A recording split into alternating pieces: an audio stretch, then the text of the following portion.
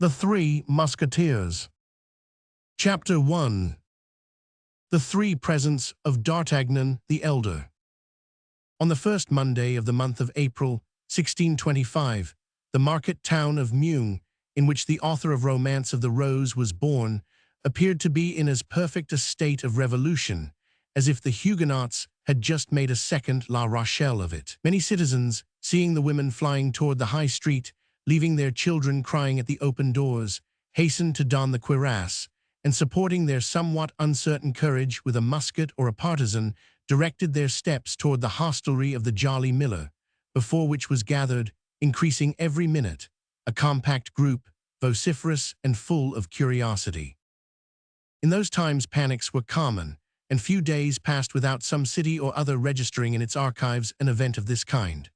There were nobles who made war against each other. There was the king who made war against the cardinal. There was Spain, which made war against the king. Then, in addition to these concealed or public, secret or open wars, there were robbers, mendicants, Huguenots, wolves, and scoundrels who made war upon everybody. The citizens always took up arms readily against thieves, wolves, or scoundrels, often against nobles or Huguenots, sometimes against the king, but never against the cardinal or Spain. It resulted then from this habit that on the said first Monday of April, 1625, the citizens, on hearing the clamor, and seeing neither the red and yellow standard nor the livery of the Duc de Richelieu, rushed toward the hostel of the Jolly Miller. When arrived there, the cause of the hubbub was apparent to all. A young man, we can sketch his portrait at a dash. Imagine to yourself a Don Quixote of 18, a Don Quixote without his corselet, without his coat of mail, without his cuisses, a Don Quixote clothed in a woolen doublet, the blue color of which had faded into a nameless shade between lees of wine and a heavenly azure, face long and brown, high cheekbones, a sign of sagacity, the maxillary muscles enormously developed, an infallible sign by which a Gascon may always be detected, even without. His cap, and our young man wore a cap set off with a sort of feather, the eye open and intelligent, the nose hooked, but finely chiseled. Too big for a youth, too small for a grown man, an experienced eye might have taken him for a farmer's son upon a journey had it not been for the long sword which, dangling from a leather baldric, hit against the calves of its owner as he walked, and against the rough side of his steed when he was on horseback. For our young man had a steed which was the observed of all observers. It was a Béarn pony, from 12 to 14 years old, yellow in his hide, without a hair in his tail, but not without windgalls on his legs, which, though going with his head lower than his knees, rendering a martingale quite unnecessary, contrived nevertheless to perform his 8 legs a day. Unfortunately, the qualities of this horse were so well concealed under his strange-colored hide and his unaccountable gait, that at a time when everybody was a connoisseur in horseflesh, the appearance of the aforesaid pony at Meung, which place he had entered about a quarter of an hour before, by the gate of Beaugency, produced an unfavorable feeling, which extended to his rider.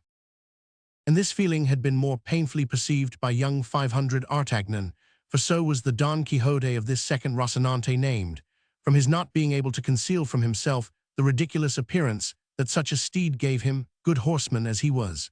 He had sighed deeply, therefore, when accepting the gift of the pony from M. d'Artagnan the elder. He was not ignorant that such a beast was worth at least 20 livres, and the words which had accompanied the present were above all price. "My son," said the old Gascon gentleman, in that pure Béarn patois of which Henry Roman IV could never rid himself, "this horse was born in the house of your father about 13 years ago, and has remained in it ever since, which ought to make you love it. Never sell it. Allow it to die tranquilly and honorably of old age, and if you make a campaign with it, take as much care of it as you would of an old servant. At court, provided you have ever the honor to go there," continued M. d'Artagnan the elder, "an honor to which, remember, your ancient nobility gives you the right. Sustain worthily your name of gentleman, which has been worthily borne by your ancestors for 500 years, both for your own sake and the sake of those who belong to you. By the latter I mean your relatives and friends. Endure nothing from anyone except Monsieur the Cardinal and the King. It is by his courage, please observe, by his courage alone, that a gentleman can make his way nowadays. Whoever hesitates for a second perhaps allows the bait to escape which during that exact second fortune held out to him. You are young. You ought to be brave for 2 reasons. The first is that you are a Gascon, and the second is that you are my son. Never fear quarrels, but seek adventures. I have taught you how to handle a sword. You have thews of iron, a wrist of steel. Fight on all occasions. Fight the more for duels being forbidden, since consequently there is twice as much courage in fighting. I have nothing to give you, my son, but 15 crowns, my horse, and the counsels you have just heard. Your mother will add to them a recipe for a certain balsam, which she had from a Bohemian, and which has the miraculous virtue of curing all wounds that do not reach the heart. Take advantage of all, and live happily and long. I have but one word to add, and that is to propose an example to you, not mine, for I myself have never appeared at court, and have only taken part in religious wars as a volunteer. I speak of Monsieur de Treville, who was formerly my neighbor, and who had the honor to be, as a child, the playfellow of our king, Louis Roman XIII, whom God preserve. Sometimes their play degenerated into battles, and in these battles the king was not always the stronger. The blows which he received increased greatly his esteem and friendship for Monsieur de Treville. Afterward, Monsieur de Treville fought with others, in his first journey to Paris 5 times, from the death of the late king till the young one came of age, without reckoning wars and sieges, 7 times, and from that date up to the present day, 100 times, perhaps. So that in spite of edicts, ordinances, and decrees, there he is, captain of the musketeers, that is to say, chief of a legion of cuirassiers, whom the king holds in great esteem and whom the cardinal dreads, he who dreads nothing, as it is said. Still further, Monsieur de Treville gains 10,000 crowns a year. He is therefore a great noble. He began as you begin. Go to him with this letter, and make him your model in order that you may do as he has done. Upon which M. d'Artagnan, the elder, girded his own sword round his son, kissed him tenderly on both cheeks, and gave him his benediction. On leaving the paternal chamber, the young man found his mother, who was waiting for him with the famous recipe of which the counsels we have just repeated would necessitate frequent employment. The adieus were on this side longer and more tender than they had been on the other. Not that M. d'Artagnan did not love his son, who was his only offspring, but M. d'Artagnan was a man, and he would have considered it unworthy of a man to give way to his feelings, whereas MME. 500 Artagnan was a woman, and still more a mother. She wept abundantly, and let us speak it to the praise of M. d'Artagnan the younger, notwithstanding the efforts he made to remain firm, as a future musketeer ought, nature prevailed, and he shed many tears, of which he succeeded with great difficulty in concealing the half. The same day the young man set forward on his journey, furnished with the 3 paternal gifts, which consisted, as we have said, of 15 crowns, the horse, and the letter for M. de Treville, the counsels being thrown into the bargain. With such a vade mecum 500 Artagnan was morally and physically an exact copy of the hero of Cervantes, to whom we so happily compared him when our duty of an historian placed us under the necessity of sketching his portrait. Don Quixote took windmills for giants and sheep for armies. 500 Artagnan took every smile for an insult and every look as a provocation, whence it resulted that from Tarbes to Meung his fist was constantly doubled, or his hand on the hilt of his sword, and yet the fist did not descend upon any jaw, nor did the sword issue from its scabbard. It was not that the sight of the wretched pony did not excite numerous smiles on the countenances of passers-by, but as against the side of this pony rattled a sword of respectable length, and as over this sword gleamed an eye rather ferocious than haughty, these passers-by repressed their hilarity, or if hilarity prevailed over prudence, they endeavored to laugh only on one side, like the masks of the ancients. 500 Artagnan, then, remained majestic and intact in his susceptibility, till he came to this unlucky city of Meung.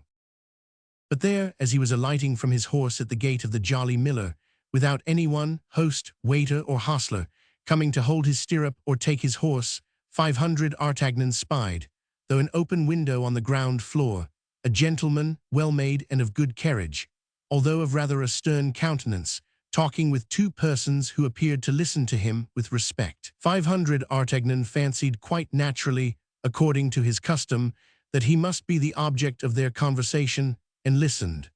This time 500 Artagnan was only in part mistaken. He himself was not in question, but his horse was. The gentleman appeared to be enumerating all his qualities to his auditors, And as I have said, the auditors seeming to have great deference for the narrator, they every moment burst into fits of laughter.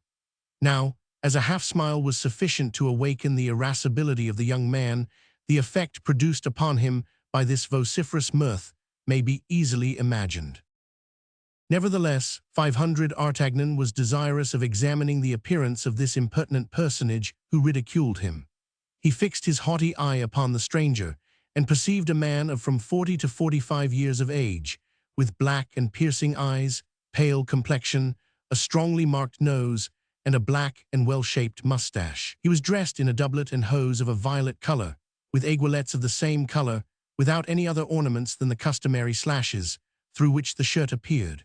This doublet and hose, though new, were creased, like traveling clothes for a long time packed in a portmanteau.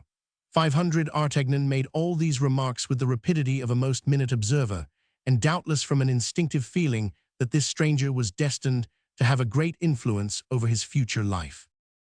Now, as at the moment in which 500 Artagnan fixed his eyes upon the gentleman in the violet doublet, the gentleman made one of his most knowing and profound remarks respecting the Béarnese pony. His two auditors laughed even louder than before, and he himself, though contrary to his custom, allowed a pale smile, if I may be allowed to use such an expression, to stray over his countenance. This time there could be no doubt. 500 Artagnan was really insulted. Full then of this conviction, he pulled his cap down over his eyes, and endeavoring to copy some of the court airs he had picked up in Gascony among young traveling nobles, he advanced with one hand on the hilt of his sword and the other resting on his hip. Unfortunately, as he advanced, his anger increased at every step, and instead of the proper and lofty speech he had prepared as a prelude to his challenge, he found nothing at the tip of his tongue but a gross personality, which he accompanied with a furious gesture. "I say, sir, you, sir, who are hiding yourself behind that shutter. Yes, you, sir, tell me what you are laughing at, and we will laugh together." The gentleman raised his eyes slowly from the nag to his cavalier, as if he required some time to ascertain whether it could be to him that such strange reproaches were addressed. Then, when he could not possibly entertain any doubt of the matter, his eyebrows slightly bent, and with an accent of irony and insolence impossible to be described, he replied to 500 Artagnan, "I was not speaking to you, sir."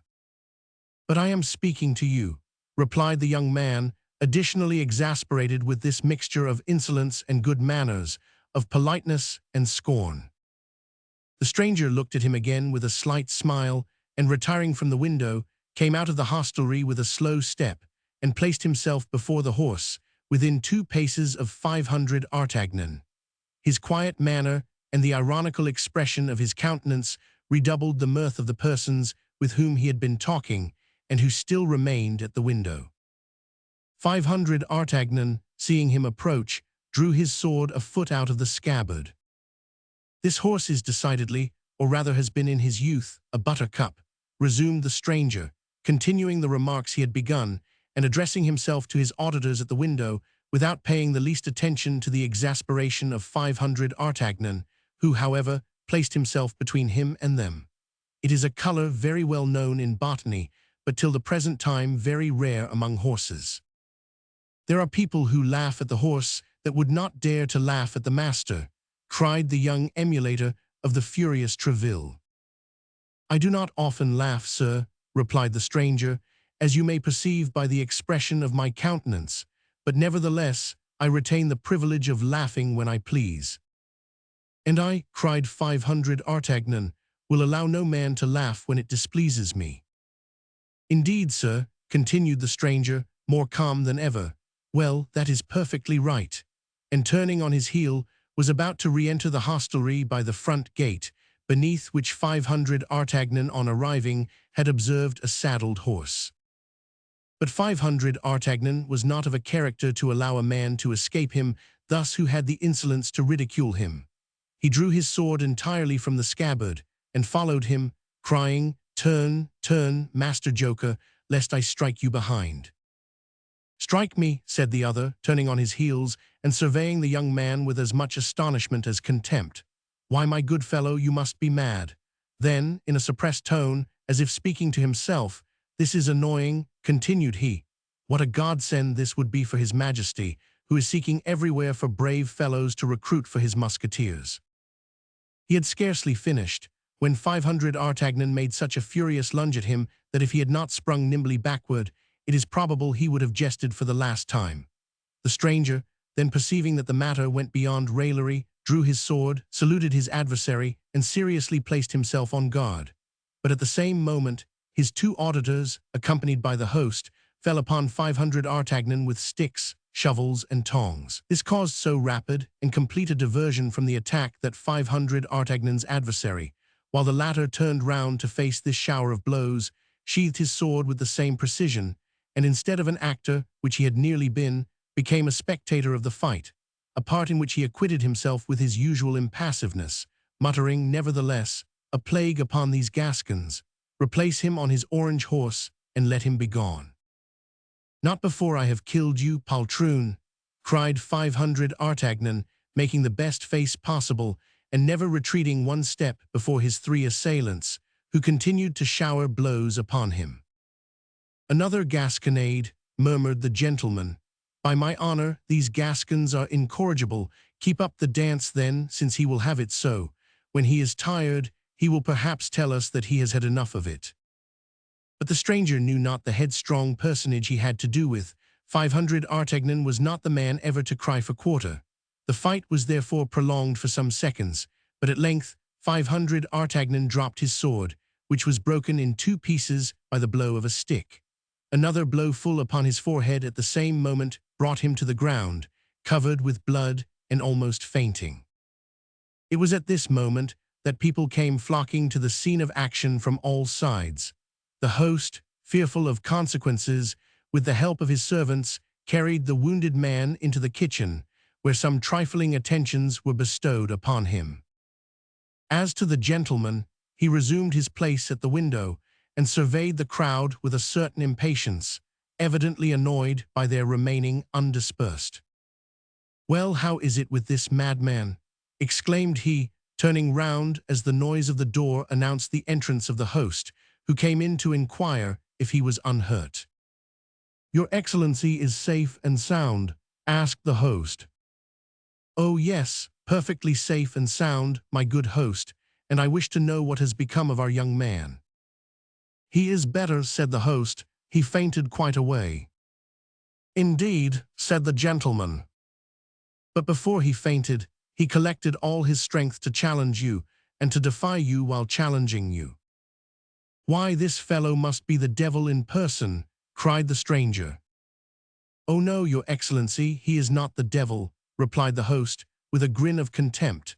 "For during his fainting we rummaged his valise and found nothing but a clean shirt and 11 crowns, which, however, did not prevent his saying, as he was fainting, that if such a thing had happened in Paris, you should have cause to repent of it at a later period." "Then," said the stranger coolly, "he must be some prince in disguise." "I have told you this, good sir," resumed the host, "in order that you may be on your guard." "Did he name no one in his passion?" "Yes, he struck his pocket and said, 'We shall see what Monsieur de Treville will think of this insult offered to his protégé.'" "Monsieur de Treville," said the stranger, becoming attentive. He put his hand upon his pocket while pronouncing the name of Monsieur de Treville. "Now, my dear host, while your young man was insensible, you did not fail, I am quite sure, to ascertain what that pocket contained. What was there in it?" "A letter addressed to Monsieur de Treville, captain of the musketeers." "Indeed." "Exactly as I have the honor to tell your Excellency." The host, who was not endowed with great perspicacity, did not observe the expression which his words had given to the physiognomy of the stranger. The latter rose from the front of the window, upon the sill of which he had leaned with his elbow, and knitted his brow like a man disquieted.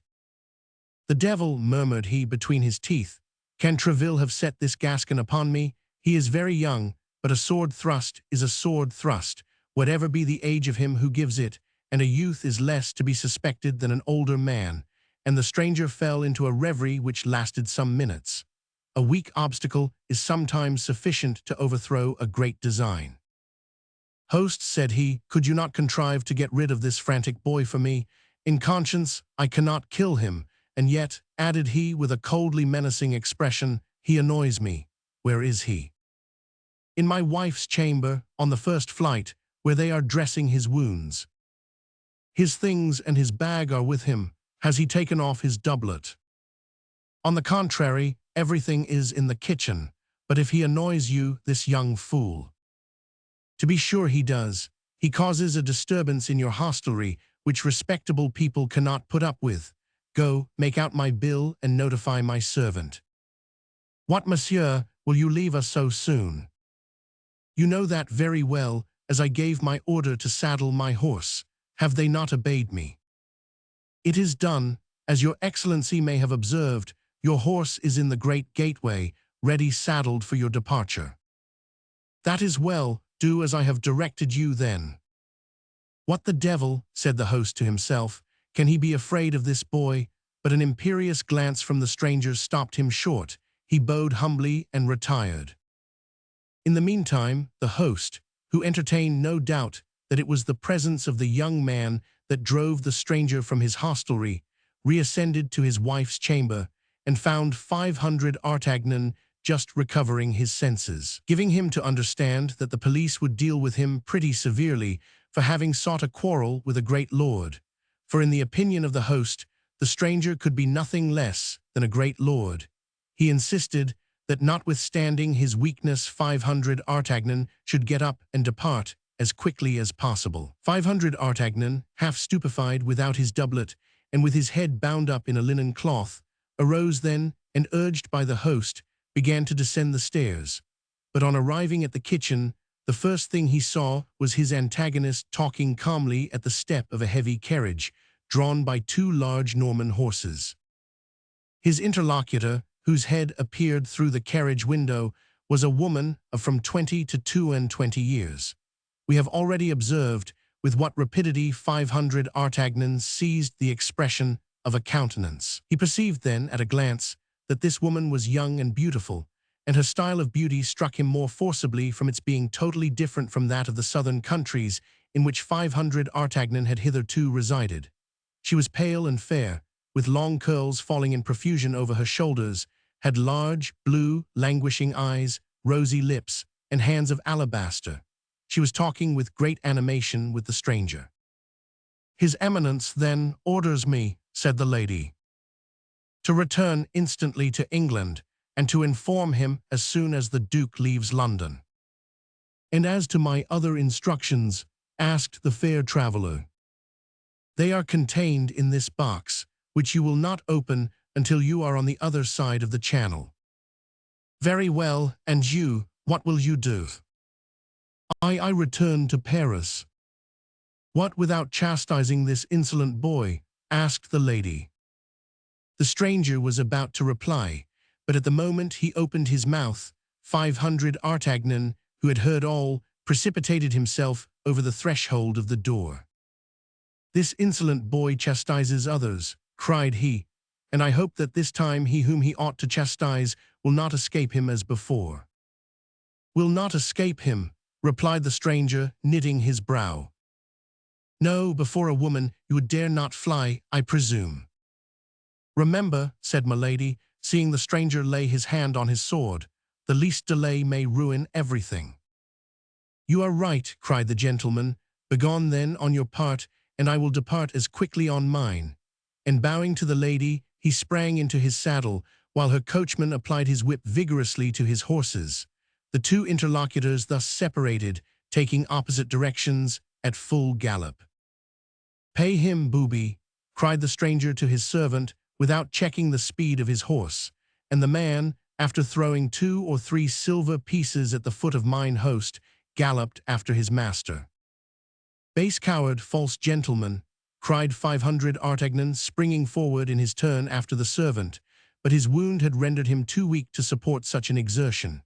Scarcely had he gone 10 steps when his ears began to tingle, a faintness seized him, a cloud of blood passed over his eyes, and he fell in the middle of the street, crying still, "Coward, coward, coward." "He is a coward indeed," grumbled the host, drawing near to 500 Artagnan, and endeavoring by this little flattery to make up matters with the young man, as the heron of the fable did with the snail he had despised the evening before. "Yes, a base coward," murmured 500 Artagnan, "but she was very beautiful." "What she?" demanded the host. "Milady," faltered 500 Artagnan, and fainted a second time. "Ah, it's all one," said the host. "I have lost 2 customers, but this one remains, of whom I am pretty certain for some days to come there will be 11 crowns gained." It is to be remembered that 11 crowns was just the sum that remained in 500 Artagnan's purse. The host had reckoned upon 11 days of confinement at a crown a day, but he had reckoned without his guest. On the following morning at 5 o'clock 500 Artagnan arose, and descending to the kitchen without help, asked, among other ingredients the list of which has not come down to us, for some oil, some wine, and some rosemary, and with his mother's recipe in his hand, composed a balsam, with which he anointed his numerous wounds, replacing his bandages himself, and positively refusing the assistance of any doctor. 500 Artagnan walked about that same evening, and was almost cured by the morrow.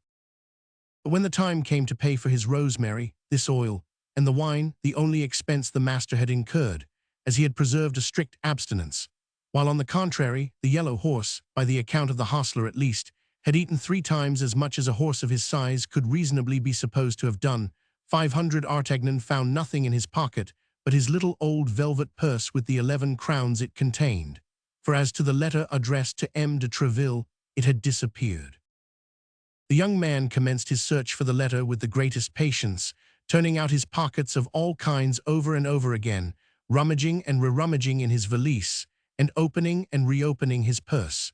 But when he found that he had come to the conviction that the letter was not to be found, he flew, for the 3rd time, into such a rage as was near costing him a fresh consumption of wine, oil, and rosemary, for upon seeing this hot-headed youth become exasperated, and threaten to destroy everything in the establishment if his letter were not found, the host seized a spit, his wife a broom handle, and the servants the same sticks they had used the day before.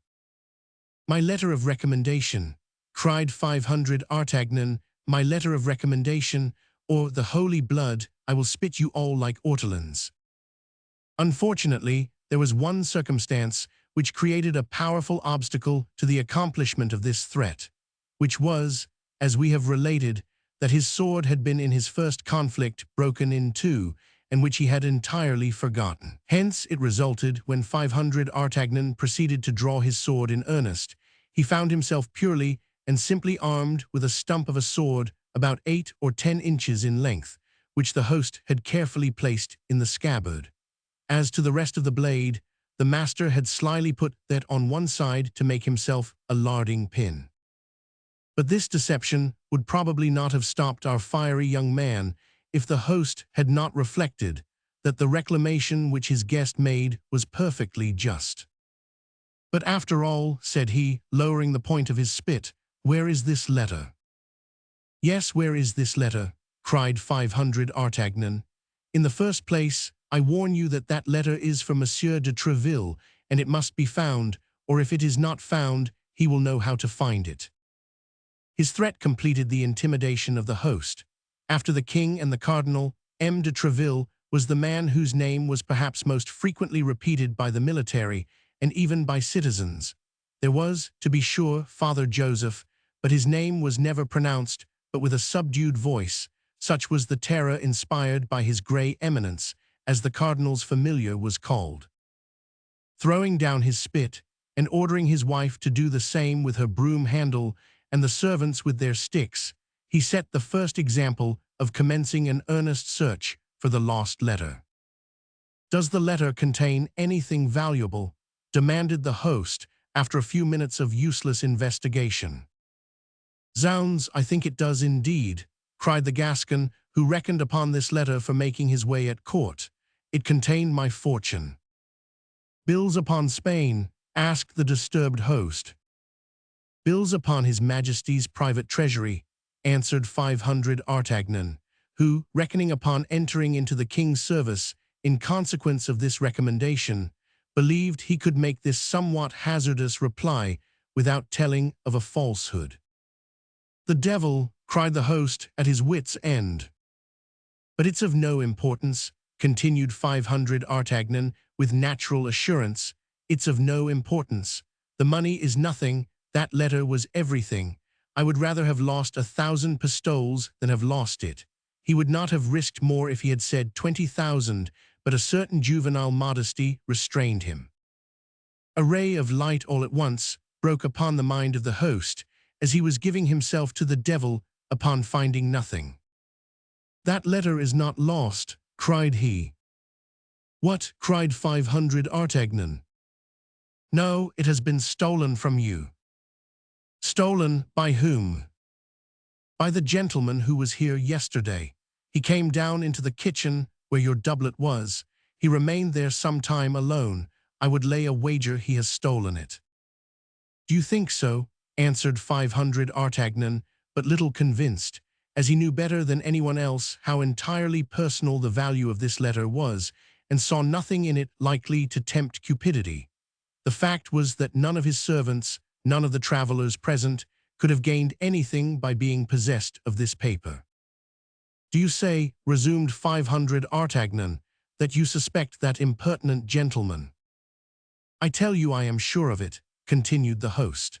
"When I informed him that your lordship was the protégé of Monsieur de Tréville, and that you even had a letter for that illustrious gentleman, he appeared to be very much disturbed, and asked me where that letter was, and immediately came down into the kitchen, where he knew your doublet was."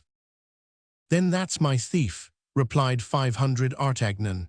"I will complain to Monsieur de Tréville, and Monsieur de Tréville will complain to the king." He then drew 2 crowns majestically from his purse and gave them to the host, who accompanied him, cap in hand, to the gate, and remounted his yellow horse, which bore him without any further accident to the gate of St. Antoine at Paris, where his owner sold him for 3 crowns, which was a very good price, considering that 500 Artagnan had ridden him hard during the last stage.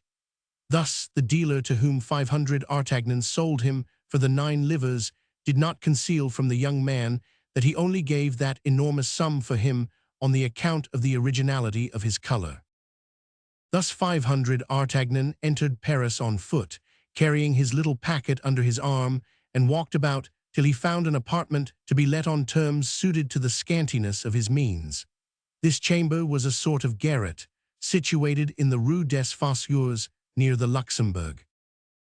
As soon as the earnest money was paid, 500 Artagnan took possession of his lodging, and passed the remainder of the day in sewing onto his doublet and hose some ornamental braiding, which his mother had taken off an almost new doublet of the elder M. d'Artagnan, and which she had given her son secretly. Next he went to the Quai de Ferrel to have a new blade put to his sword, and then returned toward the Louvre, inquiring of the first musketeer he met for the situation of the hotel of M. de Tréville, which proved to be in the Rue du Vieux Colombier, that is to say, in the immediate vicinity of the chamber hired by 500 Artagnan, a circumstance which appeared to furnish a happy augury for the success of his journey.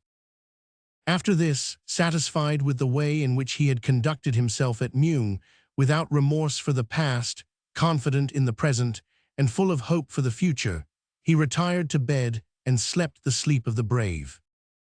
This sleep, provincial as it was, brought him to 9 o'clock in the morning, at which hour he rose in order to repair to the residence of M. de Tréville, the 3rd personage in the kingdom, in the paternal estimation.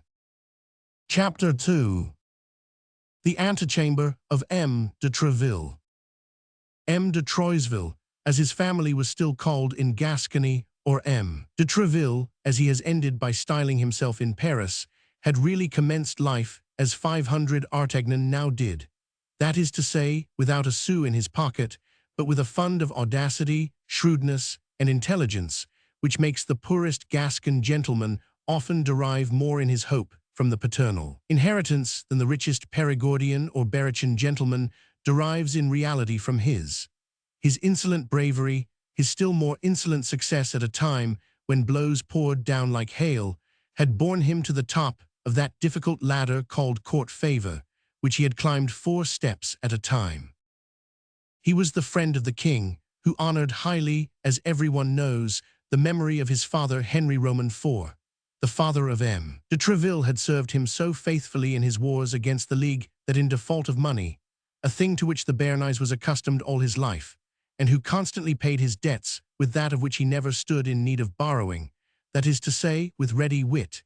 In default of money, we repeat, he authorized him, after the reduction of Paris, to assume for his arms a golden lion passant upon gules, with the motto Fidelis et Fortis. This was a great matter in the way of honor, but very little in the way of wealth, so that when the illustrious companion of the great Henry died, the only inheritance he was able to leave his son was his sword and his motto.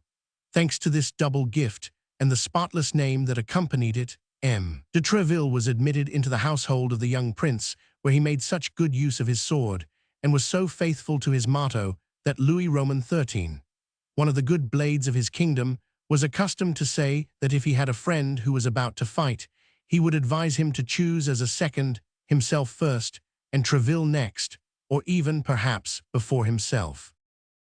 Thus Louis Roman XIII had a real liking for Treville, a royal liking, a self-interested liking, it is true, but still a liking. At that unhappy period, it was an important consideration to be surrounded by such men as Treville. Many might take for their device the epithet strong, which formed the second part of his motto, but very few gentlemen could lay claim to the faithful, which constituted the first.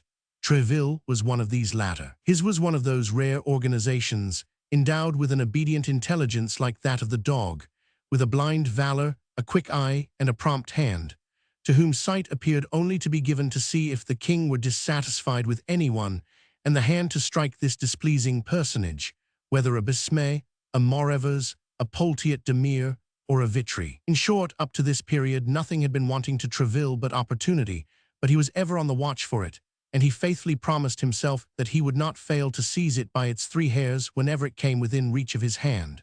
At last Louis Roman XIII made Treville the captain of his musketeers, who were to Louis Roman XIII, in devotedness, or rather in fanaticism, what his ordinaries had been to Henry Roman III, and his Scotch guard to Louis. On his part, the cardinal was not behind the king in this respect. When he saw the formidable and chosen body with which Louis Roman XIII had surrounded himself, this second, or rather this first king of France, became desirous that he too should have his guard.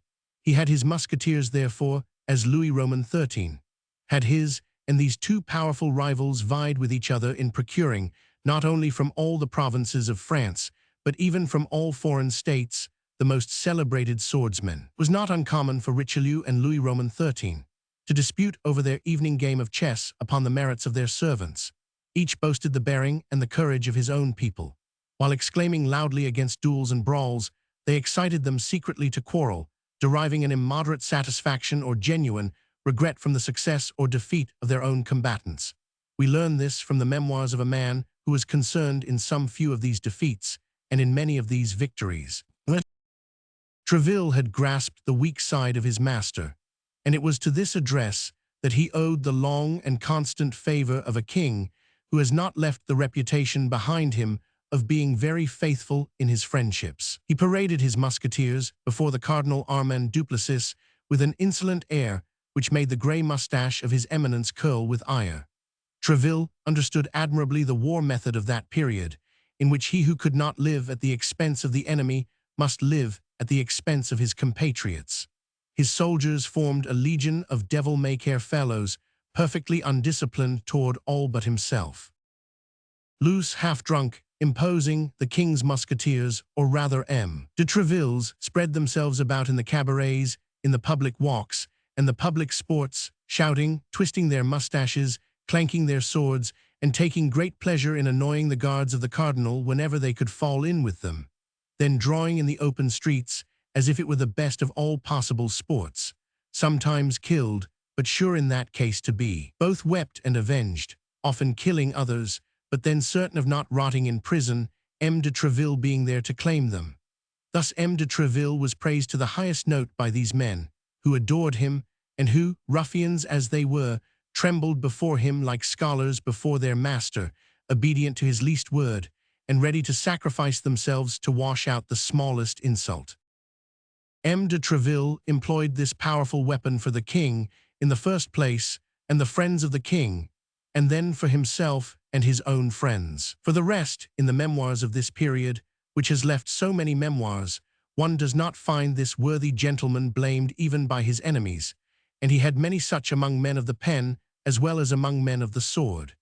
In no instance, let us say, was this worthy gentleman accused of deriving personal advantage from the cooperation of his minions. Endowed with a rare genius for intrigue, which rendered him the equal of the ablest intriguers, he remained an honest man. Still further, in spite of sword thrusts which weaken and painful exercises which fatigue, he had become one of the most gallant frequenters of revels, one of the most insinuating ladies' men, one of the softest whisperers of interesting nothings of his day.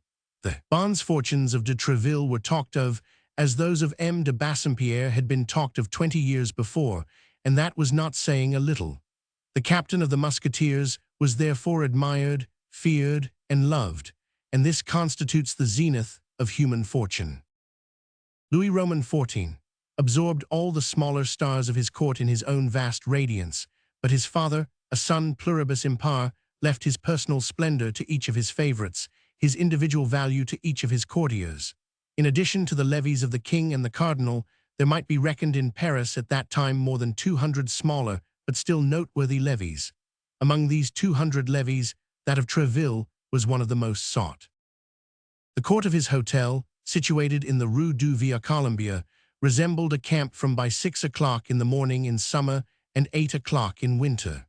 From 50 to 60 musketeers, who appeared to replace one another in order always to present an imposing number, paraded constantly, armed to the teeth and ready for anything. On one of those immense staircases, upon whose space modern civilization would build a whole house, ascended and descended the office-seekers of Paris, who ran after any sort of favor, gentlemen from the provinces anxious to be enrolled, and servants in all sorts of liveries, bringing and carrying messages between their masters and M. de Treville. In the antechamber, upon long circular benches, reposed the elect, that is to say, those who were called. In this apartment, a continued buzzing prevailed from morning till night, while M. de Treville, in his office contiguous to this antechamber, received visits, listened to complaints, gave his orders, and like the king in his balcony at the Louvre, had only to place himself at the window to review both his men and arms. The day on which 500 Artagnan presented himself, the assemblage was imposing, particularly for a provincial just arriving from his province. It is true that this provincial was a Gascon, and that, particularly at this period, the compatriots of 500 Artagnan had the reputation of not being easily intimidated. When he had once passed the massive door covered with long square-headed nails, he fell into the midst of a troop of swordsmen who crossed one another in their passage, calling out, quarreling, and playing tricks one with another. In order to make one's way amid these turbulent and conflicting waves, it was necessary to be an officer, a great noble, or a pretty woman. It was then, into the midst of this tumult and disorder, that our young man advanced with a beating heart, ranging his long rapier up his lanky leg, and keeping one hand on the edge of his cap, with that half-smile of the embarrassed provincial who wishes to put on a good face. When he had passed one group, he began to breathe more freely, but he could not help observing that they turned round to look at him, and for the first time in his life, 500 Artagnan, who had till that day entertained a very good opinion of himself, felt ridiculous. Arrived at the staircase, it was still worse. There were 4 musketeers on the bottom steps, amusing themselves with the following exercise, while 10 or 12 of their comrades waited upon the landing place to take their turn in the sport. One of them, stationed upon the top stair, naked sword in hand, prevented, or at least endeavored to prevent, the 3 others from ascending. These 3 others fenced against him with their agile swords. 500 Artagnan at first took these weapons for foils and believed them to be buttoned, but he soon perceived by certain scratches that every weapon was pointed and sharpened, and that at each of these scratches, not only the spectators, but even the actors themselves, laughed like so many madmen. He who at the moment occupied the upper step kept his adversaries marvelously in check. A circle was formed around them. The conditions required that at every hit the man touched should quit the game, yielding his turn for the benefit of the adversary who had hit him. In 5 minutes 3 were slightly wounded, one on the hand, another on the ear, by the defender of the stair, who himself remained intact, a piece of skill which was worth to him, according to the rules agreed upon, 3 turns of fate. However difficult it might be, or rather as he pretended it was, to astonish our young traveler, this pastime really astonished him. He had seen in his province, that land in which heads become so easily heated, a few of the preliminaries of duels, but the daring of these 4 fencers appeared to him the strongest he had ever heard of even in Gascony. He believed himself transported into that famous country of giants into which Gulliver afterward went and was so frightened, and yet he had not gained the goal, for there was still the landing place and the antechamber. On the landing they were no longer fighting, but amused themselves with stories about women, and in the antechamber with stories about the court. On the landing 500 Artagnan blushed, in the antechamber he trembled. His warm and fickle imagination, which in Gascony had rendered him formidable to young chambermaids, and even sometimes their mistresses, had never dreamed, even in moments of delirium, of half the amorous wonders or a quarter of the feats of gallantry which were here set forth in connection with names the best known, and with details the least concealed. But if his morals were shocked on the landing, his respect for the cardinal was scandalized in the antechamber. There, to his great astonishment, 500 Artagnan heard the policy which made all Europe tremble criticized aloud and openly, as well as the private life of the cardinal, which so many great nobles had been punished for trying to pry into. That great man who was so revered by 500 Artagnan the elder served as an object of ridicule to the musketeers of Treville, who cracked their jokes upon his bandy legs and his crooked back. Some sang ballads about Mme. d'Aiguillon, his mistress, and Mme. Cambalet, his niece, while others formed parties and plans to annoy the pages and guards of the Cardinal Duke, all things which appeared to 500 Artagnan monstrous impossibilities. Nevertheless, when the name of the king was now and then uttered unthinkingly amid all these cardinal jests, a sort of gag seemed to close for a moment on all these jeering mouths. They looked hesitatingly around them, and appeared to doubt the thickness of the partition between them and the office of M. de Treville. But a fresh allusion soon brought back the conversation to his eminence, and then the laughter recovered its loudness, and the light was not withheld from any of his actions. Certes, these fellows will all either be imprisoned or hanged, thought the terrified 500 Artagnan, and I no doubt with them, for from the moment I have either listened to or heard them, I shall be held as an accomplice. What would my good father say, who so strongly pointed out to me the respect due to the cardinal, if he knew I was in the society of such pagans? We have no need, therefore, to say that 500 Artagnan dared not join in the conversation, only he looked with all his eyes and listened with all his ears, stretching his 5 senses so as to lose nothing, and despite his confidence on the paternal admonitions, he felt himself carried by his tastes and led by his instincts to praise rather than to blame the unheard-of things which were taking place. Although he was a perfect stranger in the court of M. de Treville's courtiers, and this his first appearance in that place, he was at length noticed, and somebody came and asked him what he wanted. At this demand, 500 Artagnan gave his name very modestly, emphasized the title of compatriot, and begged the servant who had put the question to him to request a moment's audience of M. de Treville, a request which the other, with an air of protection, promised to transmit in due season. 500 Artagnan, a little recovered from his first surprise, had now leisure to study costumes and physiognomy. The center of the most animated group was a musketeer of great height and haughty countenance, dressed in a costume so peculiar as to attract general attention. He did not wear the uniform cloak, which was not obligatory at that epoch of less liberty but more independence, but a cerulean blue doublet, a little faded and worn, and over this a magnificent baldric worked in gold, which shone like water ripples in the sun. A long cloak of crimson velvet fell in graceful folds from his shoulders, disclosing in front the splendid baldric, from which was suspended a gigantic rapier. This musketeer had just come off guard, complained of having a cold, and coughed from time to time affectedly. It was for this reason, as he said to those around him that he had put on his cloak, and while he spoke with a lofty air and twisted his mustache disdainfully, all admired his embroidered baldric and 500 artagnan more than anyone. "What would you have?" said the musketeer. "This fashion is coming in. It is a folly, I admit, but still it is the fashion. Besides, one must lay out one's inheritance somehow." "Ah, Porthos," cried one of his companions, "don't try to make us believe you obtained that baldric by paternal generosity. It was given to you by that veiled lady I met you with the other Sunday near the Gate Saint Honor."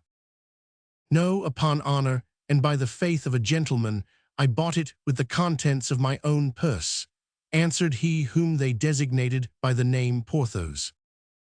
"Yes, about in the same manner," said another musketeer, "that I bought this new purse with what my mistress put into the old one."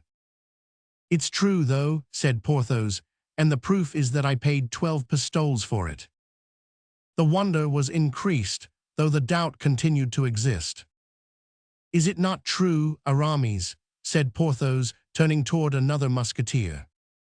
This other musketeer formed a perfect contrast to his interrogator, who had just designated him by the name of Aramis. He was a stout man, of about 2 or 23, with an open, ingenuous countenance, a black, mild eye, and cheeks rosy and downy as an autumn peach. His delicate mustache marked a perfectly straight line upon his upper lip. He appeared to dread to lower his hands lest their veins should swell, and he pinched the tips of his ears from time to preserve their delicate pink transparency. Habitually, he spoke little and slowly, bowed frequently, laughed without noise, showing his teeth, which were fine, and of which, as the rest of his person, he appeared to take great care. He answered the appeal of his friend by an affirmative nod of the head. This affirmation appeared to dispel all doubts with regard to the baldric. They continued to admire it, but said no more about it, and with a rapid change of thought, the conversation passed suddenly to another subject. "What do you think of the story Chaliers Esquire relates?" asked another musketeer, without addressing anyone in particular, but on the contrary speaking to everybody. "And what does he say?" asked Porthos in a self-sufficient tone. "He relates that he met at Brussels Rochefort, the ame damnée of the cardinal disguised as a Capuchin, and that this cursed Rochefort, thanks to his disguise, had tricked Monsieur de Legs, like a ninny as he is." "A ninny, indeed," said Porthos, "but is the matter certain?" "I had it from Aramis," replied the musketeer. "Indeed." "Why, you knew it, Porthos," said Aramis. "I told you of it yesterday. Let us say no more about it." "Say no more about it, that's your opinion," replied Porthos. "Say no more about it, peste, you come to your conclusions quickly. What? The cardinal sets a spy upon a gentleman, has his letters stolen from him by means of a traitor, a brigand, a rascal, has, with the help of this spy, and thanks to this correspondence, Chaliers' throat cut, under the stupid pretext that he wanted to kill the king and marry Monsieur to the queen. Nobody knew a word of this enigma. You unraveled it yesterday to the great satisfaction of all, and while we are still gaping with wonder at the news, you come and tell us today. Let us say no more about it." "Well then, let us talk about it, since you desire it," replied Aramis patiently. "This Rochefort," cried Porthos, "if I were the esquire of poor Chalais, should pass a minute or two very uncomfortably with me." "And you would pass rather a sad quarter-hour with the Red Duke," replied Aramis. "Oh, the Red Duke! Bravo, bravo, the Red Duke!" cried Porthos, clapping his hands and nodding his head. "The Red Duke is capital. I'll circulate that saying, be assured, my dear fellow. Who says this Aramis is not a wit? What a misfortune it is you did not follow your first vocation. What a delicious ab you would have made." "Oh, it's only a temporary postponement," replied Aramis. "I shall be one some day. You very well know, Porthos, that I continue to study theology for that purpose." "He will be one, as he says," cried Porthos. "He will be one sooner or later." "Sooner," said Aramis. "He only waits for one thing to determine him to resume his cassock, which hangs behind his uniform," said another musketeer.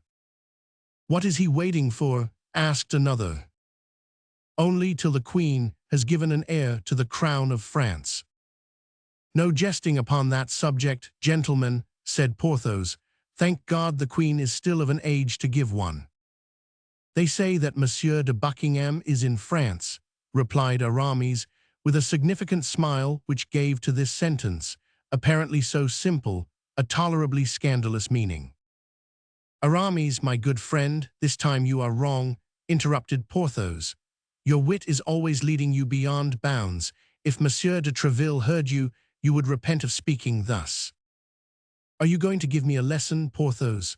cried Aramis, from whose usually mild eye a flash passed like lightning. "My dear fellow, be a musketeer or an abbe, be one or the other, but not both," replied Porthos. "You know what Athos told you the other day, you eat at everybody's mess. Ah, don't be angry, I beg of you, that would be useless. You know what is agreed upon between you, Athos and me. You go to Madame d'Aguilin's, and you pay your court to her. You go to Madame de Bois-Tracy's, the cousin of Madame de Chevreuse, and you pass for being far advanced in the good graces of that lady. Oh, good Lord, don't trouble yourself to reveal your good luck. No one asks for your secret, all the world knows your discretion. But since you possess that virtue, why the devil don't you make use of it with respect to Her Majesty? Let whoever likes talk of the king and the cardinal and how he likes. But the Queen is sacred, and if anyone speaks of her, let it be respectfully." "Porthos, you are as vain as Narcissus. I plainly tell you so," replied Aramis.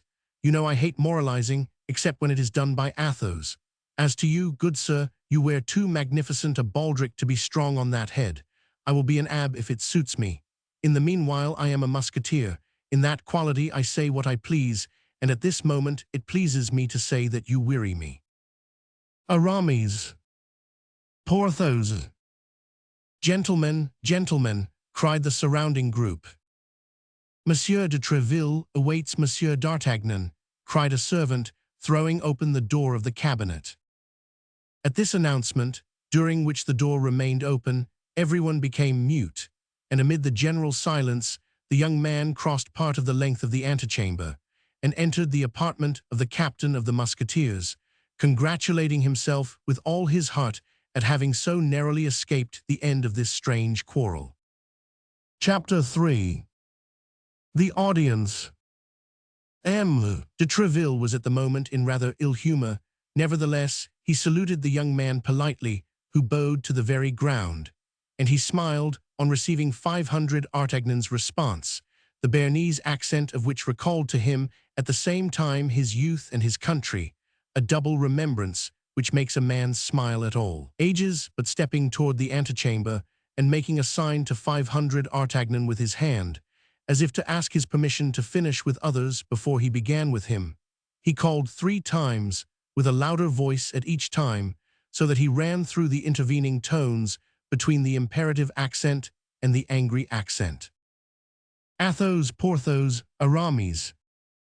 The 2 musketeers with whom we have already made acquaintance, and who answered to the last of these 3 names, immediately quitted the group of which they had formed a part, and advanced toward the cabinet, the door of which closed after them as soon as they had entered. Their appearance, although it was not quite at ease, excited by its carelessness, at once full of dignity and submission, the admiration of 500 Artagnan, who beheld in these 2 men demigods, and in their leader an Olympian Jupiter, armed with all his thunders. When the 2 musketeers had entered, when the door was closed behind them, when the buzzing murmur of the antechamber, to which the summons which had been made had doubtless furnished fresh food, had recommenced, when M. de Tréville had 3 or 4 times paced in silence, and with a frowning brow the whole length of his cabinet, passing each time before Porthos and Aramis, who were as upright and silent as if on parade, he stopped all at once full in front of them, and covering them from head to foot with an angry look. "Do you know what the king said to me?" cried he, "and that no longer ago than yesterday evening? Do you know, gentlemen?" "No," replied the 2 musketeers, after a moment's silence. "No, sir, we do not."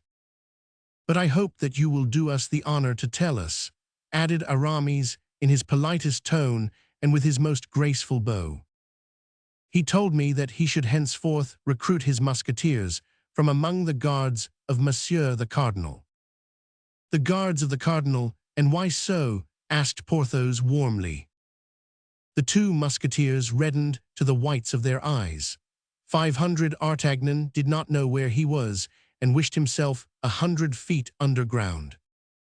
"Yes, yes," continued M. de Treville, growing warmer as he spoke, "and his Majesty was right, for upon my honor it is true that the musketeers make but a miserable figure at court. The cardinal related yesterday while playing with the king, with an air of condolence very displeasing to me, that the day before yesterday those damned musketeers, those daredevils, he dwelt upon those words with an ironical tone still more displeasing to me, those braggarts, added he, glancing at me with his tiger-cat's eye, had made a riot in the Rue Ferou in a cabaret, and that a party of his guards, I thought he was going to laugh in my face, had been forced to arrest the rioters. Morbleu, you must know something about it.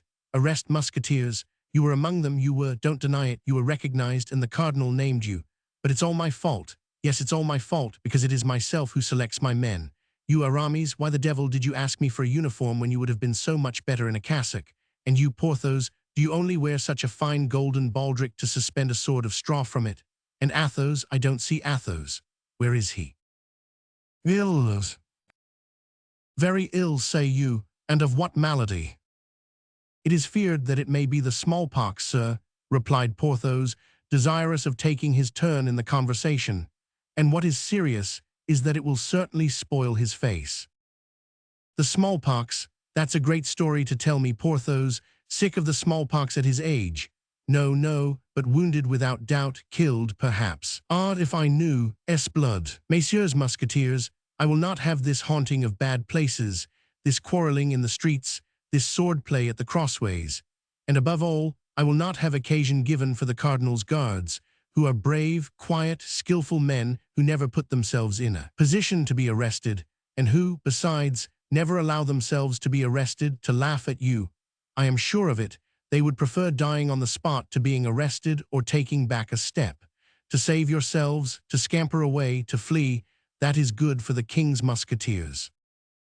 Porthos and Aramis trembled with rage.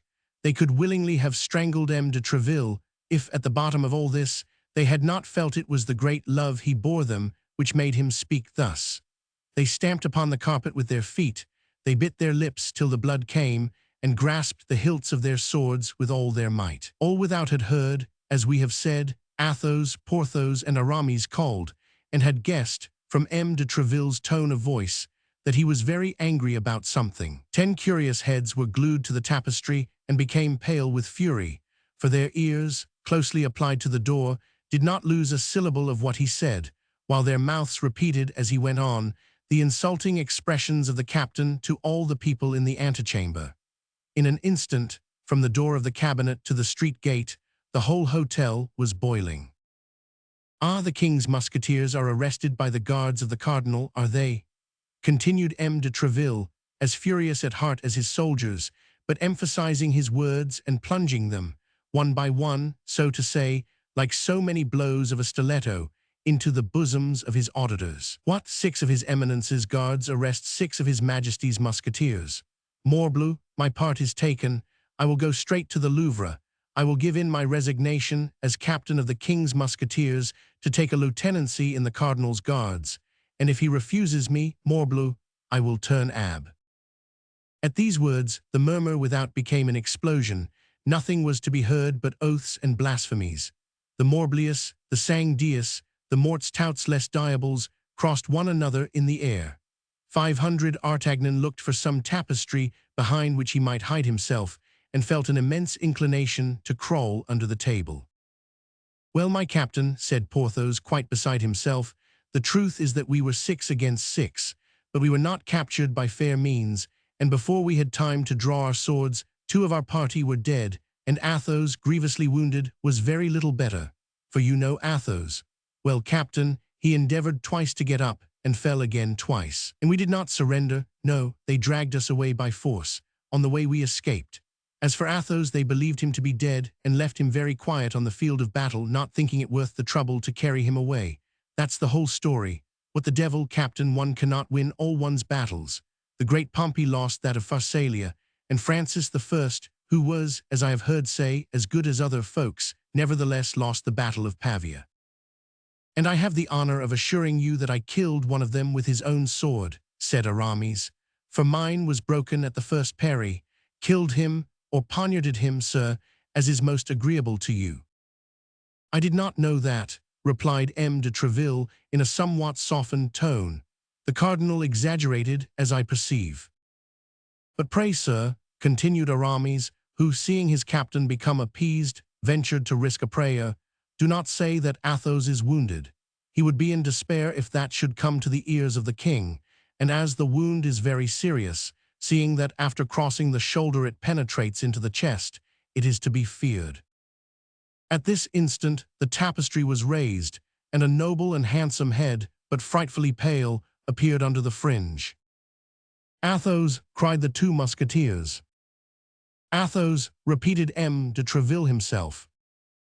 You have sent for me, sir, said Athos to M. de Treville, in a feeble yet perfectly calm voice. You have sent for me, as my comrades inform me, and I have hastened to receive your orders. I am here. What do you want with me? And at these words, the musketeer, in irreproachable costume, belted as usual, with a tolerably firm step, entered the cabinet. M. de Treville, moved to the bottom of his heart by this proof of courage, sprang toward him. I was about to say to these gentlemen, added he, that I forbid my musketeers to expose their lives needlessly, for brave men are very dear to the king, and the king knows that his musketeers are the bravest on the earth. Your hand, Athos. And without waiting for the answer of the newcomer to this proof of affection, M. de Treville seized his right hand and pressed it with all his might, without perceiving that Athos, whatever might be his self-command, allowed a slight murmur of pain to escape him, and if possible, grew paler than he was before. The door had remained open, so strong was the excitement produced by the arrival of Athos, whose wound, though kept as a secret, was known to all. A burst of satisfaction hailed the last words of the captain, and 2 or 3 heads, carried away by the enthusiasm of the moment, appeared through the openings of the tapestry. M. de Treville was about to reprehend this breach of the rules of etiquette, when he felt the hand of Athos, who had rallied all his energies to contend against pain, at length overcome by it, fell upon the floor as if he were dead. A surgeon, cried M. de Treville, mine, the king's, the best, a surgeon, or Esblood, my brave Athos will die. At the cries of M. de Treville, the whole assemblage rushed into the cabinet, he not thinking to shut the door against anyone, and all crowded round the wounded man. But all this eager attention might have been useless if the doctor so loudly called for had not chanced to be in the hotel. He pushed through the crowd, approached Athos, still insensible, and as all this noise and commotion inconvenienced him greatly, he required, as the first and most urgent thing, that the musketeer should be carried into an adjoining chamber. Immediately M. de Treville opened and pointed the way to Porthos and Aramis, who bore their comrade in their arms. Behind this group walked the surgeon, and behind the surgeon the door closed. The cabinet of M. de Treville, generally held so sacred, became in an instant the annex of the antechamber. Everyone spoke, harangued, and vociferated, swearing, cursing, and consigning the cardinal and his guards to all the devils. An instant after, Porthos and Aramis re-entered, the surgeon and M. de Treville alone remaining with the wounded. At length M. de Treville himself returned. The injured man had recovered his senses. The surgeon declared that the situation of the musketeer had nothing in it to render his friends uneasy, his weakness having been purely and simply caused by loss of blood. Then M. de Treville made a sign with his hand, and all retired except 500 Artagnan, who did not forget that he had an audience, and with the tenacity of a Gascon remained in his place.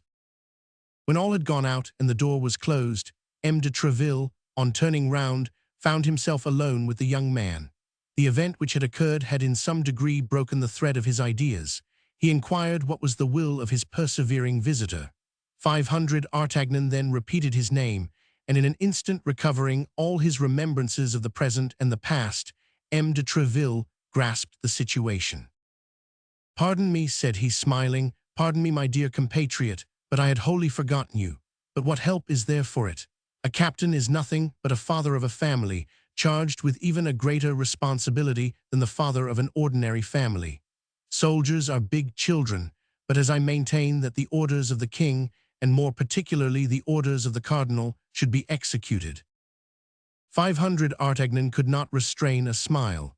By this smile, M. de Treville judged that he had not to deal with a fool, and changing the conversation, came straight to the point.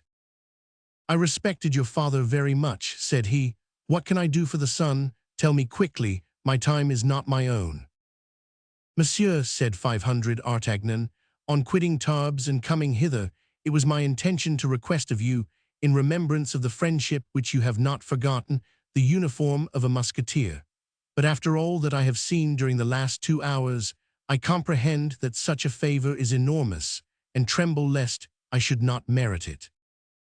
"It is indeed a favor, young man," replied M. de Treville, "but it may not be so far beyond your hopes as you believe, or rather as you appear to believe.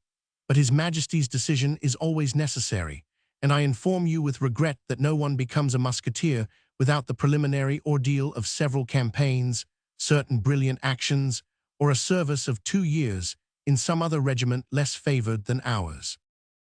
500 Artagnan bowed without replying, feeling his desire to don the musketeer's uniform vastly increased by the great difficulties which preceded the attainment of it.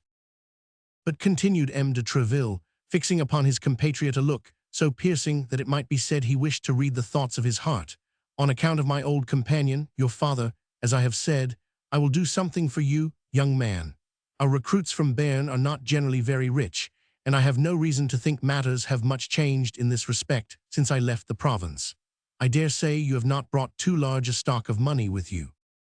500 Artagnan drew himself up with a proud air which plainly said, "I ask alms of no man." "Oh, that's very well, young man," continued M. de Treville. "That's all very well. I know these airs. I myself came to Paris with 4 crowns in my purse, and would have fought with anyone who dared to tell me I was not in a condition to purchase the Louvre."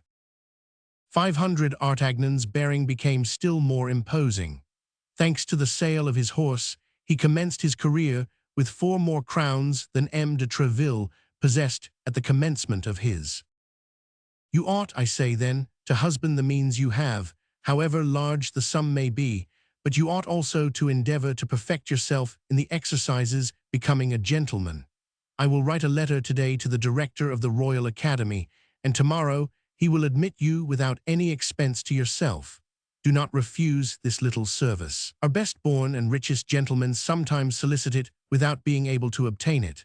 You will learn horsemanship, swordsmanship in all its branches, and dancing. You will make some desirable acquaintances, and from time to time you can call upon me just to tell me how you are getting on, and to say whether I can be of further service to you." 500 Artagnan, stranger as he was to all the manners of a court, could not but perceive a little coldness in this reception. "Alas, sir," said he, "I cannot but perceive how sadly I miss the letter of introduction which my father gave me to present to you." "I certainly am surprised," replied M. de Treville, "that you should undertake so long a journey without that necessary passport, the sole resource of us poor Béarnese." "I had one, sir, and thank God, such as I could wish," cried 500 Artagnan, "but it was perfidiously stolen from me." He then related the adventure of Meung, described the unknown gentleman with the greatest minuteness, and all with a warmth and truthfulness that delighted M. de Treville. "This is all very strange," said M. de Treville, after meditating a minute. "You mentioned my name, then, aloud." "Yes, sir, I certainly committed that imprudence, but why should I have done otherwise? A name like yours must be as a buckler to me on my way. Judge if I should not put myself under its protection." Flattery was at that period very current, and M. de Treville loved incense as well as a king or even a cardinal. He could not refrain from a smile of visible satisfaction, but this smile soon disappeared, and returning to the adventure of Meung, "Tell me," continued he, "had not this gentleman a slight scar on his cheek?" "Yes, such a one as would be made by the grazing of a ball." Was he not a fine-looking man? Yes. Of lofty stature?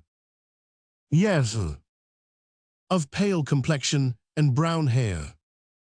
Yes, yes, that is he. How is it, sir, that you are acquainted with this man? If I ever find him again, and I will find him, I swear, were it in hell. He was waiting for a woman, continued Treville. He departed immediately after having conversed for a minute with her whom he awaited. You know not the subject of their conversation. He gave her a box, told her not to open it except in London. Was this woman English? He called her milady. It is he, it must be he, murmured Treville. I believed him still at Brussels. Oh, sir, if you know who this man is, cried 500 Artagnan, tell me who he is and whence he is. I will then release you from all your promises, even that of procuring my admission into the Musketeers, for before everything I wish to avenge myself. Beware, young man, cried Treville. If you see him coming on one side of the street, pass by on the other. Do not cast yourself against such a rock, he would break you like glass. That will not prevent me, replied 500 Artagnan, if ever I find him. In the meantime, said Treville, seek him not, if I have a right to advise you. All at once the captain stopped, as if struck by a sudden suspicion. This great hatred, which the young traveller manifested so loudly for this man, who, a rather improbable thing, had stolen his father's letter from him, was there not some perfidy concealed under this hatred? Might not this young man be sent by his eminence? Might he not have come for the purpose of laying a snare for him? This pretended 500 Artagnan, was he not an emissary of the cardinal, whom the cardinal sought to introduce into Treville's house, to place near him, to win his confidence, and afterward to ruin him, as had been done in 1,000 other instances? He fixed his eyes upon 500 Artagnan even more earnestly than before. He was moderately reassured, however, by the aspect of that countenance, full of astute intelligence and affected humility. I know he is a Gascon, reflected he, but he may be one for the cardinal as well as for me. Let us try him. My friend, said he slowly, I wish, as the son of an ancient friend, for I consider this story of the lost letter perfectly true, I wish, I say, in order to repair the coldness you may have remarked in my reception of you, to discover to you the secrets of our policy. The king and the cardinal are the best of friends. Their apparent bickerings are only feints to deceive fools. I'm not willing that a compatriot, a handsome cavalier, a brave youth, quite fit to make his way, should become the dupe of all these artifices and fall into the snare after the example of so many others who have been ruined by it. Be assured that I am devoted to both these all-powerful masters, and that my earnest endeavors have no other aim than the service of the king and also the cardinal, one of the most illustrious geniuses that France has ever produced.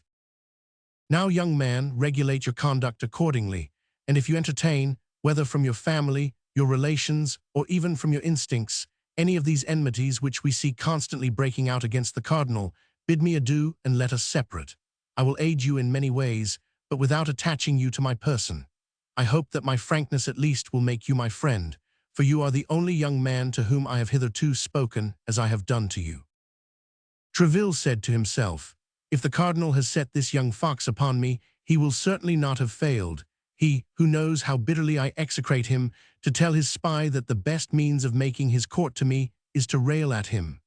Therefore, in spite of all my protestations, if it be as I suspect, my cunning gossip will assure me that he holds his eminence in horror. It, however, proved otherwise. 500 Artagnan answered, with the greatest simplicity, I came to Paris with exactly such intentions. My father advised me to stoop to nobody but the king, the cardinal, and yourself, whom he considered the first three personages in France. 500 Artagnan added M. de Treville to the others, as may be perceived, but he thought this addition would do no harm. I have the greatest veneration for the cardinal, continued he, and the most profound respect for his actions. So much the better for me, sir, if you speak to me, as you say, with frankness, for then you will do me the honor to esteem the resemblance of our opinions. But if you have entertained any doubt, as naturally you may, I feel that I am ruining myself by speaking the truth. But but I still trust you will not esteem me the less for it, and that is my object beyond all others." M. de Treville was surprised to the greatest degree. So much penetration, so much frankness, created admiration, but did not entirely remove his suspicions. The more this young man was superior to others, the more he was to be dreaded if he meant to deceive him. Nevertheless, he pressed 500 Artagnan's hand and said to him, "You are an honest youth, but at the present moment I can only do for you that which I just now offered. My hotel will be always open to you. Hereafter, being able to ask for me at all hours, and consequently to take advantage of all opportunities, you will probably obtain that which you desire." "That is to say," replied 500 Artagnan, "that you will wait until I have proved myself worthy of it. Well, be assured," added he, with the familiarity of a Gascon, "you shall not wait long." And he bowed in order to retire, and as if he considered the future in his own hands. "But wait a minute," said M. de Treville, stopping him. "I promised you a letter for the director of the Academy. Are you too proud to accept it, young gentleman?" "No, sir," said 500 Artagnan, "and I will guard it so carefully that I will be sworn it shall arrive at its address, and woe be to him who shall attempt to take it from me." M. de Treville smiled at this flourish, and leaving his young man compatriot in the embrasure of the window, where they had talked together, he seated himself at a table in order to write the promised letter of recommendation. While he was doing this, 500 Artagnan, having no better employment, amused himself with beating a march upon the window and with looking at the musketeers, who went away, one after another, following them with his eyes until they disappeared. M. de Treville, after having written the letter, sealed it, and rising, approached the young man in order to give it to him. But at the very moment when 500 Artagnan stretched out his hand to receive it, M. de Treville was highly astonished to see his protégé make a sudden spring, become crimson with passion, and rush from the cabinet crying, "S'blood, he shall not escape me this time." "And who?" asked M. de Treville. "He, my thief," replied 500 Artagnan. "Ah, the traitor," and he disappeared. "The devil take the madman," murmured M. de Treville, "unless," added he, "this is a cunning mode of escaping, seeing that he had failed in his purpose." Chapter 4. The shoulder of Athos, the baldric of Porthos, and the handkerchief of Aramis. 500 Artagnan, in a state of fury, crossed the antechamber at 3 bounds, and was darting toward the stairs, which he reckoned upon descending 4 at a time, when, in his heedless course, he ran head foremost against a musketeer who was coming out of one of M. de Treville's private rooms, and striking his shoulder violently, made him utter a cry, or rather a howl. "Excuse me," said 500 Artagnan, endeavoring to resume his course. "Excuse me, but I am in a hurry." Scarcely had he descended the first stair, when a hand of iron seized him by the belt and stopped him. "You are in a hurry," said the musketeer, as pale as a sheet. "Under that pretense you run against me. You say, 'Excuse me,' and you believe that is sufficient. Not at all, my young man. Do you fancy, because you have heard Monsieur de Treville speak to us a little cavalierly today, that other people are to treat us as he speaks to us? Undeceive yourself, comrade. You are not Monsieur de Treville." "My faith," replied 500 Artagnan, recognizing Athos, who, after the dressing performed by the doctor, was returning to his own apartment. "I did not do it intentionally, and not doing it intentionally, I said, 'Excuse me.' It appears to me that this is quite enough. I repeat to you, however, and this time on my word of honor, I think perhaps too often, that I am in haste, great haste. Leave your hold then, I beg of you, and let me go where my business calls me." "Monsieur," said Athos, letting him go, "you are not polite. It is easy to perceive that you come from a distance." 500 Artagnan had already strode down 3 or 4 stairs, but at Athos's last remark he stopped short. "Morbleu, monsieur," said he, "however far I may come, it is not you who can give me a lesson in good manners, I warn you." "Perhaps," said Athos. "Ah, if I were not in such haste, and if I were not running after someone," said 500 Artagnan. "Monsieur, man in a hurry, you can find me without running, me, you understand." "And where, I pray you?" "Near the Carmes des. At what hour?" "About noon." About noon, that will do, I will be there. Endeavor not to make me wait, for at 12:15 I will cut off your ears as you run. Good, cried 500 Artagnan, I will be there 10 minutes before 12. And he set off running as if the devil possessed him, hoping that he might yet find the stranger, whose slow pace could not have carried him far. But at the street gate, Porthos was talking with the soldier on guard. Between the two talkers, there was just enough room for a man to pass.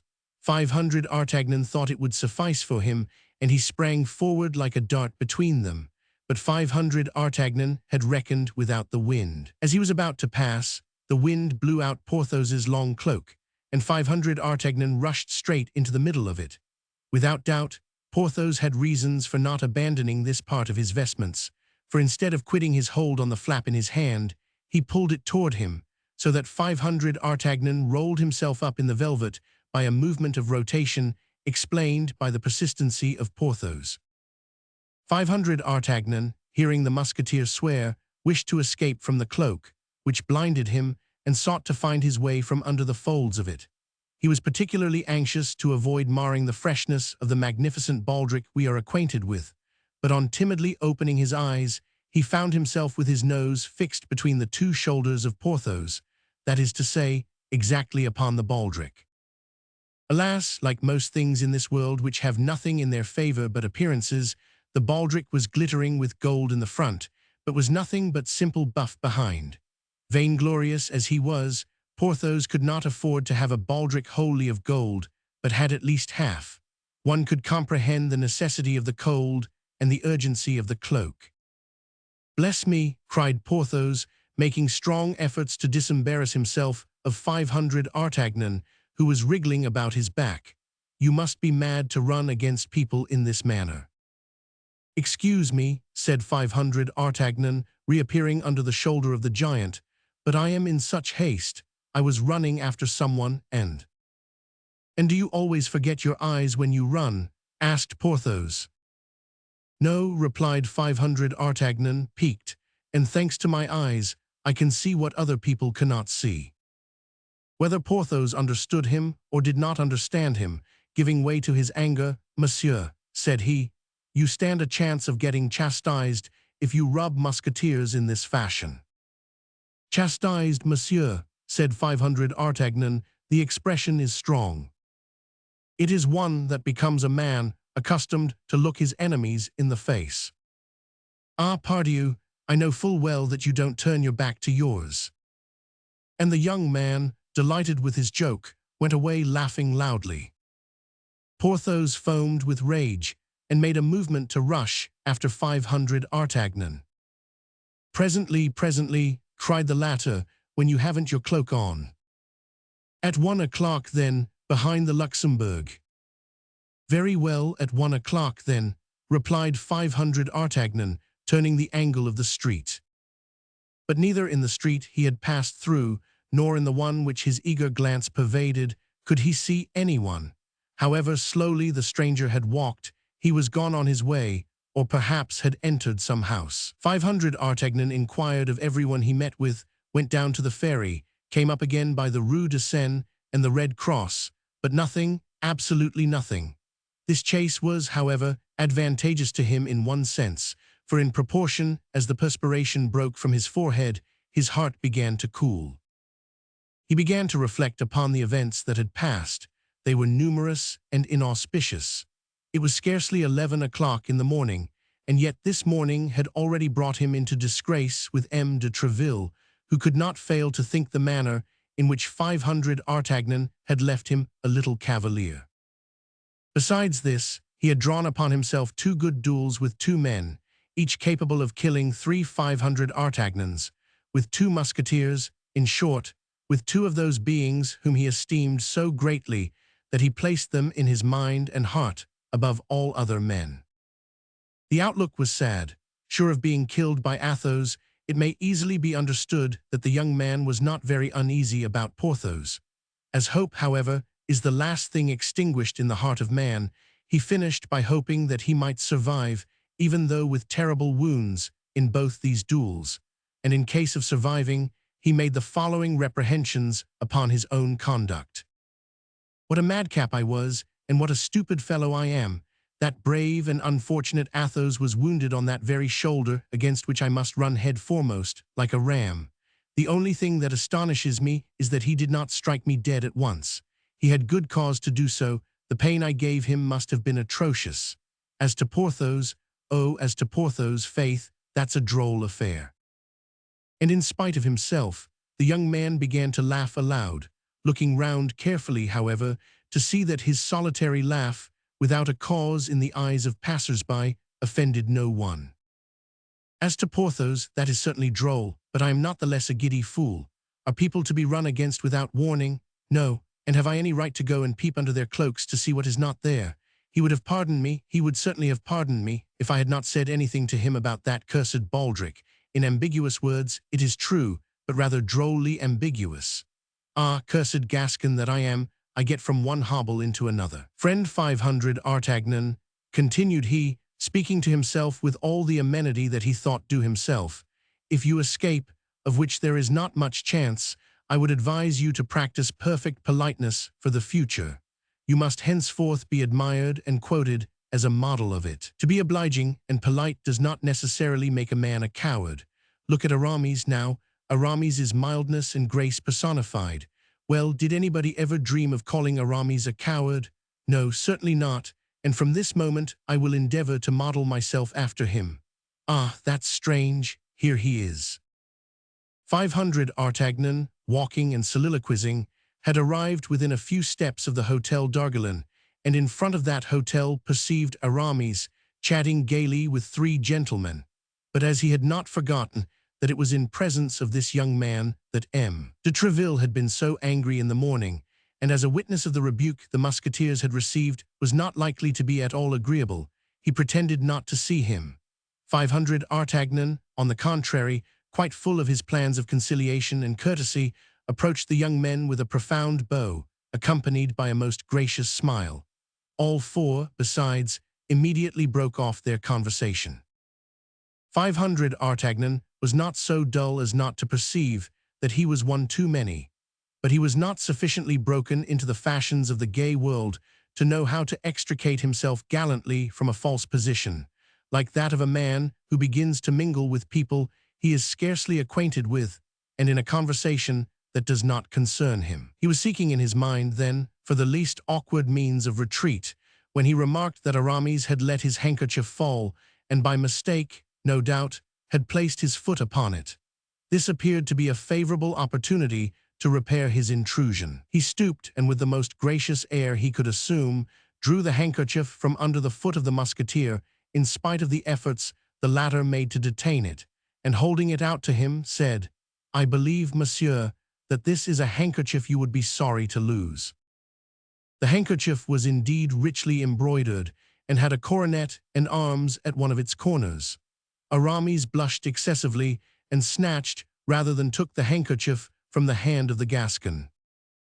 "Ah," cried one of the guards, "will you persist in saying, most discreet Aramis, that you are not on good terms with Madame de Bois-Tracy, when that gracious lady has the kindness to lend you one of her handkerchiefs?"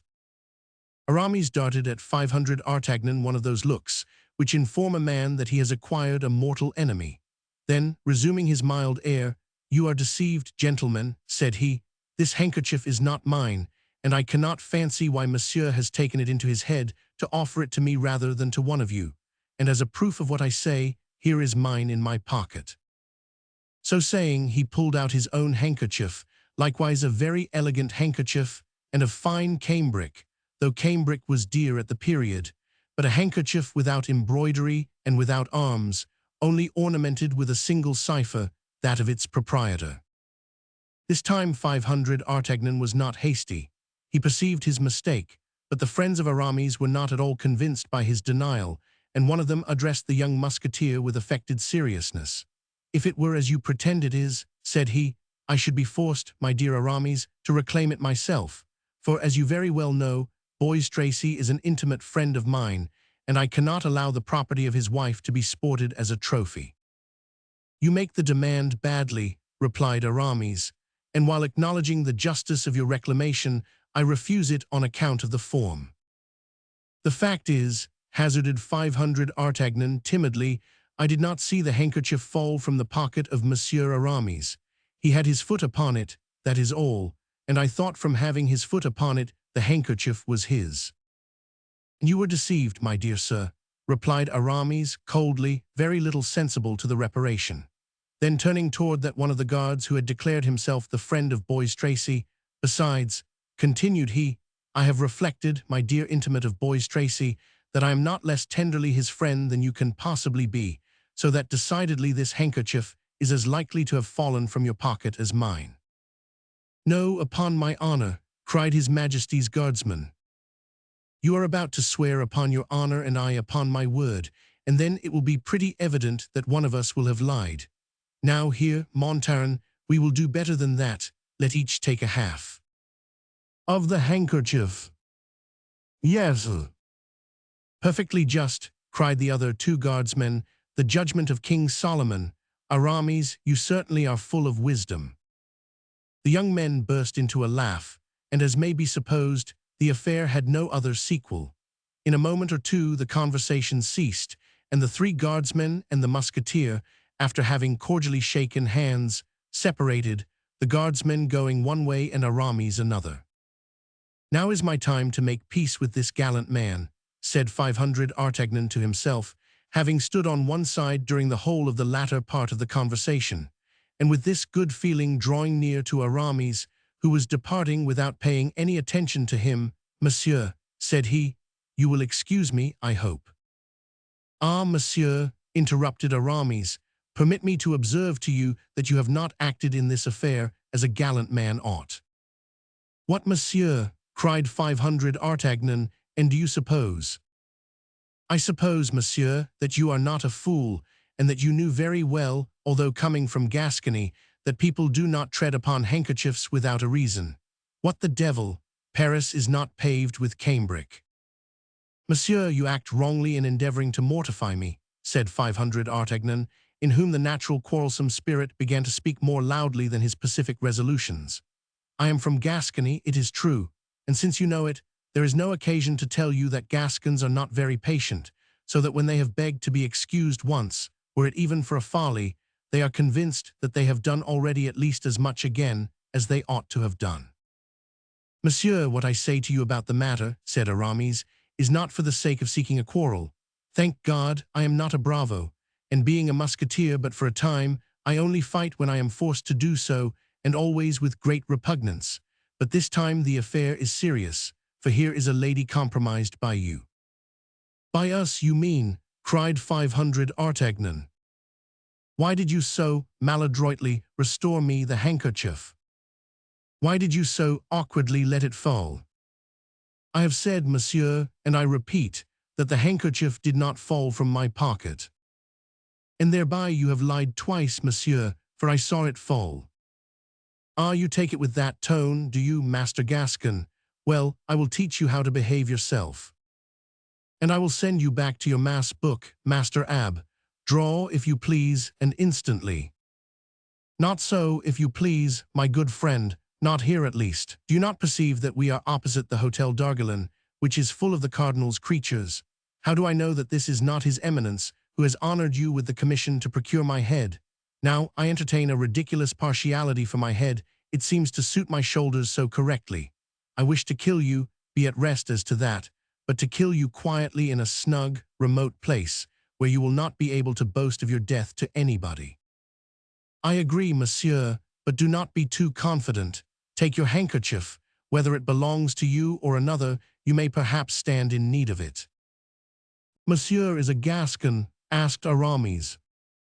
"Yes, monsieur does not postpone an interview through prudence." "Prudence, monsieur, is a virtue sufficiently useless to musketeers, I know, but indispensable to churchmen, and as I am only a musketeer provisionally, I hold it good to be prudent. At 2 o'clock, I shall have the honor of expecting you at the Hôtel of Monsieur de Treville. There, I will indicate to you the best place and time."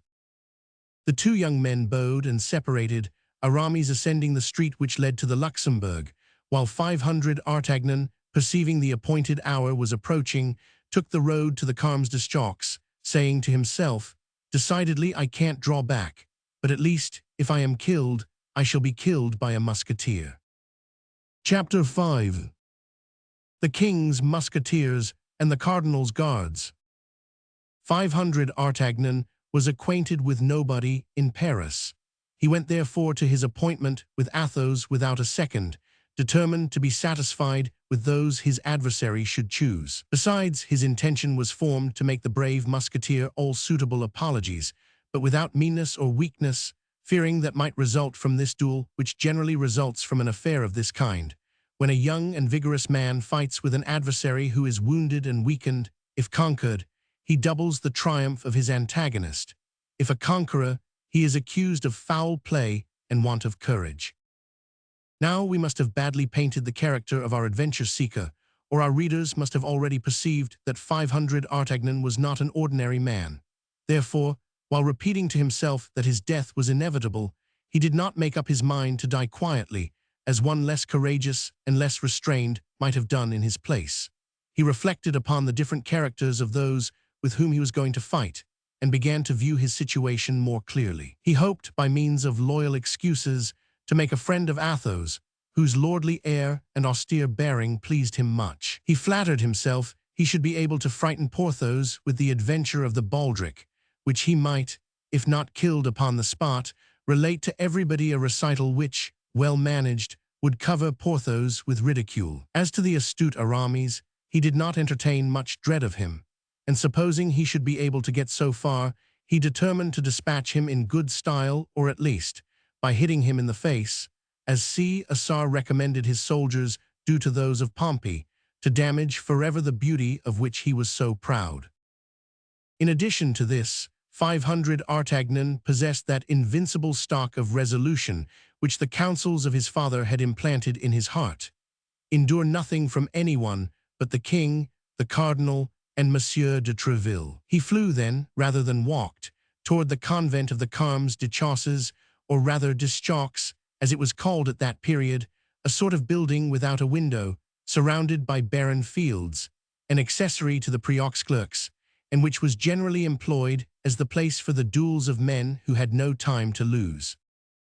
When 500 Artagnan arrived in sight of the bare spot of ground which extended along the foot of the monastery, Athos had been waiting about 5 minutes, and 12 o'clock was striking. He was, then, as punctual as the Samaritan woman, and the most rigorous casuist with regard to duels could have nothing to say. Athos, who still suffered grievously from his wound, though it had been dressed anew by M. de Treville's surgeon, was seated on a post and waiting for his adversary with hat in hand, his feather even touching the ground. "Monsieur," said Athos, "I have engaged 2 of my friends as seconds, but these 2 friends are not yet come, at which I am astonished, as it is not at all their custom." "I have no seconds on my part, monsieur," said 500 Artagnan, "for having only arrived yesterday in Paris, I as yet know no one but Monsieur de Treville, to whom I was recommended by my father, who has the honor to be, in some degree, one of his friends." Athos reflected for an instant. "You know no one but Monsieur de Treville?" he asked. "Yes, monsieur, I know only him." "Well, but then," continued Athos, speaking half to himself, "if I kill you, I shall have the air of a boy-slayer." "Not too much so," replied 500 Artagnan, with a bow that was not deficient in dignity, "since you do me the honor to draw a sword with me while suffering from a wound which is very inconvenient." "Very inconvenient, upon my word, and you hurt me devilishly, I can tell you, but I will take the left hand. It is my custom in such circumstances. Do not fancy that I do you a favor. I use either hand easily, and it will be even a disadvantage to you. A left-handed man is very troublesome to people who are not prepared for it. I regret I did not inform you sooner of this circumstance." "You have truly, monsieur," said 500 Artagnan, bowing again, "a courtesy for which I assure you I am very grateful." "You confuse me," replied Athos with his gentlemanly air. "Let us talk of something else, if you please. Ah, Esblood, how you have hurt me, my shoulder quite burns." "If you would permit me," said 500 Artagnan with timidity. What, monsieur? I have a miraculous balsam for wounds, a balsam given to me by my mother, and of which I have made a trial upon myself.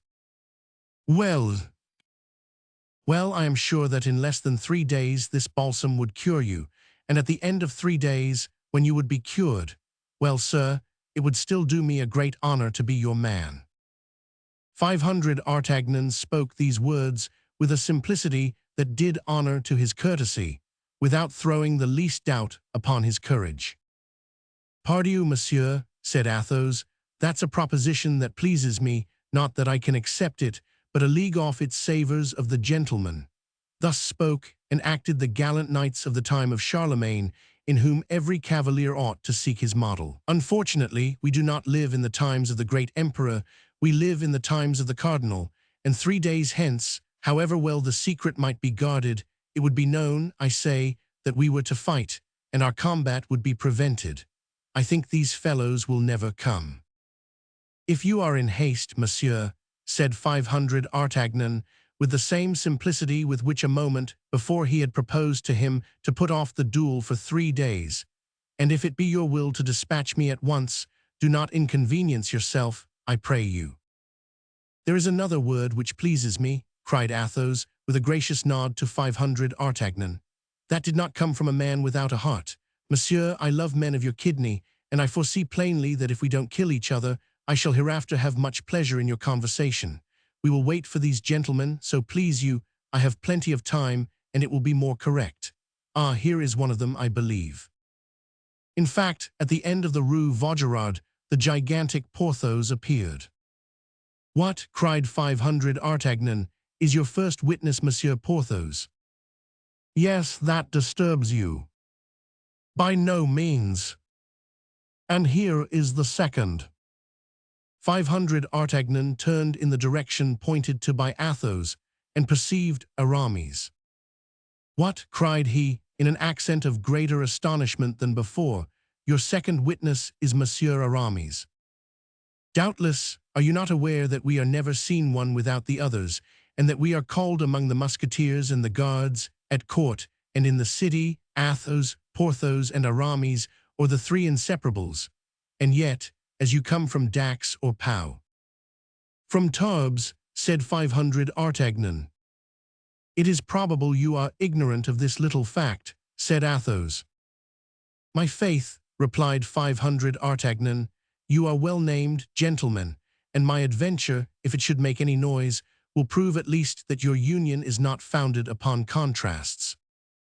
In the meantime, Porthos had come up, waved his hand to Athos, and then turning toward 500 Artagnan, stood quite astonished. Let us say, in passing, that he had changed his baldric and relinquished his cloak. Said he, what does this mean? This is the gentleman I am going to fight with, said Athos, pointing to 500 Artagnan with his hand and saluting him with the same gesture. Why, it is with him I am also going to fight, said Porthos. But not before 1 o'clock, replied 500 Artagnan. And I also am to fight with this gentleman, said Aramis, coming in his turn onto the place. But not until 2 o'clock, said 500 Artagnan, with the same calmness. But what are you going to fight about, Athos? Asked Aramis. Faith, I don't very well know, he hurt my shoulder, and you, Porthos. Faith, I am going to fight, because I am going to fight, answered Porthos, reddening. Athos, whose keen eye lost nothing, perceived a faintly sly smile pass over the lips of the young Gascon as he replied, we had a short discussion upon dress. And you, Aramis? Asked Athos.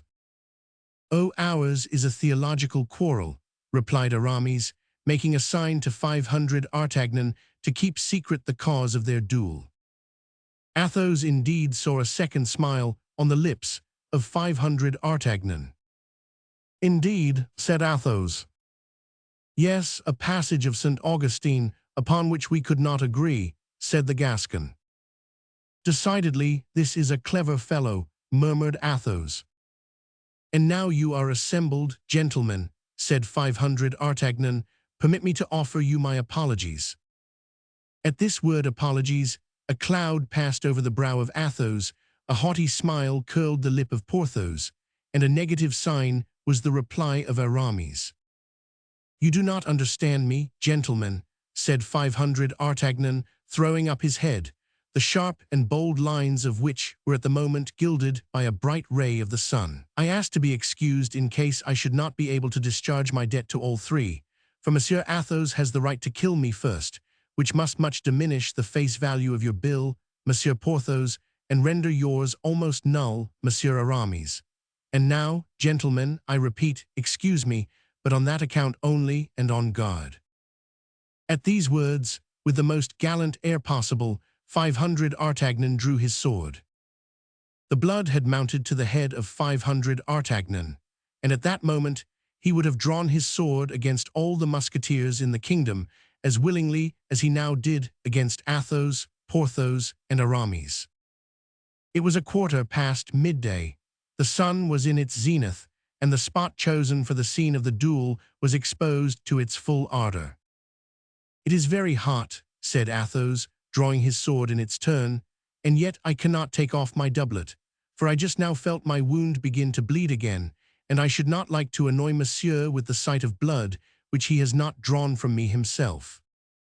That is true, Monsieur, replied 500 Artagnan, and whether drawn by myself or another, I assure you I shall always view with regret the blood of so brave a gentleman.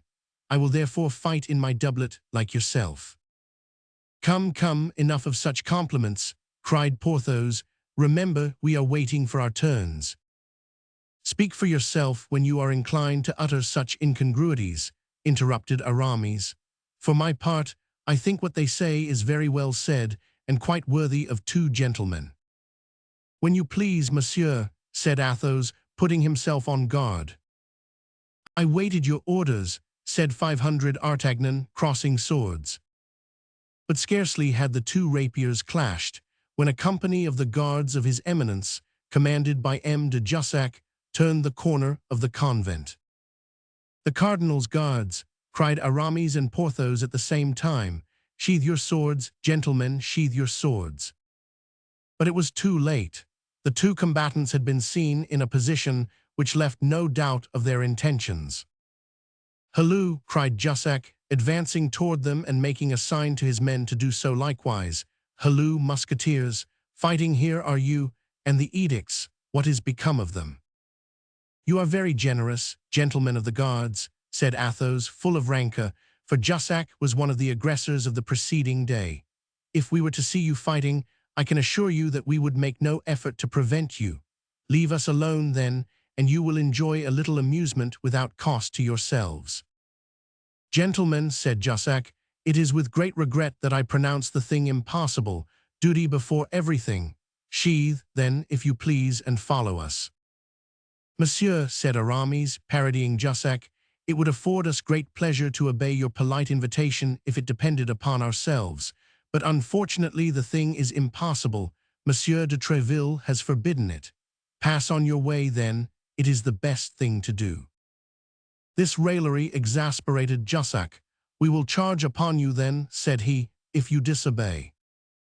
There are 5 of them, said Athos half aloud, and we are but 3.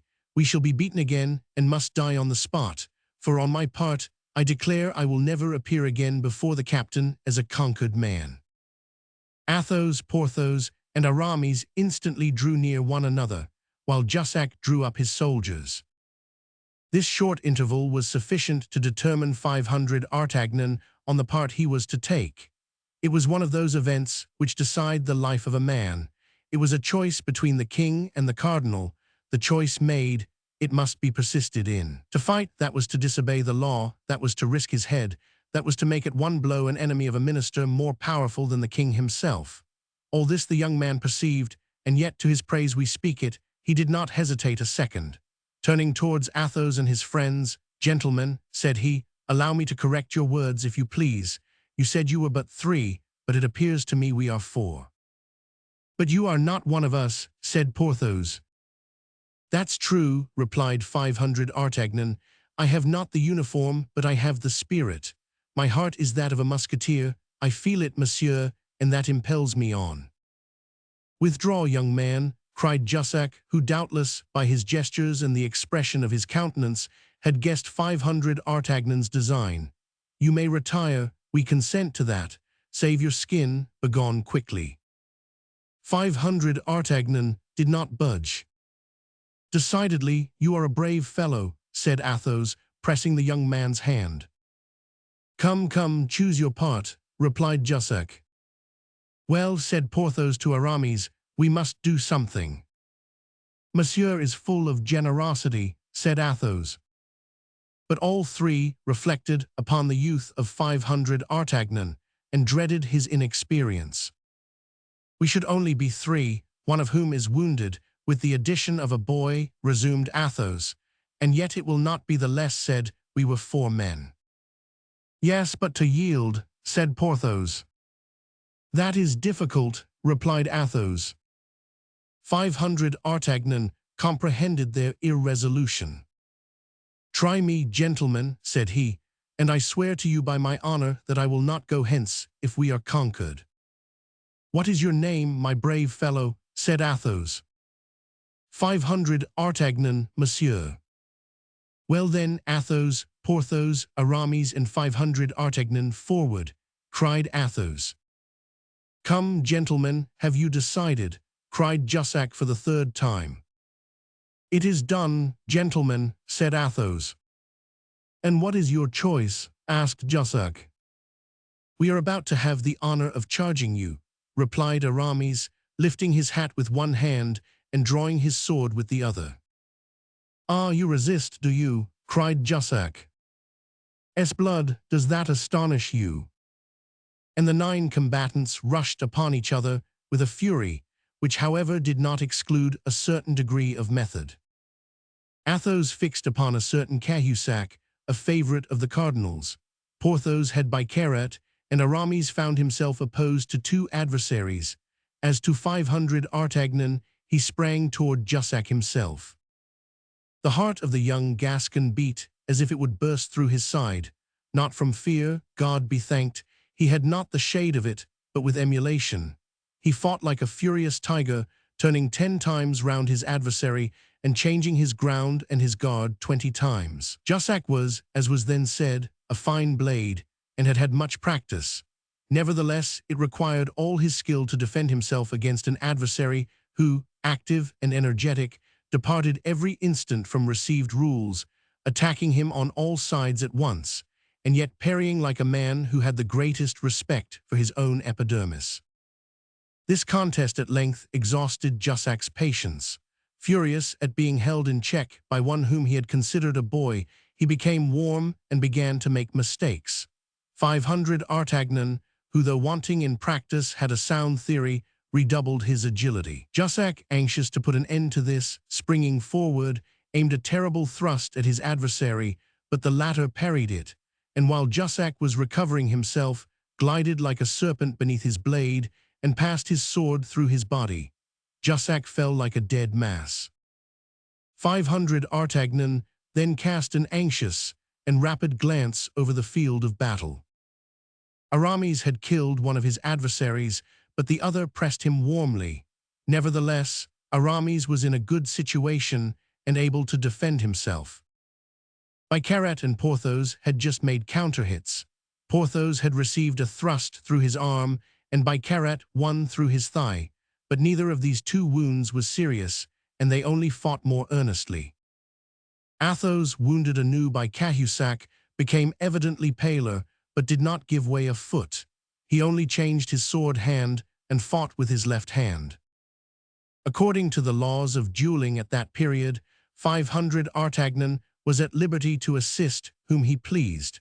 While he was endeavoring to find out which of his companions stood in greatest need, he caught a glance from Athos. The glance was of sublime eloquence. Athos would have died rather than appeal for help, but he could look, and with that look ask assistance. 500 Artagnan interpreted it. With a terrible bound, he sprang to the side of Cahusac, crying, "To me, Monsieur Guardsman, I will slay you." Cahusac turned. It was time, for Athos, whose great courage alone supported him, sank upon his knee. "Esblood," cried he to 500 Artagnan, "do not kill him, young man, I beg of you. I have an old affair to settle with him when I am cured and sound again. Disarm him only, make sure of his sword. That's it, very well done." The exclamation was drawn from Athos by seeing the sword of Cahusac fly 20 paces from him. 500 Artagnan and Cahusac sprang forward at the same instant, the one to recover, the other to obtain, the sword. But 500 Artagnan, being the more active, reached it first and placed his foot upon it. Cahusac immediately ran to the guardsman whom Aramis had killed, seized his rapier, and returned toward 500 Artagnan. But on his way he met Athos, who during his relief, which 500 Artagnan had procured him, had recovered his breath, and who, for fear that 500 Artagnan would kill his enemy, wished to resume the fight. 500 Artagnan perceived that it would be disobliging Athos not to leave him alone, and in a few minutes Cahusac fell, with a sword thrust through his throat. At the same instant, Aramis placed his sword point on the breast of his fallen enemy and forced him to ask for mercy. There only then remained Porthos and Bicarat. Porthos made 1,000 flourishes, asking Bicarat what o'clock it could be, and offering him his compliments upon his brother, having just obtained a company in the regiment of Navarre. But just as he might, he gained nothing. Bicarat was one of those iron men who never fell dead. Nevertheless, it was necessary to finish. The watch might come up and take all the combatants, wounded or not, royalists or cardinalists. Athos, Aramis, and 500 Artagnans surrounded Bicarat and required him to surrender. Though alone against all and with a wound in his thigh, Bicarat wished to hold out, but Jussac, who had risen upon his elbow, cried out to him to yield. Bicarat was a Gascon, as 500 Artagnan was. He turned a deaf ear and contented himself with laughing, and between two parries finding time to point to a spot of earth with his sword. "Here," cried he, parodying a verse of the Bible, "here will Bicarat die, for I only am left, and they seek my life. But there are 4 against you. Leave off, I command you." "Ah, if you command me, that's another thing," said Bicarat. "As you are my commander, it is my duty to obey." And springing backward, he broke his sword across his knee to avoid the necessity of surrendering it, threw the pieces over the convent wall, and crossed his arms, whistling a cardinalist air. Bravery is always respected, even in an enemy. The musketeers saluted Bicarat with their swords and returned them to their sheaths. 500 Artagnan did the same. Then, assisted by Bicarat, the only one left standing, they bore Jussac, Cahusac, and one of Aramis's adversaries who was only wounded, under the porch of the convent. The 4th, as we have said, was dead. They then rang the bell, and carrying away 4 swords out of 5, they took their road, intoxicated with joy, toward the hotel of M. de Treville. They walked arm in arm, occupying the whole width of the street and taking in every musketeer they met, so that in the end it became a triumphal march. The heart of 500 Artagnans swam in delirium. He marched between Athos and Porthos, pressing them tenderly. "If I am not yet a musketeer," said he to his new friends, as he passed through the gateway of M. de Treville's hotel, "at least I have entered upon my apprenticeship, haven't I?" Chapter 6. His Majesty, King Louis Roman XIII. This affair made a great noise. M. de Treville scolded his musketeers in public and congratulated them in private, but as no time was to be lost in gaining the king, M. de Treville hastened to report himself at the Louvre. It was already too late. The king was closeted with the cardinal, and M. de Treville was informed that the king was busy and could not receive him at that moment. In the evening, M. de Treville attended the king's gaming table. The king was winning, and as he was very avaricious, he was in an excellent humor, perceiving M. de Treville at a distance. "Come here, Monsieur Captain," said he, "come here, that I may growl at you. Do you know that His Eminence has been making fresh complaints against your musketeers, and that with so much emotion that this evening His Eminence is indisposed? Ah, these musketeers of yours are very devils, fellows to be hanged." "No, sire," replied Treville, who saw at the first glance how things would go.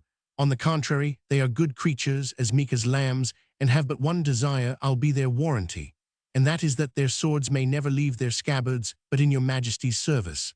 But what are they to do?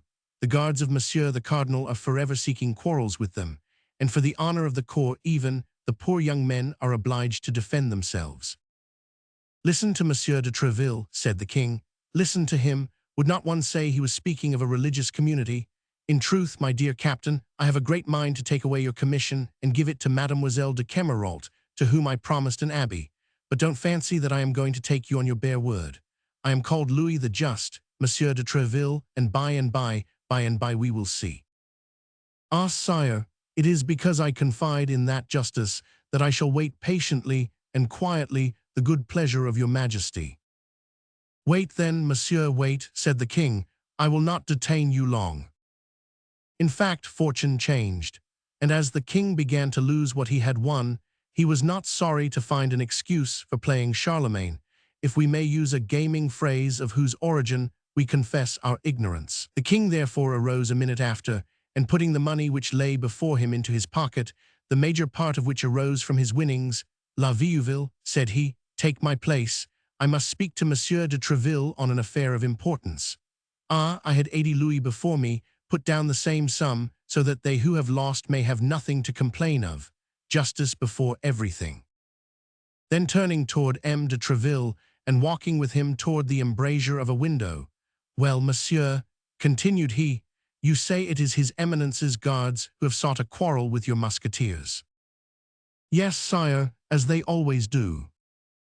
And how did the thing happen? Let us see, for you know, my dear captain, a judge must hear both sides. Good Lord, in the most simple and natural manner possible. 3 of my best soldiers, whom your Majesty knows by name, and whose devotedness you have more than once appreciated, and who have, I dare affirm to the king, his service much at heart. 3 of my best soldiers, I say, Athos, Porthos, and Aramis, had made a party of pleasure with a young fellow from Gascony, whom I had introduced to them the same morning. The party was to take place at Saint-Germain, I believe, and they had appointed to meet at the Carmes d'Eschaux, when they were disturbed by de Jussac, Cahusac, by Carat, and 2 other guardsmen, who certainly did not go there in such a numerous company without some ill intention against the edicts. Ah, you incline me to think so, said the king. There is no doubt they went thither to fight themselves. I do not accuse them, sire, but I leave your Majesty to judge what 5 armed men could possibly be going to do in such a deserted place as the neighborhood of the Convent des Carmes. Yes, you are right, Treville, you are right. Then, upon seeing my musketeers, they changed their minds, and forgot their private hatred for partisan hatred. For your Majesty cannot be ignorant that the musketeers, who belong to the king and nobody but the king, are the natural enemies of the guardsmen, who belong to the cardinal. Yes, Treville, yes, said the king in a melancholy tone, and it is very sad, believe me, to see thus 2 parties in France, 2 heads to royalty. But all this will come to an end, Treville, will come to an end.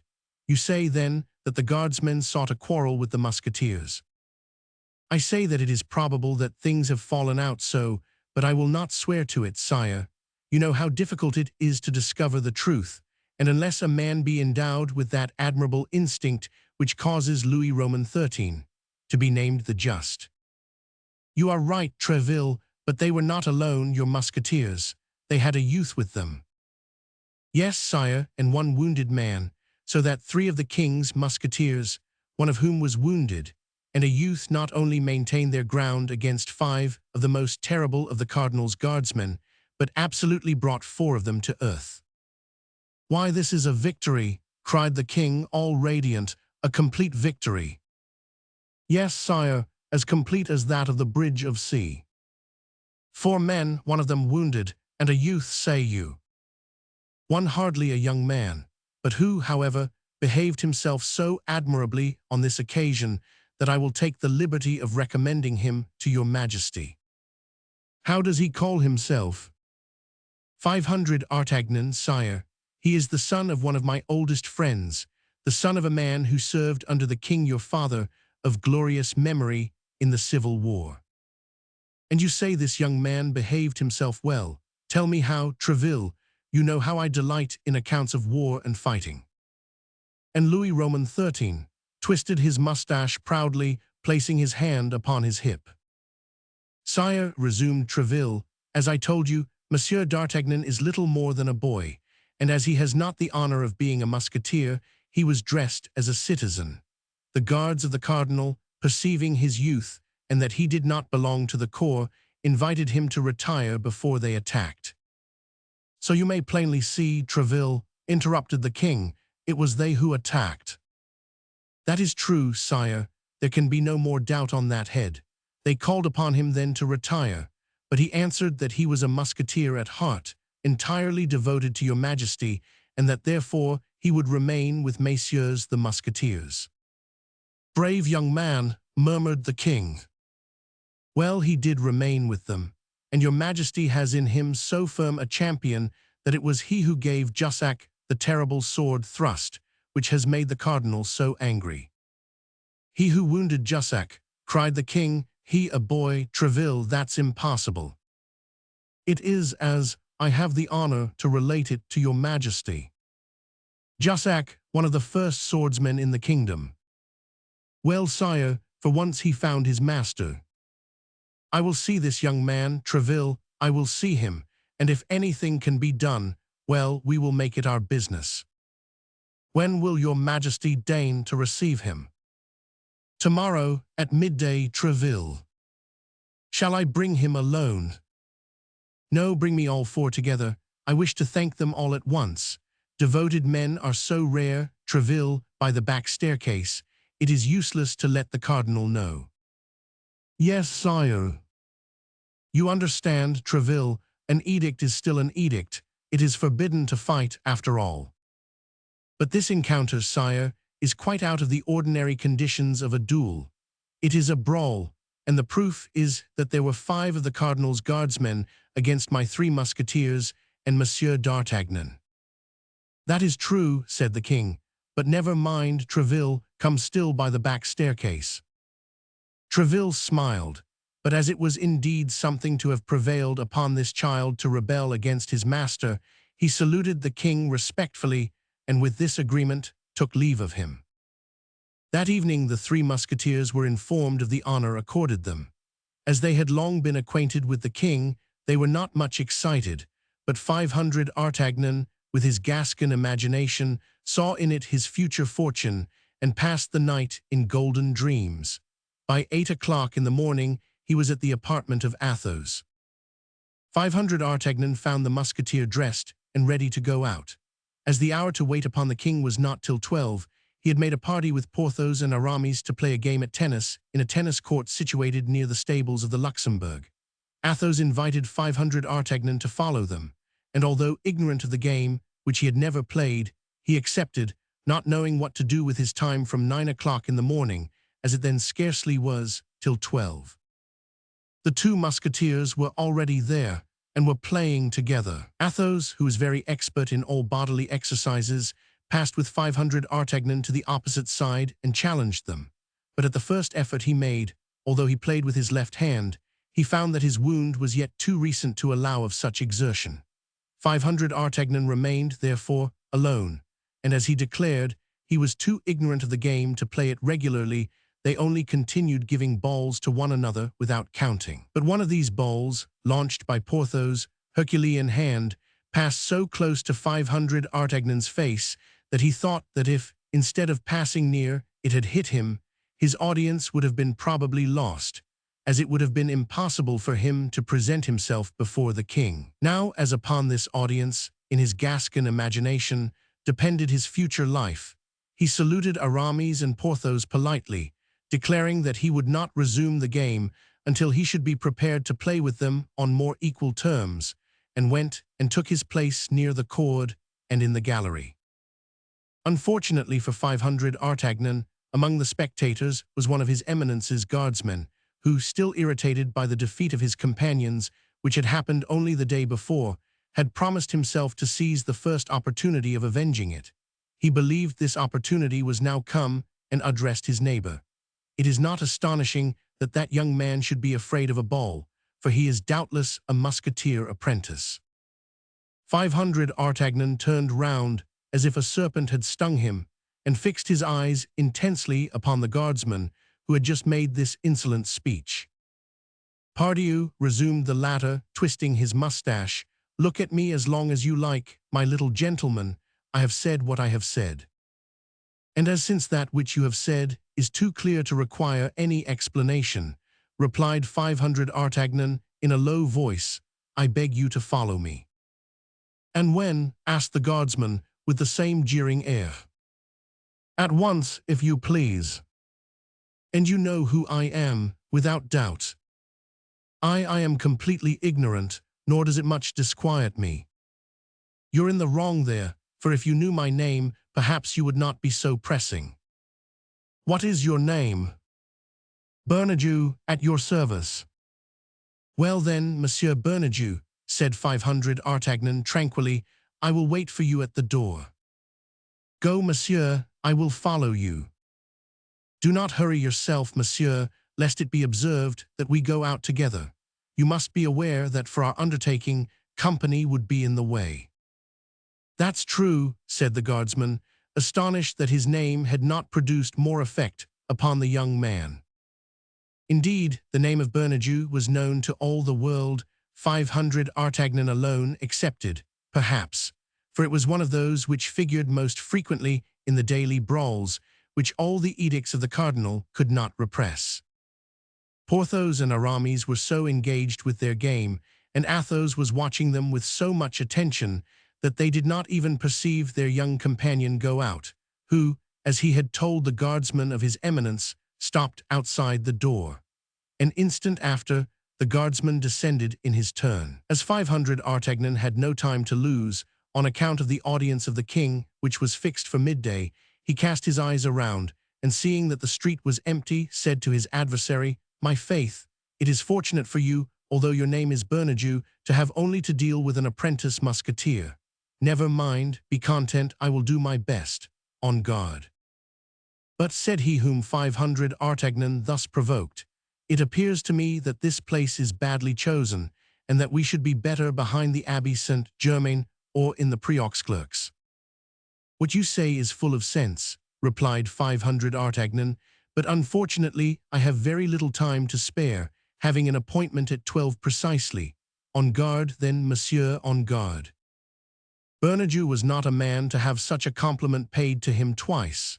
In an instant his sword glittered in his hand, and he sprang upon his adversary, whom, thanks to his great youthfulness, he hoped to intimidate. But 500 Artagnan had, on the preceding day, served his apprenticeship. Fresh, sharpened by his victory, full of hopes of future favor, he was resolved not to recoil a step. So the two swords were crossed close to the hilts, and as 500 Artagnan stood firm, it was his adversary who made the retreating step. But 500 Artagnan seized the moment at which, in this movement, the sword of Bernajoux deviated from the line. He freed his weapon, made a lunge, and touched his adversary on the shoulder.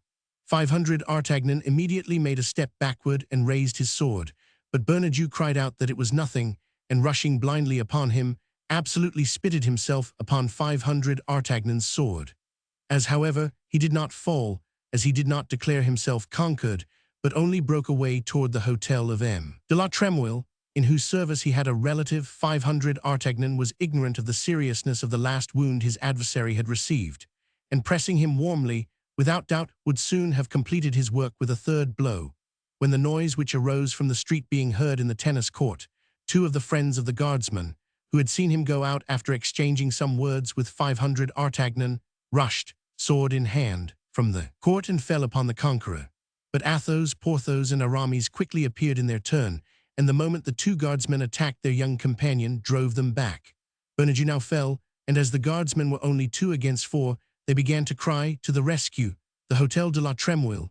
At these cries, all who were in the hotel rushed out and fell upon the 4 companions, who on their side cried aloud, "To the rescue, musketeers."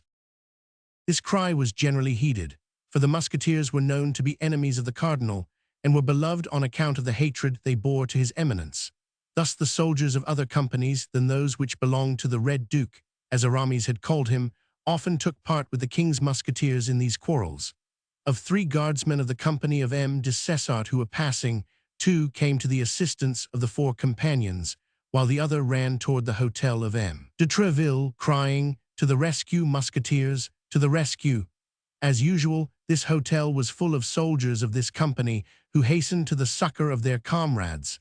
The melee became general, but strength was on the side of the musketeers. The cardinal's guards and M. de la Trémouille's people retreated into the hotel, the doors of which they closed just in time to prevent their enemies from entering with them.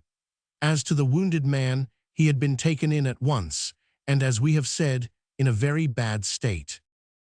Excitement was at its height among the musketeers and their allies, and they even began to deliberate whether they should not set fire to the hotel to punish the insolence of M. de la Trémouille's domestics in daring to make a sortie upon the king's musketeers.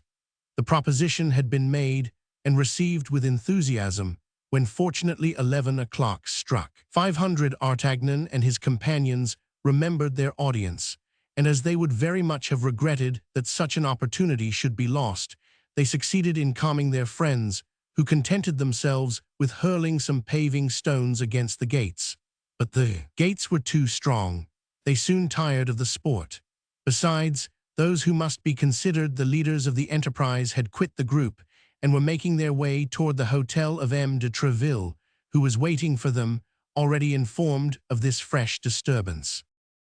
"Quick to the Louvre," said he, "to the Louvre without losing an instant, and let us endeavor to see the king before he is prejudiced by the cardinal.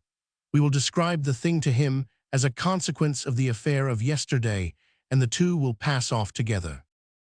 M. de Treville, accompanied by the 4 young fellows, directed his course toward the Louvre, but to the great astonishment of the captain of the musketeers, he was informed that the king had gone stag hunting in the forest of Saint-Germain. M. de Treville required this intelligence to be repeated to him twice, and each time his companions saw his brow become darker. "Had His Majesty," asked he, "any intention of holding this hunting party yesterday?" "No, Your Excellency," replied the valet de chambre. "The master of the hounds came this morning to inform him that he had marked down a stag. At first the king answered that he would not go, but he could not resist his love of sport and set out after dinner." "And the king has seen the cardinal?" asked M. de Treville. "In all probability he has," replied the valet, "for I saw the horses harnessed to His Eminence's carriage this morning, and when I asked where he was going, they told me to Saint-Germain." "He is beforehand with us," said M. de Treville. "Gentlemen, I will see the king this evening, but as to you, I do not advise you to risk doing so." This advice was too reasonable, and moreover came from a man who knew the king too well to allow the 4 young men to dispute it. M. de Treville recommended everyone to return home and wait for news. On entering his hotel, M. de Treville thought it best to be first in making the complaint. He sent one of his servants to M. de la Trémouille with a letter in which he begged of him to eject the cardinal's guardsmen from his house and to reprimand his people for their audacity in making sortie against the king's musketeers. But M. de la Trémouille, already prejudiced by his esquire, whose relative, as we already know, Bernajoux was, replied that it was neither for M. de Treville nor the musketeers to complain, but on the contrary for him, whose people the musketeers had assaulted and whose hotel they had endeavored to burn. Now, as the debate between these 2 nobles might last a long time, each becoming, naturally, more firm in his own opinion, M. de Treville thought of an expedient which might terminate it quietly. This was to go himself to M. de la Trémouille. He repaired, therefore, immediately to his hotel and caused himself to be announced. The 2 nobles saluted each other politely, for if no friendship existed between them, there was at least esteem. Both were men of courage and honor, and as M. de la Trémouille, a Protestant, and seeing the king seldom, was of no party, he did not, in general, carry any bias into his social relations. This time, however, his address, although polite, was cooler than usual. "Monsieur," said M. de Treville, "we fancy that we have each cause to complain of the other, and I am come to endeavor to clear up this affair." "I have no objection," replied M. de la Tremouille, but I warn you that I am well informed, and all the fault is with your musketeers. You are too just and reasonable a man, monsieur, said Tréville, not to accept the proposal I am about to make to you. Make it, monsieur, I listen. How is Monsieur Bernajoux, your esquire's relative? Why, monsieur, very ill indeed. In addition to the sword thrust in his arm, which is not dangerous, he has received another right through his lungs, of which the doctor says bad things. But has the wounded man retained his senses? Perfectly. Does he talk? With difficulty, but he can speak. Well, monsieur, let us go to him. Let us adjure him, in the name of the God before whom he must perhaps appear, to speak the truth. I will take him for judge in his own cause, monsieur, and will believe what he will say. M. de la Tremouille reflected for an instant. Then, as it was difficult to suggest a more reasonable proposal, he agreed to it. Both descended to the chamber in which the wounded man lay. The latter, on seeing these two noble lords who came to visit him, endeavored to raise himself up in his bed, but he was too weak, and exhausted by the effort, he fell back again almost senseless. M. de la Tremouille approached him and made him inhale some salts, which recalled him to life.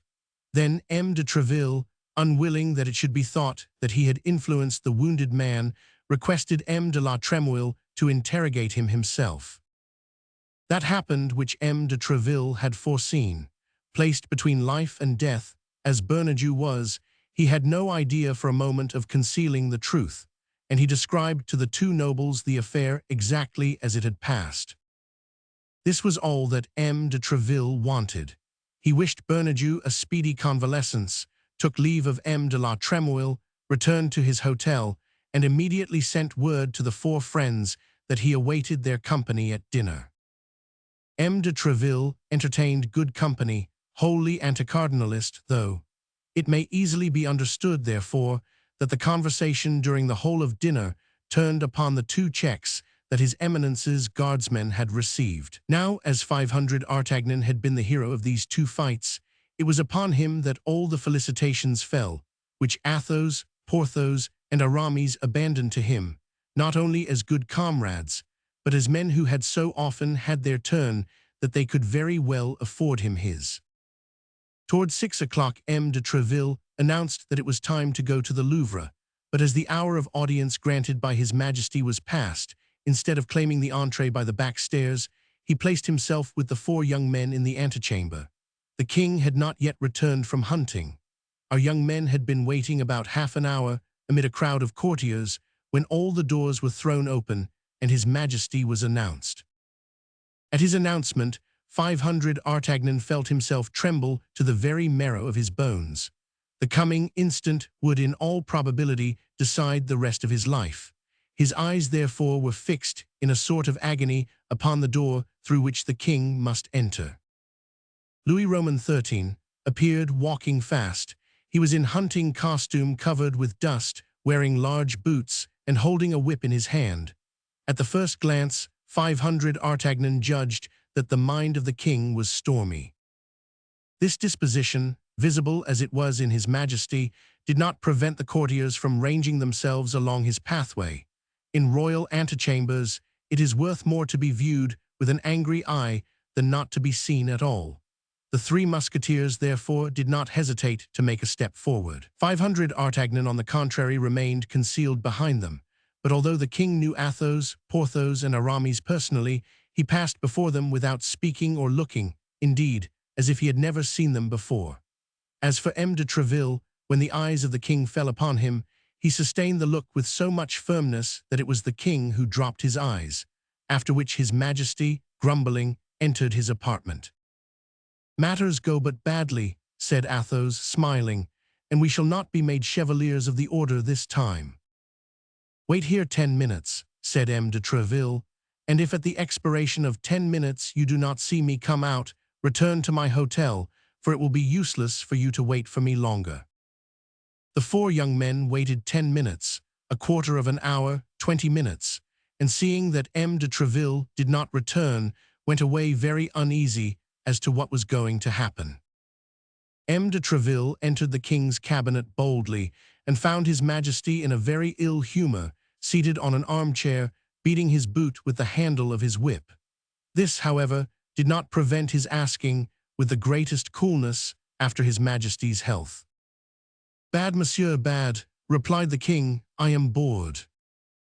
This was, in fact, the worst complaint of Louis Roman XIII, who would sometimes take one of his courtiers to a window and say, "Monsieur so-and-so, let us weary ourselves together." "How, your majesty is bored? Have you not enjoyed the pleasures of the chase today?" "A fine pleasure, indeed, monsieur. Upon my soul, everything degenerates, and I don't know whether it is the game which leaves no scent or the dogs that have no noses. We started a stag of 10 branches. We chased him for 6 hours, and when he was near being taken, when St. Simon was already putting his horn to his mouth to sound the halali, crack, all the pack takes the wrong scent and sets off after a 2-year-older. I shall be obliged to give up hunting, as I have given up hawking. Ah, I am an unfortunate king, Monsieur de Treville. I had but one gerfalcon, and he died day before yesterday." "Indeed, sire, I wholly comprehend your disappointment. The misfortune is great, but I think you have still a good number of falcons, sparrow-hawks, and tiercels. And not a man to instruct them. Falconers are declining. I know no one but myself who is acquainted with the noble art of venery. After me, it will all be over, and people will hunt with gins, snares, and traps. If I had but the time to train pupils, but there is the cardinal always at hand, who does not leave me a moment's repose, who talks to me about Spain, who talks to me about Austria, who talks to me about England. Ah, apropos of the cardinal, Monsieur de Treville, I am vexed with you." This was the chance at which M. de Treville waited for the king. He knew the king of old, and he knew that all these complaints were but a preface, a sort of excitation to encourage himself, and that he had now come to his point at last. "And in what have I been so unfortunate as to displease your majesty?" asked M. de Treville, feigning the most profound astonishment. "Is it thus you perform your charge, monsieur?" continued the king, without directly replying to de Treville's question. "Is it for this I name you captain of my musketeers, that they should assassinate a man, disturb a whole quarter, and endeavor to set fire to Paris, without your saying a word? But yet," continued the king, "undoubtedly my haste accuses you wrongfully. Without doubt the rioters are in prison, and you come to tell me justice is done." "Sire," replied M. de Treville calmly, "on the contrary, I come to demand it of you." "And against whom?" cried the king. "Against calumniators," said M. de Treville. "Ah, this is something new," replied the king. "Will you tell me that your 3 damned musketeers, Athos, Porthos, and Aramis, and your youngster from Béarn, have not fallen, like so many furies, upon poor Bernajoux, and have not maltreated him in such a fashion that probably by this time he is dead? Will you tell me that they did not lay siege to the hotel of the Duc de la Trémouille, and that they did not endeavor to burn it, which would not, perhaps, have been a great misfortune in time of war, seeing that it is nothing but a nest of Huguenots, but which is, in time of peace, a frightful example? Tell me now, can you deny all this?" "And who told you this fine story, sire?" asked Treville quietly. "Who has told me this fine story, monsieur? Who should it be but he who watches while I sleep, who labors while I amuse myself, who conducts everything at home and abroad, in France as in Europe?" "Your majesty probably refers to God," said M. de Treville, "for I know no one except God who can be so far above your majesty." "No, monsieur, I speak of the prop of the state, of my only servant, of my only friend, of the cardinal." "His eminence is not his holiness, sire." "What do you mean by that, monsieur?" "That it is only the Pope who is infallible, and that this infallibility does not extend to cardinals." "You mean to say that he deceives me? You mean to say that he betrays me? You accuse him then? Come, speak. Avow freely that you accuse him." "No, sire, but I say that he deceives himself. I say that he is ill-informed. I say that he has hastily accused your majesty's musketeers, toward whom he is unjust, and that he has not obtained his information from good sources." The accusation comes from Monsieur de la Trémouille, from the Duke himself. What do you say to that? I might answer, sire, that he is too deeply interested in the question to be a very impartial witness. But so far from that, sire, I know the Duke to be a royal gentleman, and I refer the matter to him, but upon one condition, sire. What? It is that your Majesty will make him come here, will interrogate him yourself, tete-a-tete, without witnesses, and that I shall see your Majesty as soon as you have seen the Duke. What then, you will bind yourself, cried the king, by what Monsieur de la Trémouille shall say. Yes, sire. You will accept his judgment. Undoubtedly. And you will submit to the reparation he may require. Certainly. La Chesnay, said the king, La Chesnay. Louis Roman XIII's confidential valet, who never left the door, entered in reply to the call. La Chesnay, said the king, let someone go instantly and find Monsieur de la Trémouille. I wish to speak with him this evening. Your Majesty gives me your word that you will not see anyone between Monsieur de la Trémouille and myself. Nobody, by the faith of a gentleman. Tomorrow, then, sire. Tomorrow, monsieur. At what o'clock, please your Majesty? At any hour you will. But in coming too early, I should be afraid of awakening your Majesty. Awaken me, do you think I ever sleep then? I sleep no longer, monsieur. I sometimes dream, that's all. Come then, as early as you like, at 7 o'clock. But beware, if you and your musketeers are guilty. If my musketeers are guilty, sire, the guilty shall be placed in your Majesty's hands, who will dispose of them at your good pleasure. Does your Majesty require anything further? Speak, I am ready to obey. No, monsieur, no, I am not called Louis the Just without reason. Tomorrow, then, monsieur, tomorrow. Till then, God preserve your Majesty. However ill the king might sleep, M. de Treville slept still worse. He had ordered his 3 musketeers and their companion to be with him at 6:30 in the morning.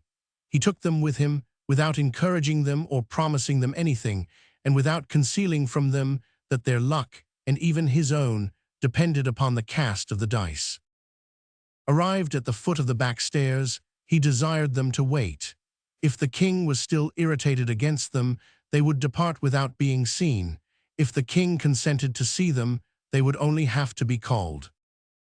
On arriving at the king's private antechamber, M. de Treville found La Chesnay, who informed him that they had not been able to find M. de la Trémouille on the preceding evening at his hotel, that he returned too late to present himself at the Louvre, that he had only that moment arrived, and that he was at that very hour with the king.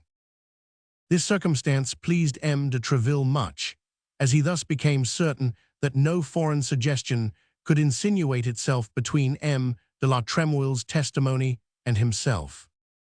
In fact, 10 minutes had scarcely passed away when the door of the king's closet opened, and M. de Treville saw M. de la Trémouille come out. The Duke came straight up to him and said, Monsieur de Treville, His Majesty has just sent for me in order to inquire respecting the circumstances which took place yesterday at my hotel.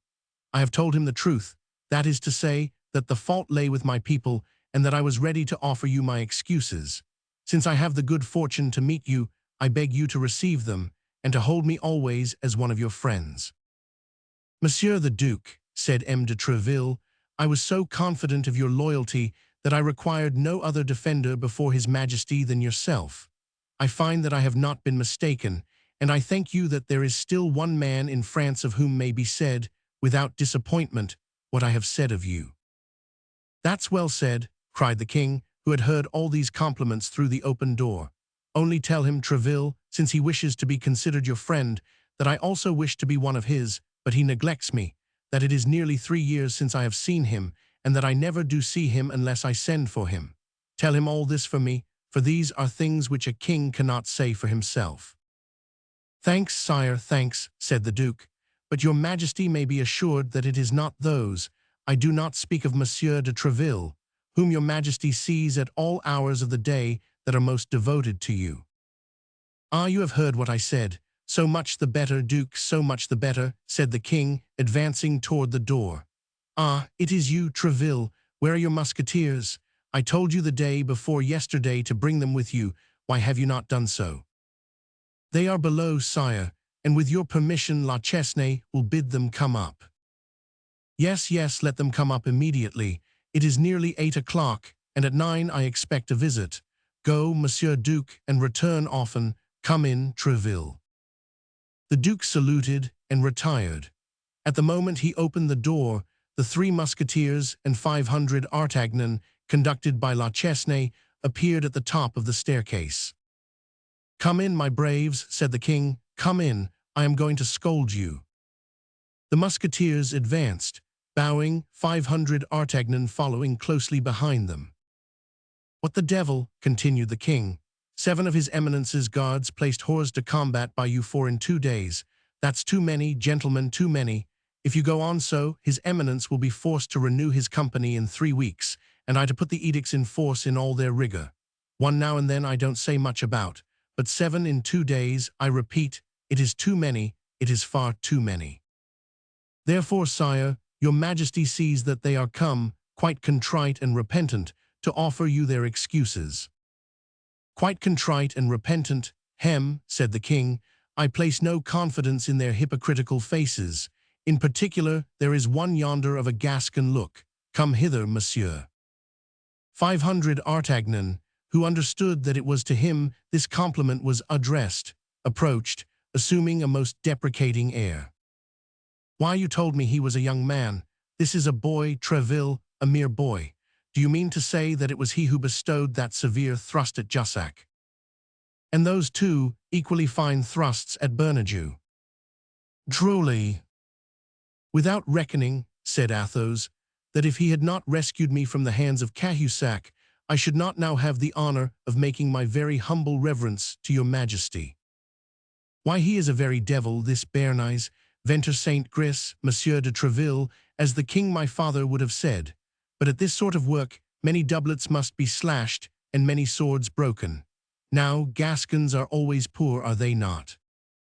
Sire, I can assert that they have hitherto discovered no gold mines in their mountains, though the Lord owes them this miracle in recompense for the manner in which they supported the pretensions of the king your father. Which is to say that the Gascons made a king of me myself, seeing that I am my father's son. Is it not, Tréville? Well, happily, I don't say nay to it. La Chesnay, go and see if by rummaging all my pockets you can find 40 pistoles, and if you can find them, bring them to me. And now let us see, young man, with your hand upon your conscience, how did all this come to pass?" 500 Artagnan related the adventure of the preceding day in all its details, how, not having been able to sleep for the joy he felt in the expectation of seeing his Majesty, he had gone to his 3 friends 3 hours before the hour of audience, how they had gone together to the tennis court, and how, upon the fear he had manifested lest he receive a ball in the face, he had been jeered at by Bernajoux, who had nearly paid for his jeer with his life, and M. de la Trémouille, who had nothing to do with the matter, with the loss of his hotel. "This is all very well," murmured the king. "Yes, this is just the account the Duke gave me of the affair. Poor Cardinal, 7 men in 2 days, and those of his very best. But that's quite enough, gentlemen, please to understand, that's enough. You have taken your revenge for the Rue Férou, and even exceeded it. You ought to be satisfied." "If your Majesty is so," said Tréville, "we are." "Oh yes, I am," added the king, taking a handful of gold from La Chesnay and putting it into the hand of 500 Artagnan. "Here," said he, "is a proof of my satisfaction." At this epoch, the ideas of pride which are in fashion in our days did not prevail. A gentleman received, from hand to hand, money from the king, and was not the least in the world humiliated. 500 Artagnan put his 40 pistoles into his pocket without any scruple, on the contrary, thanking his Majesty greatly. "There," said the king, looking at a clock, "there now, as it is 8:30, you may retire, for as I told you, I expect someone at 9. Thanks for your devotedness, gentlemen. I may continue to rely upon it, may I not?" "Oh, sire," cried the 4 companions with one voice, we would allow ourselves to be cut to pieces in your Majesty's service." "Well, well, but keep whole. That will be better, and you will be more useful to me." "Treville," added the king in a low voice, as the others were retiring, "as you have no room in the musketeers, and as we have besides decided that a novitiate is necessary before entering that corps, place this young man in the company of the guards of Monsieur de Cessart, your brother-in-law." "Ah, pardieu, Treville, I enjoy beforehand the face the cardinal will make. He will be furious, but I don't care. I am doing what is right." The king waved his hand to Treville, who left him and rejoined the musketeers, whom he found sharing the 40 pistoles with 500 artagnan. The cardinal, as his majesty had said, was really furious, so furious that during 8 days he absented himself from the king's gaming table. This did not prevent the king from being as complaisant to him as possible whenever he met him, or from asking in the kindest tone, "Well, Monsieur Cardinal, how fares it with that poor Jussac and that poor Bernajoux of yours?" Chapter 7. The interior of the musketeers. When 500 artagnan was out of the Louvre, and consulted his friends upon the use he had best make of his share of the 40 pistoles, Athos advised him to order a good repast at the Pomme de Pin, Porthos to engage a lackey, and Aramis to provide himself with a suitable mistress. The repast was carried into effect that very day, and the lackey waited at table. The repast had been ordered by Athos, and the lackey furnished by Porthos. He was a Picard, whom the glorious musketeer had picked up on the bridge Tournelle, making rings and plashing in the water. Porthos pretended that this occupation was proof of a reflective and contemplative organization, and he had brought him away without any other recommendation. The noble carriage of this gentleman, for whom he believed himself to be engaged, had one planchet. That was the name of the Picard. He felt a slight disappointment, however, when he saw that this place was already taken by a compeer named Mousqueton, and when Porthos signified to him that the state of his household, though great, would not support 2 servants, and that he must enter into the service of 500 artagnan. Nevertheless, when he waited at the dinner given by his master, and saw him take out a handful of gold to pay for it, he believed his fortune made, and returned thanks to heaven for having thrown him into the service of such a Croesus. He preserved this opinion even after the feast, with the remnants of which he repaired his own long abstinence, but when in the evening he made his master's bed, the chimeras of Planchet faded away. The bed was the only one in the apartment, which consisted of an antechamber and a bedroom. Planchet slept in the antechamber upon a coverlet taken from the bed of 500 artagnan, and which 500 artagnan from that time made shift to do without. Athos, on his part, had a valet whom he had trained in his service in a thoroughly peculiar fashion, and who was named Grimaud. He was very taciturn, this worthy signor. Be it understood, we are speaking of Athos. During the 5 or 6 years that he had lived in the strictest intimacy with his companions, Porthos and Aramis, they could remember having often seen him smile, but had never heard him laugh. His words were brief and expressive, conveying all that was meant, and no more, no embellishments, no embroidery, no arabesques. His conversation was a matter of fact, without a single romance. Although Athos was scarcely 30 years old, and was of great personal beauty and intelligence of mind, no one knew whether he had ever had a mistress. He never spoke of women. He certainly did not prevent others from speaking of them before him, although it was easy to perceive that this kind of conversation, in which he only mingled by bitter words and misanthropic remarks, was very disagreeable to him. His reserve, his roughness, and his silence made almost an old man of him. He had then, in order not to disturb his habits, accustomed Grimaud to obey him upon a simple gesture or upon a simple movement of his lips. He never spoke to him, except under the most extraordinary occasions. Sometimes Grimaud, who feared his master as he did fire, while entertaining a strong attachment to his person and a great veneration for his talents, believed he perfectly understood what he wanted, flew to execute the order received, and did precisely the contrary. Athos then shrugged his shoulders, and without putting himself in a passion, thrashed Grimaud. On these days he spoke a little. Porthos, as we have seen, had a character exactly opposite to that of Athos. He not only talked much, but he talked loudly, little caring. We must render him that justice, whether anybody listened to him or not. He talked for the pleasure of talking, and for the pleasure of hearing himself talk. He spoke upon all subjects except the sciences, alleging in this respect the inveterate hatred he had borne to scholars from his childhood. He had not so noble an air as Athos, and the commencement of their intimacy often rendered him unjust toward that gentleman, whom he endeavored to eclipse by his splendid dress. But with his simple musketeer's uniform, and nothing but the manner in which he threw back his head and advanced his foot, Athos instantly took the place which was his due, and consigned the ostentatious Porthos to the second rank. Porthos consoled himself by filling the antechamber of M. de Treville and the guardroom of the Louvre with the accounts of his love scrapes, after having passed from professional ladies to military ladies, from the lawyer's dame to the baroness. There was question of nothing less with Porthos than a foreign princess, who was enormously fond of him. An old proverb says, "Like master, like man."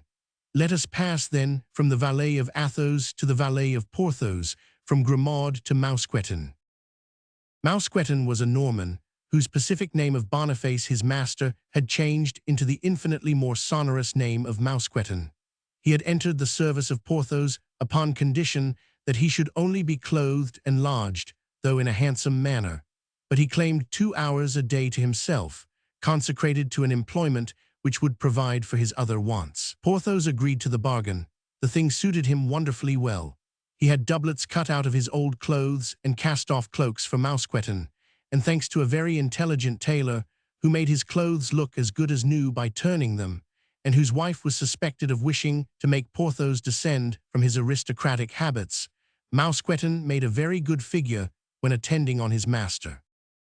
As for Aramis, of whom we believe we have sufficiently explained the character, a character which, like that of his companions, we shall be able to follow in its development, his lackey was called Bazin. Thanks to the hopes which his master entertained of someday entering into orders, he was always clothed in black, as became the servant of a churchman. He was a Berrichan, 35 or 40 years old, mild, peaceable, sleek, employing the leisure his master left him in the perusal of pious works, providing rigorously for 2 a dinner of few dishes, but excellent. For the rest, he was dumb, blind, and deaf, and of unimpeachable fidelity. And now that we are acquainted, superficially at least, with the masters and the valets, let us pass on to the dwellings occupied by each of them. Athos dwelt in the Rue Férou, within 2 steps of the Luxembourg. His apartment consisted of 2 small chambers, very nicely fitted up, in a furnished house, the hostess of which, still young and still really handsome, cast tender glances uselessly at him. Some fragments of past splendor appeared here and there upon the walls of this modest lodging. A sword, for example, richly embossed, which belonged by its make to the times of Francis I, the hilt of which alone, encrusted with precious stones, might be worth 200 pistoles, and which nevertheless, in his moments of greatest distress, Athos had never pledged or offered for sale. It had long been an object of ambition for Porthos. Porthos would have given 10 years of his life to possess this sword. One day, when he had an appointment with a duchess, he endeavored even to borrow it of Athos. Athos, without saying anything, emptied his pockets, got together all his jewels, purses, aiguillettes, and gold chains, and offered them all to Porthos. But as to the sword, he said it was sealed to its place, and should never quit it until its master should himself quit his lodgings. In addition to the sword, there was a portrait representing a nobleman of the time of Henry Roman III, dressed with the greatest elegance, and who wore the Order of the Holy Ghost, and this portrait had certain resemblances of lines with Athos, certain family likenesses, which indicated that this great noble, a knight of the Order of the King, was his ancestor. Besides these, a casket of magnificent goldwork, with the same arms as the sword and the portrait, formed a middle ornament to the mantelpiece, and assorted badly with the rest of the furniture.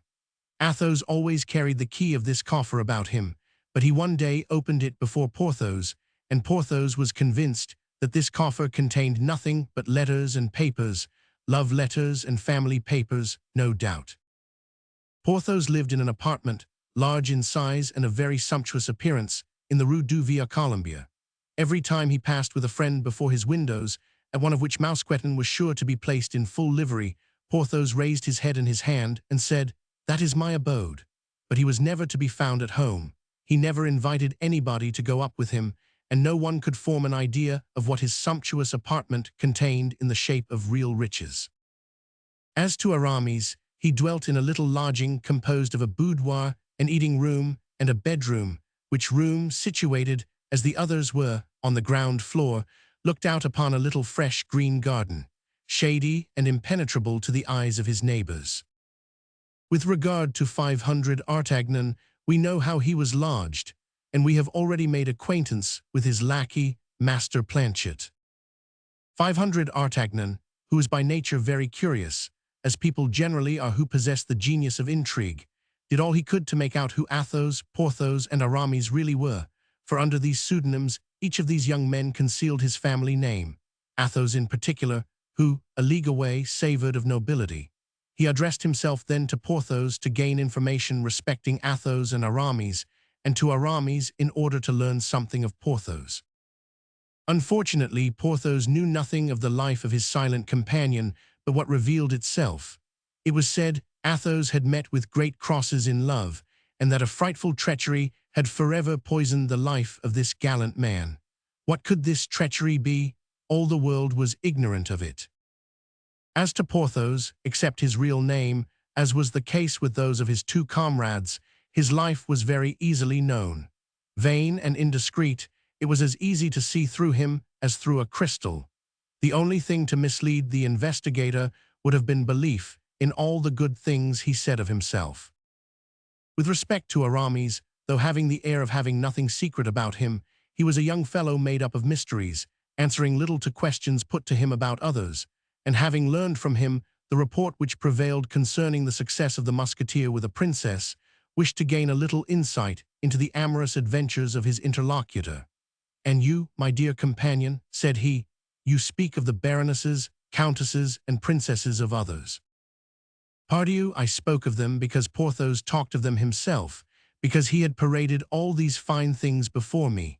But be assured, my dear Monsieur d'Artagnan, that if I had obtained them from any other source, or if they had been confided to me, there exists no confessor more discreet than myself." "Oh, I don't doubt that," replied 500 Artagnan, "but it seems to me that you are tolerably familiar with coats of arms, a certain embroidered handkerchief, for instance, to which I owe the honor of your acquaintance." This time Aramis was not angry, but assumed the most modest air, and replied in a friendly tone, "My dear friend, do not forget that I wish to belong to the church, and that I avoid all mundane opportunities. The handkerchief you saw had not been given to me, but it had been forgotten and left at my house by one of my friends. I was obliged to pick it up in order not to compromise him and the lady he loves. As for myself, I neither have, nor desire to have, a mistress, following in that respect the very judicious example of Athos, who has none any more than I have." "But what the devil, you are not a priest, you are a musketeer." "A musketeer for a time, my friend, as the cardinal says, a musketeer against my will, but a churchman at heart, believe me. Athos and Porthos dragged me into this to occupy me. I had, at the moment of being ordained, a little difficulty with, but that would not interest you, and I am taking up your valuable time." "Not at all, it interests me very much," cried 500 Artagnan, "and at this moment I have absolutely nothing to do." "Yes, but I have my breviary to repeat," answered Aramis, "then some verses to compose, which Madame d'Aiguillon begged of me. Then I must go to the Rue Saint-Honore in order to purchase some rouge for Madame de Chevreuse. So you see, my dear friend, that if you are not in a hurry, I am very much in a hurry." Aramis held out his hand in a cordial manner to his young companion, and took leave of him. Notwithstanding all the pains he took, 500 Artagnan was unable to learn any more concerning his three new-made friends. He formed, therefore, the resolution of believing for the present all that was said of their past, hoping for more certain and extended revelations in the future. In the meanwhile, he looked upon Athos as an Achilles, Porthos as an Ajax, and Aramis as a Joseph. As to the rest, the life of the four young friends was joyous enough. Athos played, and that as a rule, unfortunately. Nevertheless, he never borrowed a sou of his companions, although his purse was ever at their service, and when he had played upon honor, he always awakened his creditor by 6 o'clock the next morning to pay the debt of the preceding evening. Porthos had his fits. On the days when he won, he was insolent and ostentatious. If he lost, he disappeared completely for several days, after which he reappeared with a pale face and thinner person, but with money in his purse. As to Aramis, he never played. He was the worst musketeer and the most unconvivial companion imaginable. He had always something or other to do. Sometimes in the midst of dinner, when everyone, under the attraction of wine and in the warmth of conversation, believed they had 2 or 3 hours longer to enjoy themselves at table, Aramis looked at his watch, arose with a bland smile, and took leave of the company to go, as he said, to consult a casuist with whom he had an appointment. At other times, he would return home to write a treatise, and requested his friends not to disturb him. At this Athos would smile, with his charming, melancholy smile, which so became his noble countenance, and Porthos would drink, swearing that Aramis would never be anything but a village cure. Planchet, 500 Artagnan's valet, supported his good fortune nobly. He received 30 sous per day, and for a month he returned to his lodgings gay as a chaffinch and affable toward his master. When the wind of adversity began to blow upon the housekeeping of the Rue des Fosses, that is to say, when the 40 pistoles of King Louis Roman XIII were consumed, or nearly so, he commenced complaints which Athos thought nauseous, Porthos indecent, and Aramis ridiculous. Athos counseled 500 Artagnan to dismiss the fellow. Porthos was of the opinion that he should give him a good thrashing first, and Aramis contended that a master should never attend to anything but the civilities paid to him. "This is all very easy for you to say," replied 500 Artagnan. "For you, Athos, who live like a dumb man with Grimaud, who forbid him to speak, and consequently never exchange ill words with him. For you, Porthos, who carry matters in such a magnificent style, and are a god to your valet Mousqueton, and for you, Aramis, who, always abstracted by your theological studies, inspire your servant, Bazin, a mild, religious man, with a profound respect. But for me, who am without any settled means and without resources, for me, who am neither a musketeer nor even a guardsman, what am I to do to inspire either the affection, the terror, or the respect in Planchet?" "This is serious," answered the three friends. "It is a family affair. It is with valets as with wives. They must be placed at once upon the footing in which you wish them to remain. Reflect upon it." 500 Artagnan did reflect, and resolved to thrash Planchet provisionally, which he did with the conscientiousness that 500 Artagnan carried into everything. After having well beaten him, he forbade him to leave his service without his permission. "For," added he, "the future cannot fail to mend. I inevitably look for better times. Your fortune is therefore made if you remain with me, and I am too good a master to allow you to miss such a chance by granting you the dismissal you require." This manner of acting roused much respect for 500 Artagnan's policy among the musketeers. Planchet was equally seized with admiration and said no more about going away.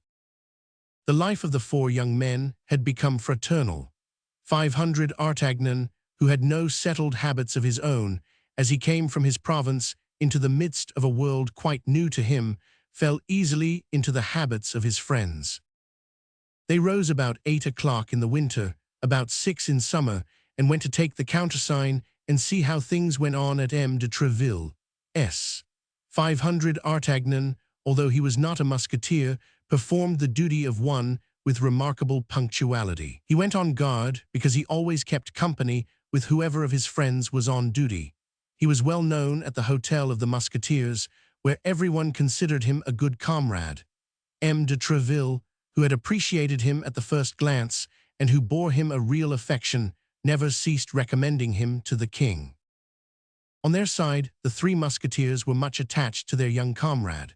The friendship which united these four men, and the need they felt of seeing another 3 or 4 times a day, whether for dueling, business, or pleasure, caused them to be continually running after one another like shadows, and the inseparables were constantly to be met with seeking one another, from the Luxembourg to the Place Saint-Sulpice, or from the Rue du Via Columbia to the Luxembourg.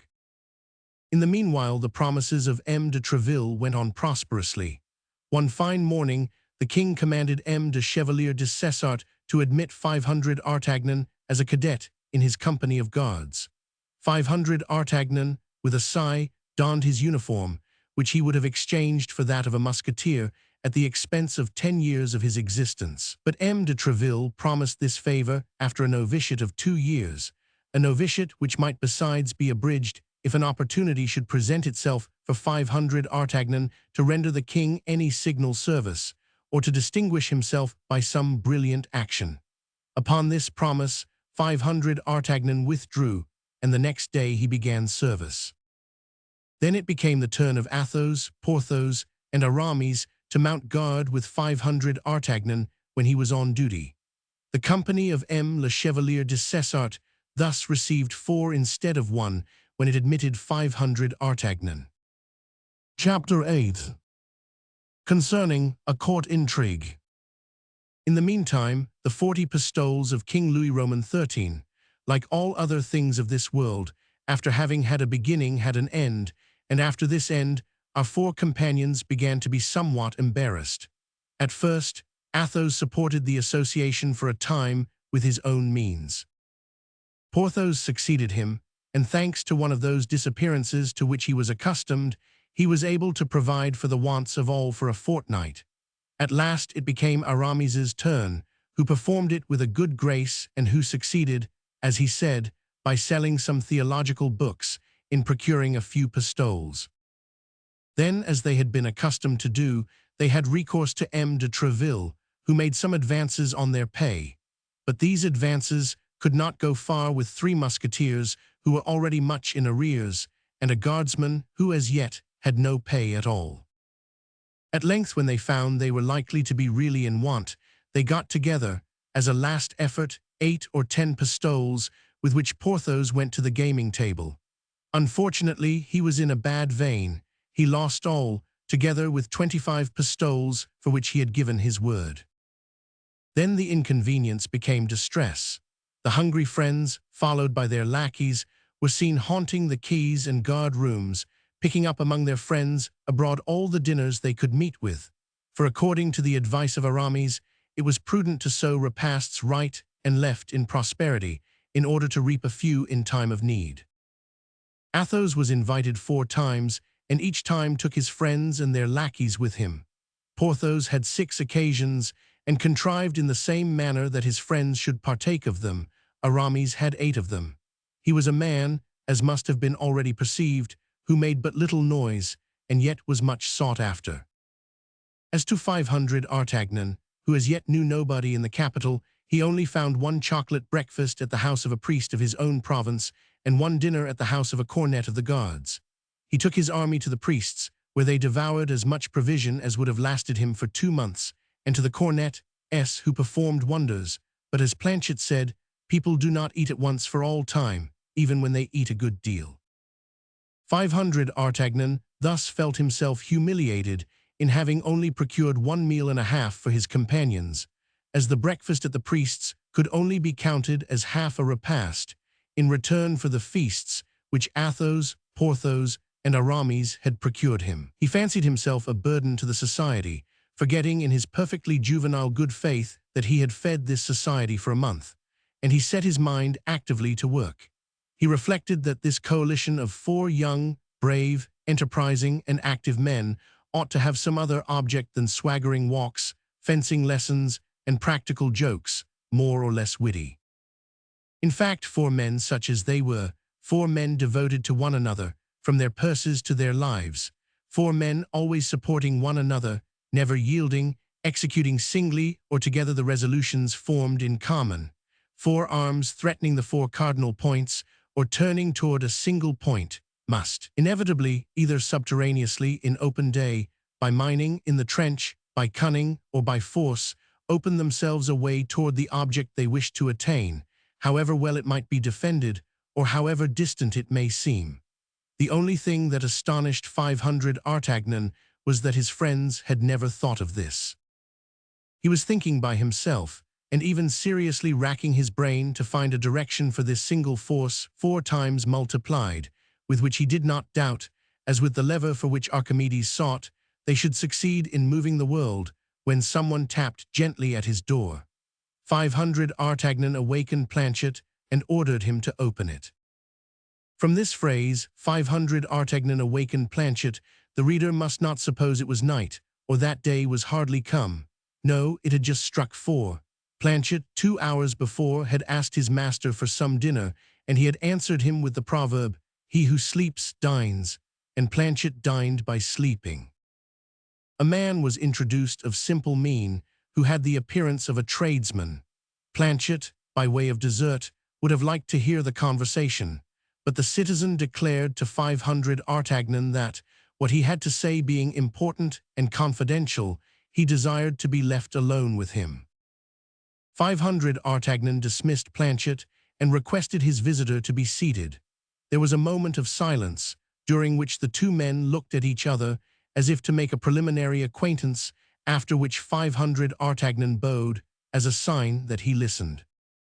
"I have heard Monsieur d'Artagnan spoken of as a very brave young man," said the citizen, "and this reputation, which he justly enjoys, had decided me to confide a secret to him."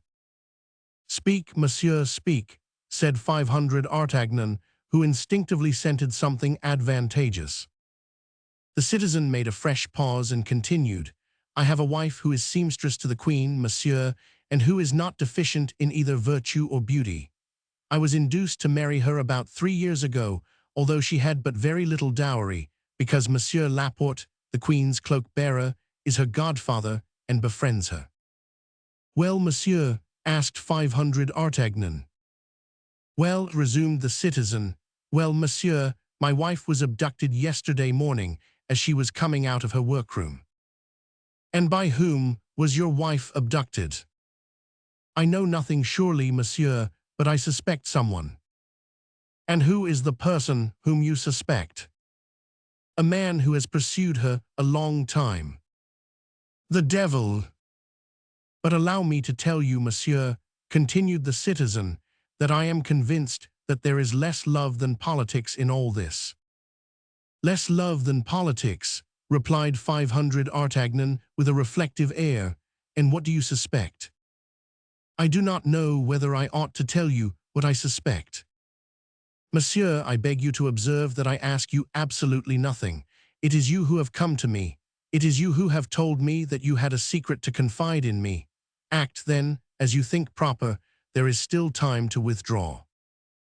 "No, monsieur, no. You appear to be an honest young man, and I will have confidence in you. I believe, then, that it is not on account of any intrigues of her own that my wife has been arrested, but because of those of a lady much greater than herself." Can it be on account of the amours of Madame de Bois-Tracy?" said 500 Artagnan, wishing to have the air, in the eyes of the citizen, of being posted as to court affairs. "Higher, monsieur, higher." "Of Madame d'Aiguillon?" "Still higher." "Of Madame de Chevreuse?" "Higher, much higher." "Of the 500 Artagnan checked himself. "Yes, monsieur," replied the terrified citizen, in a tone so low that he was scarcely audible. "And with whom?" "With whom can it be, if not the Duke of—" "The Duke of—" "Yes, monsieur," replied the citizen, giving a still fainter intonation to his voice. "But how do you know all this?" "How do I know it?" "Yes, how do you know it? No half-confidence, or you understand." "I know it from my wife, monsieur, from my wife herself."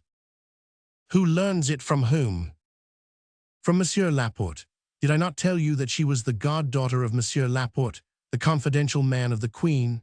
Well, Monsieur Laporte placed her near Her Majesty in order that our poor Queen might at least have someone in whom she could place confidence, abandoned as she is by the King, watched as she is by the Cardinal, betrayed as she is by everybody."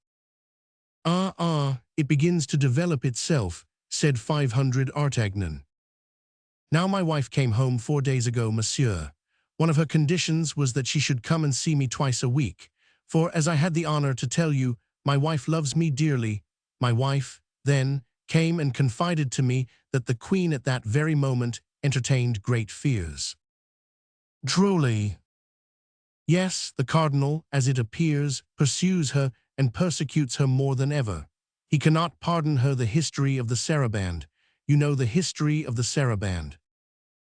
Pardieu, know it, replied 500 Artagnan, who knew nothing about it, but who wished to appear to know everything that was going on. So that now it is no longer hatred, but vengeance. Indeed. And the Queen believes. Well, what does the Queen believe? She believes that someone has written to the Duke of Buckingham in her name. In the Queen's name. Yes, to make him come to Paris, and when once come to Paris, to draw him into some snare. The devil, but your wife, monsieur, what has she to do with all this? Her devotion to the Queen is known, and they wish either to remove her from her mistress, or to intimidate her, in order to obtain her Majesty's secrets, or to seduce her and make use of her as a spy. That is likely, said 500 Artagnan, but the man who has abducted her, do you know him? I have told you that I believe I know him. His name? I do not know that. What I do know is that he is a creature of the Cardinal, his evil genius. But you have seen him. Yes, my wife pointed him out to me one day. Has he anything remarkable about him by which one may recognize him? Oh, certainly, he is a noble of very lofty carriage, black hair, swarthy complexion, piercing eye, white teeth, and has a scar on his temple. A scar on his temple, cried 500 Artagnan, and with that, white teeth, a piercing eye, dark complexion, black hair, and haughty carriage, why, that's my man of Meun. He is your man, do you say? Yes, yes, but that has nothing to do with it. No, I am wrong. On the contrary, that simplifies the matter greatly. If your man is mine, with one blow I shall obtain 2 revenges, that's all. But where to find this man? I know not. Have you no information as to his abiding place? None. One day, as I was conveying my wife back to the Louvre, he was coming out as she was going in, and she showed him to me. The devil, murmured 500 Artagnan, all this is vague enough. From whom have you learned of the abduction of your wife? From Monsieur Laporte. Did he give you any details? He knew none himself. And you have learned nothing from any other quarter? Yes, I have received. What? I fear I am committing a great imprudence. You always come back to that, but I must make you see this time that it is too late to retreat.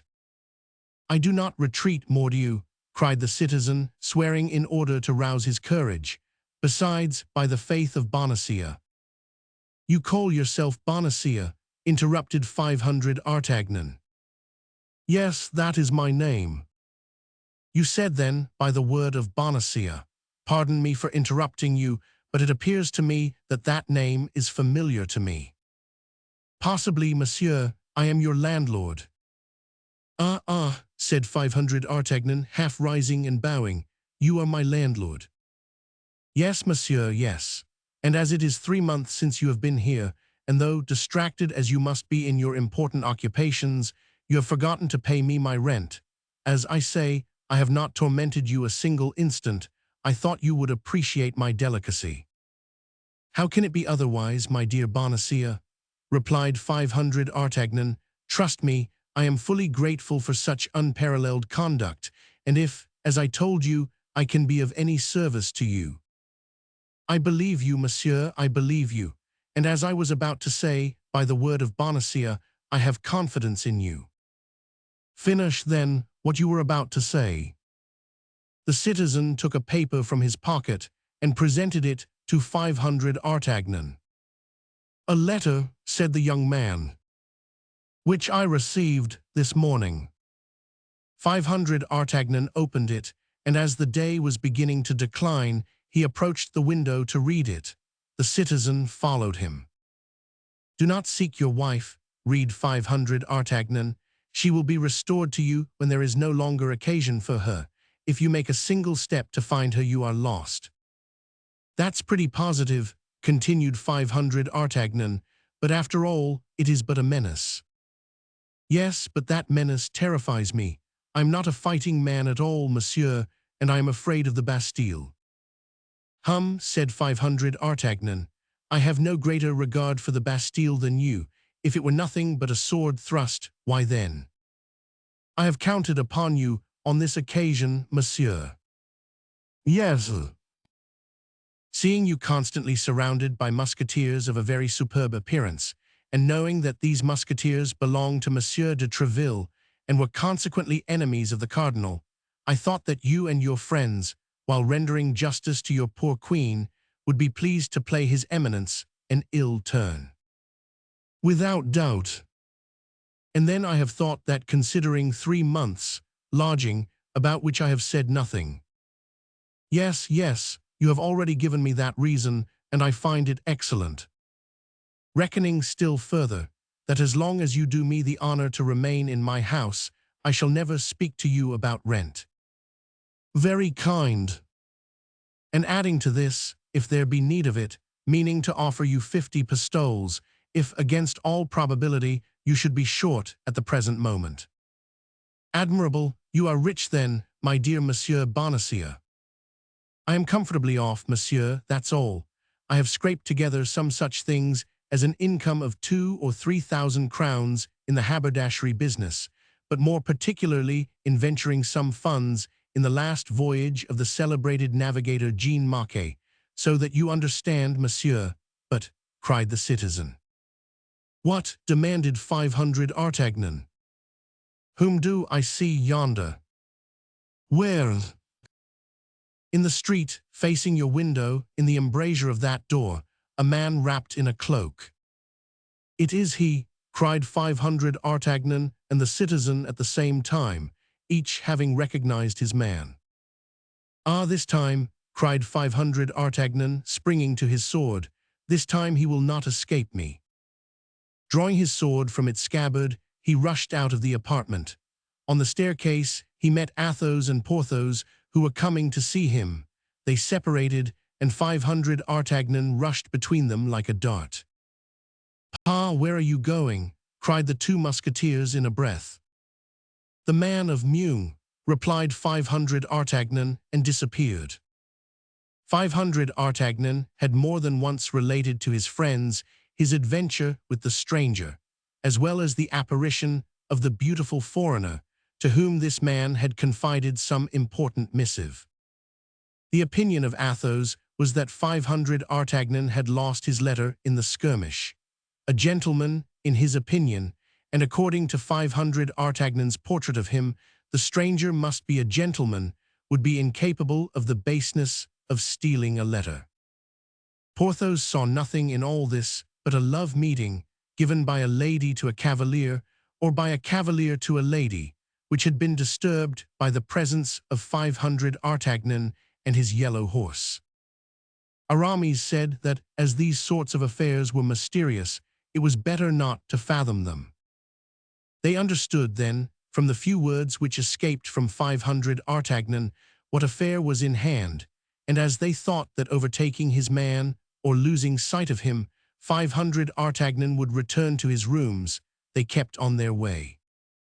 When they entered 500 Artagnan's chamber, it was empty. The landlord, dreading the consequences of the encounter which was doubtless about to take place between the young man and the stranger, had, consistent with the character he had given himself, judged it prudent to decamp. Chapter 9. D'Artagnan shows himself. As Athos and Porthos had foreseen, at the expiration of a half-hour, 500 Artagnan returned. He had again missed his man, who had disappeared as if by enchantment. 500 Artagnan had run, sword in hand, through all the neighboring streets, but had found nobody resembling the man he sought for. Then he came back to the point where perhaps he ought to have begun, and that was to knock at the door against which the stranger had leaned. But this proved useless, for though he knocked 10 or 12 times in succession, no one answered, and some of the neighbors, who put their noses out of their windows or were brought to their doors by the noise, had assured him that that house, all the openings of which were tightly closed, had not been inhabited for 6 months.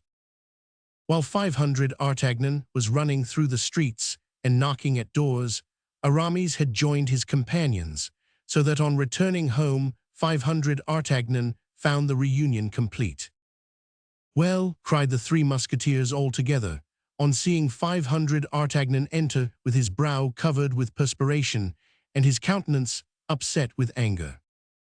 "Well," cried he, throwing his sword upon the bed, "this man must be the devil in person.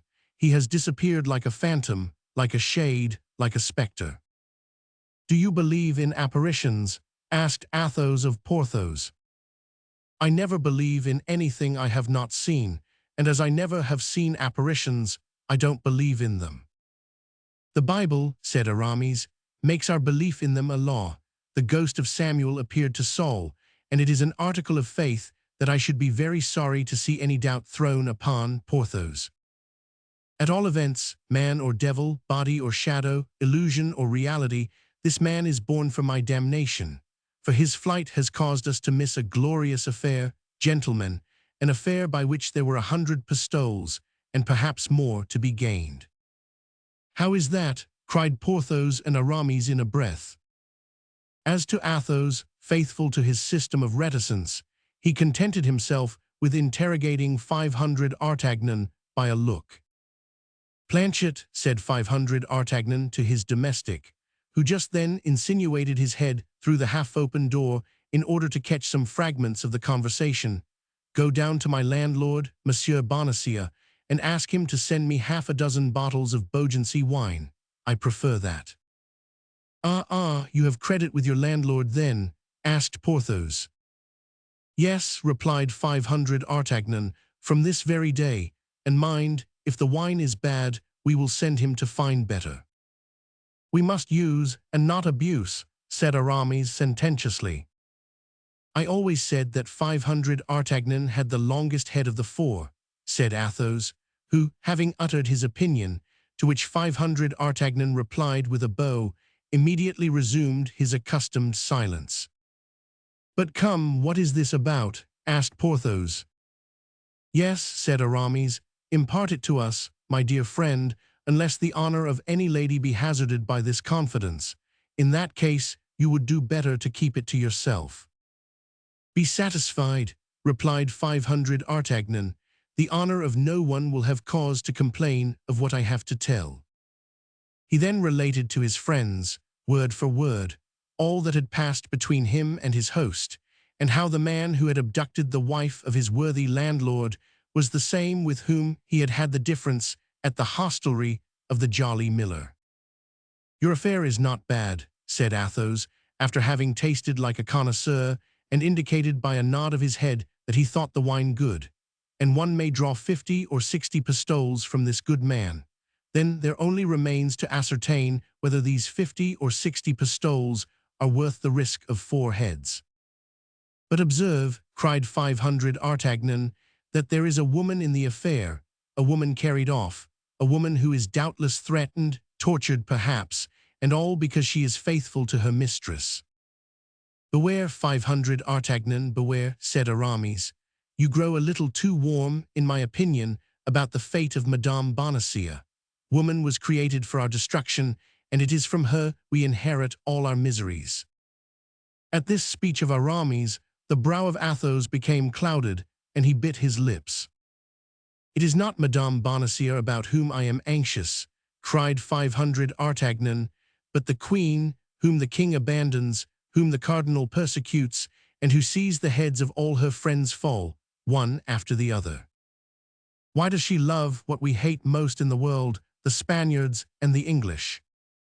"Spain is her country," replied 500 Artagnan, "and it is very natural that she should love the Spanish, who are the children of the same soil as herself. As to the second reproach, I have heard it said that she does not love the English, but an Englishman."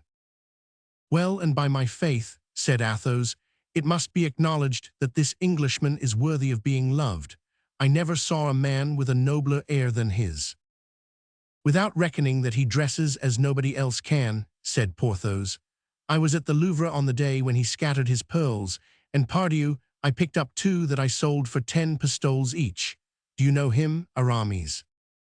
As well as you do, gentlemen, for I was among those who seized him in the garden at Amiens, into which Monsieur Putange, the Queen's equerry, introduced me. I was at school at the time, and the adventure appeared to me to be cruel for the king.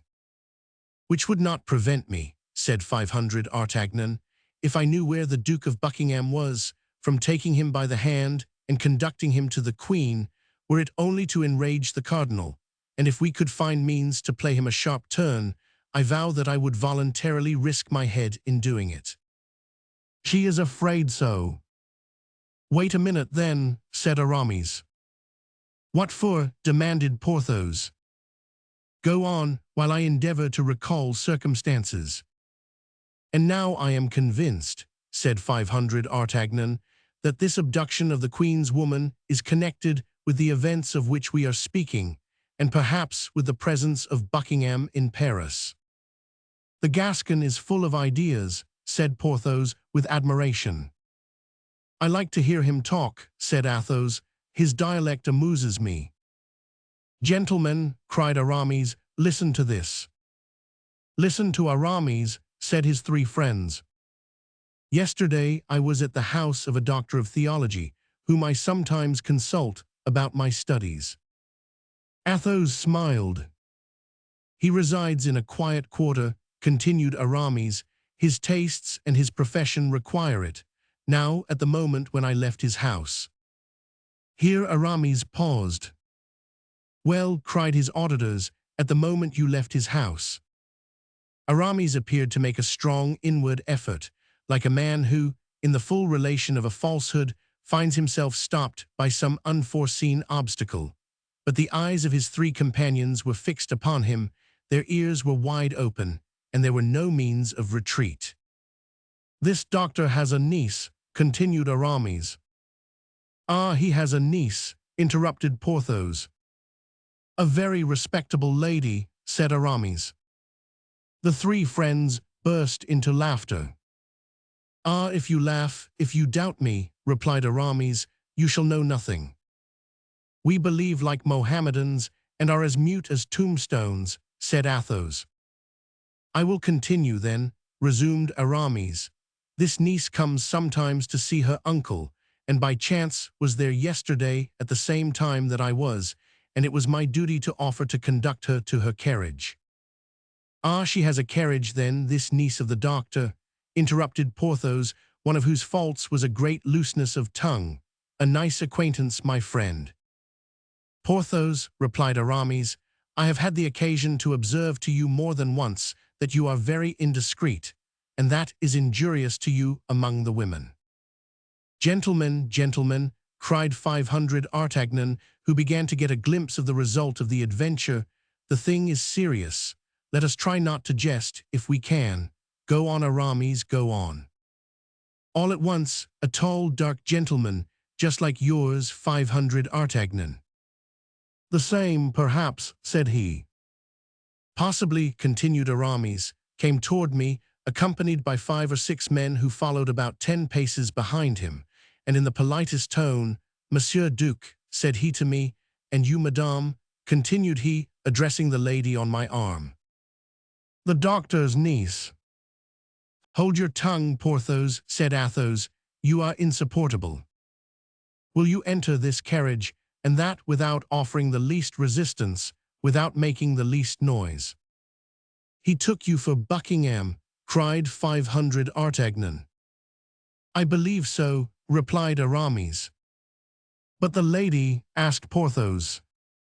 He took her for the Queen, said 500 Artagnan. Just so, replied Aramis.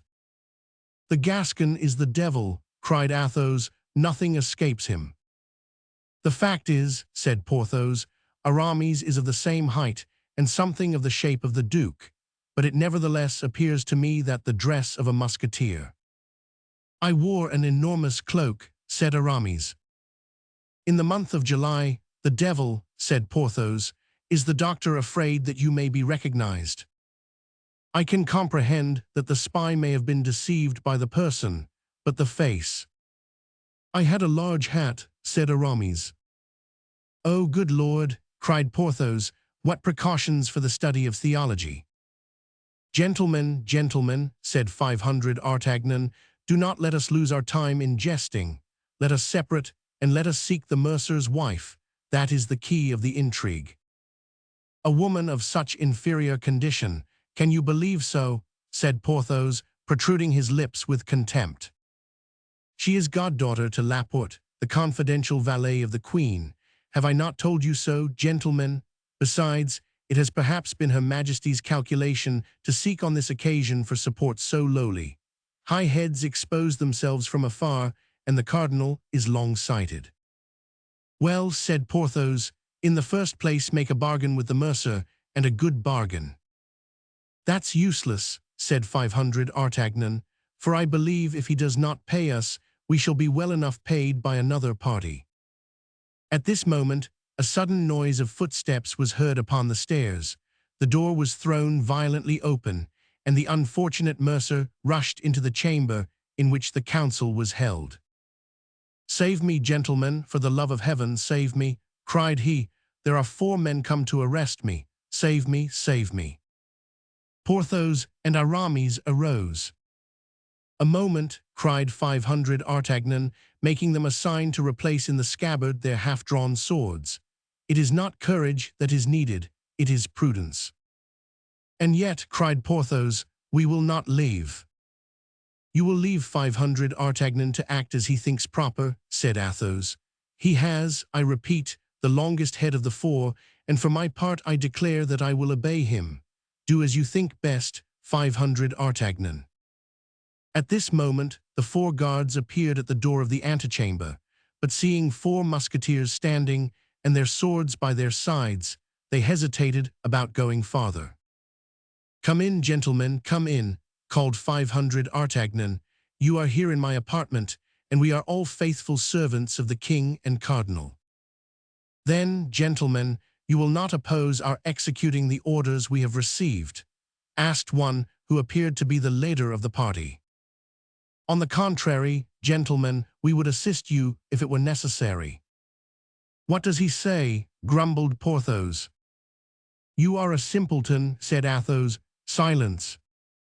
"But you promised me," whispered the poor mercer. "We can only save you by being free ourselves," replied 500 Artagnan in a rapid, low tone. "And if we appear inclined to defend you, they will arrest us with you." "It seems, nevertheless." "Come, gentlemen, come," said 500 Artagnan aloud. "I have no motive for defending Monsieur. I saw him today for the first time, and he can tell you on what occasion. He came to demand the rent of my lodging. Is that not true, Monsieur Bonacieux? Answer." "That is the very truth," cried the mercer, "but Monsieur does not tell you." "Silence with respect to me, silence with respect to my friends. Silence about the Queen, above all, or you will ruin everybody without saving yourself. Come, come, gentlemen, remove the fellow." And 500 Artagnan pushed the half-stupefied mercer among the guards, saying to him, "You are a shabby old fellow, my dear. You come to demand money of me of a musketeer, to prison with him. Gentlemen, once more, take him to prison, and keep him under key as long as possible. That will give me time to pay him." The officers were full of thanks, and took away their prey. As they were going down, 500 Artagnan laid his hand on the shoulder of their leader. "May I not drink to your health, and you to mine?" said 500 Artagnan, filling 2 glasses with the Beaugency wine which he had obtained from the liberality of M. Bonacieux. "That will do me great honor," said the leader of the posse, "and I accept thankfully." "Then to yours, monsieur, what is your name?" "Boisrenard." "Monsieur Boisrenard." "To yours, my gentleman, what is your name, in your turn, if you please?" 500 Artagnan. "To yours, monsieur." "And above all others," cried 500 Artagnan, as if carried away by his enthusiasm, "to that of the king and the cardinal." The leader of the posse would perhaps have doubted the sincerity of 500 Artagnan if the wine had been bad, but the wine was good, and he was convinced. "What diabolical villainy you have performed here," said Porthos, when the officer had rejoined his companions and the four friends found themselves alone. "Shame, shame, for four musketeers to allow an unfortunate fellow who cried for help to be arrested in their midst, and a gentleman to hobnob with a bailiff." "Porthos," said Aramis, "Athos has already told you that you are a simpleton, and I am quite of his opinion. 500 Artagnan, you are a great man, and when you occupy Monsieur de Tréville's place, I will come and ask your influence to secure me an abbey." "Well, I am in a maze," said Porthos. "Do you approve of what 500 Artagnan has done?" "Parbleu, indeed I do," said Athos. "I not only approve of what he has done, but I congratulate him upon it." "And now, gentlemen," said 500 Artagnan, without stopping to explain his conduct to Porthos, "all for one, one for all, that is our motto, is it not?" "And yet," said Porthos. "Hold out your hand and swear," cried Athos and Aramis at once. Overcome by example, grumbling to himself, nevertheless, Porthos stretched out his hand, and the four friends repeated with one voice the formula dictated by 500 Artagnan. "All for one, one for all." "That's well, now let us everyone retire to his own home," said 500 Artagnan, as if he had done nothing but command all his life. "And attention, for from this moment we are at feud with the cardinal." Chapter 10. A mousetrap in the 17th century. The invention of the mousetrap does not date from our days. As soon as societies, informing, had invented any kind of police, that police invented mousetraps. As perhaps our readers are not familiar with the slang of the Rue de Jerusalem, and as it is 15 years since we applied this word for the first time to this thing, allow us to explain to them what is a mousetrap. When in a house of whatever kind it may be, an individual suspected of any crime is arrested, the arrest is held secret. 4 or 5 men are placed in ambuscade in the first room. The door is open to all who knock. It is closed after them, and they are arrested, so that at the end of 2 or 3 days they have in their power almost all the habitués of the establishment, and that is a mousetrap. The apartment of M. Bonacieux then became a mousetrap, and whoever appeared there was taken and interrogated by the cardinal's people. It must be observed that as a separate passage led to the first floor, in which 500 Artagnan lodged, those who called on him were exempted from this detention. Besides, nobody came thither but the 3 musketeers. They had all been engaged in earnest search and inquiries, but had discovered nothing. Athos had even gone so far as to question M. de Tréville, a thing which, considering the habitual reticence of the worthy musketeer, had very much astonished his captain. But M. de Tréville knew nothing, except that the last time he had seen the cardinal, the king, and the queen, the cardinal looked very thoughtful, the king uneasy, and the redness of the queen's eyes donated that she had been sleepless or tearful.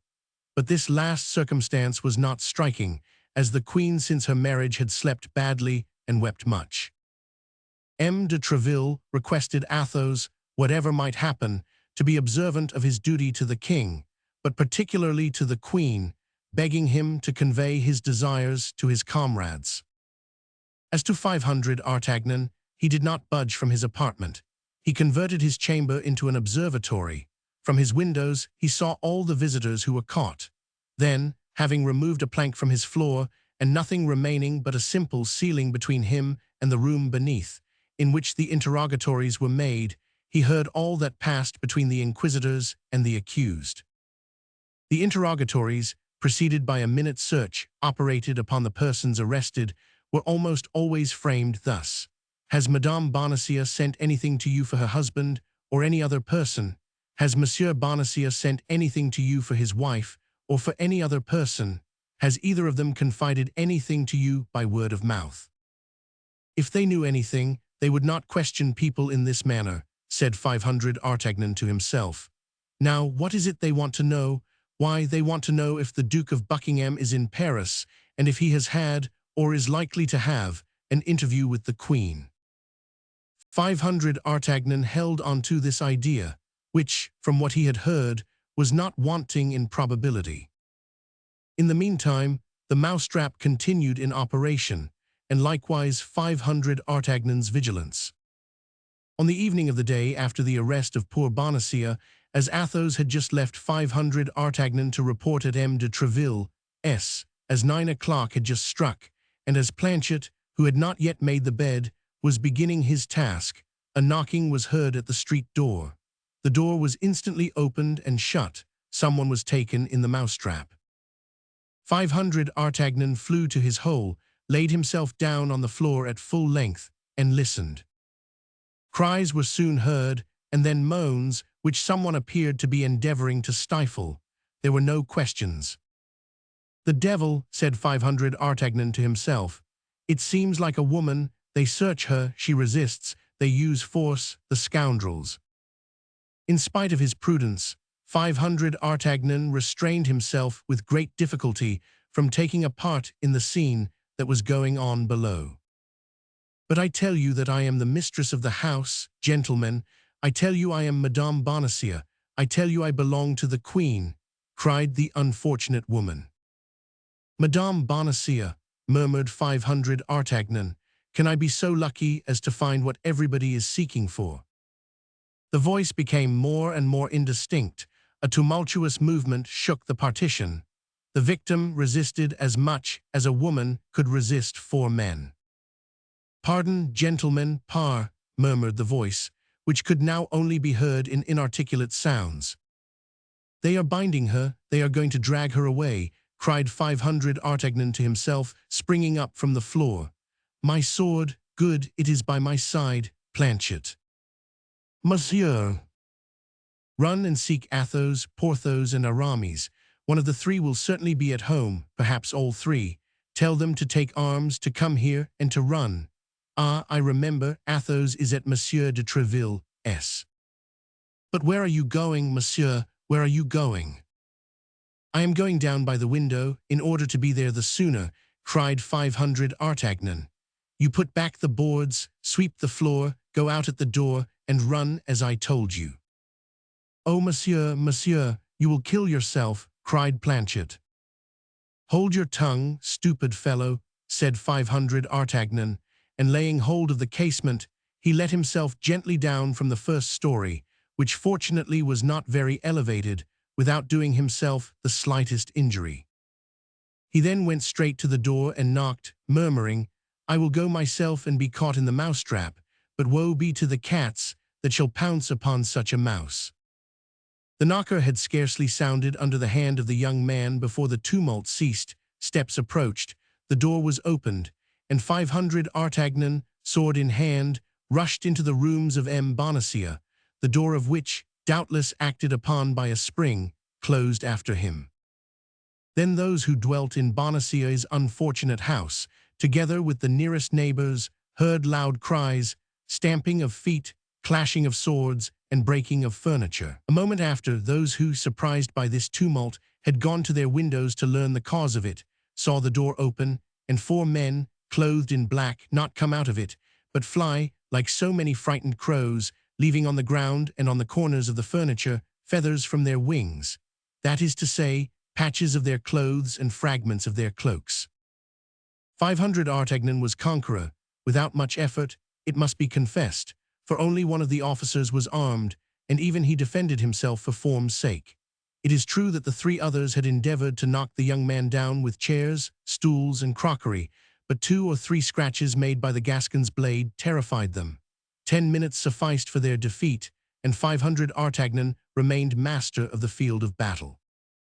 The neighbors who had opened their windows, with the coolness peculiar to the inhabitants of Paris in these times of perpetual riots and disturbances, closed them again as soon as they saw the 4 men in black flee, their instinct telling them that for the time all was over. Besides, it began to grow late, and then, as today, people went to bed early in the quarter of the Luxembourg. On being left alone with Mme. Bonacieux, 500 Artagnan turned toward her. The poor woman reclined where she had been left, half fainting upon an armchair.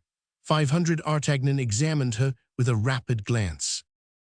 She was a charming woman of 25 or 26 years, with dark hair, blue eyes, and a nose slightly turned up, admirable teeth, and a complexion marbled with rose and opal. There, however, ended the signs which might have confounded her with a lady of rank. The hands were white, but without delicacy. The feet did not bespeak the woman of quality. Happily, 500 Artagnan was not yet acquainted with such niceties. While 500 Artagnan was examining Mme. Bonacieux, and was, as we have said, close to her, he saw on the ground a fine cambric handkerchief, which he picked up, as was his habit, and at the corner of which he recognized the same cipher he had seen on the handkerchief, which had nearly caused him and Aramis to cut each other's throat. From that time, 500 Artagnan had been cautious with respect to handkerchiefs with arms on them, and he therefore placed in the pocket of Mme. Bonacieux the one he had just picked up. At that moment, Mme. Bonacieux recovered her senses. She opened her eyes, looked around her with terror, saw that the apartment was empty and that she was alone with her liberator. She extended her hands to him with a smile. Mme. Bonacieux had the sweetest smile in the world. "Ah, monsieur," said she, "you have saved me. Permit me to thank you." "Madame," said 500 Artagnan, "I have only done what every gentleman would have done in my place. You owe me no thanks." "Oh yes, monsieur, oh yes, and I hope to prove to you that you have not served an ingrate. But what could these men, whom I at first took for robbers, want with me, and why is Monsieur Bonacieux not here?" "Madame, those men were more dangerous than any robbers could have been, for they are the agents of the cardinal. And as to your husband, Monsieur Bonacieux, he is not here because he was yesterday evening conducted to the Bastille." "My husband in the Bastille," cried Mme. Bonacieux. "Oh my God, what has he done? Poor dear man, he is innocence itself." And something like a faint smile lighted the still terrified features of the young woman. "What has he done, madame?" said 500 Artagnan. "I believe that his only crime is to have at the same time the good fortune and the misfortune to be your husband." "But monsieur, you know then." "I know that you have been abducted, madame." "And by whom? Do you know him? Oh, if you know him, tell me." "By a man of from 40 to 45 years, with black hair, a dark complexion, and a scar on his left temple." That is he, but his name?" "Ah, his name, I do not know that." "And did my husband know I had been carried off?" "He was informed of it by a letter, written to him by the abductor himself." "And does he suspect," said Mme. Bonacieux with some embarrassment, "the cause of this event?" "He attributed it, I believe, to a political cause." "I doubted from the first, and now I think entirely as he does. Then my dear Monsieur Bonacieux has not suspected me a single instant." "So far from it, madame, he was too proud of your prudence, and above all, of your love." A second smile, almost imperceptible, stole over the rosy lips of the pretty young woman. "But," continued 500 Artagnan, "how did you escape?" "I took advantage of a moment when they left me alone, and as I had known since morning the reason of my abduction, with the help of the sheets, I let myself down from the window. Then, as I believed my husband would be at home, I hastened hither." "To place yourself under his protection?" "Oh no, poor dear man. I knew very well that he was incapable of defending me, but as he could serve us in other ways, I wished to inform him." "Of what?" "Oh, that is not my secret. I must not therefore tell you." "Besides," said 500 Artagnan, "pardon me, madame, if guardsman as I am, I remind you of prudence. Besides, I believe we are not here in a very proper place for imparting confidences. The men I have put to flight will return reinforced. If they find us here, we are lost. I have sent for 3 of my friends, but who knows whether they were at home." "Yes, yes, you are right," cried the affrighted Mme. Bonacieux. "Let us fly, let us save ourselves." At these words, she passed her arm under that of 500 Artagnan, and urged him forward eagerly. "But whither shall we fly, whither escape?" Let us first withdraw from this house, afterward we shall see. The young woman and the young man, without taking the trouble to shut the door after them, descended the Rue des Fosses rapidly, turned into the Rue des Fosses Monsieur le Prince, and did not stop till they came to the place Saint-Sulpice. "And now what are we to do, and where do you wish me to conduct you?" asked 500 Artagnan. "I am at quite a loss how to answer you, I admit," said Bonacieux. "My intention was to inform Monsieur Laporte, through my husband, in order that Monsieur Laporte might tell us precisely what had taken place at the Louvre in the last 3 days, and whether there is any danger in presenting myself there." "But I," said 500 Artagnan, "can go and inform Monsieur Laporte."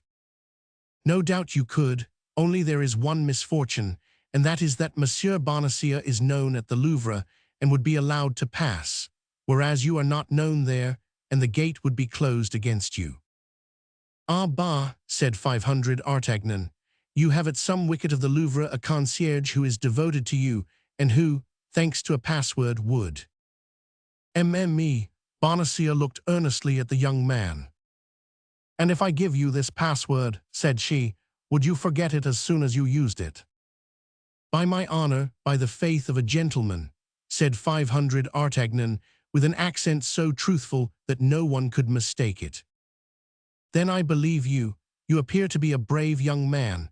Besides, your fortune may perhaps be the result of your devotedness. I will do, without a promise and voluntarily, all that I can do to serve the king and be agreeable to the queen. Dispose of me, then, as a friend." "But where shall I go meanwhile? Is there nobody from whose house Monsieur Laporte can come and fetch you?" "No, I can trust nobody." "Stop," said 500 Artagnan, "we are near Athos's door. Yes, here it is." "Who is this Athos?" "One of my friends." "But if he should be at home and see me?" "He is not at home, and I will carry away the key, after having placed you in his apartment." "But if he should return?" "Oh, he won't return, and if he should, he will be told that I have brought a woman with me, and that woman is in his apartment." "But that will compromise me sadly, you know." "Of what consequence? Nobody knows you. Besides, we are in a situation to overlook ceremony." "Come then, let us go to your friend's house. Where does he live?" "Rue Férou, 2 steps from here." "Let us go." Both resumed their way. As 500 Artagnan had foreseen, Athos was not within. He took the key, which was customarily given him as one of the family, ascended the stairs, and introduced Bonacieux into the little apartment of which we have given a description. "You are at home," said he. "Remain here, fasten the door inside, and open it to nobody unless you hear 3 taps like this." And he tapped thrice, 2 taps close together and pretty hard, the other after an interval and lighter. "That is well," said Bonacieux. "Now, in my turn, let me give you my instructions." "I am all attention." "Present yourself at the wicket of the Louvre, on the side of the Rue de l'Echelle, and ask for Germain." "Well, and then?"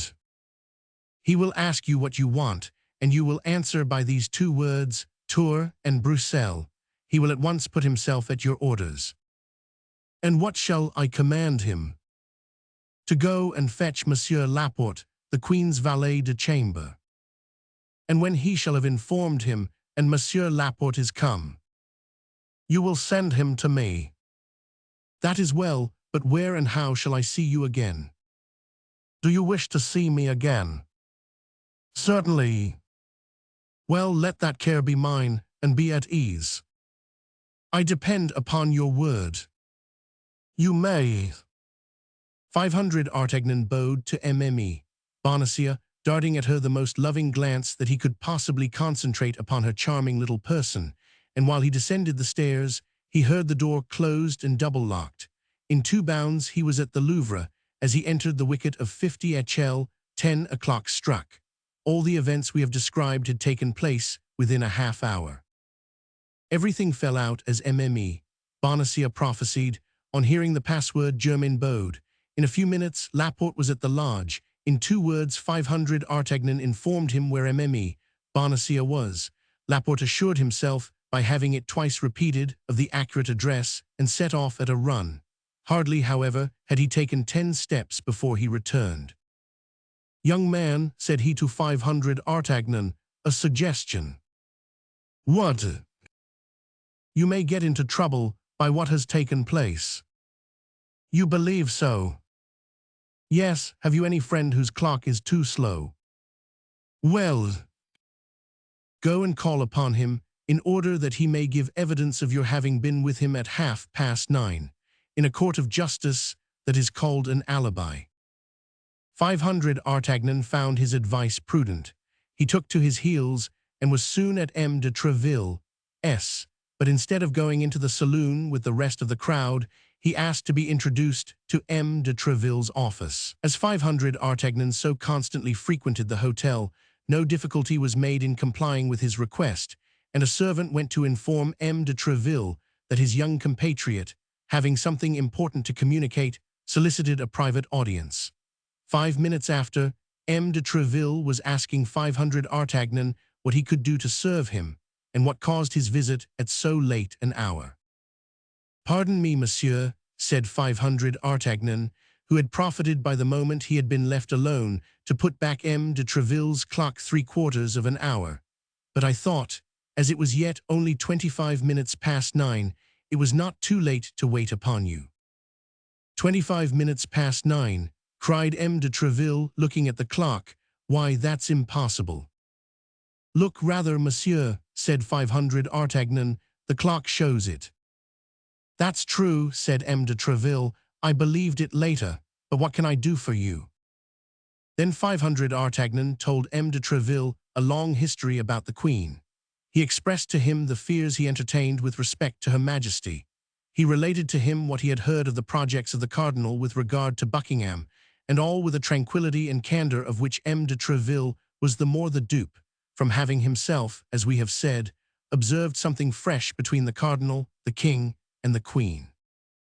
As 10 o'clock was striking, 500 Artagnan left M. de Treville, who thanked him for his information, recommended him to have the service of the king and queen always at heart, and returned to the saloon.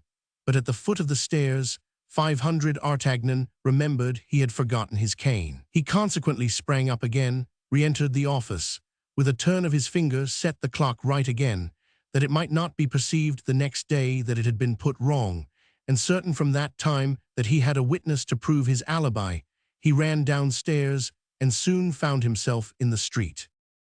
Chapter 11, in which the plot thickens.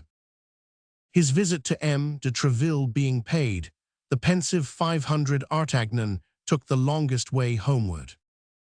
On what was 500 Artagnan thinking, that he strayed thus from his path, gazing at the stars of heaven, and sometimes sighing, sometimes smiling? He was thinking of Mme. Bonacieux. For an apprentice musketeer, the young woman was almost an ideal of love. Pretty, mysterious, initiated in almost all the secrets of the court, which reflected such a charming gravity over her pleasing features, it might be surmised that she was not wholly unmoved, and this is an irresistible charm to novices in love. Moreover, 500 Artagnan had delivered her from the hands of the demons who wished to search and ill-treat her, and this important service had established between them one of those sentiments of gratitude which so easily assume a more tender character. 500 Artagnan already fancied himself, so rapid is the flight of our dreams upon the wings of imagination, accosted by a messenger from the young woman, who brought him some billet appointing a meeting, a gold chain, or a diamond. We have observed that young cavaliers received presents from their king without shame. Let us add that in these times of lax morality, they had no more delicacy with respect to the mistresses, and that the latter almost always left them valuable and durable remembrances, as if they essayed to conquer the fragility of their sentiments by the solidity of their gifts. Without a blush, men made their way in the world by the means of women blushing. Such as were only beautiful gave their beauty, whence, without doubt, comes the proverb, the most beautiful girl in the world can only give what she has. Such as were rich gave in addition a part of their money, and a vast number of heroes of that gallant period may be cited who would neither have won their spurs in the first place, nor their battles afterward, without the purse, more or less furnished, which their mistress fastened to the saddle bow. 500 Artagnan owned nothing. Provincial diffidence, that slight varnish, the ephemeral flower, that down of the peach, had evaporated to the winds through the little orthodox counsels which the three musketeers gave their friend. 500 Artagnan, following the strange custom of the times, considered himself at Paris as on a campaign, neither more nor less than if he had been in Flanders, Spain yonder, woman here. In each there was an enemy to contend with, and contributions to be levied. But we must say, at the present moment, 500 Artagnan was ruled by a feeling much more noble and disinterested. The mercer had said that he was rich. The young man might easily guess that with so weak a man as M. Bonacieux, and interest was almost foreign to this commencement of love, which had been the consequence of it. We say almost, for the idea that a young, handsome, kind, and witty woman is at the same time rich takes nothing from the beginning of love, but on the contrary strengthens it. There are in affluence a crowd of aristocratic cares and caprices which are highly becoming to beauty. A fine and white stocking, a silken robe, a lace kerchief, a pretty slipper on the foot, a tasty ribbon on the head do not make an ugly woman pretty, but they make a pretty woman beautiful, without reckoning the hands, which gain by all this. The hands, among women particularly, to be beautiful must be idle. Then 500 Artagnan, as the reader, from whom we have not concealed the state of his fortune, very well knows, 500 Artagnan was not a millionaire. He hoped to become one some day, but the time which in his own mind he fixed upon for this happy change was still far distant. In the meanwhile, how disheartening to see the woman one loves long for those thousands of nothings which constitute a woman's happiness, and be unable to give her those thousands of nothings. At least, when the woman is rich and the lover is not, that which he cannot offer she offers to herself, and although it is generally with her husband's money that she procures herself this indulgence, the gratitude for it seldom reverts to him. Then 500 Artagnan, disposed to become the most tender of lovers, was at the same time a very devoted friend. In the midst of his amorous projects for the mercer's wife, he did not forget his friends. The pretty Mme. Bonacieux was just the woman to walk with in the plain Saint-Denis or in the fair of Saint-Germain in company with Athos, Porthos, and Aramis, to whom 500 Artagnan had often remarked this.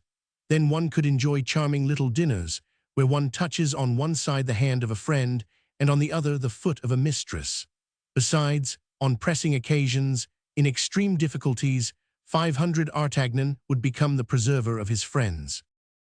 And M. Bonacieux, whom 500 Artagnan had pushed into the hands of the officers, denying him aloud, although he had promised in a whisper to save him. We are compelled to admit to our readers that 500 Artagnan thought nothing about him in any way, or that if he did think of him, it was only to say to himself that he was very well where he was, wherever it might be. Love is the most selfish of all the passions. Let our readers reassure themselves. If 500 Artagnan forgets his host, or appears to forget him, under the pretense of not knowing where he has been carried, we will not forget him, and we know where he is.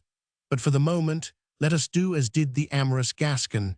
We will see after the worthy mercer later.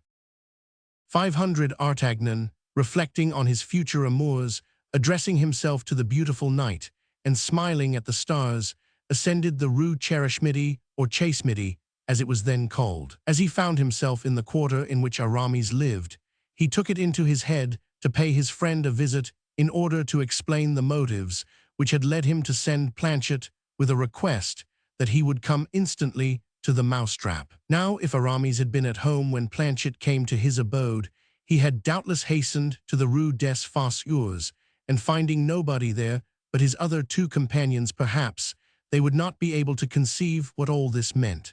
This mystery required an explanation, at least, so 500 Artagnan declared to himself. He likewise thought this was an opportunity for talking about pretty little Mme. Bonacieux, of whom his head, if not his heart, was already full. We must never look for discretion in first love. First love is accompanied by such excessive joy that unless the joy be allowed to overflow, it will stifle you. Paris for 2 hours past had been dark and seemed a desert. 11 o'clock sounded from all the clocks of the Faubourg Saint-Germain. It was delightful weather. 500 Artagnan was passing along a lane on the spot where the Rue d'Assas is now situated, breathing the balmy emanations which were borne upon the wind from the Rue de Vaugirard, and which arose from the gardens, refreshed by the dews of evening and the breeze of night. From a distance resounded, deadened, however, by good shutters, the songs of the tipplers, enjoying themselves in the cabarets scattered along the plain. Arrived at the end of the lane, 500 Artagnan turned to the left. The house in which Aramis dwelt was situated between the Rue Cassette and the Rue Servandoni. 500 Artagnan had just passed the Rue Cassette and already perceived the door of his friend's house, shaded by a mass of sycamores and clematis which formed a vast arch opposite the front of it, when he perceived something like a shadow issuing from the Rue Servandoni. This something was enveloped in a cloak, and 500 Artagnan at first believed it was a man, but by the smallness of the form, the hesitation of the walk, and the indecision of the step, he soon discovered that it was a woman. Further, this woman, as if not certain of the house she was seeking, lifted up her eyes to look around her, stopped, went backward, and then returned again. 500 Artagnan was perplexed. "Shall I go and offer her my services?" thought he. "By her step she must be young, perhaps she is pretty. Oh, yes, but a woman who wanders in the streets at this hour only ventures out to meet her lover. If I should disturb a rendezvous, that would not be the best means of commencing an acquaintance." Meantime the young woman continued to advance, counting the houses and windows. This was neither long nor difficult. There were but 3 hotels in this part of the street, and only 2 windows looking toward the road, one of which was in a pavilion parallel to that which Aramis occupied, the other belonging to Aramis himself.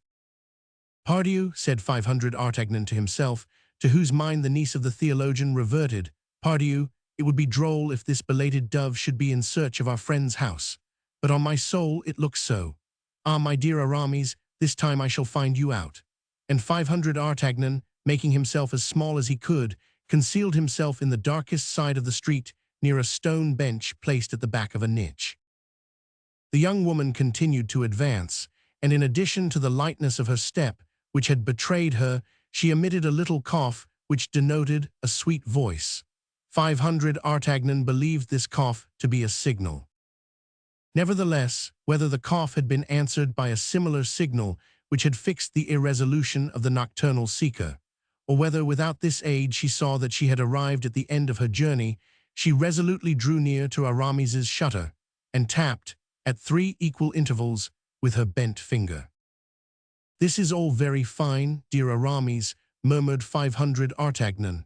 "Ah, Monsieur Hypocrite, I understand how you study theology." The 3 blows were scarcely struck, when the inside blind was opened, and a light appeared through the panes of the outside shutter. "Ah," said the listener, "not through doors, but through windows. Ah, this visit was expected. We shall see the windows open, and the lady enter by escalade. Very pretty." But to the great astonishment of 500 Artagnan, the shutter remained closed.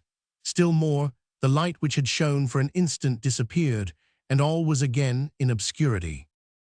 500 Artagnan thought this could not last long, and continued to look with all his eyes and listen with all his ears. He was right. At the end of some seconds, 2 sharp taps were heard inside. The young woman in the street replied by a single tap, and the shutter was opened a little way. It may be judged whether 500 Artagnan looked or listened with avidity. Unfortunately, the light had been removed into another chamber, but the eyes of the young man were accustomed to the night. Besides, the eyes of the Gascons have, as it is asserted, like those of cats, the faculty of seeing in the dark. 500 Artagnan then saw that the young woman took from her pocket a white object, which she unfolded quickly, and which took the form of a handkerchief. She made her interlocutor observe the corner of this unfolded object. This immediately recalled to 500 Artagnan's mind the handkerchief which he had found at the feet of Mme. Bonacieux, which had reminded him of that which he had dragged from under the feet of Aramis. What the devil could that handkerchief signify? Placed where he was, 500 Artagnan could not perceive the face of Aramis.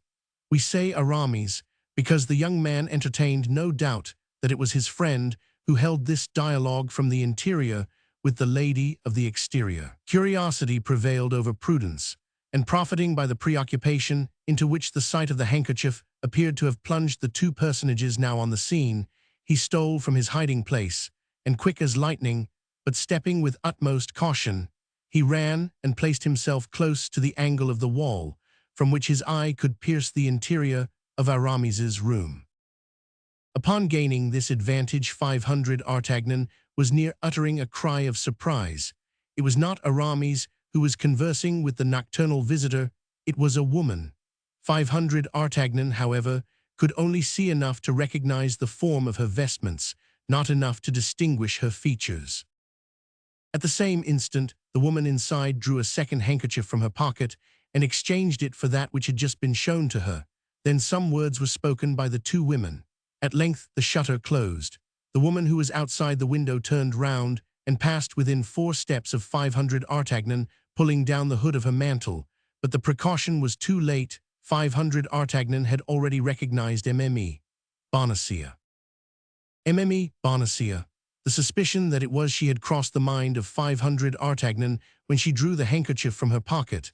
But what probability was there that Mme. Bonacieux, who had sent for M. Laporte in order to be reconducted to the Louvre, should be running about the streets of Paris at 11:30 at night, at the risk of being abducted a second time? This must be, then, an affair of importance, and what is the most important affair to a woman of 25? Love. But was it on her own account, or on account of another, that she exposed herself to such hazards? This was a question the young man asked himself, whom the demon of jealousy already gnawed, being in heart neither more nor less than an accepted lover. There was a very simple means of satisfying himself whither Mme. Bonacieux was going, that was to follow her. This method was so simple that 500 Artagnan employed it quite naturally and instinctively. But at the sight of the young man, who detached himself from the wall like a statue walking from its niche, and at the noise of the steps which she heard resound behind her, Mme. Bonacieux uttered a little cry and fled. 500 Artagnan ran after her. It was not difficult for him to overtake a woman embarrassed with her cloak. He came up with her before she had traversed a third of the street. The unfortunate woman was exhausted, not by fatigue, but by terror, and when 500 Artagnan placed his hand upon her shoulder, she sank upon one knee, crying in a choking voice, "Kill me, if you please, you shall know nothing." 500 Artagnan raised her by passing his arm round her waist, but as he felt by her weight she was on the point of fainting, he made haste to reassure her by protestations of devotedness. These protestations were nothing for Mme. Bonacieux, for such protestations may be made with the worst intentions in the world, but the voice was all. Mme. Bonacieux thought she recognized the sound of that voice. She reopened her eyes, cast a quick glance upon the man who had terrified her so, and at once perceiving it was 500 Artagnan, she uttered a cry of joy. "Oh, it is you, it is you! Thank God, thank God!" "Yes, it is I," said 500 Artagnan. "It is I, whom God has sent to watch over you." "Was it with that intention you followed me?" asked the young woman, with a coquettish smile, whose somewhat bantering character resumed its influence, and with whom all fear had disappeared from the moment in which she recognized a friend in one she had taken for an enemy. "No," said 500 Artagnan, "no, I confess it. It was chance that threw me in your way. I saw a woman knocking at the window of one of my friends." "One of your friends?" interrupted Mme. Bonacieux. "Without doubt, Aramis is one of my best friends." "Aramis, who is he?" "Come, come, you won't tell me you do know Aramis." "This is the first time I ever heard his name pronounced." "It is the first time, then, that you ever went to that house?" "Undoubtedly." "And you did not know that it was inhabited by a young man. No. By a musketeer. No, indeed. It was not he, then, you came to seek. Not the least in the world. Besides, you must have seen that the person to whom I spoke was a woman. That is true, but this woman is a friend of Aramis. I know nothing of that, since she lodges with him. That does not concern me. But who is she? Oh, that is not my secret. My dear Madame Bonacieux, you are charming, but at the same time, you are one of the most mysterious women. Do I lose by that? No, you are, on the contrary, adorable. Give me your arms, then. Most willingly, and now. Now escort me. Where? Where I am going. But where are you going? You will see, because you will leave me at the door. Shall I wait for you? That will be useless. You will return alone, then. Perhaps yes, perhaps no. But will the person who shall accompany you afterward be a man or a woman? I don't know yet. But I will know it. How so? I will wait until you come out. In that case, adieu. Why so? I do not want you. But you have claimed the aid of a gentleman, not the watchfulness of a spy. The word is rather hard. How are they called who follow others in spite of them? They are indiscreet. The word is too mild. Well, madame, I perceive I must do as you wish. Why did you deprive yourself of the merit of doing so at once? Is there no merit in repentance? And do you really repent? I know nothing about it myself, but what I know is that I promise to do all you wish if you allow me to accompany you where you are going. And you will leave me then? Yes. Without waiting for my coming out again? Yes. Word of honor. By the faith of a gentleman, take my arm and let us go. 500 Artagnan offered his arm to Mme.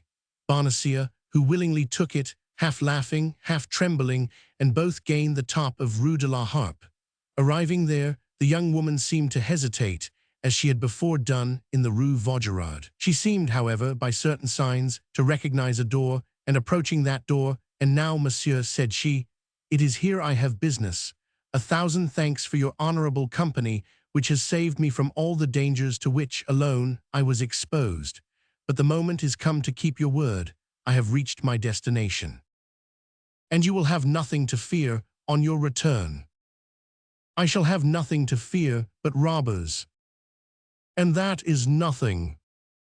What could they take from me? I have not a penny about me." "You forget that beautiful handkerchief with the coat of arms." "Which?" "That which I found at your feet and replaced in your pocket." "Hold your tongue, imprudent man. Do you wish to destroy me? You see very plainly that there is still danger for you, since a single word makes you tremble, and you confess that if that word were heard you would be ruined." "Come, come, madame," cried 500 Artagnan, seizing her hands and surveying her with an ardent glance. "Come, be more generous. Confide in me. Have you not read in my eyes that there is nothing but devotion and sympathy in my heart?" "Yes," replied Mme. Bonacieux, "therefore ask my own secrets, and I will reveal them to you, but those of others, that is quite another thing." "Very well," said 500 Artagnan, "I shall discover them. As these secrets may have an influence over your life, these secrets must become mine." "Beware of what you do," cried the young woman, in a manner so serious as to make 500 Artagnan start in spite of himself. "Oh, meddle in nothing which concerns me. Do not seek to assist me in that which I am accomplishing. This I ask of you in the name of the interest with which I inspire you, in the name of the service you have rendered me, and which I never shall forget while I have life. Rather, place faith in what I tell you. have no more concern about me. I exist no longer for you, any more than if you had never seen me." "Must Aramis do as much as I, madame?" said 500 Artagnan, deeply piqued. "This is the second or third time, monsieur, that you have repeated that name, and yet I have told you that I do not know him." "You do not know the man at whose shutter you have just knocked. Indeed, madame, you believe me too credulous. Confess that it is for the sake of making me talk that you invent this story and create this personage." "I invent nothing, madame, I create nothing, I only speak that exact truth." "And you say that one of your friends lives in that house." "I say so, and I repeat it for the third time. That house is one inhabited by my friend, and that friend is Aramis." "All this will be cleared up at a later period," murmured the young woman. "No, monsieur, be silent." "If you could see my heart," said 500 Artagnan, "you would there read so much curiosity that you would pity me, and so much love that you would instantly satisfy my curiosity. We have nothing to fear from those who love us." "You speak very suddenly of love, monsieur," said the young woman, shaking her head. "That is because love has come suddenly upon me, and for the first time, and because I am only 20. The young woman looked at him furtively. "Listen, I am already upon the scent," resumed 500 Artagnan. "About 3 months ago, I was near having a duel with Aramis concerning a handkerchief resembling the one you showed to the woman in his house, for a handkerchief marked in the same manner, I am sure." "Monsieur," said the young woman, "you weary me very much, I assure you, with your questions. But you, madame, prudent as you are, think, if you were to be arrested with that handkerchief, and that handkerchief were to be seized, would you not be compromised?" "In what way? The initials are only mine, C.B., Constance Bonacieux. Or Camille de Bois-Tracy." "Silence, monsieur, once again silence. Ah, since the dangers I incur on my own account cannot stop you, think of those you may yourself run." "Me?" "Yes, there is peril of imprisonment, risk of life, in knowing me." "Then I will not leave you." "Monsieur," said the young woman, supplicating him and clasping her hands together, "Monsieur, in the name of heaven, by the honor of a soldier, by the courtesy of a gentleman, depart. Their midnight sounds. That is the hour when I am expected." "Madame," said the young man, bowing, "I can refuse nothing asked of me thus. Be content, I will depart." "But you will not follow me, you will not watch me." "I will return home instantly." "Ah, I was quite sure you were a good and brave young man," said Mme. Bonacieux, holding out her hand to him and placing the other upon the knocker of a little door almost hidden in the wall. 500 Artagnans seized the hand held out to him and kissed it ardently. "Ah, I wish I had never seen you," cried 500 Artagnan, with that ingenuous roughness which women often prefer to the affectations of politeness, because it betrays the depths of the thought and proves that feeling prevails over reason. "Well," resumed Mme. Bonacieux in a voice almost caressing and pressing the hand of 500 Artagnan, who had not relinquished hers, "well, I will not say as much as you do. What is lost for today may not be lost forever. Who knows, when I shall be at liberty, that I may not satisfy your curiosity." "And will you make the same promise to my love?" cried 500 Artagnan, beside himself with joy. "Oh, as to that, I do not engage myself. That depends upon the sentiments with which you may inspire me." "Then today, madame." "Oh, today, I am no further than gratitude." "Ah, you are too charming," said 500 Artagnan sorrowfully, "and you abuse my love." "No, I use your generosity, that's all. But be of good cheer. With certain people, everything comes round." "Oh, you render me the happiest of men. Do not forget this evening. Do not forget that promise." "Be satisfied. In the proper time and place, I will remember everything. Now then, go, in the name of heaven. I was expected at sharp midnight, and I am late." "By 5 minutes."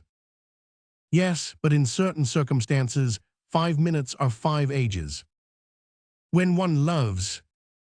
Well, and who told you I had no affair with a lover? It is a man, then, who expects you, cried 500 Artagnan, a man. The discussion is going to begin again, said Mme. Bonacieux, with a half-smile which was not exempt from a tinge of impatience. No, no, I go, I depart. I believe in you, and I would have all the merit of my devotion, even if that devotion were stupidity. Adieu, madame, adieu. And as if he only felt strength to detach himself by a violent effort from the hand he held, he sprang away, running, while Mme. Bonacieux knocked, as at the shutter, 3 light and regular taps. When he had gained the angle of the street, he turned. The door had been opened and shut again. The mercer's pretty wife had disappeared. 500 Artagnan pursued his way. He had given his word not to watch Mme. Bonacieux, and if his life had depended upon the spot to which she was going or upon the person who should accompany her, 500 Artagnan would have returned home, since he had so promised. 5 minutes later, he was in the Rue des Fossoyeurs. Poor Athos, said he will never guess what all this means. He will have fallen asleep waiting for me, or else he will have returned home, where he will have learned that a woman had been there. A woman with Athos? After all, continued 500 Artagnan, there was certainly one with Aramis. All this is very strange, and I am curious to know how it will end. Badly, monsieur, badly, replied a voice which the young man recognized as that of Planchet, for soliloquizing aloud, as very preoccupied people do, he had entered the alley, at the end of which were the stairs which led to his chamber. How badly? What do you mean by that, you idiot? Asked 500 Artagnan. What has happened? All sorts of misfortunes. What? In the first place, Monsieur Athos is arrested. Arrested? Athos arrested? What for? He was found in your lodging. They took him for you. And by whom was he arrested? By guards brought by the men in black, whom you put to flight. Why did he not tell them his name? Why did he not tell them he knew nothing about this affair? He took care not to do so, monsieur. On the contrary, he came up to me and said, "It is your master that needs his liberty at this moment, and not I, since he knows everything and I know nothing. They will believe he is arrested, and that will give him time. In 3 days I will tell them who I am, and they cannot fail to let me go." Bravo, Athos, noble heart, murmured 500 Artagnan. I know him well there, and what did the officers do? 4 conveyed him away, I don't know where, to the Bastille or Fort l'Evêque. 2 remained with the men in black, who rummaged every place and took all the papers. The last 2 mounted guard at the door during this examination. Then, when all was over, they went away, leaving the house empty and exposed. And Porthos and Aramis? I could not find them, they did not come. But they may come any moment, for you left word that I awaited them.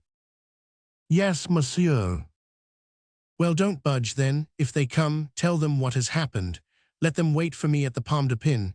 Here it would be dangerous. The house may be watched. I will run to Monsieur de Tréville to tell them all this, and will meet them there. Very well, monsieur, said Planchet. But you will remain, you are not afraid, said 500 Artagnan, coming back to recommend courage to his lackey. Be easy, monsieur, said Planchet. You do not know me yet. I am brave when I set about it. It is all in beginning. Besides, I am a Picard. Then it is understood, said 500 Artagnan. You would rather be killed than desert your post. Yes, monsieur, and there is nothing I would not do to prove to monsieur that I am attached to him. Good, said 500 Artagnan to himself. It appears that the method I have adopted with this boy is decidedly the best. I shall use it again upon occasion. And with all the swiftness of his legs, already a little fatigued, however, with the perambulations of the day, 500 Artagnan directed his course toward M. de Tréville. M. de Tréville was not at his hotel. His company was on guard at the Louvre. He was at the Louvre with his company. It was necessary to reach M. de Tréville. It was important that he should be informed of what was passing. 500 Artagnan resolved to try and enter the Louvre. His costume of guardsman in the company of M. de Cessart ought to be his passport. He therefore went down the Rue des Petits Augustins and came up to the quay in order to take the new bridge.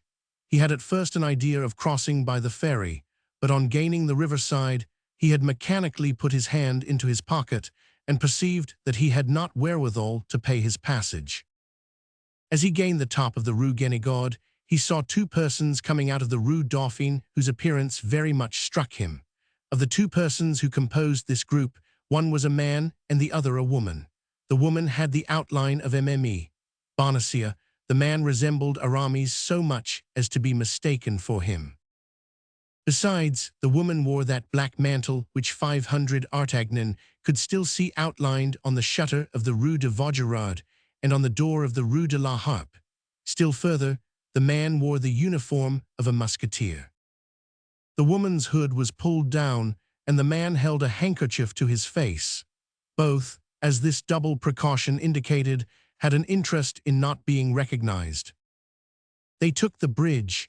That was 500 Artagnan's road as he was going to the Louvre. 500 Artagnan followed them. He had not gone 20 steps before he became convinced that the woman was really Mme. Bonacieux and that the man was Aramis. He felt at that instant all the suspicions of jealousy agitating his heart. He felt himself doubly betrayed by his friend and by her whom he already loved like a mistress. Mme. Bonacieux had declared to him, by all the gods, that she did not know Aramis, and a quarter of an hour after having made this assertion, he found her hanging on the arm of Aramis. 500 Artagnan did not reflect that he had only known the mercer's pretty wife for 3 hours, that she owed him nothing but a little gratitude for having delivered her from the men in black, who wished to carry her off, and that she had promised him nothing. He considered himself an outraged, betrayed, and ridiculed lover. Blood and anger mounted to his face. He was resolved to unravel the mystery. The young man and young woman perceived they were watched and redoubled their speed. 500 Artagnan determined upon his course. He passed them, then returned so as to meet them exactly before the Samaritaine, which was illuminated by a lamp which threw its light over all that part of the bridge. 500 Artagnan stopped before them, and they stopped before him. "What do you want, monsieur?" demanded the musketeer, recoiling a step, and with a foreign accent, which proved to 500 Artagnan that he was deceived in one of his conjectures. "It is not Aramis," cried he. "No, monsieur, it is not Aramis, and by your exclamation I perceive you have mistaken me for another, and pardon you." "You pardon me," cried 500 Artagnan. "Yes," replied the stranger. "Allow me, then, to pass on, since it is not with me you have anything to do." "You are right, monsieur. It is not with you that I have anything to do. It is with Madame." "With Madame? You do not know her," replied the stranger. "You are deceived, monsieur. I know her very well." "Ah," said Mme. Bonacieux, in a tone of reproach, "Ah, monsieur, I had your promise as a soldier and your word as a gentleman. I hope to be able to rely upon that." "And I, madame," said 500 Artagnan, embarrassed, "you promised me." "Take my arm, madame," said the stranger, "and let us continue our way." 500 Artagnan, however, stupefied, cast down, annihilated by all that happened, stood, with crossed arms, before the musketeer and Mme. Bonacieux. The musketeer advanced 2 steps and pushed 500 Artagnan aside with his hand. 500 Artagnan made a spring backward and drew his sword. At the same time, and with the rapidity of lightning, the stranger drew his. "In the name of heaven, my lord," cried Mme. Bonacieux, throwing herself between the combatants and seizing the swords with her hands. "My lord," cried 500 Artagnan, enlightened by a sudden idea, "my lord, pardon me, monsieur, but you are not." "My lord the Duke of Buckingham," said Mme. Bonacieux in an undertone, "and now you may ruin us all." "My lord, madame, I ask 100 pardons, but I love her, my lord, and was jealous. You know what it is to love, my lord. Pardon me, and then tell me how I can risk my life to serve your grace." "You are a brave young man," said Buckingham, holding out his hand to 500 Artagnan, who pressed it respectfully. "You offer me your services. With the same frankness I accept them. Follow us at a distance of 20 paces as far as the Louvre, and if anyone watches us, slay him." 500 Artagnan placed his naked sword under his arm, allowed the Duke and Mme. Bonacieux to take 20 steps ahead, and then followed them, ready to execute the instructions of the noble and elegant minister of Charles I. Fortunately, he had no opportunity to give the Duke this proof of his devotion, and the young woman and the handsome musketeer entered the Louvre by the wicket of the Echelle without any interference. As for 500 Artagnan, he immediately repaired to the cabaret of the Pomme de Pin, where he found Porthos and Aramis awaiting him. Without giving them any explanation of the alarm and inconvenience he had caused them, he told them that he had terminated the affair alone, in which he had for a moment believed he should need their assistance. Meanwhile, carried away as we are by our narrative, we must leave our three friends to themselves and follow the Duke of Buckingham and his guide through the labyrinths of the Louvre. Chapter 12. George Villiers, Duke of Buckingham. Mme. Bonacieux and the Duke entered the Louvre without difficulty. Mme. Bonacieux was known to belong to the Queen.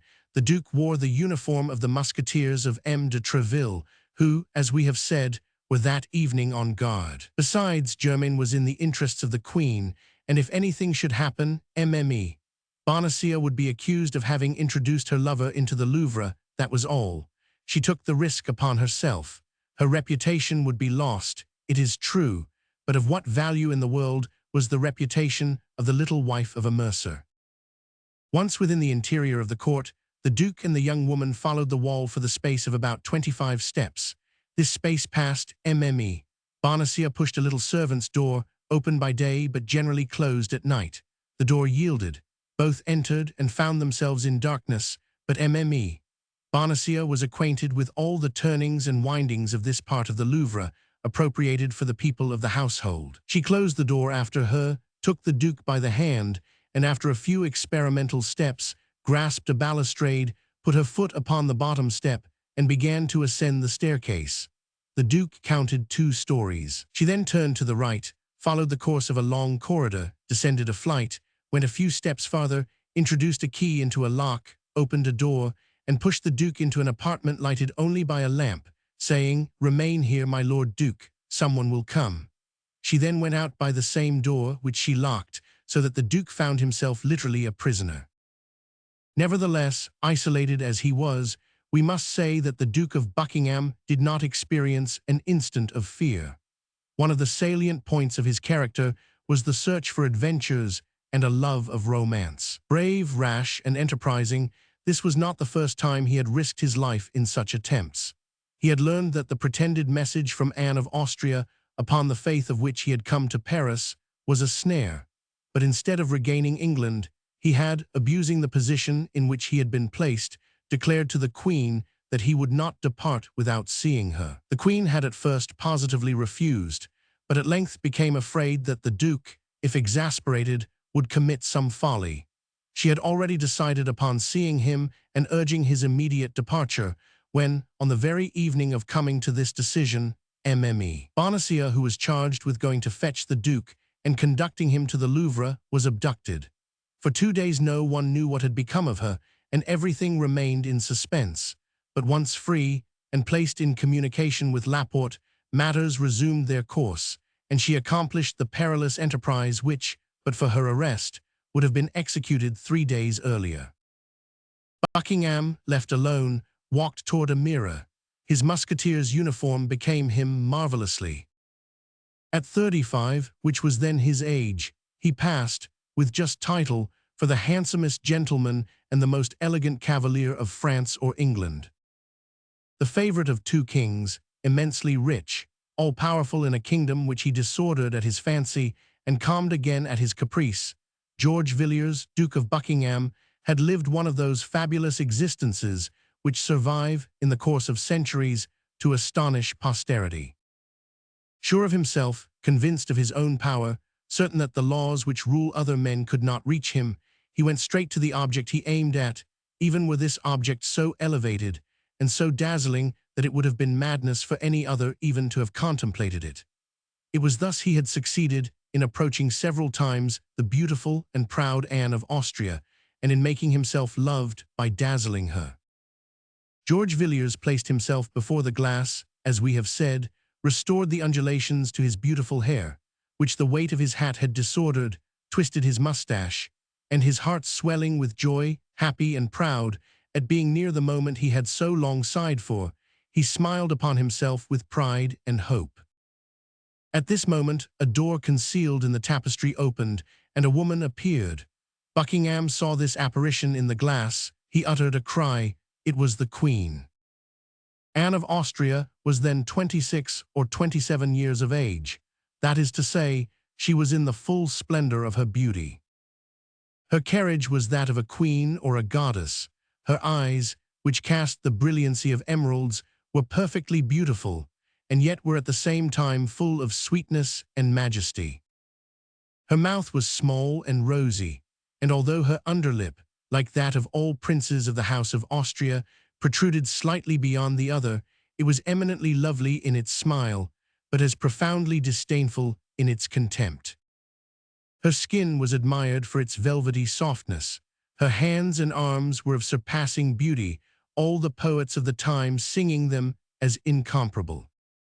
Lastly, her hair, which, from being light in her youth, had become chestnut, and which she wore curled very plainly, and with much powder, admirably set off her face, in which the most rigid critic could only have desired a little less rouge, and the most fastidious sculptor a little more fineness in the nose. Buckingham remained for a moment dazzled. Never had Anne of Austria appeared to him so beautiful, amid balls, fêtes, or carousals, as she appeared to him at this moment, dressed in a simple robe of white satin and accompanied by Donna Estefania, the only one of her Spanish women who had not been driven from her by the jealousy of the king or by the persecutions of Richelieu. Anne of Austria took 2 steps forward. Buckingham threw himself at her feet, and before the Queen could prevent him, kissed the hem of her robe. "Duke, you already know that it is not I who caused you to be written to." "Yes, yes, madame, yes, your majesty," cried the Duke. "I know that I must have been mad, senseless, to believe that snow would become animated or marble warm. But what then? They who love believe easily in love. Besides, I have lost nothing by this journey because I see you." "Yes," replied Anne, "but you know why and how I see you. Because, insensible to all my sufferings, you persist in remaining in a city where, by remaining, you run the risk of your life, and make me run the risk of my honor. I see you to tell you that everything separates us, the depths of the sea, the enmity of kingdoms, the sanctity of vows. It is sacrilege to struggle against so many things, my lord. In short, I see you to tell you that we must never see each other again." "Speak on, madame, speak on, Queen," said Buckingham. "The sweetness of your voice covers the harshness of your words. You talk of sacrilege. Why, the sacrilege is the separation of 2 hearts formed by God for each other." "My lord," cried the Queen, "you forget that I have never said that I love you." "But you have never told me that you did not love me, and truly, to speak such words to me would be, on the part of your majesty, too great an ingratitude. For tell me, where can you find a love like mine, a love which neither time nor absence nor despair can extinguish, a love which contents itself with a lost ribbon, a stray look, or a chance word? It is now 3 years, madame, since I saw you for the first time, and during those 3 years I have loved you thus. Shall I tell you each ornament of your toilet? Mark, I see you now. You were seated upon cushions in the Spanish fashion. You wore a robe of green satin embroidered with gold and silver, hanging sleeves knotted upon your beautiful arms, those lovely arms with large diamonds. You wore a close ruff, a small cap upon your head of the same color as your robe, and in that cap a heron's feather. Hold, hold, I shut my eyes, and I can see you as you then were. I open them again, and I see what you are now, 100 times more beautiful." "What folly," murmured Anne of Austria, who had not the courage to find fault with the Duke for having so well preserved her portrait in his heart. "What folly to feed a useless passion with such remembrances. And upon what then must I live? I have nothing but memory, It is my happiness, my treasure, my hope. Every time I see you is a fresh diamond which I enclose in the casket of my heart. This is the fourth which you have let fall and I have picked up. For in 3 years, madame, I have only seen you 4 times, the first, which I have described to you, the second, at the mansion of Madame de Chevreuse, the third, in the gardens of Amiens. Duke, said the queen, blushing, never speak of that evening. Oh, let us speak of it. On the contrary, let us speak of it. That is the most happy and brilliant evening of my life. You remember what a beautiful night it was, how soft and perfumed was the air, how lovely the blue heavens and star-enameled sky. Ah, then, madame, I was able for one instant to be alone with you. Then you were about to tell me all, the isolation of your life, the griefs of your heart. You leaned upon my arm. Upon this, madame, I felt, in bending my head toward you, your beautiful hair touch my cheek, and every time that it touched me I trembled from head to foot. Oh, queen, queen, you do not know what felicity from heaven, what joys from paradise are comprised in a moment like that. Take my wealth, my fortune, my glory, all the days I have to live, for such an instant, for a night like that. For that night, madame, that night you loved me, I will swear it. My lord, yes, it is possible that the influence of the place, the charm of the beautiful evening, the fascination of your look, the thousand circumstances, in short, which sometimes unite to destroy a woman, were grouped around me on that fatal evening. But, my lord, you saw the queen come to the aid of the woman who faltered. At the first word you dared to utter, at the first freedom to which I had to reply, I called for help. Yes, yes, that is true, and any other love but mine would have sunk beneath this ordeal, but my love came out from it more ardent and more eternal. You believed that you would fly from me by returning to Paris. You believed that I would not dare to quit the treasure over which my master had charged me to watch. What to me were all the treasures in the world, or all the kings of the earth? 8 days after, I was back again, madame. That time you had nothing to say to me. I had risked my life and favor to see you, but for a second. I did not even touch your hand, and you pardoned me on seeing me so submissive and so repentant. Yes, but calumny seized upon all those follies in which I took no part, as you well know, my lord. The king, excited by the cardinal, made a terrible clamor. Madame de Vernet was driven from me, Putange was exiled, Madame de Chevreuse fell into disgrace, and when you wished to come back as ambassador to France, the king himself, remember, my lord, the king himself opposed it. Yes, and France is about to pay for her king's refusal with a war. I am not allowed to see you, madame, but you shall every day hear of me. What object, think you, have this expedition to Ray and this league with the Protestants of La Rochelle which I am projecting? The pleasure of seeing you. I have no hope of penetrating, sword in hand, to Paris. I know that well. But this war may bring round a peace. This peace will require a negotiator. That negotiator will be me. They will not dare to refuse me then, and I will return to Paris and will see you again and will be happy for an instant. Thousands of men, it is true, will have to pay for my happiness with their lives, but what is that to me, provided I see you again? All this is perhaps folly, perhaps insanity, but tell me, what woman has a lover more truly in love? What queen a servant more ardent? My lord, you invoke in your defense things which accuse you more strongly. All these proofs of love which you would give me are almost crimes. Because you do not love me, madame. If you loved me, you would view all this otherwise. If you loved me, oh, if you loved me, that would be too great happiness, and I should run mad. Ah, Madame de Chevreuse was less cruel than you. Holland loved her, and she responded to his love. Madame de Chevreuse was not queen, murmured Anne of Austria, overcome, in spite of herself, by the expression of so profound a passion. You would love me then, if you were not queen. Madame, say that you would love me then. I can believe that it is the dignity of your rank alone which makes you cruel to me. I can believe that, had you been Madame de Chevreuse, poor Buckingham might have hoped. Thanks for those sweet words. Oh, my beautiful sovereign, 100 times thanks. Oh, my lord, you have ill understood, wrongly interpreted. I did not mean to say. Silence, silence, cried the Duke.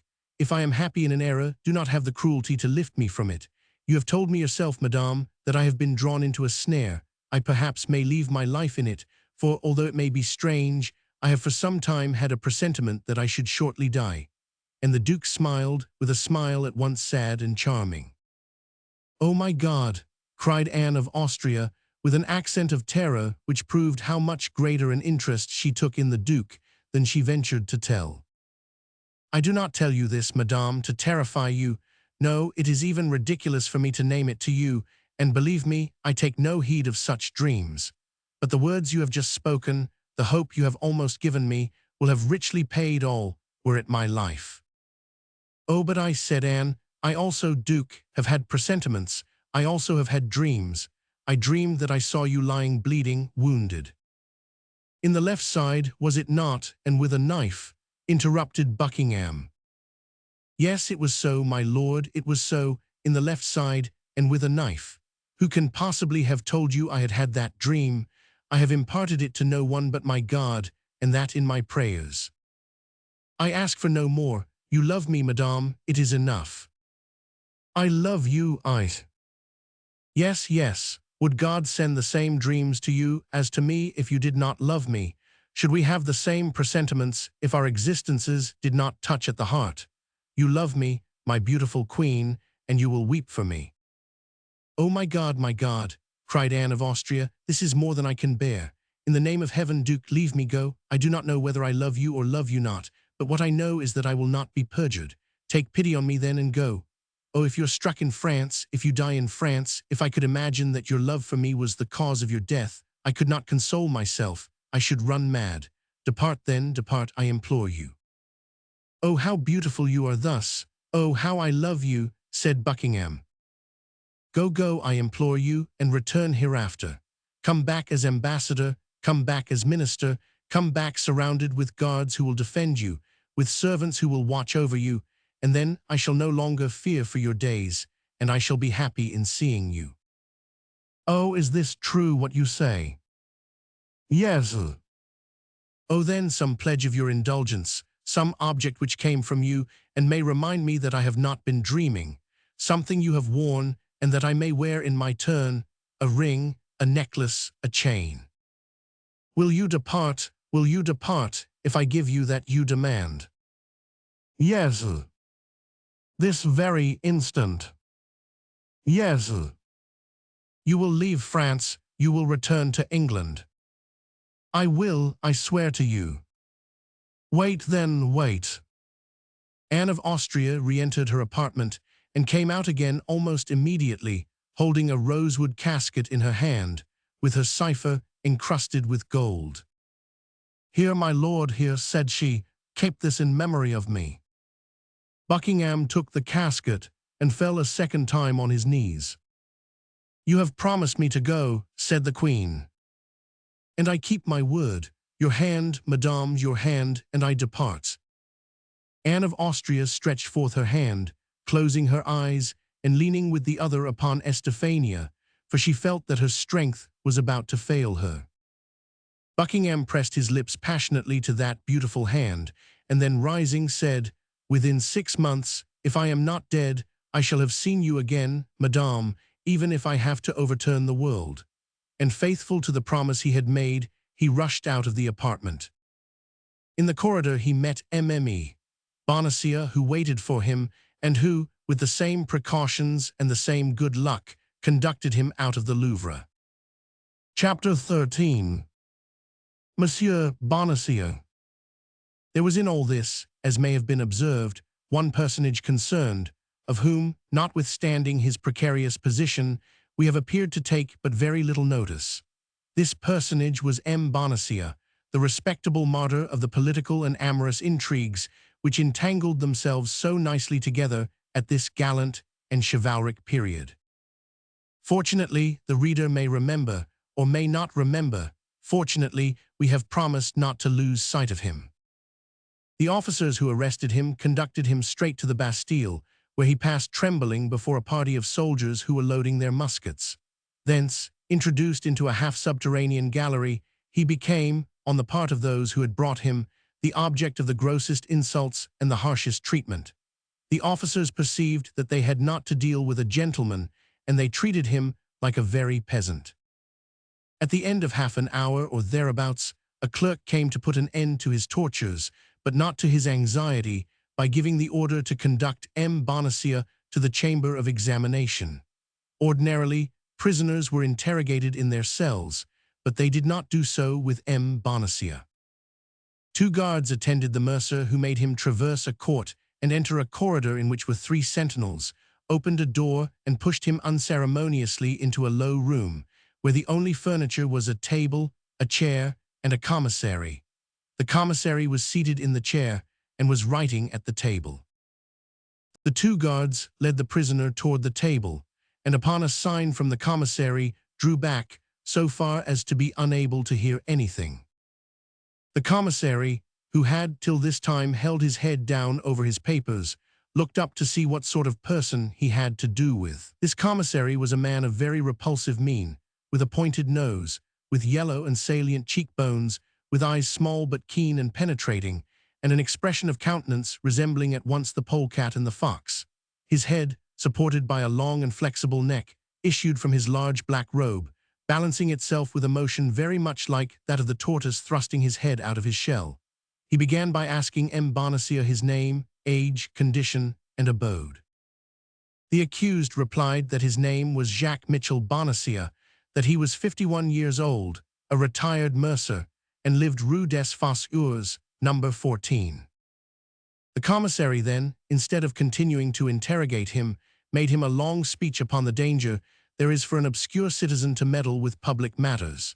He complicated this exordium by an exposition in which he painted the power and the deeds of the cardinal, that incomparable minister, that conqueror of past ministers, that example for ministers to come, deeds and power which none could thwart with impunity. After this second part of his discourse, fixing his hawk's eye upon poor Bonacieux, he bade him reflect upon the gravity of his situation. The reflections of the mercer were already made. He cursed the instant when M. Laporte formed the idea of marrying him to his goddaughter, and particularly the moment when that goddaughter had been received as Lady of the Linen to Her Majesty. At bottom, the character of M. Bonacieux was one of profound selfishness mixed with sordid avarice, the whole seasoned with extreme cowardice. The love with which his young wife had inspired him was a secondary sentiment, and was not strong enough to contend with the primitive feelings we have just enumerated. Bonacieux indeed reflected on what had just been said to him. "But, Monsieur Commissary," said he calmly, "believe that I know and appreciate, more than anybody, the merit of the incomparable eminence by whom we have the honor to be governed." "Indeed?" asked the commissary with an air of doubt. "If that is really so, how came you in the Bastille?" "How I came there, or rather why I am there," replied Bonacieux, "that is entirely impossible for me to tell you, because I don't know myself. But to a certainty it is not for having, knowingly at least, disobliged Monsieur the Cardinal. You must, nevertheless, have committed a crime, since you are here and are accused of high treason." "Of high treason?" cried Bonacieux, terrified. "Of high treason? How is it possible for a poor mercer, who detests Huguenots and who abhors Spaniards, to be accused of high treason? Consider, monsieur, the thing is absolutely impossible." "Monsieur Bonacieux," said the commissary, looking at the accused as if his little eyes had the faculty of reading to the very depths of hearts, "you have a wife." "Yes, monsieur," replied the mercer, in a tremble, feeling that it was at this point affairs were likely to become perplexing. "That is to say, I had one." "What, you had one? What have you done with her then, if you have her no longer?" "They have abducted her, monsieur." "They have abducted her, ah." Bonacieux inferred from this "ah" that the affair grew more and more intricate. "They have abducted her," added the commissary, "and do you know the man who has committed this deed?" "I think I know him." "Who is he?" "Remember that I affirm nothing, Monsieur the Commissary, and that I only suspect." "Whom do you suspect? Come, answer freely." M. Bonacieux was in the greatest perplexity possible. Had he better deny everything or tell everything? By denying all, it might be suspected that he must know too much to avow. By confessing all, he might prove his good will. He decided then to tell all. "I suspect," said he, "a tall, dark man of lofty carriage who has the air of a great lord. He has followed us several times, as I think, when I have waited for my wife at the wicket of the Louvre to escort her home." The commissary now appeared to experience a little uneasiness. "And his name," said he. "Oh, as to his name, I know nothing about it, but if I were ever to meet him, I should recognize him in an instant. I will answer for it, were he among 1,000 persons." The face of the commissary grew still darker. "You should recognize him among 1,000, say you," continued he. "That is to say," cried Bonacieux, who saw he had taken a false step, "that is to say—" "You have answered that you should recognize him," said the commissary. "That is all very well and enough for today. Before we proceed further, someone must be informed that you know the ravisher of your wife." "But I have not told you that I know him," cried Bonacieux in despair. "I told you, on the contrary." "Take away the prisoner," said the commissary to the 2 guards. "Where must we place him?" demanded the chief. "In a dungeon." "Which?" "Good Lord, in the first one handy, provided it is safe," said the commissary, with an indifference which penetrated poor Bonacieux with horror.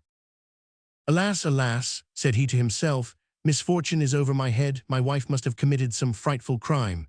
They believe me her accomplice and will punish me with her. She must have spoken, she must have confessed everything. A woman is so weak. A dungeon, the first he comes to, that's it. A night is soon past, and tomorrow to the wheel, to the gallows. Oh, my God, have pity on me."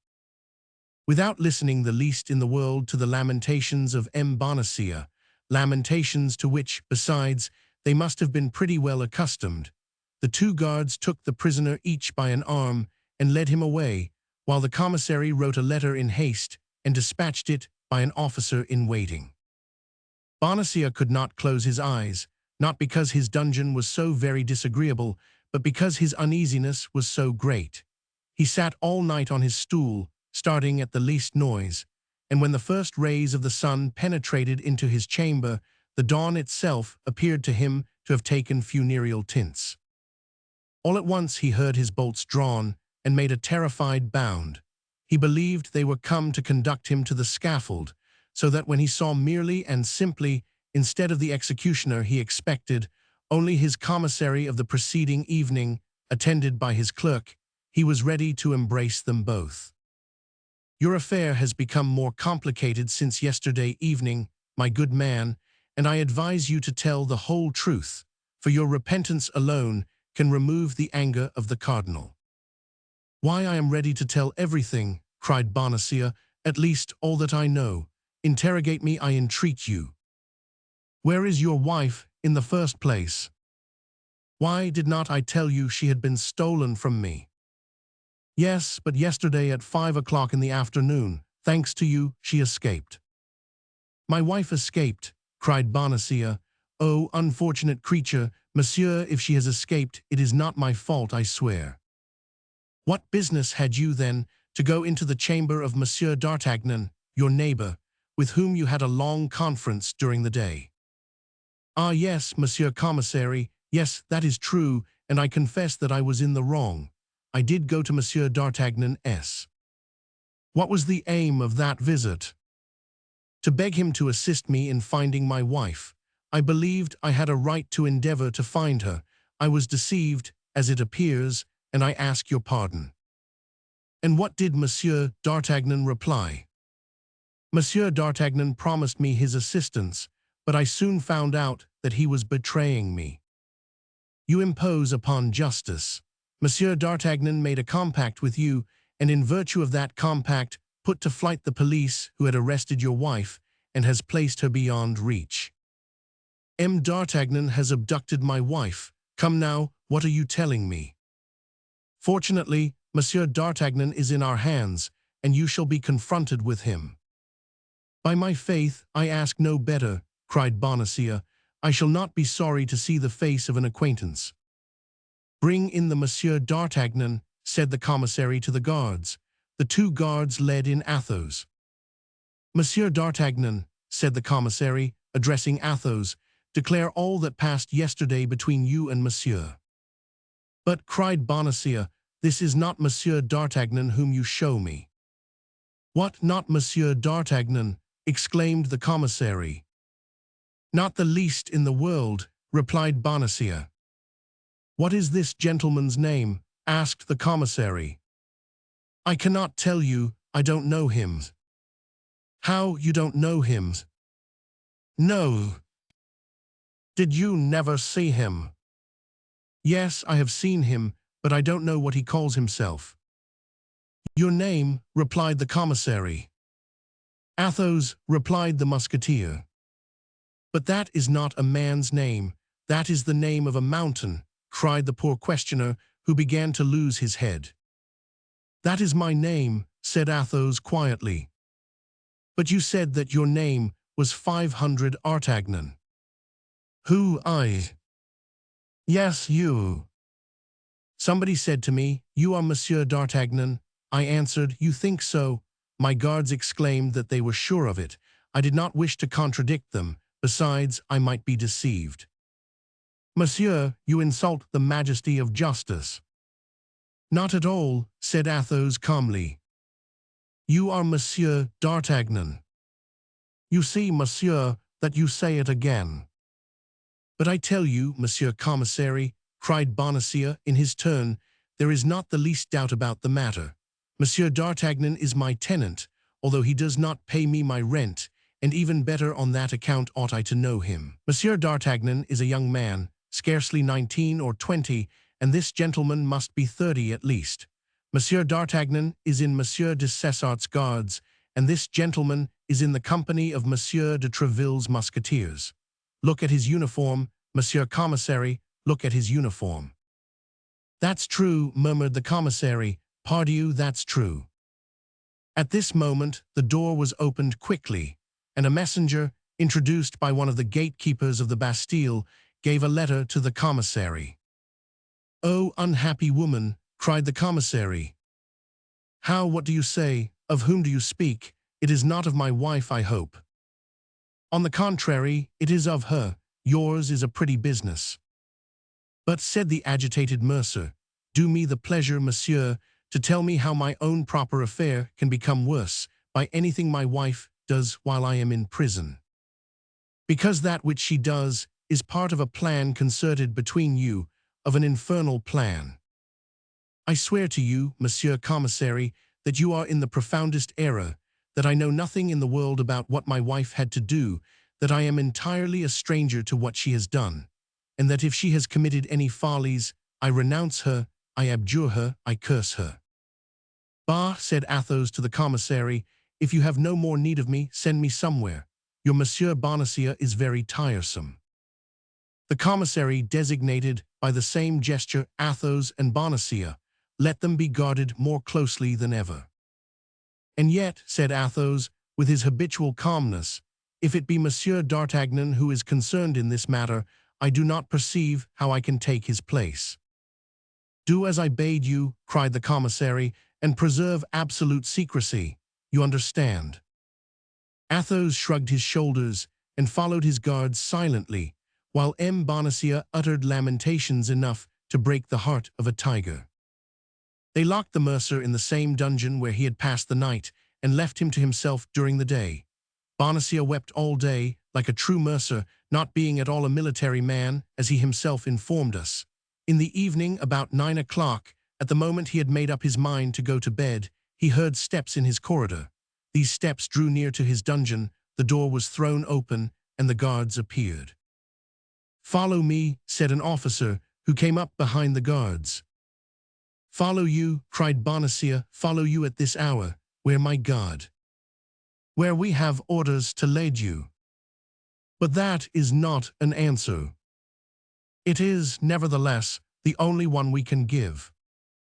Ah, my God, murmured the poor mercer, now indeed I am lost. And he followed the guards who came for him, mechanically and without resistance. He passed along the same corridor as before, crossed one court, then a second side of a building. At length, at the gate of the entrance court, he found a carriage surrounded by 4 guards on horseback. They made him enter this carriage. The officer placed himself by his side. The door was locked, and they were left in a rolling prison. The carriage was put in motion as slowly as a funeral car. Through the closely fastened windows the prisoner could perceive the houses and the pavement. That was all. but true Parisian as he was, Bonacieux could recognize every street by the milestones, the signs, and the lamps. At the moment of arriving at St. Paul, the spot where such as were condemned at the Bastille were executed, he was near fainting and crossed himself twice. He thought the carriage was about to stop there. The carriage, however, passed on. Farther on, a still greater terror seized him on passing by the cemetery of St. Jean, where state criminals were buried. One thing, however, reassured him. He remembered that before they were buried their heads were generally cut off, and he felt that his head was still on his shoulders. But when he saw the carriage take the way to La Grève, when he perceived the pointed roof of the Hôtel de Ville, and the carriage passed under the arcade, he believed it was over with him. He wished to confess to the officer, and upon his refusal, uttered such pitiable cries that the officer told him that if he continued to deafen him thus, he should put a gag in his mouth. This measure somewhat reassured Bonacieux. If they meant to execute him at La Grève, it could scarcely be worth while to gag him, as they had nearly reached the place of execution. Indeed, the carriage crossed the fatal spot without stopping. There remained, then, no other place to fear but the Traitor's Cross. The carriage was taking the direct road to it. This time there was no longer any doubt. It was at the Traitor's Cross that lesser criminals were executed. Bonacieux had flattered himself in believing himself worthy of St. Paul or of the Place de Grève. It was at the Traitor's Cross that his journey and his destiny were about to end. He could not yet see that dreadful cross, but he felt somehow as if it were coming to meet him. When he was within 20 paces of it, he heard a noise of people, and the carriage stopped. This was more than poor Bonacieux could endure. Depressed, as he was by the successive emotions which he had experienced, he uttered a feeble groan which might have been taken for the last sigh of a dying man, and fainted. Chapter 14. The Man of Meung.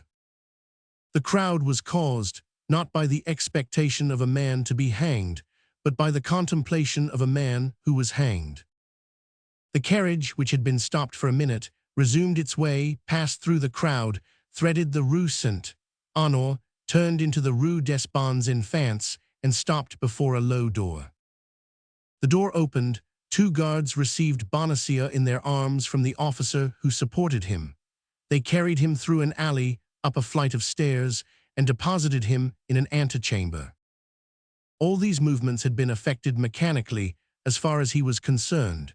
He had walked as one walks in a dream. He had a glimpse of objects as through a fog. His ears had perceived sounds without comprehending them.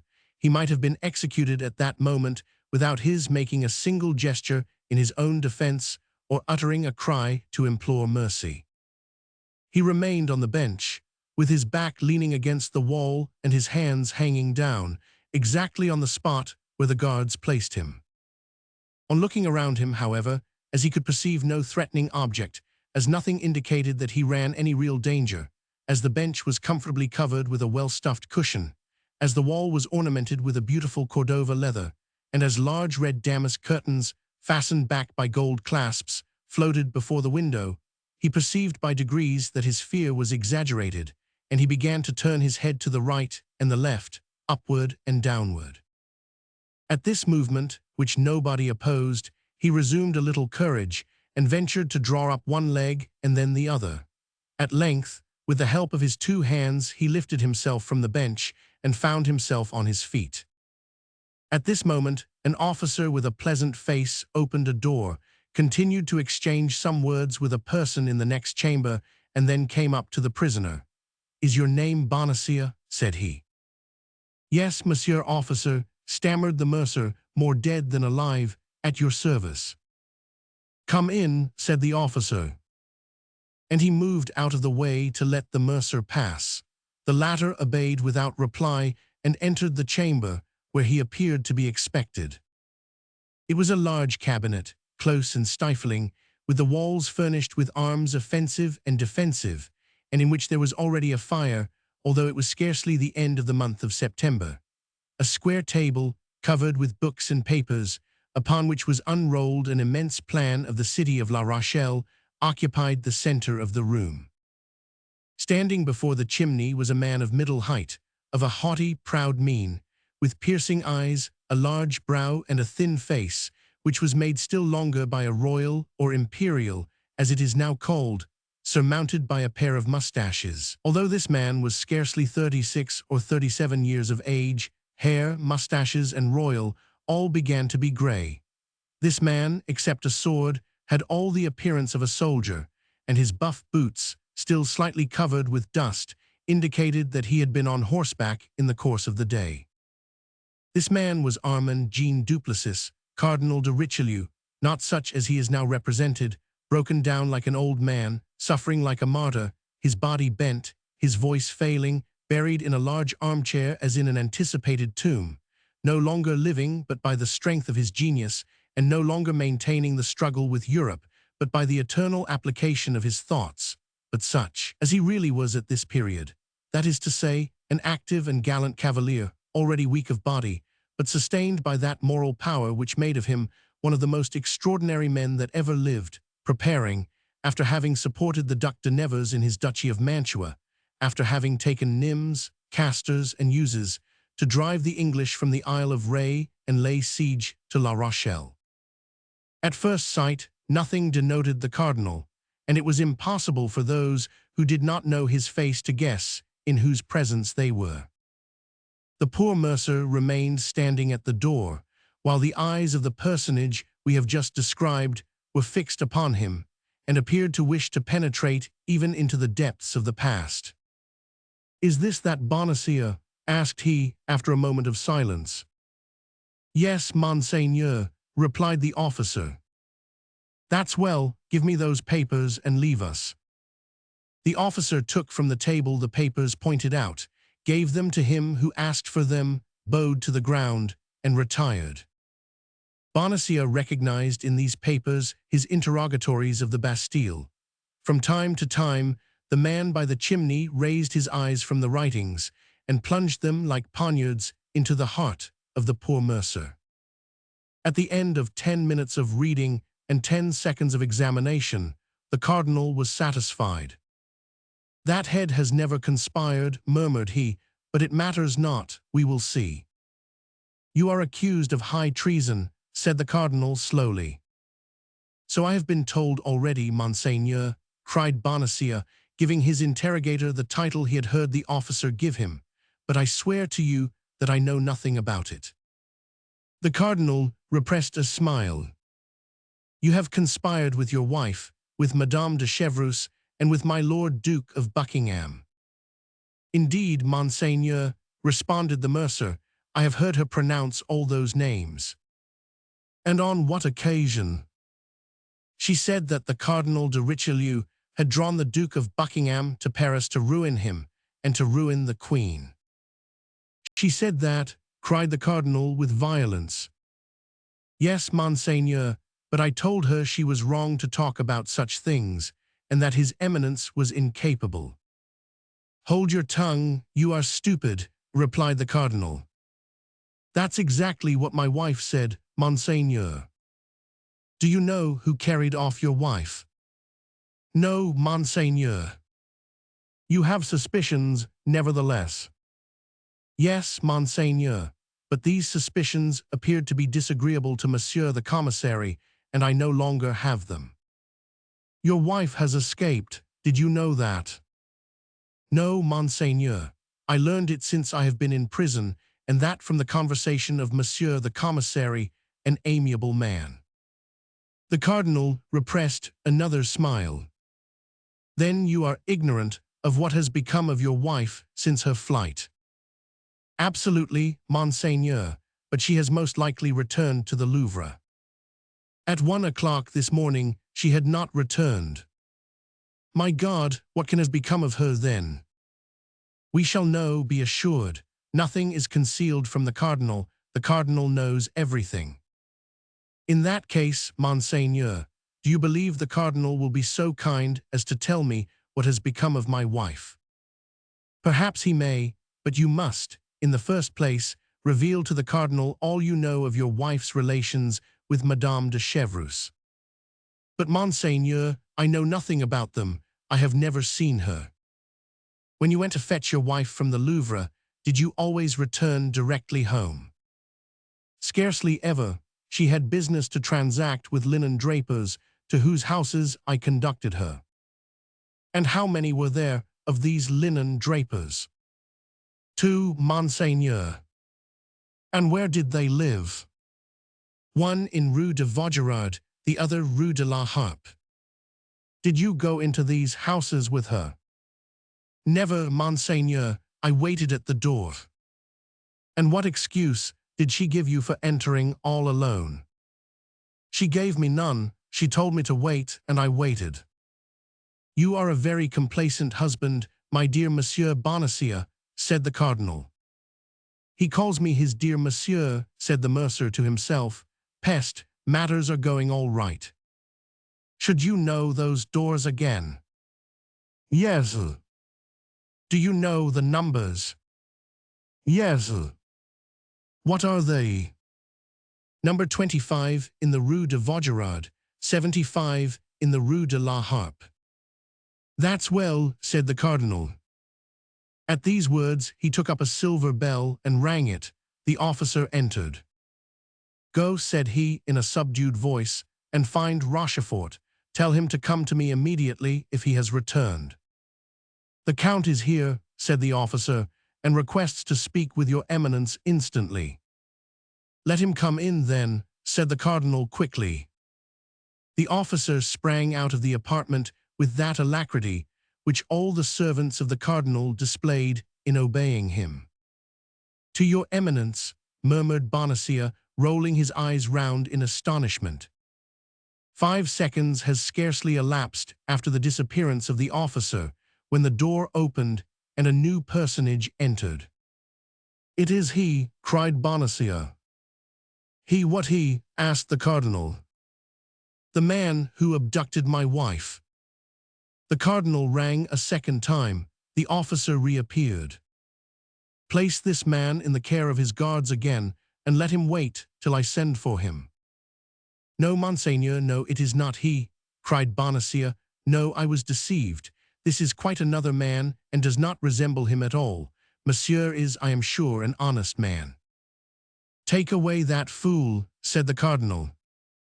The officer took Bonacieux by the arm and led him into the antechamber, where he found his 2 guards. The newly introduced personage followed Bonacieux impatiently with his eyes till he had gone out, and the moment the door closed, they have seen each other, said he, approaching the cardinal eagerly. Who? Asked his Eminence. He and she. The Queen and the Duke, cried Richelieu.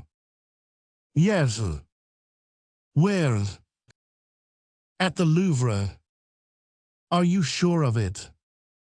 Perfectly sure. Who told you of it? Madame de Lannes, who is devoted to your Eminence, as you know. Why did she not let me know sooner? Whether by chance or mistrust, the Queen made Madame de Surgis sleep in her chamber and detained her all day. Well, we are beaten, now let us try to take our revenge. I will assist you with all my heart, Monseigneur, be assured of that. How did it come about? At 12:30, the Queen was with her women. Where? In her bedchamber. Go on. When someone came and brought her a handkerchief from her laundress. And then? The Queen immediately exhibited strong emotion, and despite the rouge with which her face was covered, evidently turned pale. And then. She then arose, and with altered voice, ladies, said she, wait for me 10 minutes, I shall soon return. She then opened the door of her alcove and went out. Why did not Madame de Lannes come and inform you instantly? Nothing was certain. Besides, Her Majesty had said, ladies, wait for me, and she did not dare to disobey the Queen. How long did the Queen remain out of the chamber? 3/4 of an hour. None of her women accompanied her. Only Donna Estefania. Did she afterward return? Yes, but only to take a little rosewood casket with her cipher upon it, and went out again immediately. And when she finally returned, Did she bring that casket with her? No. Does Madame de Lanne know what was in that casket? Yes, the diamond studs which His Majesty gave the Queen. And she came back without this casket? Yes. Madame de Lanne, then, is of opinion that she gave them to Buckingham. She is sure of it. How can she be so? In the course of the day, Madame de Lanne, in her quality of tirewoman of the Queen, looked for this casket, appeared uneasy at not finding it, and at length asked information of the Queen. And then the Queen became exceedingly red, and replied that having in the evening broken one of those studs, she had sent it to her goldsmith to be repaired. He must be called upon, and so ascertain if the thing be true or not. I have just been with him. And the goldsmith? The goldsmith has heard nothing of it. Well, Rochefort, all is not lost, and perhaps everything is for the best. The fact is that I do not doubt your Eminence's genius will repair the blunders of his agent. Is that it? That is exactly what I was going to say, if your Eminence had let me finish my sentence. Meanwhile, do you know where the Duchesse de Chevreuse and the Duke of Buckingham are now concealed? No, Monseigneur, my people could tell me nothing on that head. But I know. You, Monseigneur. Yes, or at least I guess. They were, one in the Rue de Vaugirard, number 25, the other in the Rue de la Harpe, number 75. Does your Eminence command that they both be instantly arrested? It will be too late, they will be gone. But still, we can make sure that they are so. Take 10 men of my guardsmen and search the 2 houses thoroughly. Instantly, Monseigneur, and Rochefort went hastily out of the apartment. The cardinal, being left alone, reflected for an instant and then rang the bell a 3rd time. The same officer appeared. Bring the prisoner in again, said the cardinal. M. Bonacieux was introduced afresh, and upon a sign from the cardinal, the officer retired. You have deceived me, said the cardinal sternly. I, cried Bonacieux, I deceive your Eminence. Your wife, in going to Rue de Vaugirard and Rue de la Harpe, did not go to find linen drapers. Then why did she go, just God? She went to meet the Duchesse de Chevreuse and the Duke of Buckingham. Yes, cried Bonacieux, recalling all his remembrances of the circumstances. Yes, that's it. Your Eminence is right. I told my wife several times that it was surprising that linen drapers should live in such houses as those, in houses that had no signs, but she always laughed at me. Ah, Monseigneur, continued Bonacieux, throwing himself at his Eminence's feet. Ah, how truly you are the cardinal, the great cardinal, the man of genius whom all the world reveres. The cardinal, however contemptible might be the triumph gained over so vulgar a being as Bonacieux, did not the less enjoy it for an instant. Then, almost immediately, as if a fresh thought has occurred, a smile played upon his lips, and he said, offering his hand to the mercer, Rise, my friend, you are a worthy man. The cardinal has touched me with his hand. I have touched the hand of the great man, cried Bonacieux. The great man has called me his friend. Yes, my friend, yes, said the cardinal, with that paternal tone which he sometimes knew how to assume, but which deceived none who knew him. And as you have been unjustly suspected, well, you must be indemnified. Here, take this purse of 100 pistoles, and pardon me. I pardon you, Monseigneur, said Bonacieux, hesitating to take the purse, fearing, doubtless, that this pretended gift was but a pleasantry. But you are able to have me arrested, you are able to have me tortured, you are able to have me hanged. You are the master, and I could not have the least word to say. Pardon you, Monseigneur, you cannot mean that. Ah, my dear Monsieur Bonacieux, you are generous in this matter. I see it, and I thank you for it. Thus, then, you will take this bag, and you will go away without being too malcontent. I go away enchanted. Farewell, then, or rather, au revoir, for I hope we shall meet again. Whenever Monseigneur wishes, I am always at His Eminence's orders. That will be frequently, I assure you, for I have found something extremely agreeable in your conversation. Oh, Monseigneur! Au revoir, Monsieur Bonacieux, au revoir. And the cardinal made him a sign with his hand, to which Bonacieux replied by bowing to the ground. He then went out backward, and when he was in the antechamber, the cardinal heard him, in his enthusiasm, crying aloud, "Long life to the Monseigneur! Long life to his Eminence! Long life to the great cardinal!" The cardinal listened with a smile to this vociferous manifestation of the feelings of M. Bonacieux, and then, when Bonacieux's cries were no longer audible, "Good," said he, "that man would henceforward lay down his life for me." And the cardinal began to examine with the greatest attention the map of La Rochelle, which, as we have said, lay open on the desk, tracing with a pencil the line in which the famous dike was to pass which, 18 months later, shut up the port of the besieged city. As he was in the deepest of his strategic meditations, the door opened, and Rochefort returned.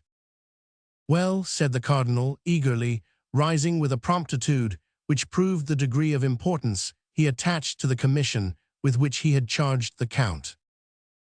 "Well," said the latter, "a young woman of about 26 or 28 years of age, and a man of from 35 to 40, have indeed lodged at the two houses pointed out by your Eminence, but the woman left last night, and the man this morning." "It was they," cried the cardinal, looking at the clock, "and now it is too late to have them pursued. The Duchess is at Tours, and the Duke at Boulogne. It is in London they must be found." "What are your Eminence's orders?" "Not a word of what has passed. Let the Queen remain in perfect security. Let her be ignorant that we know her secret. Let her believe that we are in search of some conspiracy or other. Send me the keeper of the seals, Seguier." "And that man, what has your Eminence done with him?" "What man?" asked the cardinal. "That Bonacieux. I have done with him all that could be done. I have made him a spy upon his wife." The Comte de Rochefort bowed, like a man who acknowledges the superiority of the master as great, and retired. Left alone, the cardinal seated himself again and wrote a letter, which he secured with his special seal. Then he rang. The officer entered for the 4th time. "Tell Vitré to come to me," said he, "and tell him to get ready for a journey." An instant after, the man he asked for was before him, booted and spurred. "Vitré," said he, "you will go with all speed to London. You must not stop an instant on the way. You will deliver this letter to Milady. Here is an order for 200 pistoles. Call upon my treasurer and get the money. You shall have as much again if you are back within 6 days and have executed your commission well." The messenger, without replying a single word, bowed, took the letter, with the order for the 200 pistoles, and retired. Here is what the letter contained. "Milady, be at the first ball at which the Duke of Buckingham shall be present. He will wear on his doublet 12 diamond studs. Get as near to him as you can, and cut off 2. As soon as these studs shall be in your possession, inform me." Chapter 15. Men of the Robe and Men of the Sword. On the day after these events had taken place, Athos not having reappeared, M. de Tréville was informed by 500 Artagnan and Porthos of the circumstance. As to Aramis, he had asked for leave of absence for 5 days, and was gone, it was said, to Rouen on family business. M. de Tréville was the father of his soldiers. The lowest or the least known of them, as soon as he assumed the uniform of the company, was as sure of his aid and support as if he had been his own brother. He repaired, then, instantly to the office of the lieutenant criminal. The officer who commanded the post of the Red Cross was sent for, and by successive inquiries they learned that Athos was then lodged in Fort l'Évêque. Athos had passed through all the examinations we have seen Bonacieux undergo. We were present at the scene in which the two captives were confronted with each other. Athos, who had till that time said nothing for fear that 500 Artagnan, interrupted in his turn, should not have the time necessary, from this moment declared that his name was Athos, and not 500 Artagnan. He added that he did not know either M or MME. Bonacieux that he had never spoken to the one or the other, that he had come at about 10 o'clock in the evening to pay a visit to his friend M. d'Artagnan, but that till that hour he had been at M. de Treville's, where he had dined.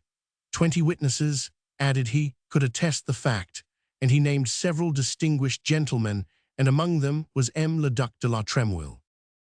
The second commissary was as much bewildered as the first had been by the simple and firm declaration of the musketeer, upon whom he was anxious to take the revenge which men of the robe like at all times to gain over men of the sword. But the name of M. de Treville and that of M. de la Trémouille commanded a little reflection. Athos was then sent to the cardinal, but unfortunately the cardinal was at the Louvre with the king. It was precisely at this moment that M. de Treville, on leaving the residence of the lieutenant criminal and the governor of Fort l'Évêque, without being able to find Athos, arrived at the palace. As captain of the musketeers, M. de Treville had the right of entry at all times. It is well known how violent the king's prejudices were against the queen, and how carefully these prejudices were kept up by the cardinal, who in affairs of intrigue mistrusted women infinitely more than men. One of the grand causes of this prejudice was the friendship of Anne of Austria for Mme. de Chevreuse. These two women gave him more uneasiness than the war with Spain, the quarrel with England, or the embarrassment of the finances. In his eyes and to his conviction, Mme. de Chevreuse not only served the queen in her political intrigues, but what tormented him still more, in her amorous intrigues. At the first word the cardinal spoke of Mme. de Chevreuse, who, though exiled to Tours and believed to be in that city, had come to Paris, remained there 5 days, and outwitted the police, the king flew into a furious passion. Capricious and unfaithful, the king wished to be called Louis the Just and Louis the Chaste. Posterity will find a difficulty in understanding this character, which history explains only by facts and never by reason. But when the cardinal added that not only Mme.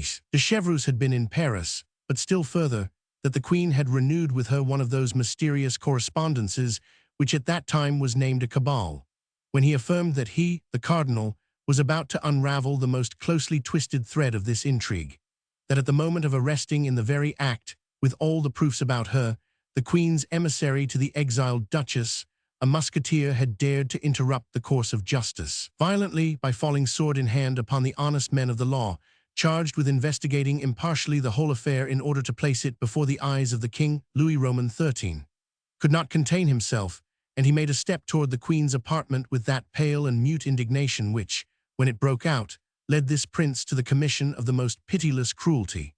And yet, in all this, the cardinal had not yet said a word about the Duke of Buckingham.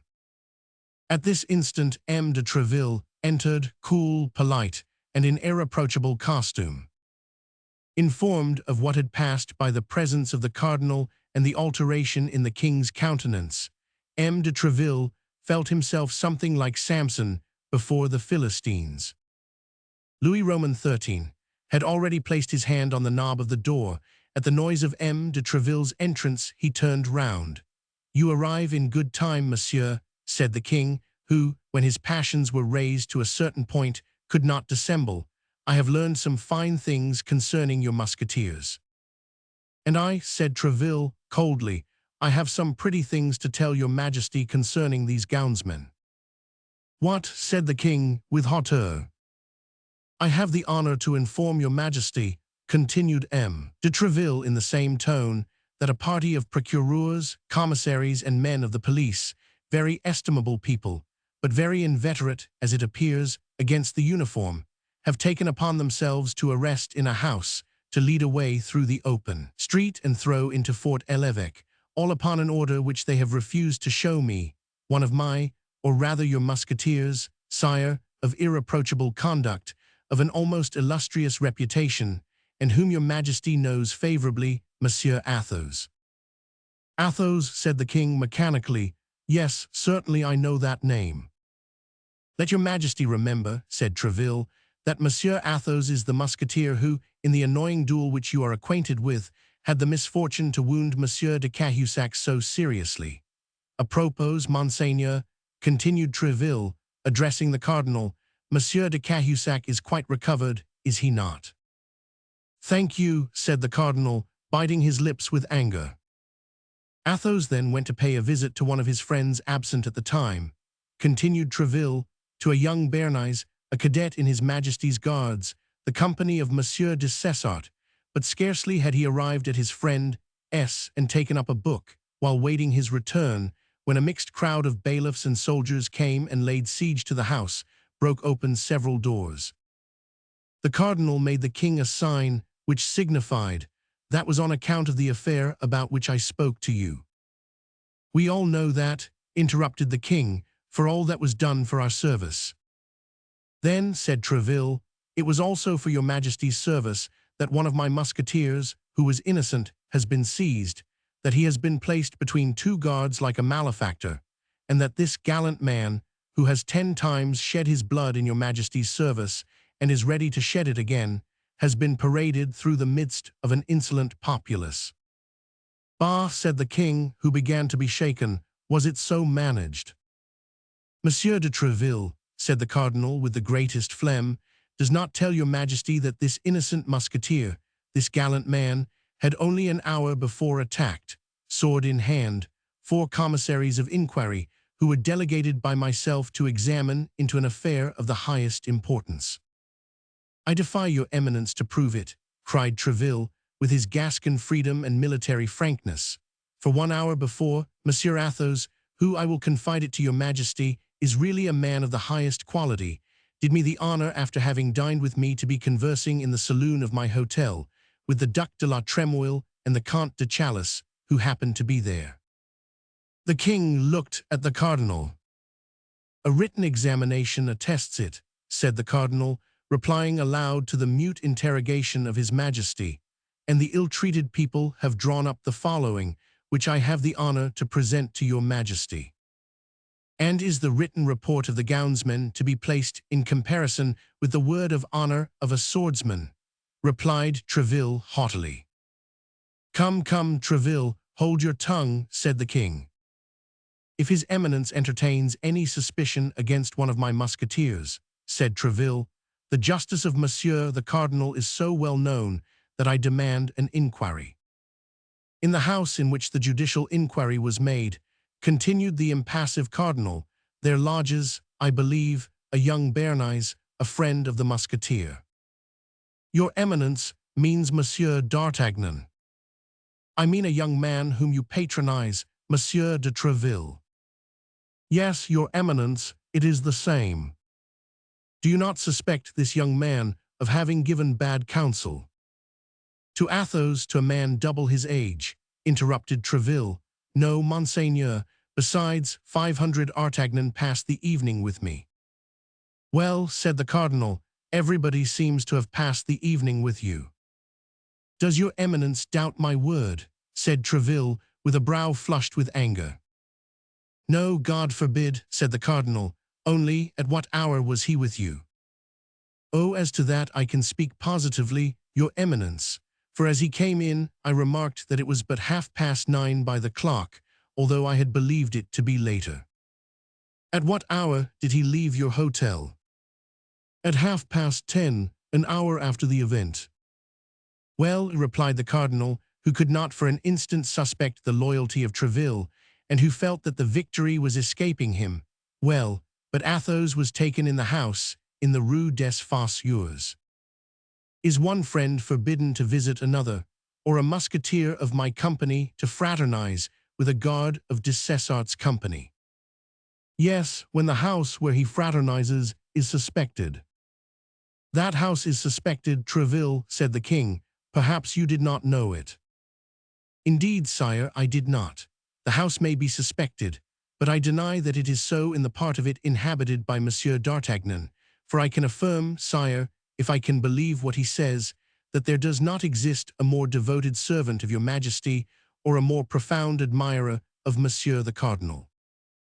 Was it not this 500 Artagnan who wounded Jussac one day in that unfortunate encounter which took place near the convent of the Carmes de Chausses?" asked the king, looking at the cardinal, who colored with vexation. "And the next day, Bernajoux. Yes, sire, yes, it is the same, and your Majesty has a good memory." "Come, how shall we decide?" said the king. "That concerns your majesty more than me," said the cardinal. "I should affirm the culpability." "And I deny it," said Tréville, "but his majesty has judges, and these judges will decide." "That is best," said the king. "Send the case before the judges. It is their business to judge, and they shall judge." "Only," replied Tréville, "it is a sad thing that in the unfortunate times in which we live, the purest life, the most incontestable virtue, cannot exempt a man from infamy and persecution. The army, I will answer for it, will be but little pleased at being exposed to rigorous treatment on account of police affairs." The expression was imprudent, but M. de Tréville launched it with knowledge of his cause. He was desirous of an explosion, because in that case the mind throws forth fire, and fire enlightens. "Police affairs," cried the king, taking up Tréville's words, "police affairs. And what do you know about them, monsieur? Meddle with your musketeers, and do not annoy me in this way. It appears, according to your account, that if by mischance a musketeer is arrested, France is in danger. What a noise about a musketeer! I would arrest 10 of them, ventrebleu, 100, even all the company, and I would not allow a whisper." "From the moment they are suspected by your majesty," said Tréville, "the musketeers are guilty. Therefore you see me prepared to surrender my sword, for after having accused my soldiers, there can be no doubt that Monsieur the Cardinal will end by accusing me. It is best to constitute myself at once a prisoner with Athos, who is already arrested, and with 500 Artagnan, who most probably will be." "Gascon-headed man, will you have done?" said the king. "Sire," replied Tréville, without lowering his voice in the least, "either order my musketeer to be restored to me, or let him be tried." "He shall be tried," said the cardinal. "Well, so much the better, for in that case I shall demand of his majesty permission to plead for him." The king feared an outbreak. "If his eminence," said he, "did not have personal motives—" The cardinal saw what the king was about to say, and interrupted him. "Pardon me," said he, "but the instant your majesty considers me a prejudiced judge, I withdraw." "Come," said the king, "will you swear by my father that Athos was at your residence during the event, and that he took no part in it?" "By your glorious father, and by yourself, whom I love and venerate above all the world, I swear it." "Be so kind as to reflect, sire," said the cardinal. "If we release the prisoner thus, we shall never know the truth." "Athos may always be found," replied Tréville, ready to answer, "when it shall please the gownsmen to interrogate him. He will not desert, Monsieur the Cardinal, be assured of that. I will answer for him." "No, he will not desert," said the king. "He can always be found, as Tréville says. Besides," added he, lowering his voice and looking with a suppliant air at the cardinal, "let us give them apparent security. That is policy." This policy of Louis Roman XIII made Richelieu smile. "Order it as you please, sire. You possess the right of pardon." "The right of pardoning only applies to the guilty," said Tréville, who was determined to have the last word, "and my musketeer is innocent. It is not mercy, then, that you are about to accord, sire, it is justice." "And he is in the Fort l'Évêque," said the king. "Yes, sire, in solitary confinement, in a dungeon, like the lowest criminal." "The devil," murmured the king, "what must be done?" "Sign an order for his release, and all will be said," replied the cardinal. "I believe with your majesty that Monsieur de Tréville's guarantee is more than sufficient." Tréville bowed very respectfully, with a joy that was not unmixed with fear. He would have preferred an obstinate resistance on the part of the cardinal to this sudden yielding. The king signed the order for release, and Tréville carried it away without delay. As he was about to leave the presence, the cardinal gave him a friendly smile and said, "A perfect harmony reigns, sire, between the leaders and the soldiers of your musketeers, which must be profitable for the service and honorable to all." "He will play me some dog's trick or other, and that immediately," said Tréville. "One has never the last word with such a man, but let us be quick. The king may change his mind in an hour, and at all events, it is more difficult to replace a man in the Fort l'Évêque or the Bastille who has got out, than to keep a prisoner there who is in. M. de Treville made his entrance triumphantly into the Fort l'Évêque, whence he delivered the musketeer, whose peaceful indifference had not for a moment abandoned him. The first time he saw 500 Artagnan, "You have come off well," said he to him. "There is your Jussac thrust paid for. There still remains that of Bernajoux, but you must not be too confident." As to the rest, M. de Treville had good reason to mistrust the cardinal and to think that all was not over, for scarcely had the captain of the musketeers closed the door after him than his eminence said to the king, "Now that we are at length by ourselves, we will, if your majesty pleases, converse seriously. Sire, Buckingham has been in Paris 5 days and only left this morning." Chapter 16, in which M. Seguier, keeper of the seals, looks more than once for the bell. It is impossible to form an idea of the impression these few words made upon Louis Roman XIII. He grew pale and red alternately, and the cardinal saw at once that he had recovered, by a single blow, all the ground he had lost. "Buckingham in Paris," cried he, "and why does he come?" "To conspire, no doubt, with your enemies, the Huguenots and the Spaniards." "No, pardieu, no. To conspire against my honor with Madame de Chevreuse, Madame de Longueville, and the Cons." "Oh, sire, what an idea! The queen is too virtuous, and besides, loves your majesty too well." "Woman is weak, Monsieur Cardinal," said the king, "and as to loving me much, I have my own opinion as to that love." "I not the less maintain," said the cardinal, "that the Duke of Buckingham came to Paris for a project wholly political. And I am sure that he came for quite another purpose, Monsieur Cardinal, but if the queen be guilty, let her tremble."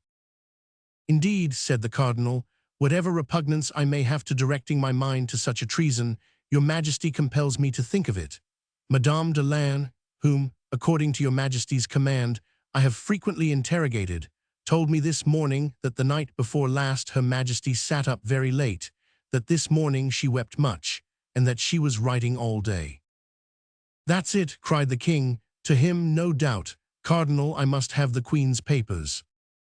"But how to take them, sire? It seems to me that it is neither your majesty nor myself who can charge himself with such a mission." "How did they act with regard to the Mercheldenke?" cried the king, in the highest state of choler. "First her closets were thoroughly searched, and then she herself."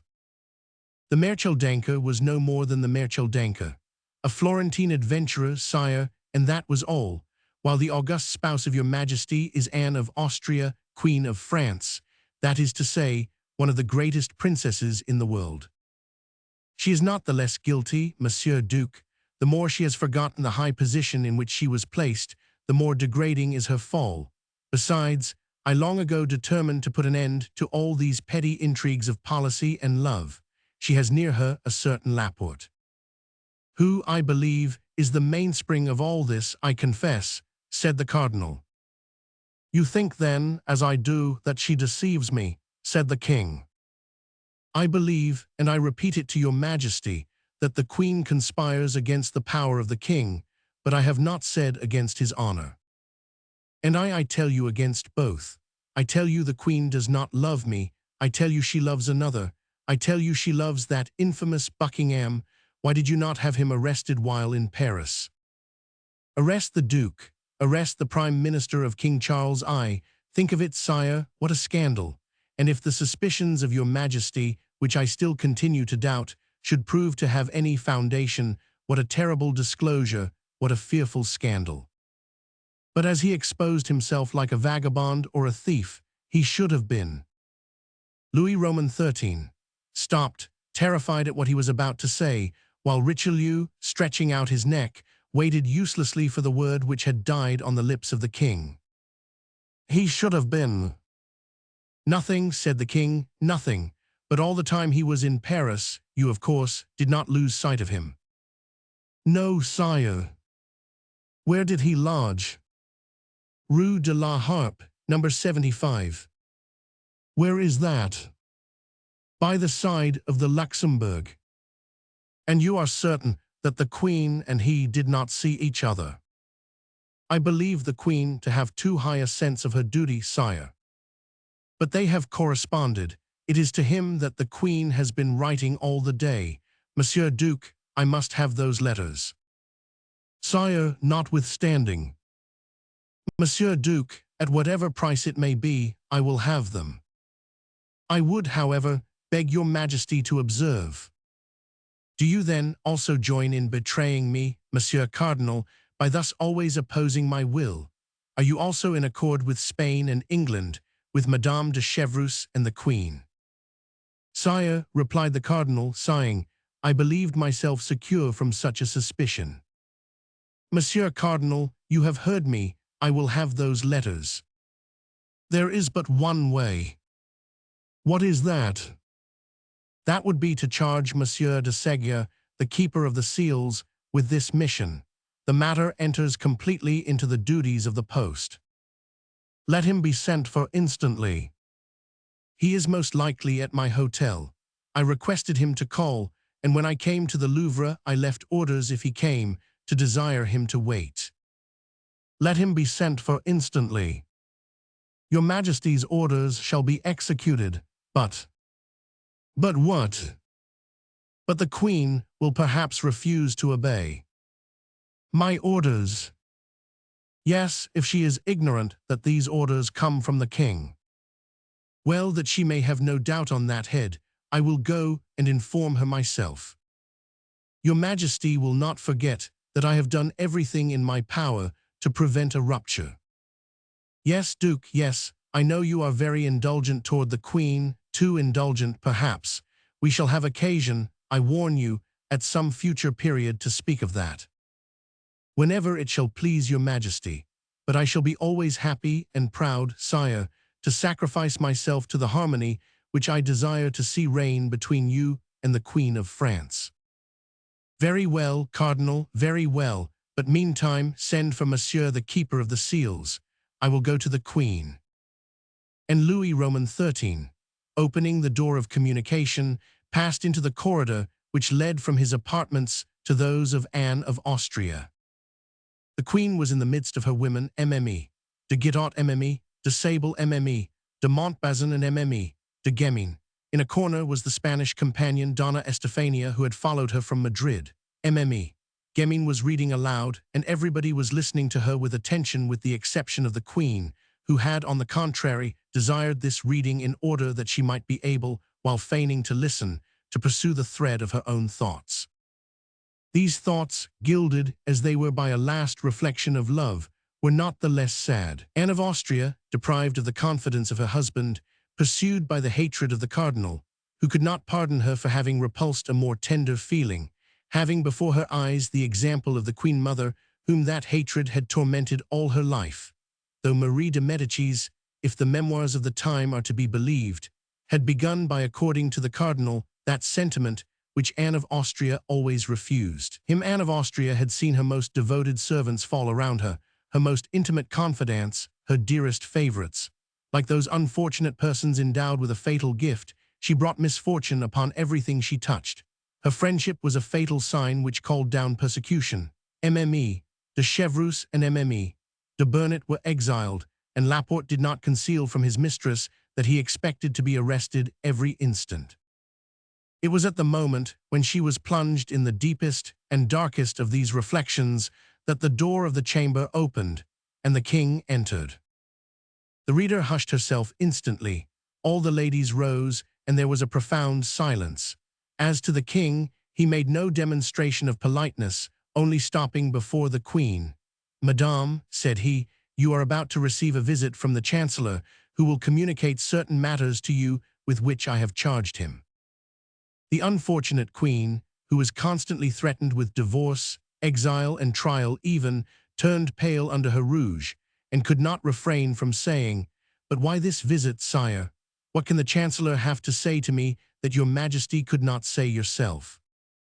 The king turned upon his heel without reply, and almost at the same instant the captain of the guards, M. de Guitant, announced the visit of the chancellor.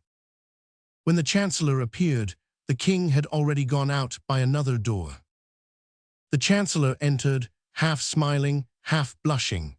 As we shall probably meet with him again in the course of our history, it may be well for our readers to be made at once acquainted with him. This chancellor was a pleasant man. He was Des Roches le Massel, canon of Notre Dame, who had formerly been valet of a bishop, who introduced him to his eminence as a perfectly devout man. The cardinal trusted him, and therein found his advantage. There are many stories related of him, and among them this. After a wild youth, he had retired into a convent, there to expiate, at least for some time, the follies of adolescence. On entering this holy place, the poor penitent was unable to shut the door so close as to prevent the passions he fled from entering with him. He was incessantly attacked by them, and the superior, to whom he had confided this misfortune, wishing as much as in him lay to free him from them, had advised him, in order to conjure away the tempting demon, to have recourse to the bell rope, and ring with all his might. At the denunciating sound, the monks would be rendered aware that temptation was besieging a brother, and all the community would go to prayers. This advice appeared good to the future chancellor. He conjured the evil spirit with abundance of prayers offered up by the monks, but the devil does not suffer himself to be easily dispossessed from a place in which he has fixed his garrison. In proportion as they redoubled the exorcisms, he redoubled the temptations, so that day and night the bell was ringing full swing, announcing the extreme desire for mortification which the penitent experienced. The monks had no longer an instant of repose. By day they did nothing but ascend and descend the steps which led to the chapel. At night, in addition to complines and matins, they were further obliged to leap 20 times out of their beds and prostrate themselves on the floor of their cells. It is not known whether it was the devil who gave way or the monks who grew tired, but within 3 months the penitent reappeared in the world with the reputation of being the most terrible possessed that ever existed. On leaving the convent, he entered into the magistracy, became president on the place of his uncle, embraced the cardinal's party, which did not prove want of sagacity, became chancellor, served his eminence with zeal in his hatred against the Queen Mother, and his vengeance against Anne of Austria stimulated the judges in the affair of Calais, encouraged the attempts of M. de Laffemas, chief gamekeeper of France. Then, at length, invested with the entire confidence of the cardinal, a confidence which he had so well earned, he received the singular commission for the execution of which he presented himself in the Queen's apartments. The Queen was still standing when he entered, but scarcely had she perceived him than she reseated herself in her armchair and made a sign to her women to resume their cushions and stools, and with an air of supreme hauteur said, "What do you desire, monsieur, and with what object do you present yourself here?" "To make, madame, in the name of the king, and without prejudice to the respect which I have the honor to owe to your majesty, a close examination into all your papers." "How, monsieur, an investigation of my papers? Mine, truly, this is an indignity." "Be kind enough to pardon me, madame, but in this circumstance I am but the instrument which the king employs. Has not his majesty just left you, and has he not himself asked you to prepare for this visit? Search then, monsieur. I am a criminal as it appears. Estefania, give up the keys of my drawers and my desks." For form's sake, the chancellor paid a visit to the pieces of furniture named, but he well knew that it was not in a piece of furniture that the Queen would place the important letter she had written that day. When the chancellor had opened and shut 20 times the drawers of the secretaries, it became necessary, whatever hesitation he might experience, it became necessary, I say, to come to the conclusion of the affair, that is to say, to search the Queen herself. The chancellor advanced, therefore, toward Anne of Austria and said with a very perplexed and embarrassed air, "And now it remains for me to make the principal examination." "What is that?" asked the Queen, who did not understand, or rather was not willing to understand. "His Majesty is certain that a letter has been written by you during the day. He knows that it has not yet been sent to its address. This letter is not in your table nor in your secretary, and yet this letter must be somewhere." "Would you dare to lift your hand to your Queen?" said Anne of Austria, drawing herself up to her full height and fixing her eyes upon the chancellor with an expression almost threatening. "I am a faithful subject of the king, madame, and all that his majesty commands I shall do." "Well, it is true," said Anne of Austria, "and the spies of the cardinal have served him faithfully. I have written a letter today. That letter is not yet gone. The letter is here." And the queen laid her beautiful hand on her bosom. "Then give me that letter, madame," said the chancellor. "I will give it to none but the king, monsieur," said Anne. "If the king had desired that the letter should be given to him, madame, he would have demanded it of you himself. But I repeat to you, I am charged with reclaiming it, and if you do not give it up—" "Well, he has, then, charged me to take it from you." "How? What do you say?" "That my orders go far, madame, and that I am authorized to seek for the suspected paper, even on the person of your majesty." "What horror!" cried the queen. "Be kind enough, then, madame, to act more compliantly. The conduct is infamously violent. Do you know that, monsieur?" "The king commands it, madame. Excuse me." "I will not suffer it. No, no, I would rather die," cried the queen, in whom the imperious blood of Spain and Austria began to rise. The chancellor made a profound reverence. Then, with the intention quite patent of not drawing back a foot from the accomplishment of the commission with which he was charged, and as the attendant of an executioner might have done in the chamber of torture, he approached Anne of Austria, from whose eyes at the same instant sprang tears of rage. The queen was, as we have said, of great beauty. The commission might well be called delicate, and the king had reached, in his jealousy of Buckingham, the point of not being jealous of anyone else. Without doubt, the Chancellor Seguier looked about at that moment for the rope of the famous bell, but not finding it, he summoned his resolution and stretched forth his hands toward the place where the queen had acknowledged the paper was to be found. Anne of Austria took one step backward, became so pale that it might be said she was dying, and leaning with her left hand upon a table behind her to keep herself from falling, she with her right hand drew the paper from her bosom and held it out to the keeper of the seals. "There, monsieur, there is that letter," cried the queen with a broken and trembling voice.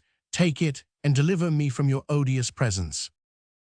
The chancellor, who, on his part, trembled with an emotion easily to be conceived, took the letter, bowed to the ground, and retired. The door was scarcely closed upon him when the queen sank, half fainting, into the arms of her women. The chancellor carried the letter to the king without having read a single word of it. The king took it with a trembling hand, looked for the address, which was wanting, became very pale, opened it slowly, then seeing by the first words that it was addressed to the King of Spain, he read it rapidly. It was nothing but a plan of attack against the cardinal. The queen pressed her brother and the Emperor of Austria to appear to be wounded, as they really were, by the policy of Richelieu, the eternal object of which was the abasement of the House of Austria, to declare war against France, and as a condition of peace, to insist upon the dismissal of the cardinal. But as to love, there was not a single word about it in all the letter. The king, quite delighted, inquired if the cardinal was still at the Louvre. He was told that His Eminence awaited the orders of His Majesty in the business cabinet. The king went straight to him. "There, Duke," said he, "you were right and I was wrong. The whole intrigue is political, and there is not the least question of love in this letter, but on the other hand, there is abundant question of you." The cardinal took the letter and read it with the greatest attention. Then, when he had arrived at the end of it, he read it a second time. "Well, your Majesty," said he, "you see how far my enemies go. They menace you with 2 wars if you do not dismiss me. In your place, in truth, sire, I should yield to such powerful instance, and on my part, it would be a real happiness to withdraw from public affairs. What say you, Duke?" "I say, sire, that my health is sinking under these excessive struggles and these never-ending labors. I say that according to all probability, I shall not be able to undergo the fatigues of the siege of La Rochelle, and that it would be far better that you should appoint there either Monsieur de Condé, Monsieur de Bassompierre, or some valiant gentleman whose business is war, and not me, who am a churchman, and who am constantly turned aside from my real vocation to look after matters for which I have no aptitude. You would be the happier for it at home, sire, and I do not doubt you would be the greater for it abroad." "Monsieur Duke," said the king, "I understand you. Be satisfied, all who are named in that letter shall be punished as they deserve, even the queen herself." "What do you say, sire? God forbid that the queen should suffer the least inconvenience or uneasiness on my account. She has always believed me, sire, to be her enemy, although your majesty can bear witness that I have always taken her part warmly, even against you. Oh, if she betrayed your majesty on the side of your honor, it would be quite another thing, and I should be the first to say, 'No grace, sire, no grace for the guilty.' Happily, there is nothing of the kind, and your majesty has just acquired a new proof of it." "That is true, Monsieur Cardinal," said the king, "and you are right, as you always are. But the queen, not the less, deserves all my anger. It is you, sire, who have now incurred hers, and even if she were to be seriously offended, I could well understand it. Your majesty has treated her with a severity. It is thus I will always treat my enemies and yours, Duke, however high they may be placed, and whatever peril I may incur in acting severely toward them. The queen is my enemy, but is not yours, sire.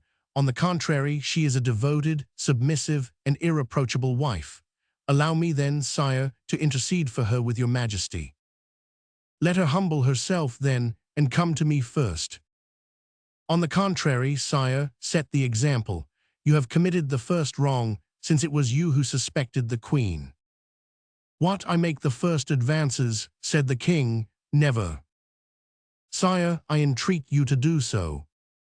Besides, in what manner can I make advances first? By doing a thing which you know will be agreeable to her." "What is that?" "Give a ball. You know how much the queen loves dancing. I will answer for it, her resentment will not hold out against such an attention. Monsieur Cardinal, you know that I do not like worldly pleasures. The queen will only be the more grateful to you, as she knows your antipathy for that amusement. Besides, it will be an opportunity for her to wear those beautiful diamonds which you gave her recently on her birthday, and with which she has since had no occasion to adorn herself." "We shall see, Monsieur Cardinal, we shall see," said the king, who, in his joy at finding the queen guilty of a crime which he cared little about, and innocent of a fault of which he had great dread, was ready to make up all differences with her. "We shall see, but upon my honor, you are too indulgent toward her." "Sire," said the cardinal, "leave severity to your ministers. Clemency is a royal virtue, employ it, and you will find that you derive advantage therein." Thereupon the cardinal, hearing the clock strike 11, bowed low, asking permission of the king to retire, and supplicating him to come to a good understanding with the queen. Anne of Austria, who, in consequence of the seizure of her letter, expected reproaches, was much astonished the next day to see the king make some attempts at reconciliation with her. Her first movement was repellent. Her womanly pride and her queenly dignity had both been so cruelly offended that she could not come round at the first advance, but overpersuaded by the advice of her women, she at last had the appearance of beginning to forget. The king took advantage of this favorable moment to tell her that he had the intention of shortly giving a fete. A fete was so rare a thing for poor Anne of Austria that at this announcement, as the cardinal had predicted, the last trace of her resentment disappeared, if not from her heart, at least from her countenance. She asked upon what day this fete would take place, but the king replied that he must consult the cardinal upon that head. Indeed, every day the king asked the cardinal when this fete should take place, and every day the cardinal, under some pretext, deferred fixing it. 10 days passed away thus. On the 8th day after the scene we have described, the cardinal received a letter with the London stamp which only contained these lines: "I have them, but I am unable to leave London for want of money. Send me 500 pistoles, and 4 or 5 days after I have received them, I shall be in Paris." On the same day, the cardinal received this letter. The king put his customary question to him. Richelieu counted on his fingers and said to himself, "She will arrive," she says, 4 or 5 days after having received the money. It will require 4 or 5 days for the transmission of the money, 4 or 5 days for her to return. That makes 10 days. Now, allowing for contrary winds, accidents, and a woman's weakness, there are 12 days. "Well, Monsieur Duke," said the king, "have you made your calculations?" "Yes, sire. Today is the 20th of September. The aldermen of the city give a fete on the 3rd of October. That will fall in wonderfully well. You will not appear to have gone out of your way to please the queen." Then the cardinal added, "Apropos, sire, do not forget to tell Her Majesty the evening before the fete that you should like to see how her diamond studs become her." Chapter 17. Bonacieux at home. It was the second time the cardinal had mentioned these diamond studs to the king. Louis Roman XIII was struck with this insistence and began to fancy that this recommendation concealed some mystery. More than once the king had been humiliated by the cardinal, whose police, without having yet attained the perfection of the modern police, were excellent, being better informed than himself, even upon what was going on in his own household. He hoped, then, in a conversation with Anne of Austria, to obtain some information from that conversation, and afterward to come upon his eminence with some secret which the cardinal either knew or did not know, but which, in either case, would raise him infinitely in the eyes of his minister. He went then to the queen, and according to custom accosted her with fresh menaces against those who surrounded her. Anne of Austria lowered her head, allowed the torrent to flow on without replying, hoping that it would cease of itself, but this was not what Louis Roman XIII meant. Louis Roman XIII wanted a discussion from which some light or other might break, convinced as he was that the cardinal had some afterthought and was preparing for him one of those terrible surprises which his eminence was so skillful in getting up. He arrived at this end by his persistence in accusation. "But," cried Anne of Austria, tired of these vague attacks, "but, sire, you do not tell me all that you have in your heart. What have I done, then? Let me know what crime I have committed. It is impossible that your Majesty can make all this ado about a letter written to my brother." The king, attacked in a manner so direct, did not know what to answer, and he thought that this was the moment for expressing the desire which he was not going to have made until the evening before the fete. "Madame," said he with dignity, "there will shortly be a ball at the Hôtel de Ville. I wish, in order to honor our worthy aldermen, you should appear in ceremonial costume, and above all, ornamented with the diamond studs which I gave you on your birthday. That is my answer." The answer was terrible. Anne of Austria believed that Louis Roman XIII knew all, and that the cardinal had persuaded him to employ this long dissimulation of 7 or 8 days, which likewise was characteristic. She became excessively pale, leaned her beautiful hand upon a console, which hand appeared then like one of wax, and looking at the king with terror in her eyes, she was unable to reply by a single syllable. "You hear, madame," said the king, who enjoyed the embarrassment to its full extent, but without guessing the cause. "You hear, madame." "Yes, sire, I hear," stammered the queen. "You will appear at this ball?" "Yes." "With those studs?" "Yes." The queen's paleness, if possible, increased. The king perceived it, and enjoyed it with that cold cruelty which was one of the worst sides of his character. "Then that is agreed," said the king, "and that is all I had to say to you." "But on what day will this ball take place?" asked Anne of Austria. Louis Roman XIII felt instinctively that he ought not to reply to this question, the queen having put it in an almost dying voice. "Oh, very shortly, madame," said he, "but I do not precisely recollect the date of the day. I will ask the cardinal."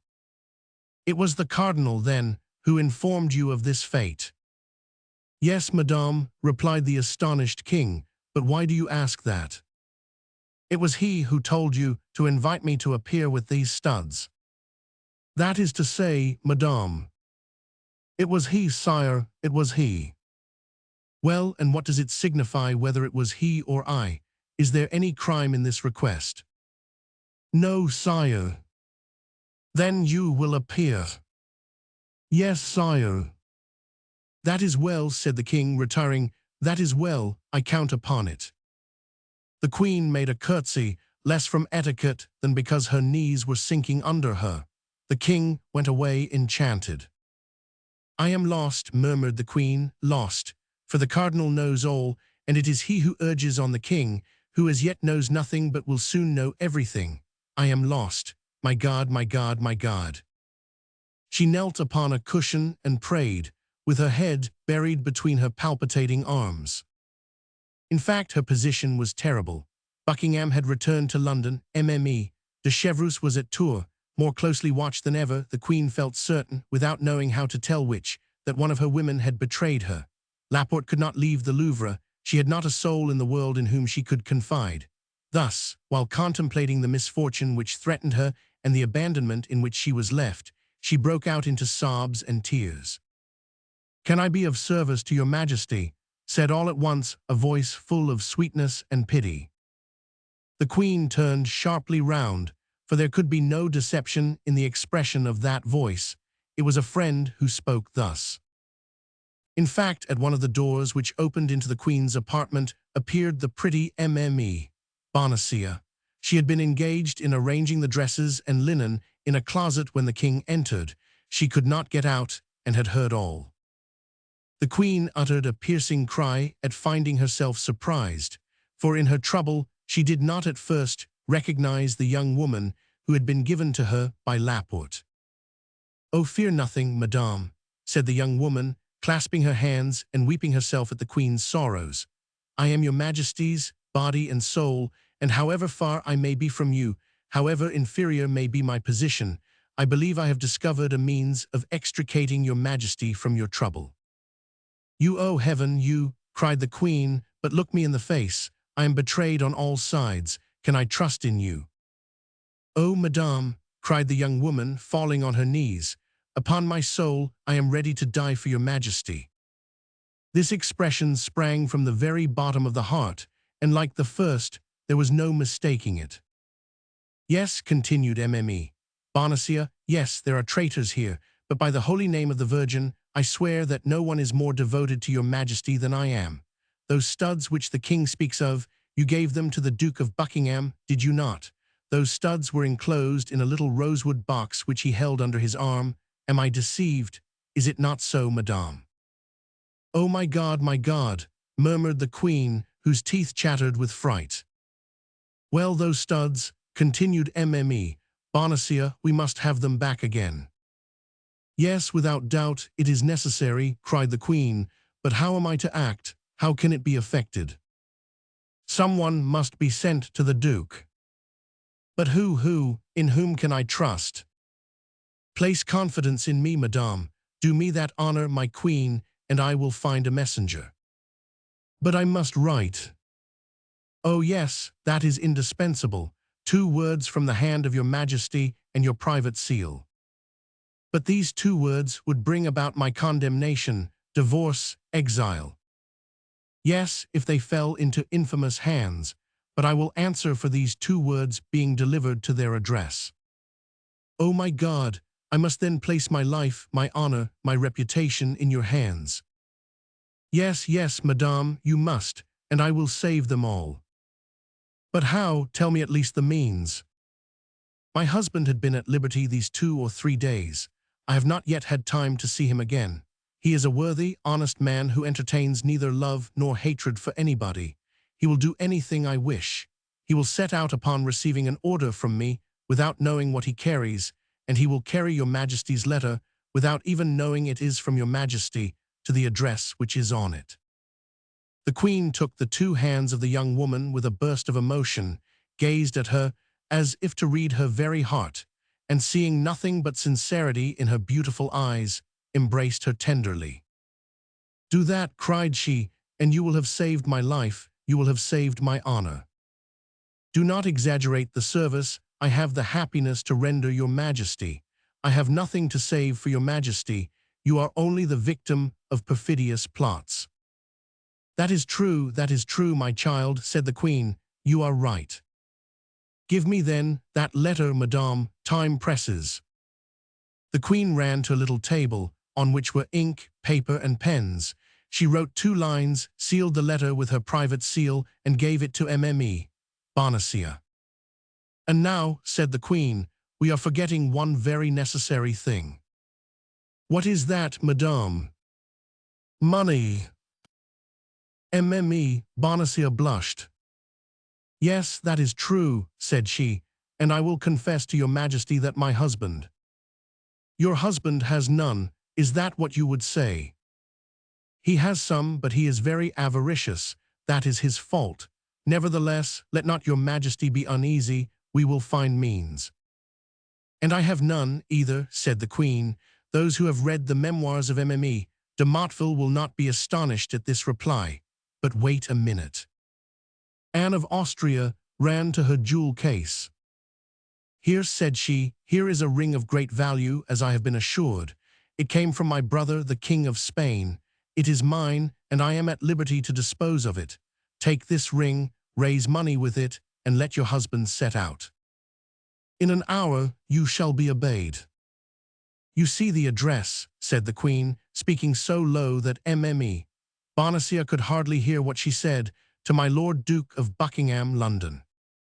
The letter shall be given to himself. Generous girl, cried Anne of Austria. Mme. Bonacieux kissed the hands of the queen, concealed the paper in the bosom of her dress, and disappeared with the lightness of a bird. 10 minutes afterward she was at home. As she told the queen, she had not seen her husband since his liberation.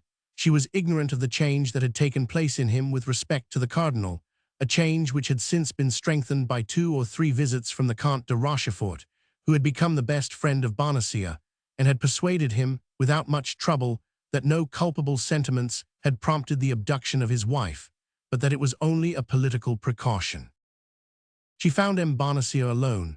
The poor man was recovering with difficulty the order in his house, in which he had found most of the furniture broken and the closets nearly emptied, justice not being one of the 3 things which King Solomon names as leaving no traces of their passage. As to the servant, she had run away at the moment of her master's arrest. Terror had had such an effect upon the poor girl that she had never ceased walking from Paris till she reached Burgundy, her native place. The worthy mercer had, immediately upon re-entering his house, informed his wife of his happy return, and his wife had replied by congratulating him, and telling him that the first moment she could steal from her duties should be devoted to paying him a visit. This first moment had been delayed 5 days, which, under any other circumstances, might have appeared rather long to M. Bonacieux. But he had, in the visit he had made to the cardinal, and in the visits Rochefort had made him, ample subjects for reflection, and as everybody knows, nothing makes time pass more quickly than reflection. This was the more so because Bonacieux's reflections were all rose-colored. Rochefort called him his friend, his dear Bonacieux, and never ceased telling him that the cardinal had a great respect for him.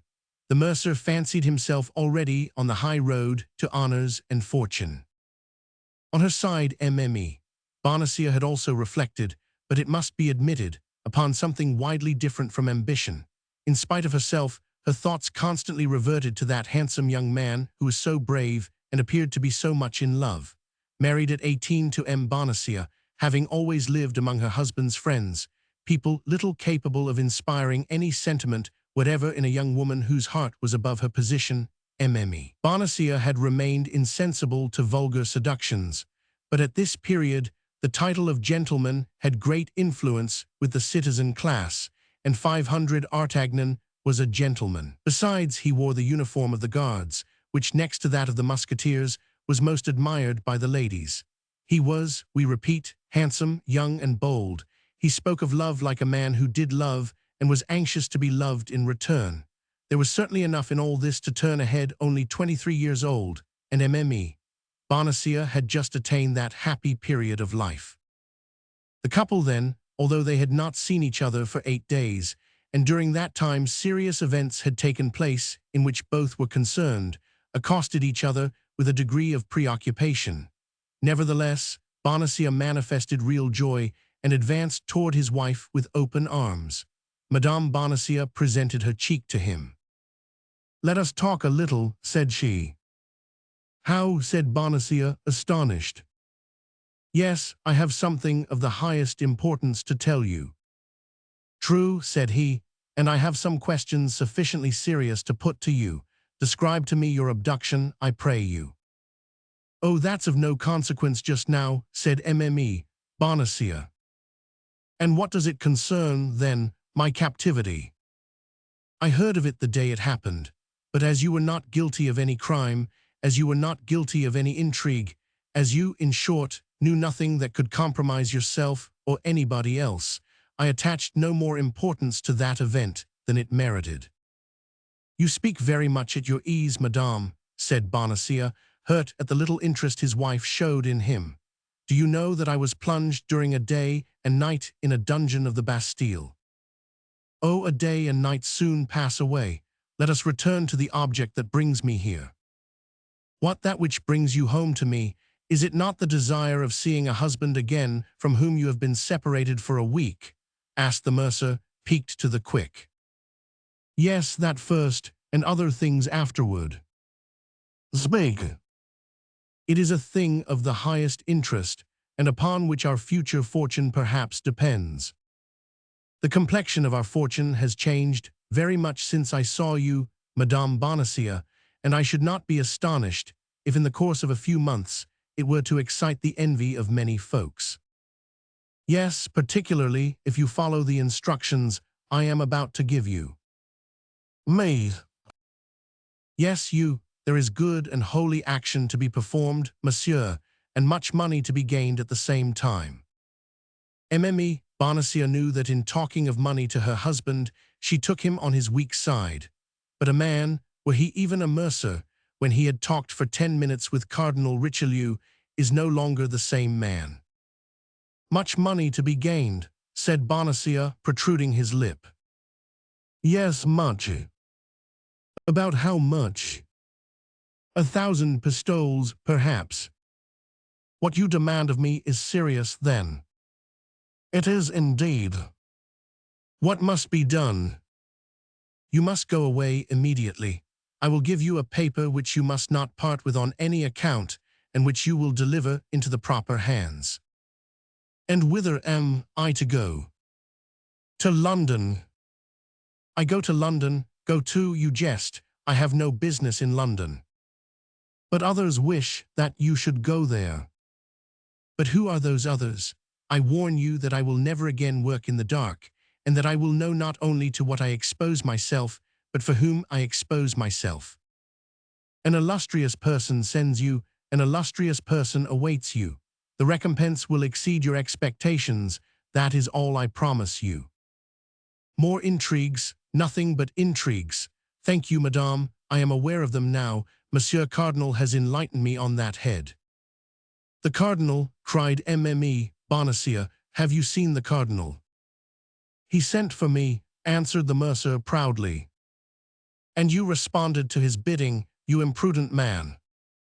"Well, I can't say I had much choice of going or not going, for I was taken to him between two guards. It is true also that as I did not then know his eminence, if I had been able to dispense with the visit, I should have been enchanted." "He ill-treated you, then? He threatened you?" "He gave me his hand and called me his friend. His friend! Do you hear that, madame? I am the friend of the great cardinal." "Of the great cardinal?" "Perhaps you would contest his right to that title, madame." "I would contest nothing, but I tell you that the favor of a minister is ephemeral, and that a man must be mad to attach himself to a minister. There are powers above his which do not depend upon a man or the issue of an event.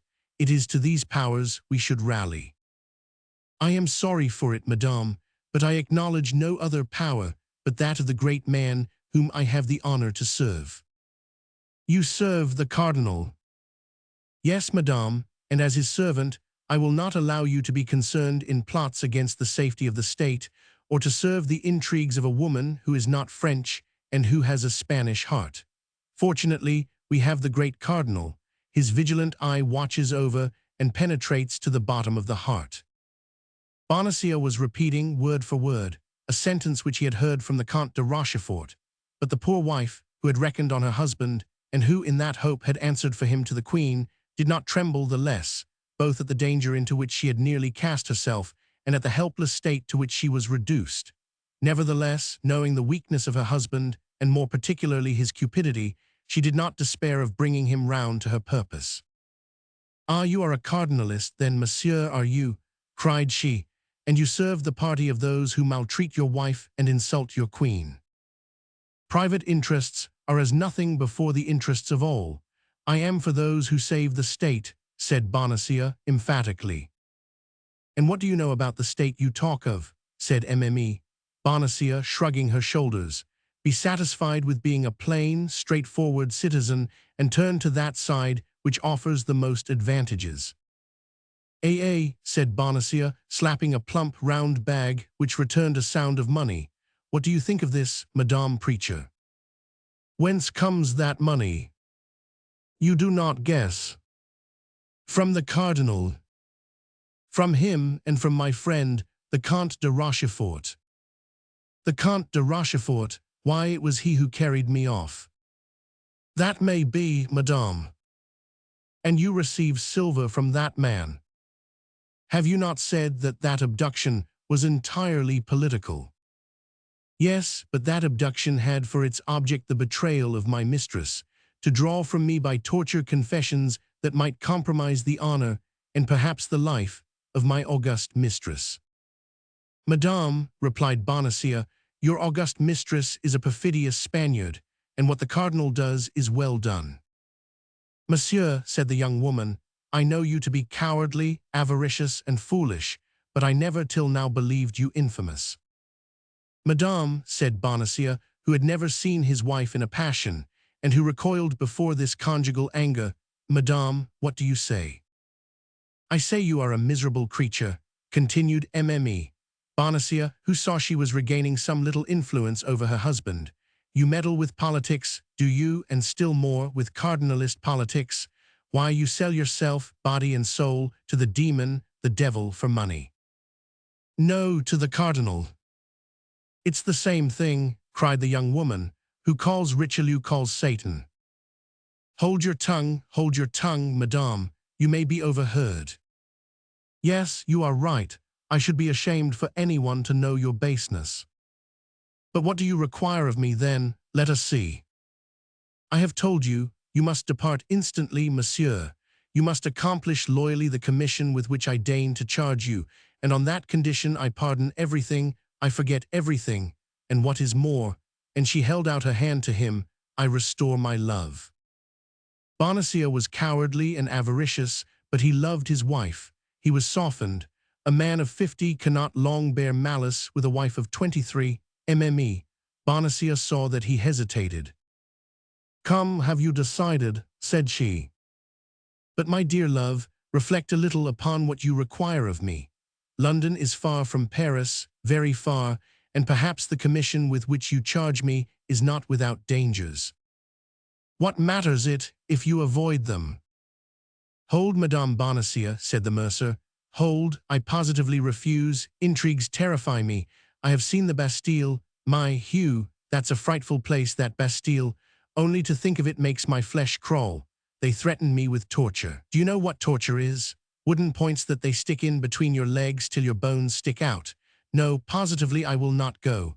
And morbleu, why do you not go yourself? For in truth, I think I have hitherto been deceived in you.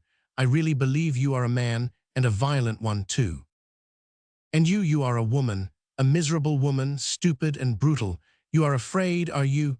Well, if you do not go this very instant, I will have you arrested by the Queen's orders, and I will have you placed in the Bastille which you dread so much." Bonacieux fell into a profound reflection. He weighed the two angers in his brain, that of the cardinal and that of the Queen. That of the cardinal predominated enormously. "Have me arrested on the part of the Queen," said he, "and I will appeal to his eminence." At once, Mme. Bonacieux saw that she had gone too far, and she was terrified at having communicated so much. She for a moment contemplated with fright that stupid countenance, impressed with the invincible resolution of a fool that is overcome by fear. "Well, be it so," said she. "Perhaps, when all is considered, you are right. In the long run, a man knows more about politics than a woman, particularly such as, like you, Monsieur Bonacieux, have conversed with the cardinal. And yet it is very hard," added she, "that a man upon whose affection I thought I might depend treats me thus unkindly and will not comply with any of my fancies." "That is because your fancies go too far," replied the triumphant Bonacieux, "and I mistrust them." "Well, I will give it up then," said the young woman, sighing. "It is well as it is, say no more about it." "At least you should tell me what I should have to do in London," replied Bonacieux, who remembered a little too late that Rochefort had desired him to endeavor to obtain his wife's secrets. "It is of no use for you to know anything about it," said the young woman, whom an instinctive mistrust now impelled to draw back. It was about one of those purchases that interest women, a purchase by which much might have been gained. But the more the young woman excused herself, the more important Bonacieux thought the secret which she declined to confide to him. He resolved then to hasten immediately to the residence of the Comte de Rochefort and tell him that the Queen was seeking for a messenger to send to London. "Pardon me for quitting you, my dear Madame Bonacieux," said he, "but not knowing you would come to see me, I had made an engagement with a friend. I shall soon return, and if you will wait only a few minutes for me, as soon as I have concluded my business with that friend, as it is growing late, I will come back and reconduct you to the Louvre." "Thank you, monsieur, you are not brave enough to be of any use to me whatever," replied Mme. Bonacieux. "I shall return very safely to the Louvre all alone." "As you please, Madame Bonacieux," said the ex-mercer. "Shall I see you again soon?" "Next week I hope my duties will afford me a little liberty, and I will take advantage of it to come and put things in order here, as they must necessarily be much deranged." "Very well, I shall expect you. You are not angry with me?" "Not the least in the world." Till then. Till then." Bonacieux kissed his wife's hand and set off at a quick pace. "Well," said Mme. Bonacieux, when her husband had shut the street door and she found herself alone, "that imbecile lacked but one thing, to become a cardinalist. And I who have answered for him to the Queen, I who have promised my poor mistress, ah, my God, she will take me for one of those wretches with whom the palace swarms and who are placed about her as spies. Ah, Monsieur Bonacieux, I never did love you much, but now it is worse than ever. I hate you, and on my word you shall pay for this." At the moment she spoke these words, a rap on the ceiling made her raise her head, and a voice which reached her through the ceiling cried, "Dear Madame Bonacieux, open for me the little door on the alley, and I will come down to you." Chapter 18. Lover and Husband. "Ah, Madame," said 500 Artagnan, entering by the door which the young woman opened for him, "allow me to tell you that you have a bad sort of a husband." "You have, then, overheard our conversation?" asked Mme. Bonacieux eagerly and looking at 500 Artagnan with disquiet. "The whole." "But how, my God?" "By a mode of proceeding known to myself, and by which I likewise overheard the more animated conversation which he had with the cardinal's police." "And what did you understand by what we said?" "A thousand things. In the first place, that unfortunately your husband is a simpleton and a fool. In the next place, you are in trouble, of which I am very glad, as it gives me an opportunity of placing myself at your service, and God knows I am ready to throw myself into the fire for you. Finally, that the Queen wants a brave, intelligent, devoted man to make a journey to London for her. I have at least 2 of the 3 qualities you stand in need of, and here I am." Mme. Bonacieux made no reply, but her heart beat with joy and secret hope shone in her eyes. "And what guarantee will you give me," asked she, "if I consent to confide this message to you?" "My love for you, speak, command what is to be done." My God," murmured the young woman, "ought I to confide such a secret to you, monsieur? You are almost a boy." "I see that you require someone to answer for me." I admit that would reassure me greatly. Do you know Athos? No. Porthos? No. Aramis? No. Who are these gentlemen? 3 of the king's musketeers. Do you know Monsieur de Treville, their captain? Oh yes, him. I know him, not personally, but from having heard the Queen speak of him more than once as a brave and loyal gentleman. You do not fear lest he should betray you to the cardinal? Oh no, certainly not. Well, reveal your secret to him and ask him whether, however important, however valuable, however terrible it may be, you may not confide it to me. But this secret is not mine, and I cannot reveal it in this manner. You were about to confide it to Monsieur Bonacieux, said 500 Artagnan with chagrin. As one confides a letter to the hollow of a tree, to the wing of a pigeon, to the collar of a dog. And yet you see plainly that I love you. You say so. I am an honorable man. You say so. I am a gallant fellow. I believe it. I am brave. Oh, I am sure of that.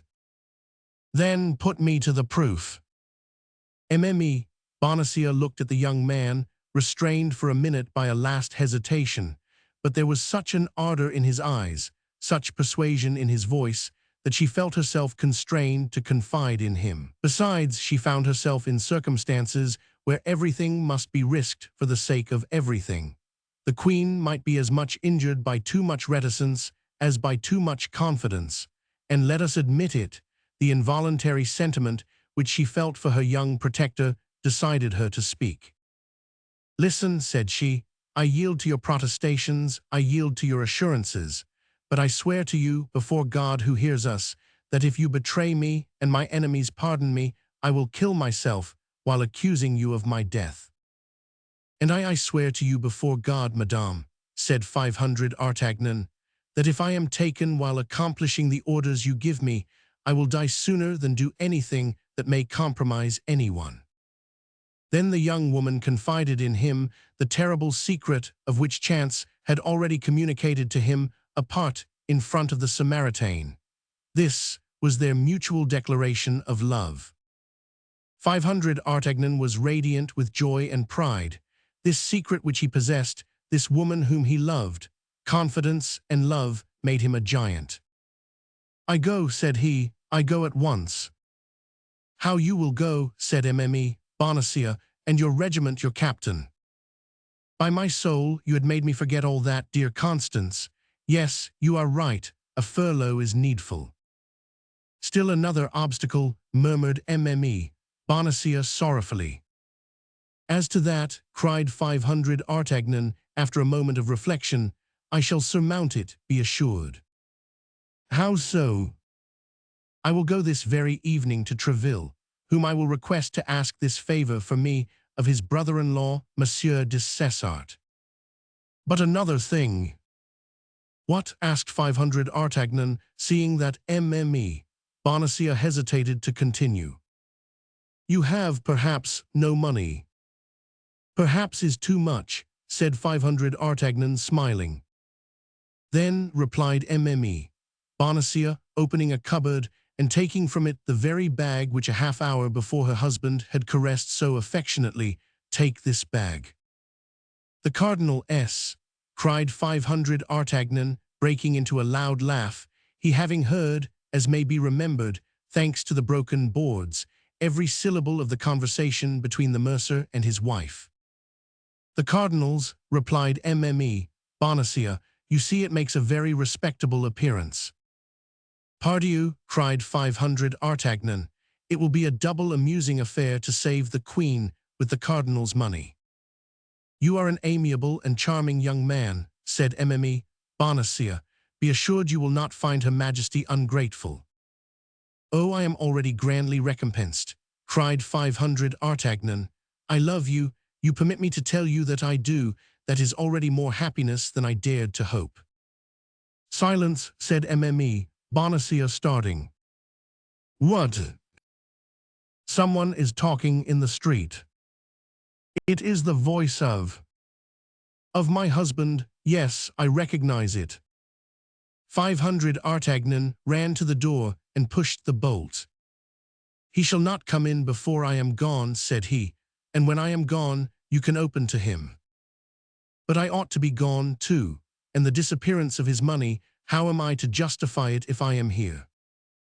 You are right, we must go out. Go out how? He will see us if we go out. Then you must come up into my room. Ah, said Mme.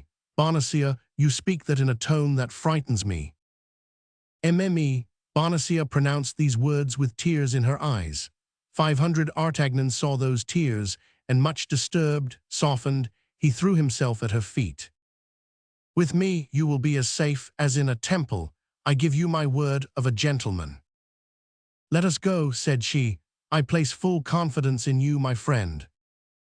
500 Artagnan drew back the bolt with precaution, and both, light as shadows, glided through the interior door into the passage, ascended the stairs as quietly as possible, and entered 500 Artagnan's chambers.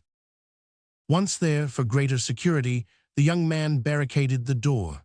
They both approached the window, and through a slit in the shutter they saw Bonacieux talking with a man in a cloak. At sight of this man, 500 Artagnan started, and half drawing his sword, sprang toward the door. It was the man of Meung. What are you going to do? Cried Mme. Bonacieux, you will ruin us all. But I have sworn to kill that man, said 500 Artagnan. Your life is devoted from this moment, and does not belong to you. In the name of the Queen, I forbid you to throw yourself into any peril which is foreign to that of your journey. And do you command nothing in your own name? In my name, said Mme. Bonacieux with great emotion, in my name I beg you, but listen, they appear to be speaking of me. 500 Artagnan drew near the window and lent his ear. Bonacieux had opened his door, and seeing the apartment, had returned to the man in the cloak, whom he had left alone for an instant. She is gone, said he. She must have returned to the Louvre. You are sure, replied the stranger, that she did not suspect the intentions with which you went out? No, replied Bonacieux with a self-sufficient air, she is too superficial a woman. Is the young guardsman at home? I do not think he is.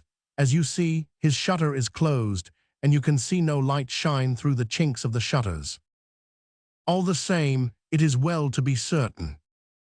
How so? By knocking at his door. Go. I will ask his servant. Bonacieux re-entered the house, passed through the same door that had afforded a passage for the two fugitives, went up to 500 Artagnan's door, and knocked. No one answered. Porthos, in order to make a greater display, had that evening borrowed Planchet. As to 500 Artagnan, he took care not to give the least sign of existence. The moment the hand of Bonacieux sounded on the door, the two young people felt their hearts bound within them. There is nobody within, said Bonacieux. Never mind, let us return to your apartment. We shall be safer there than in the doorway. Ah, my God, whispered Mme. Bonacieux, we shall hear no more. On the contrary, said 500 Artagnan, we shall hear better. 500 Artagnan raised the 3 or 4 boards which made his chamber another ear of Dionysius, spread a carpet on the floor, went upon his knees, and made a sign to Mme. Bonacieux to stoop, as he did toward the opening. You are sure there is nobody there, said the stranger. I will answer for it, said Bonacieux. And you think that your wife has returned to the Louvre without speaking to anyone but yourself? I am sure of it. That is an important point, do you understand? Then the news I brought you is of value. The greatest, my dear Bonacieux, I don't conceal this from you. Then the cardinal will be pleased with me. I have no doubt of it. The great cardinal. Are you sure, in her conversation with you, that your wife mentioned no names? I think not. She did not name Madame de Chevreuse, the Duke of Buckingham, or Madame de Vernet. No, she only told me she wished to send me to London to serve the interests of an illustrious personage. The traitor, murmured Mme. Bonacieux. Silence, said 500 Artagnan, taking her hand, which, without thinking of it, she abandoned to him. Never mind, continued the man in the cloak. You were a fool not to have pretended to accept the mission. You would then be in present possession of the letter. The state, which is now threatened, would be safe, and you. And I. Well, you, the cardinal, would have given you letters of nobility. Did he tell you so? Yes, I know that he meant to afford you that agreeable surprise. Be satisfied, replied Bonacieux. My wife adores me, and there is yet time. The ninny, murmured Mme. Bonacieux. Silence, said 500 Artagnan, pressing her hand more closely. How is there still time? Asked the man in the cloak. I go to the Louvre, I ask for Mme. Bonacieux, I say that I have reflected, I renew the affair, I obtain the letter, and I run directly to the cardinal. Well, go quickly, I will return soon to learn the result of your trip. The stranger went out. Infamous, said Mme. Bonacieux, addressing this epithet to her husband. Silence, said 500 Artagnan, pressing her hand still more warmly.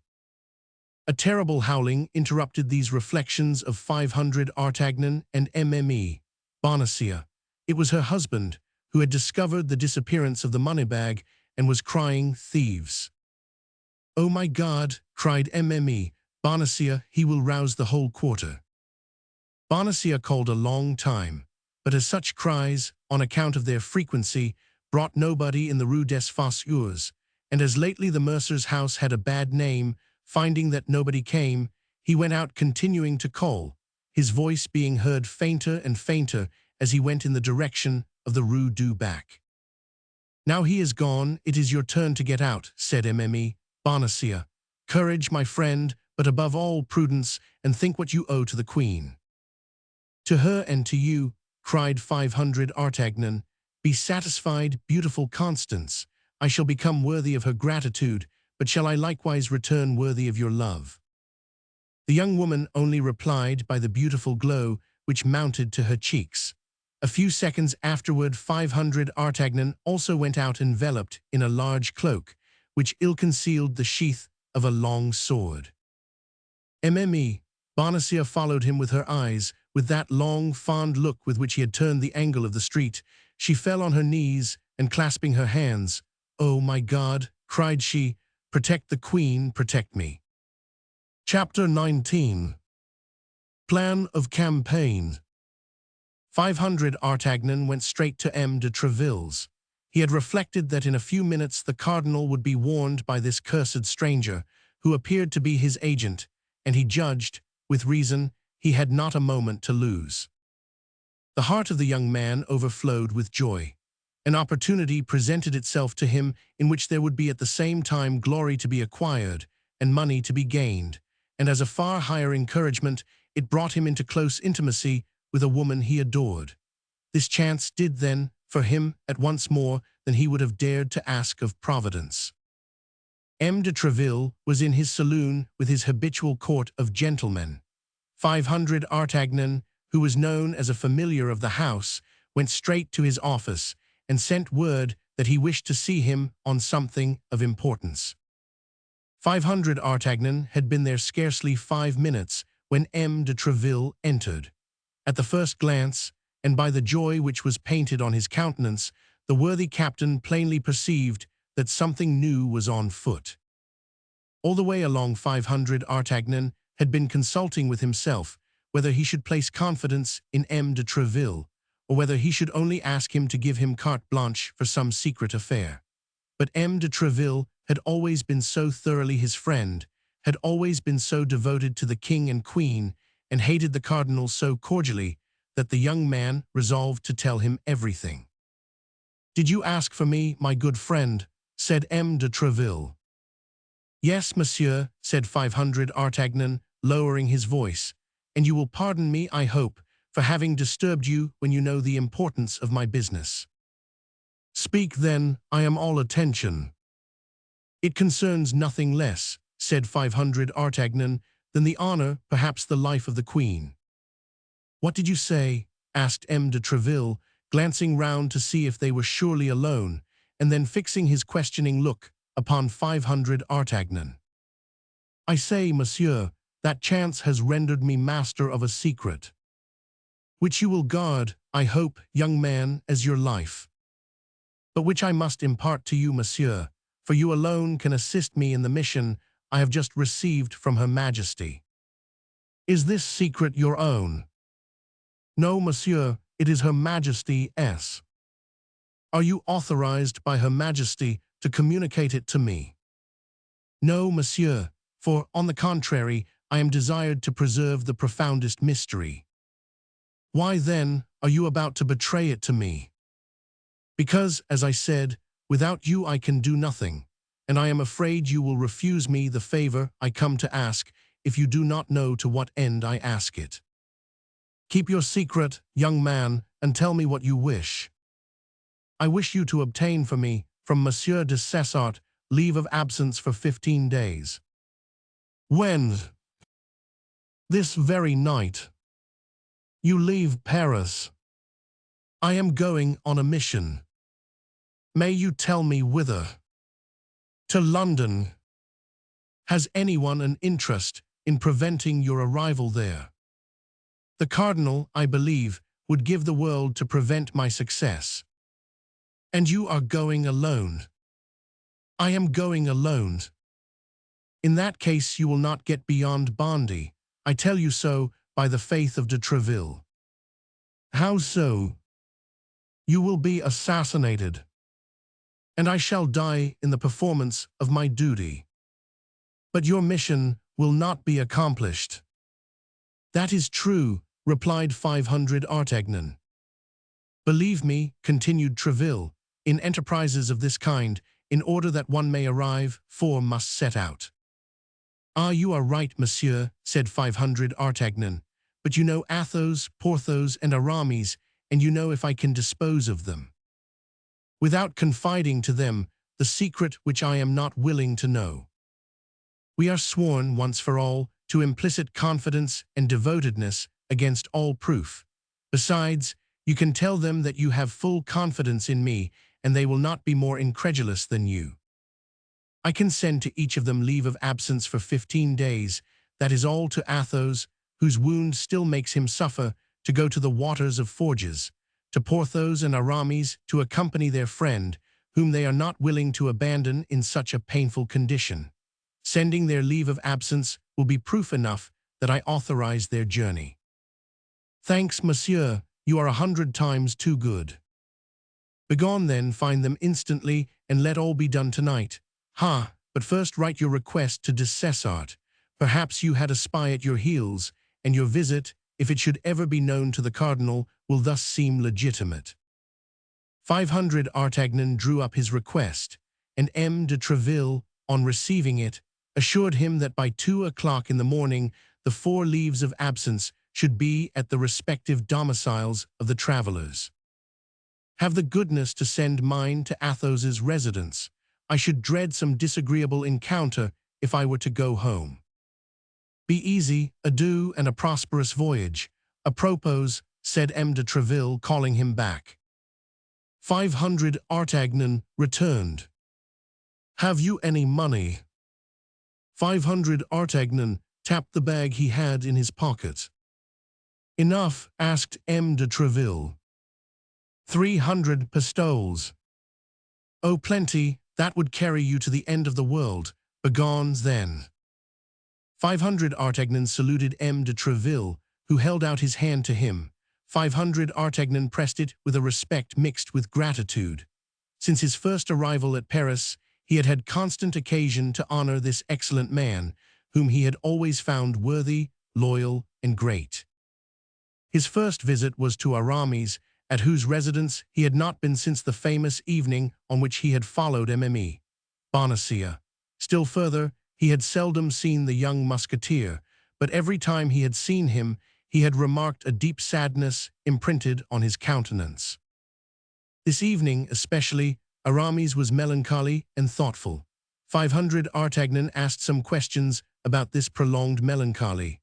Aramis pleaded as his excuse a commentary upon the 18th chapter of St. Augustine, which he was forced to write in Latin for the following week, and which preoccupied him a good deal. After the two friends had been chatting a few moments, a servant from M. de Treville entered, bringing a sealed packet. "What is that?" asked Aramis. "The leave of absence Monsieur has asked for," replied the lackey. "For me, I have asked for no leave of absence." "Hold your tongue and take it," said 500 Artagnan.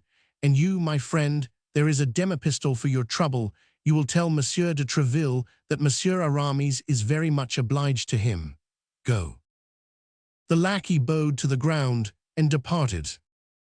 "What does all this mean?" asked Aramis. "Pack up all you want for a journey of a fortnight and follow me." "But I cannot leave Paris just now without knowing." Aramis stopped. "What is become of her, I suppose you mean," continued 500 Artagnan. "Become of whom?" replied Aramis. "The woman who was here, the woman with the embroidered handkerchief." "Who told you there was a woman here?" replied Aramis, becoming as pale as death. "I saw her." "And you know who she is?" "I believe I can guess, at least." "Listen," said Aramis, "since you appear to know so many things, can you tell me what is become of that woman?" "I presume that she has returned to Tours." "To Tours, yes, that may be. You evidently know her. But why did she return to Tours without telling me anything?" "Because she was in fear of being arrested." "Why has she not written to me then?" "Because she was afraid of compromising you." 500 Artagnan, you restore me to life," cried Aramis. "I fancied myself despised, betrayed. I was so delighted to see her again. I could not have believed she would risk her liberty for me, and yet for what other cause could she have returned to Paris?" "For the cause which today takes us to England." "And what is this cause?" demanded Aramis. "Oh, you'll know it someday, Aramis, but at present I must imitate the discretion of the doctor's niece." Aramis smiled as he remembered the tale he had told his friends on a certain evening. "Well then, since she has left Paris, and you are sure of it, 500 Artagnan, nothing prevents me, and I am ready to follow you. You say we are going to see Athos now, and if you will come thither, I beg you to make haste, for we have lost much time already. Apropos, inform Bazin." "Will Bazin go with us?" asked Aramis. "Perhaps so. At all events, it is best that he should follow us to Athos' s." Aramis called Bazin, and after having ordered him to join them at Athos's residence, said, "Let us go then," at the same time taking his cloak, sword, and 3 pistols, opening uselessly 2 or 3 drawers to see if he could not find stray coin. When well assured this search was superfluous, he followed 500 Artagnan, wondering to himself how this young guardsman should know so well who the lady was to whom he had given hospitality, and that he should know better than himself what had become of her. Only as they went out, Aramis placed his hand upon the arm of 500 Artagnan, and looking at him earnestly, "You have not spoken of this lady," said he. "To nobody in the world. Not even to Athos or Porthos. I have not breathed a syllable to them." "Good enough." Tranquil on this important point, Aramis continued his way with 500 Artagnan, and both soon arrived at Athos's dwelling. They found him holding his leave of absence in one hand, and M. de Treville's note in the other. "Can you explain to me what signify this leave of absence and this letter which I have just received?" said the astonished Athos. "My dear Athos, I wish, as your health absolutely requires it, that you should rest for a fortnight. Go, then, and take the waters of Forges, or any that may be more agreeable to you, and recuperate yourself as quickly as possible. Yours affectionate, de Treville. Well, this leave of absence and that letter mean that you must follow me, Athos, to the waters of Forges, there or elsewhere, in the king's service. Either the king's or the queen's, are we not their majesties' servants? At that moment Porthos entered. Pardieu, said he, here is a strange thing. Since when, I wonder, in the Musketeers, did they grant men leave of absence without their asking for it? Since, said 500 Artagnan, they have friends who ask it for them. Ah, said Porthos, it appears there's something fresh here. Yes, we are going, said Aramis. To what country? Demanded Porthos. My faith, I don't know much about it, said Athos. Ask 500 Artagnan. To London, gentlemen, said 500 Artagnan. To London, cried Porthos, and what the devil are we going to do in London? That is what I am not at liberty to tell you, gentlemen, you must trust to me. But in order to go to London, added Porthos, money is needed, and I have none. Nor I, said Aramis. Nor I, said Athos. I have, replied 500 Artagnan, pulling out his treasure from his pocket and placing it on the table. There are in this bag 300 pistoles. Let each take 75. That is enough to take us to London and back. Besides, make yourselves easy, we shall not all arrive at London. Why so? Because, in all probability, some one of us will be left on the road. Is this, then, a campaign upon which we are now entering? One of a most dangerous kind, I give you notice. Ah, but if we do risk being killed, said Porthos, at least I should like to know what for. You would be all the wiser, said Athos. And yet, said Aramis, I am somewhat of Porthos's opinion. Is the king accustomed to give you such reasons? No, he says to you jauntily, gentlemen, there is fighting going on in Gascony or in Flanders, go and fight, and you go there. Why, you need give yourselves no more uneasiness about this. 500 Artagnan is right, said Athos. Here are 3 leaves of absence which came from Monsieur de Treville, and here are 300 pistoles which came from I don't know where.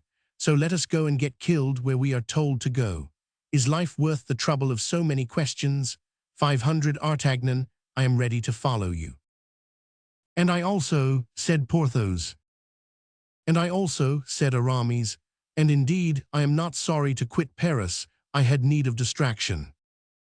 Well, you will have distractions enough, gentlemen, be assured, said 500 Artagnan. And now when are we to go? Asked Athos. Immediately, replied 500 Artagnan, we have not a minute to lose. Hello, Grimaud, Planchet, Mousqueton, Bazin, cried the 4 young men, calling their lackeys, clean my boots and fetch the horses from the hotel.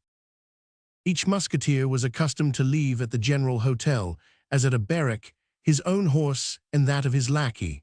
Planchet, Grimaud, Mousqueton, and Bazin set off at full speed. Now let us lay down the plan of campaign, said Porthos. Where do we go first? To Calais, said 500 Artagnan. That is the most direct line to London. Well, said Porthos, this is my advice. Speak. 4 men traveling together would be suspected. 500 Artagnan will give each of us his instructions. I will go by the way of Boulogne to clear the way. Athos will set out 2 hours after by that of Amiens. Aramis will follow us by that of Noyon. As to 500 Artagnan, he will go by what route he thinks is best, in Planchet's clothes, while Planchet will follow us like 500 Artagnan in the uniform of the guards. Gentlemen, said Athos, my opinion is that it is not proper to allow lackeys to have anything to do in such an affair. A secret may, by chance, be betrayed by gentlemen, but it is almost always sold by lackeys. Porthos's plan appears to me to be impracticable, said 500 Artagnan, inasmuch as I am myself ignorant of what instructions I can give you.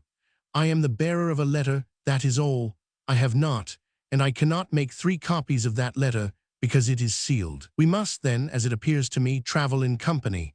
This letter is here in this pocket," and he pointed to the pocket which contained the letter. "If I should be killed, one of you must take it and continue the route. If he be killed, it will be another's turn, and so on, provided a single one arrives. That is all that is required." "Bravo, 500 Artagnan, your opinion is mine," cried Athos. "Besides, we must be consistent. I am going to take the waters, you will accompany me. Instead of taking the waters of Forges, I go and take sea waters. I am free to do so. If anyone wishes to stop us, I will show Monsieur de Treville's letter, and you will show your leaves of absence. If we are attacked, we will defend ourselves. If we are tried, we will stoutly maintain that we were only anxious to dip ourselves a certain number of times in the sea. They would have an easy bargain of 4 isolated men, whereas 4 men together make a troop. We will arm our 4 lackeys with pistols and musketoons. If they send an army out against us, we will give battle, and the survivor, as 500 Artagnan says, will carry the letter." "Well said," cried Aramis. "You don't often speak, Athos, but when you do speak, it is like St. John of the Golden Mouth. I agree to Athos's plan, and you, Porthos?" "I agree to it too," said Porthos, "if 500 Artagnan approves of it. 500 Artagnan, being the bearer of the letter, is naturally the head of the enterprise. Let him decide, and we will execute." "Well," said 500 Artagnan, "I decide that we should adopt Athos's plan, and that we set off in half an hour." "Agreed," shouted the 3 musketeers in chorus. Each one, stretching out his hand to the bag, took his 75 pistoles, and made his preparations to set out at the time appointed. Chapter 20. The Journey. At 2 o'clock in the morning, our 4 adventurers left Paris by the Barrière Saint-Denis. As long as it was dark, they remained silent. In spite of themselves, they submitted to the influence of the obscurity and apprehended ambushes on every side. With the first rays of day, their tongues were loosened. With the sun, gaiety revived. It was like the eve of a battle. The heart beat, the eyes laughed, and they felt that the life they were perhaps going to lose was, after all, a good thing. Besides, the appearance of the caravan was formidable. The black horses of the musketeers, their martial carriage, with the regimental step of these noble companions of the soldier, would have betrayed the most strict incognito. The lackeys followed, armed to the teeth. All went well till they arrived at Chantilly, which they reached about 8 o'clock in the morning. They needed breakfast and alighted at the door of an auberge, recommended by a sign representing St. Martin giving half his cloak to a poor man. They ordered the lackeys not to unsaddle the horses and to hold themselves in readiness to set off again immediately. They entered the common hall and placed themselves at table. A gentleman, who had just arrived by the route of Dammartin, was seated at the same table and was breakfasting. He opened the conversation about rain and fine weather. The travelers replied. He drank to their good health, and the travelers returned his politeness. But at the moment, Mousqueton came to announce that the horses were ready, and they were arising from table. The stranger proposed to Porthos to drink the health of the cardinal. Porthos replied that he asked no better if the stranger, in his turn, would drink the health of the king. The stranger cried that he acknowledged no other king but his eminence. Porthos called him drunk, and the stranger drew his sword. "You have committed a piece of folly," said Athos, "but it can't be helped. There is no drawing back. Kill the fellow and rejoin us as soon as you can." All 3 remounted their horses and set out at a good pace, while Porthos was promising his adversary to perforate him with all the thrusts known in the fencing schools. "There goes one," cried Athos at the end of 500 paces. "But why did that man attack Porthos rather than any other one of us?" asked Aramis. "Because, as Porthos was talking louder than the rest of us, he took him for the chief," said 500 Artagnan. "I always said that this cadet from Gascony was a well of wisdom," murmured Athos, and the travelers continued their route. At Beauvais they stopped 2 hours, as well to breathe their horses a little as to wait for Porthos. At the end of 2 hours, as Porthos did not come, not any news of him, they resumed their journey. At a league from Beauvais, where the road was confined between two high banks, they fell in with 8 or 10 men who, taking advantage of the road being unpaved in this spot, appeared to be employed in digging holes and filling up the ruts with mud. Aramis, not liking to soil his boots with this artificial mortar, apostrophized them rather sharply. Athos wished to restrain him, but it was too late. The laborers began to jeer the travelers, and by their insolence disturbed the equanimity even of the cool Athos, who urged on his horse against one of them. Then each of these men retreated as far as the ditch, from which each took a concealed musket. The result was that our 7 travelers were outnumbered in weapons. Aramis received a ball which passed through his shoulder, and Mousqueton another ball which lodged in the fleshy part which prolongs the lower portion of the loins. Therefore Mousqueton alone fell from his horse, not because he was severely wounded, but not being able to see the wound, he judged it to be more serious than it really was. "It was an ambuscade," shouted 500 Artagnan. "Don't waste a charge, forward." Aramis, wounded as he was, seized the mane of his horse, which carried him on with the others. Mousqueton's horse rejoined them and galloped by the side of his companions. "That will serve us for a relay," said Athos. "I would rather have had a hat," said 500 Artagnan. "Mine was carried away by a ball. By my faith, it is very fortunate that the letter was not in it." "They'll kill poor Porthos when he comes up," said Aramis. "If Porthos were on his legs, he would have rejoined us by this time," said Athos.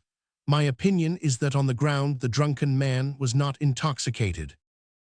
They continued at their best speed for 2 hours, although the horses were so fatigued that it was to be feared they would soon refuse service. The travelers had chosen crossroads in the hope that they might meet with less interruption, but at Crevecoeur, Aramis declared he could proceed no farther. In fact, it required all the courage which he concealed beneath his elegant form and polished manners to bear him so far. He grew more pale every minute, and they were obliged to support him on his horse. They lifted him off at the door of a cabaret, left Bazin with him, who, besides, in a skirmish was more embarrassing than useful, and set forward again in the hope of sleeping at Amiens. "Morbleu," said Athos, as soon as they were again in motion, reduced to 2 masters and Grimaud and Planchet. "Morbleu, I won't be their dupe, I will answer for it. I will neither open my mouth nor draw my sword between this and Calais. I swear by—" "Don't waste time in swearing," said 500 Artagnan. "Let us gallop, if our horses will consent." And the travelers buried their rowels in their horses' flanks, who thus vigorously stimulated, recovered their energies. They arrived at Amiens at midnight and alighted at the auberge of the Golden Lily. The host had the appearance of as honest a man as any on earth. He received the travelers with his candlestick in one hand and his cotton nightcap in the other. He wished to lodge the 2 travelers each in a charming chamber, but unfortunately these charming chambers were at the opposite extremities of the hotel. 500 Artagnan and Athos refused them. The host replied that he had no other worthy of their excellencies, but the travelers declared they would sleep in the common chamber, each on a mattress which might be thrown upon the ground. The host insisted, but the travelers were firm, and he was obliged to do as they wished. They had just prepared their beds and barricaded their door within, when someone knocked at the yard shutter. They demanded who was there, and recognizing the voices of their lackeys, opened the shutter.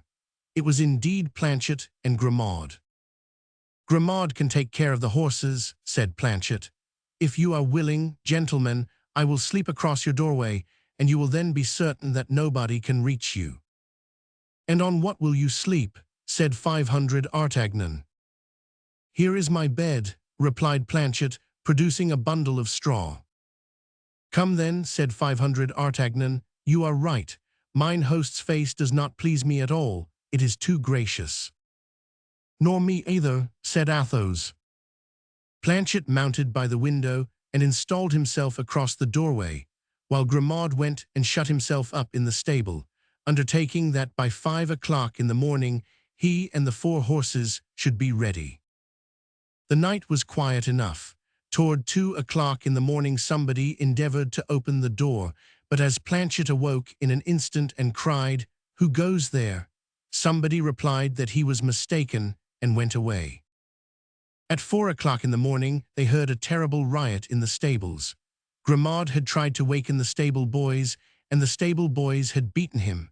When they opened the window, they saw the poor lad lying senseless, with his head split by a blow with a pitchfork. Planchet went down into the yard and wished to saddle the horses, but the horses were all used up.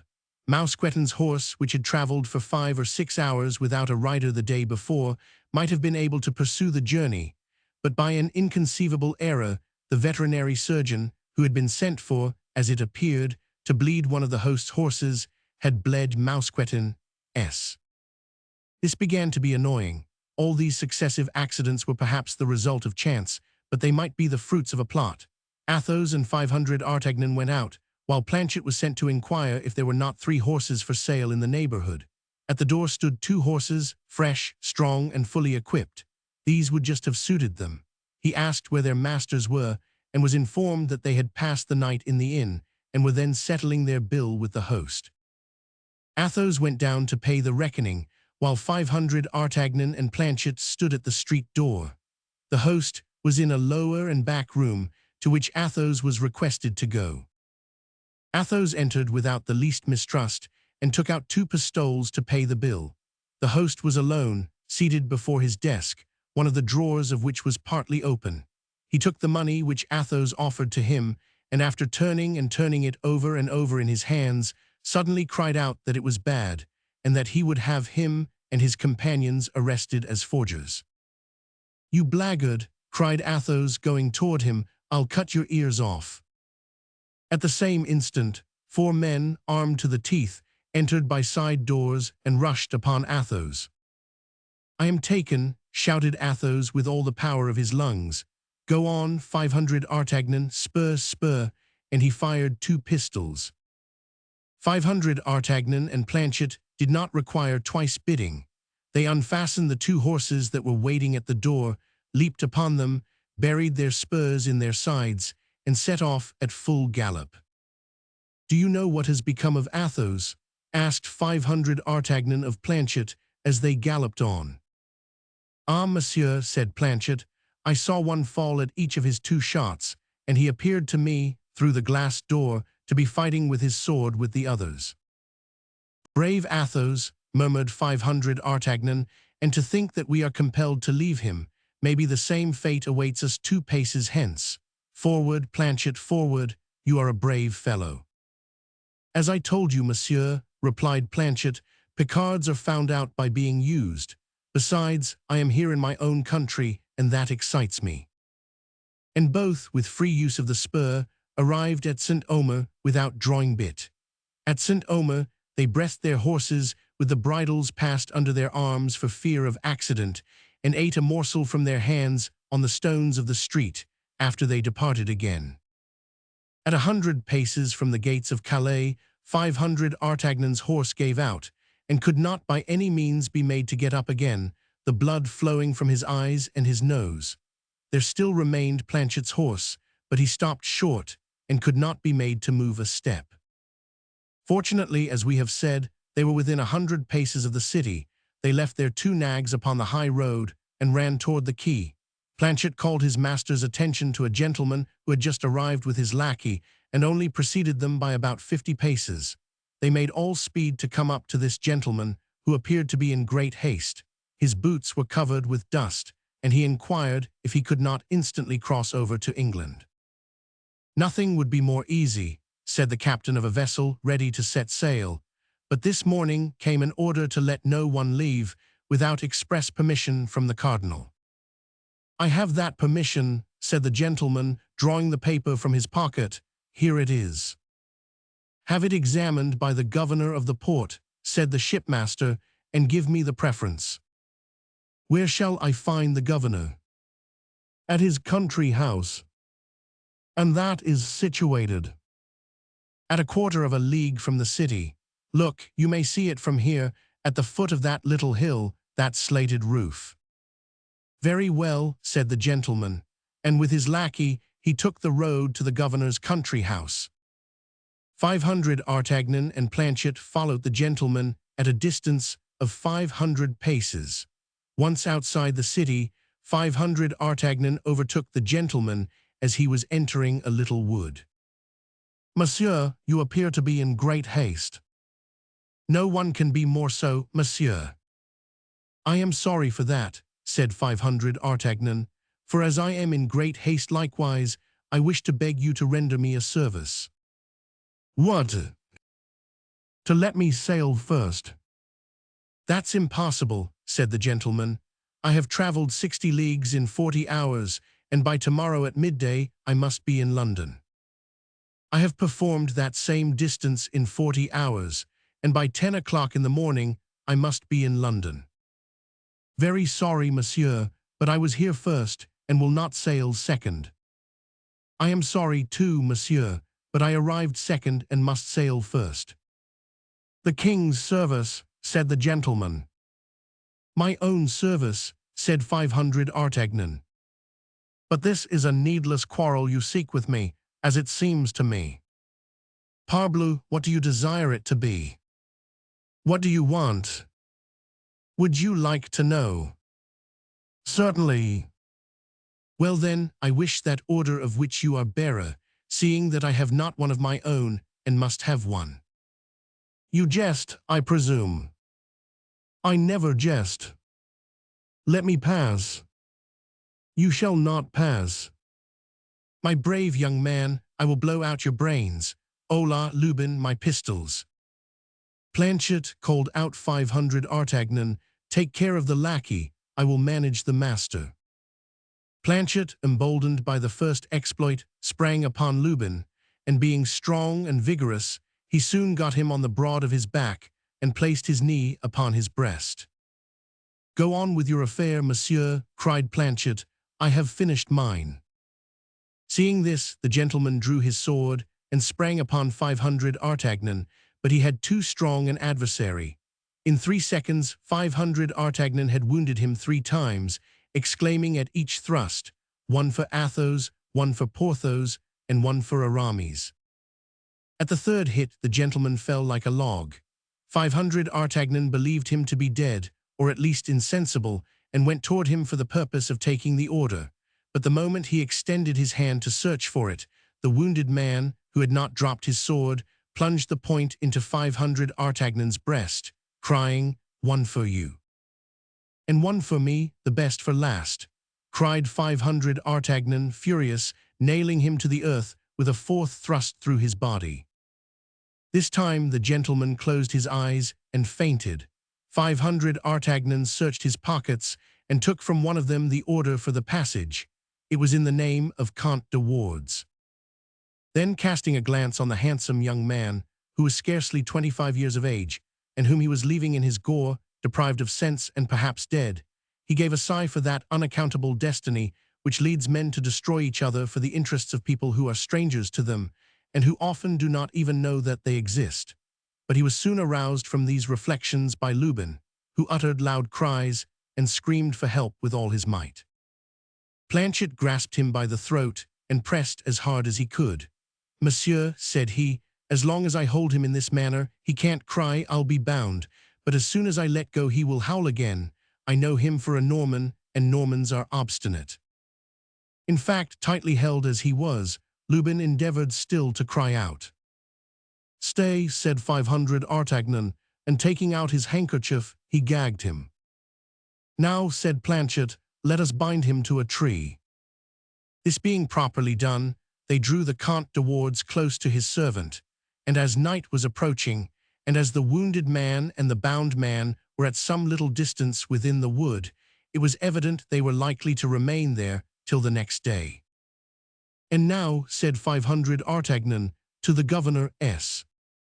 But you are wounded, it seems, said Planchet. Oh, that's nothing. Let us attend to what is more pressing first, and then we will attend to my wound. Besides, it does not seem very dangerous. And they both set forward, as fast as they could toward the country house of the worthy functionary. The Comte de Wardes was announced, and 500 Artagnan was introduced. "You have an order signed by the cardinal," said the governor. "Yes, monsieur," replied 500 Artagnan, "here it is." It is quite regular and explicit," said the governor. "Most likely," said 500 Artagnan, "I am one of his most faithful servants. It appears that His Eminence is anxious to prevent someone from crossing to England."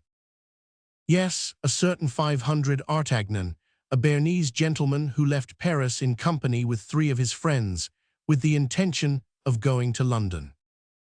"Do you know him personally?" asked the governor. "Whom?" "This 500 Artagnan." "Perfectly well."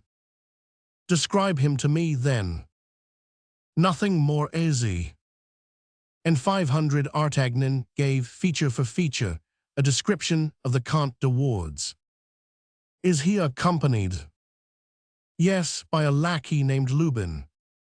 "We will keep a sharp lookout for them, and if we lay hands on them, His Eminence may be assured they will be reconducted to Paris under a good escort."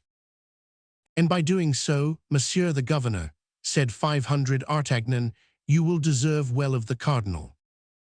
"Shall you see him on your return, Monsieur Count?" "Without a doubt." "Tell him, I beg you, that I am his humble servant." "I will not fail." Delighted with this assurance, the governor countersigned the passport and delivered it to 500 Artagnan. 500 Artagnan lost no time in useless compliments.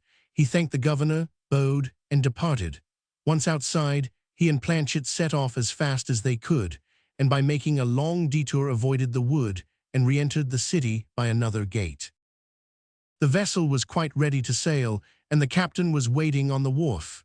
"Well," said he, on perceiving 500 Artagnan. "Here is my pass countersigned," said the latter. "And that other gentleman?" "He will not go today," said 500 Artagnan, "but here, I'll pay you for us too." "In that case let us go," said the shipmaster. "Let us go," repeated 500 Artagnan. He leaped with Planchet into the boat, and 5 minutes after they were on board. It was time, for they had scarcely sailed half a league when 500 Artagnan saw a flash and heard a detonation. It was the cannon which announced the closing of the port. He had now leisure to look to his wound. Fortunately, as 500 Artagnan had thought, it was not dangerous. The point of the sword had touched a rib and glanced along the bone. Still further, his shirt had stuck to the wound, and he had lost only a few drops of blood. 500 Artagnan was worn out with fatigue. A mattress was laid upon the deck for him. He threw himself upon it and fell asleep.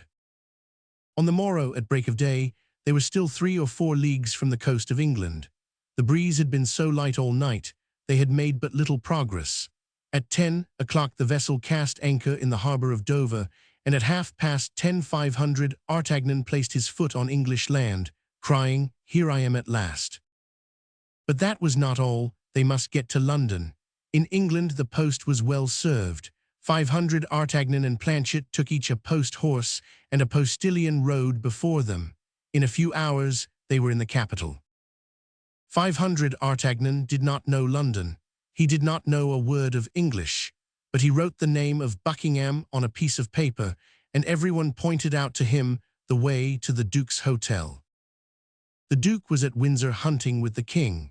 500 Artagnan inquired for the confidential valet of the Duke, who, having accompanied him in all his voyages, spoke French perfectly well. He told him that he came from Paris on an affair of life and death, and that he must speak with his master instantly. The confidence with which 500 Artagnan spoke convinced Patrick, which was the name of this minister of the minister. He ordered 2 horses to be saddled, and himself went as guide to the young guardsman. As for Planchet, he had been lifted from his horse as stiff as a rush. The poor lad's strength was almost exhausted. 500 Artagnan seemed iron. On their arrival at the castle, they learned that Buckingham and the King were hawking in the marshes 2 or 3 leagues away. In 20 minutes, they were on the spot named. Patrick soon caught the sound of his master's voice calling his falcon. "Whom must I announce to my Lord Duke?" asked Patrick. The young man who one evening sought a quarrel with him on the Pont Neuf, opposite the Samaritaine. A singular introduction. You will find that it is as good as another. Patrick galloped off, reached the Duke, and announced to him in the terms directed that a messenger awaited him. Buckingham at once remembered the circumstance, and suspecting that something was going on in France of which it was necessary he should be informed, he only took the time to inquire where the messenger was, and recognizing from afar the uniform of the guards, he put his horse into a gallop and rode straight up to 500 Artagnan. Patrick discreetly kept in the background.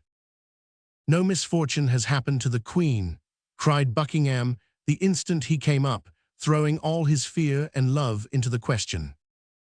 "I believe not. Nevertheless, I believe she runs some great peril from which your grace alone can extricate her."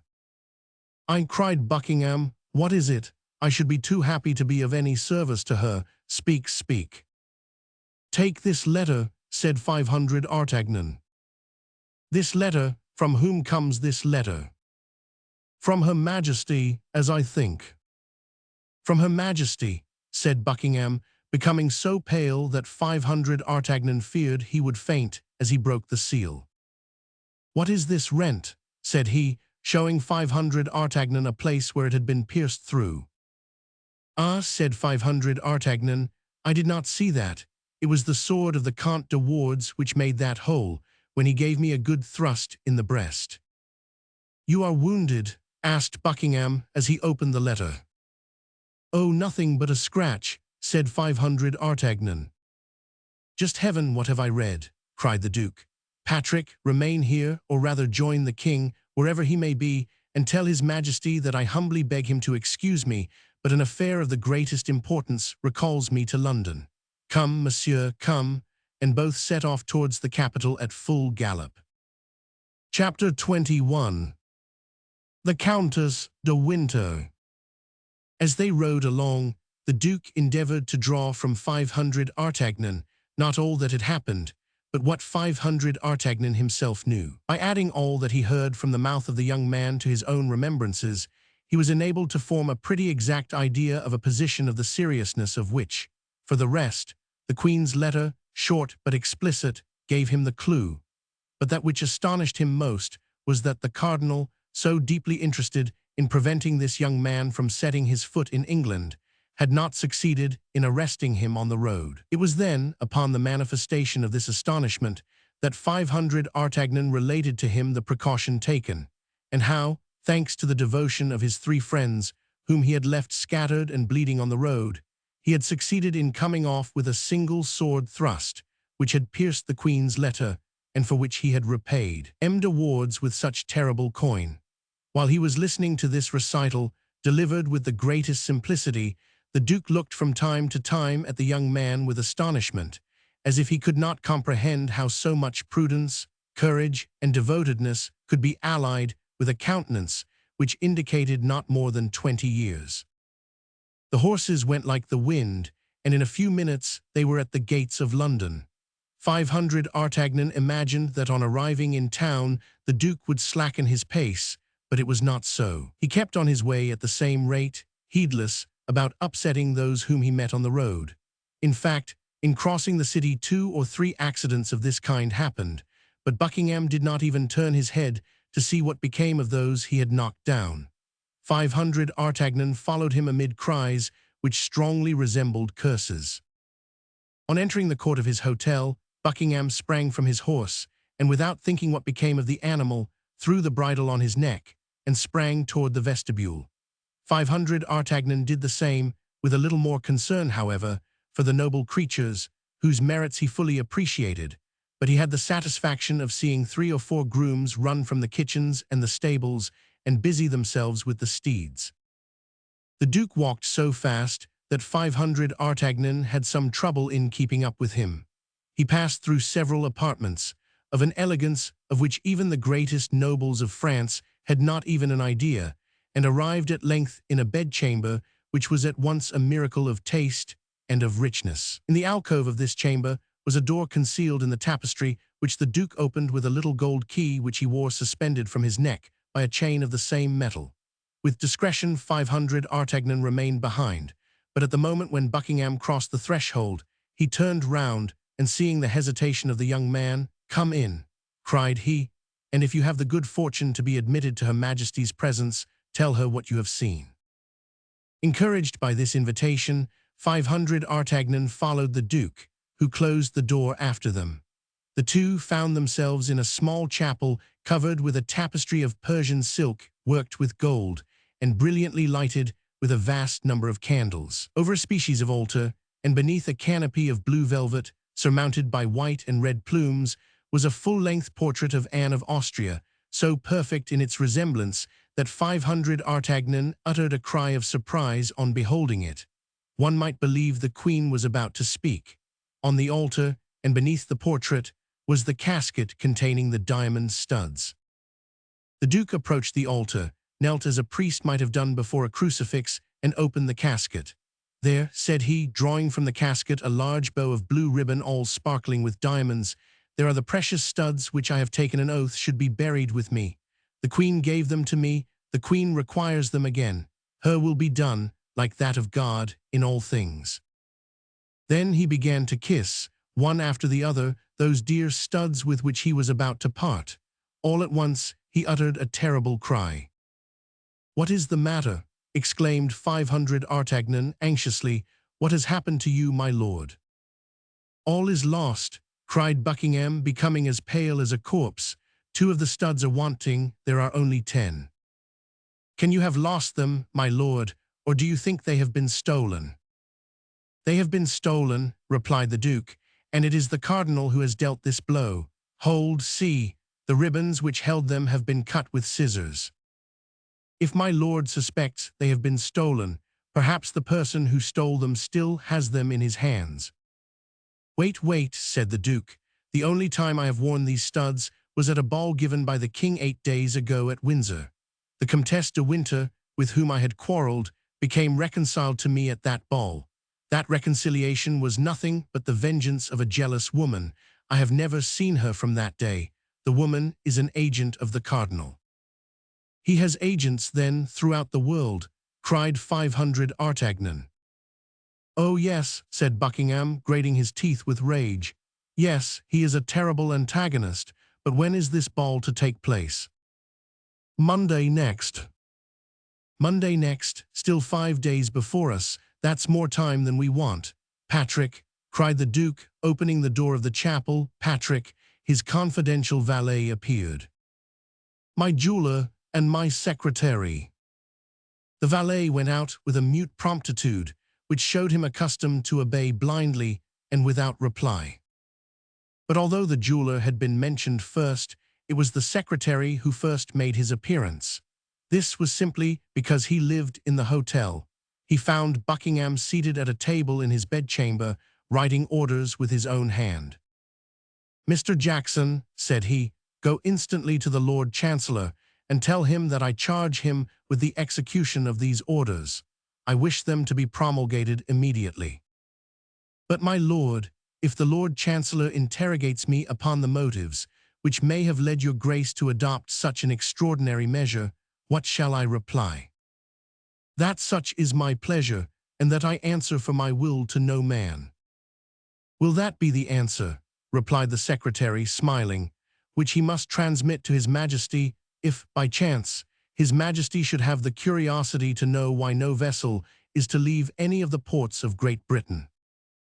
"You are right, Mr. Jackson," replied Buckingham. "He will say, in that case, to the king that I am determined on war, and that this measure is my first act of hostility against France." The secretary bowed and retired. "We are safe on that side," said Buckingham, turning toward 500 Artagnan. "If the studs are not yet gone to Paris, they will not arrive till after you." "How so?" "I have just placed an embargo on all vessels at present in His Majesty's ports, and without particular permission, not one dare lift an anchor." 500 Artagnan looked with stupefaction at a man who thus employed the unlimited power with which he was clothed by the confidence of a king in the prosecution of his intrigues. Buckingham saw by the expression of the young man's face what was passing in his mind, and he smiled. "Yes," said he, "yes, Anne of Austria is my true queen. Upon a word from her, I would betray my country, I would betray my king, I would betray my God. She asked me not to send the Protestants of La Rochelle the assistance I promised them. I have not done so. I broke my word, it is true, but what signifies that? I obeyed my love, and have I not been richly paid for that obedience? It was to that obedience I owe her portrait." 500 Artagnan was amazed to note by what fragile and unknown threads the destinies of nations and the lives of men are suspended. He was lost in these reflections when the goldsmith entered. He was an Irishman, one of the most skillful of his craft, and who himself confessed that he gained 100,000 livres a year by the Duke of Buckingham. "Mr. O'Reilly," said the Duke, leading him into the chapel, "look at these diamond studs, and tell me what they are worth apiece." The goldsmith cast a glance at the elegant manner in which they were set, calculated, one with another, what the diamonds were worth, and without hesitation said, 1,500 pistoles each, my lord." "How many days would it require to make 2 studs exactly like them? You see there are 2 wanting." 8 days, my lord." "I will give you 3,000 pistoles apiece, if I can have them by the day after tomorrow." "My lord, they shall be yours." "You are a jewel of a man, Mr. O'Reilly, but that is not all. These studs cannot be trusted to anybody. It must be done in the palace." "Impossible, my lord. There is no one but myself can so execute them that one cannot tell the new from the old." "Therefore, my dear Mr. O'Reilly, you are my prisoner, and if you wish ever to leave my palace, you cannot, so make the best of it. Name to me such of your workmen as you need, and point out the tools they must bring." The goldsmith knew the Duke. He knew all objection would be useless, and instantly determined how to act. "May I be permitted to inform my wife?" said he. "Oh, you may even see her if you like, my dear Mr. O'Reilly. Your captivity shall be mild, be assured, and as every inconvenience deserves its indemnification, here is, in addition to the price of the studs, an order for 1,000 pistoles to make you forget the annoyance I cause you." 500 Artagnan could not get over the surprise created in him by this minister, who thus open-handed sported with men and millions. As to the goldsmith, he wrote to his wife, sending her the order for the 1,000 pistoles and charging her to send him, in exchange, his most skillful apprentice, an assortment of diamonds, of which he gave the names and the weight and the necessary tools. Buckingham conducted the goldsmith to the chamber destined for him, and which, at the end of half an hour, was transformed into a workshop. Then he placed a sentinel at each door, with an order to admit nobody upon any pretense but his valet de chambre, Patrick. We need not add that the goldsmith, O'Reilly, and his assistant were prohibited from going out under any pretext. This point settled, the Duke turned to 500 Artagnan. "Now, my young friend," said he, "England is all our own. What do you wish for? What do you desire?" "A bed, my lord," replied 500 Artagnan. "At present, I confess, that is the thing I stand most in need of." Buckingham gave 500 Artagnan a chamber adjoining his own. He wished to have the young man at hand, not that he at all mistrusted him, but for the sake of having someone to whom he could constantly talk of the Queen. In 1 hour after, the ordinance was published in London that no vessel bound for France should leave port, not even the packet-boat with letters. In the eyes of everybody, this was a declaration of war between the 2 kingdoms. On the day after the morrow, by 11 o'clock, the 2 diamond studs were finished, and they were so completely imitated, so perfectly alike, that Buckingham could not tell the new ones from the old ones, and experts in such matters would have been deceived as he was. He immediately called 500 Artagnan. "Here," said he to him, "are the diamond studs that you came to bring, and be my witness that I have done all that human power could do." "Be satisfied, my lord, I will tell all that I have seen. But does your grace mean to give me the studs without the casket? The casket would encumber you. Besides, the casket is the more precious from being all that is left to me. You will say that I keep it. I will perform your commission, word for word, my lord. And now, resumed Buckingham, looking earnestly at the young man, how shall I ever acquit myself of the debt I owe you? 500 Artagnan blushed up to the whites of his eyes. He saw that the Duke was searching for a means of making him accept something, and the idea that the blood of his friends and himself was about to be paid for with English gold was strangely repugnant to him. Let us understand each other, my lord, replied 500 Artagnan, and let us make things clear beforehand in order that there may be no mistake. I am in the service of the King and Queen of France, and form part of the company of Monsieur de Cessart, who, as well as his brother-in-law, Monsieur de Treville, is particularly attached to their majesties. What I have done, then, has been for the Queen, and not at all for your grace. And still further, it is very probable I should not have done anything of this, if it had not been to make myself agreeable to someone who is my lady, as the Queen is yours. Yes, said the Duke, smiling, and I even believe that I know that other person. It is. My lord, I have not named her, interrupted the young man warmly. That is true, said the Duke, and it is to this person I am bound to discharge my debt of gratitude. You have said, my lord, for truly, at this moment when there is question of war, I confess to you that I see nothing in your grace but an Englishman, and consequently an enemy whom I should have much greater pleasure in meeting on the field of battle than in the park at Windsor or the corridors of the Louvre. All which, however, will not prevent me from executing to the very point my commission, or from laying down my life, if there be need of it, to accomplish it. But I repeat it to your grace, without your having personally, on that account, more to thank me for in this second interview than for what I did for you in the first. We say, proud as a Scotsman, murmured the Duke of Buckingham. And we say, proud as a Gascon, replied 500 Artagnan. The Gascons are the Scots of France. 500 Artagnan bowed to the Duke, and was retiring. Well, are you going away in that manner? Where and how? That's true. For gad, these Frenchmen have no consideration. I had forgotten that England was an island, and that you were the king of it. Go to the riverside, ask for the brig Sund, and give this letter to the captain. He will convey you to a little port, where certainly you are not expected, and which is ordinarily only frequented by fishermen. The name of that port? St. Valery, but listen. When you have arrived there you will go to a mean tavern, without a name and without a sign, a mere fisherman's hut. You cannot be mistaken, there is but one. Afterward, you will ask for the host, and will repeat to him the word forward, which means, in French, en avant. It is the password. He will give you a horse all saddled, and will point out to you the road you ought to take. You will find, in the same way, 4 relays on your route. If you will give at each of these relays your address in Paris, the 4 horses will follow you thither. You already know 2 of them, and you appeared to appreciate them like a judge. They were those we rode on, and you may rely upon me for the others not being inferior to them. These horses are equipped for the field. However proud you may be, you will not refuse to accept one of them, and to request your 3 companions to accept the others, that is, in order to make war against us. Besides, the end justified the means, as you Frenchmen say, does it not?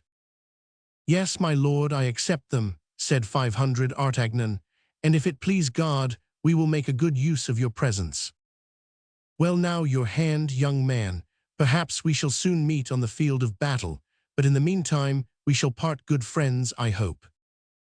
Yes, my lord, but with the hope of soon becoming enemies. Be satisfied, I promise you that. I depend upon your word, my lord. 500 Artagnan bowed to the Duke, and made his way as quickly as possible to the riverside. Opposite the Tower of London, he found the vessel that had been named to him, delivered his letter to the captain, who, after having it examined by the governor of the port, made immediate preparations to sail. 50 vessels were waiting to set out. Passing alongside one of them, 500 Artagnan fancied he perceived on board it the woman of Meung, the same whom the unknown gentleman had called Milady, and whom 500 Artagnan had thought so handsome. But thanks to the current of the stream and a fair wind, his vessel passed so quickly that he had little more than a glimpse of her. The next day about 9 o'clock in the morning, he landed at St. Valery. 500 Artagnan went instantly in search of the inn, and easily discovered it by the riotous noise which resounded from it. War between England and France was talked of as near and certain, and the jolly sailors were having a carousal. 500 Artagnan made his way through the crowd, advanced toward the host, and pronounced the word "forward." The host instantly made him a sign to follow, went out with him by a door which opened into a yard, led him to the stable, where a saddled horse awaited him, and asked him if he stood in need of anything else. "I want to know the route I am to follow," said 500 Artagnan. "Go from hence to Blangy, and from Blangy to Neufchâtel. At Neufchâtel, go to the Tavern of the Golden Harrow, give the password to the landlord, and you will find, as you have here, a horse ready saddled." "Have I anything to pay?" demanded 500 Artagnan. "Everything is paid," replied the host, "and liberally. Begone, and may God guide you." "Amen," cried the young man, and set off at full gallop. 4 hours later he was in Neufchâtel. He strictly followed the instructions he had received.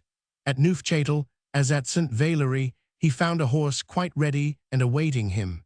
He was about to remove the pistols from the saddle he had quit to the one he was about to fill, but he found the holsters furnished with similar pistols. "Your address at Paris?" "Hotel of the Guards, Company of Dessessart." "Enough," replied the questioner. "Which route must I take?" demanded 500 Artagnan in his turn. "That of Rouen, but you will leave the city on your right. You must stop at the little village of Équois, in which there is but one tavern, the Shield of France. Don't condemn it from appearances. You will find a horse in the stables quite as good as this." "The same password?" "Exactly." "Adieu, master." "A good journey, gentlemen. Do you want anything?" 500 Artagnan shook his head and set off at full speed. At Équois, the same scene was repeated. He found as provident a host and a fresh horse. He left his address as he had done before, and set off again at the same pace for Pontoise.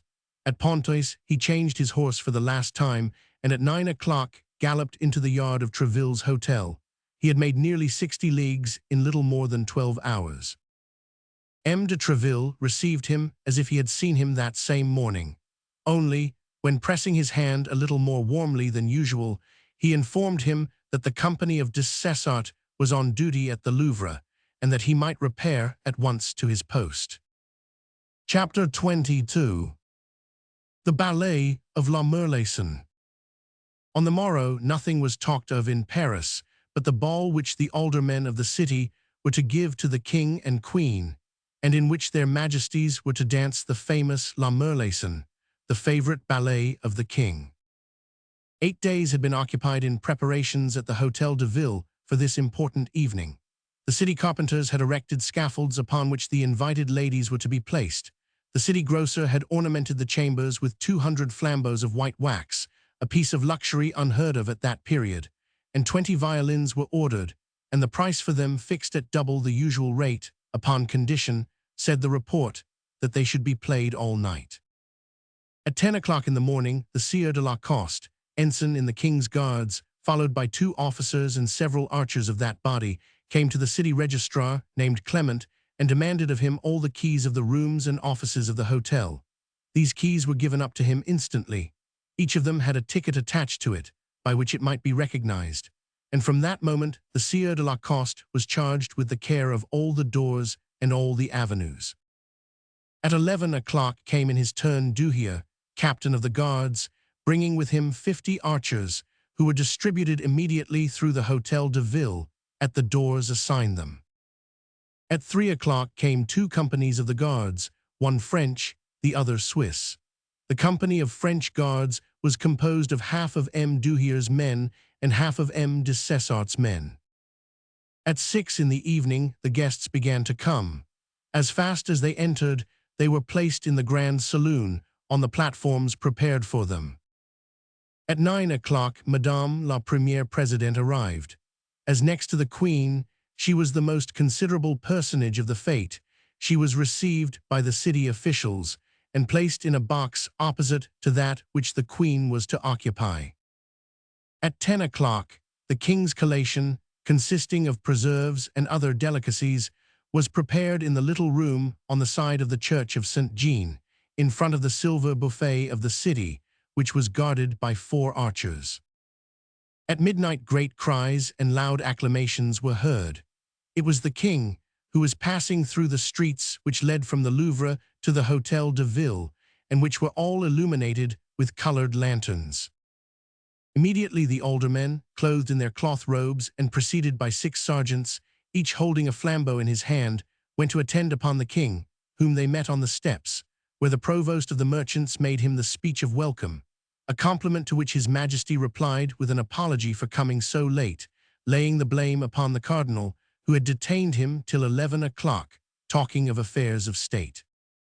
His Majesty in full dress was accompanied by His Royal Highness, M. le Comte de Soissons, by the Grand Prior, by the Duc de Longueville, by the Duc d'Uboeuf, by the Comte de Harcourt, by the Comte de la Roche-Guyon, by M. de Liancourt, by M. de Baradas, by the Comte de Cramil, and by the Chevalier de Souveret. Everybody noticed that the King looked dull and preoccupied. A private room had been prepared for the King and another for Monsieur. In each of these closets were placed masquerade dresses. The same had been done for the Queen and Madame the President. The nobles and ladies of their Majesties' suites were to dress, 2 by 2, in chambers prepared for the purpose. Before entering his closet, the King desired to be informed the moment the cardinal arrived. Half an hour after the entrance of the King, fresh acclamations were heard. These announced the arrival of the Queen. The aldermen did as they had done before, and preceded by their sergeants, advanced to receive their illustrious guest. The Queen entered the great hall, and it was remarked that, like the King, she looked dull and even weary.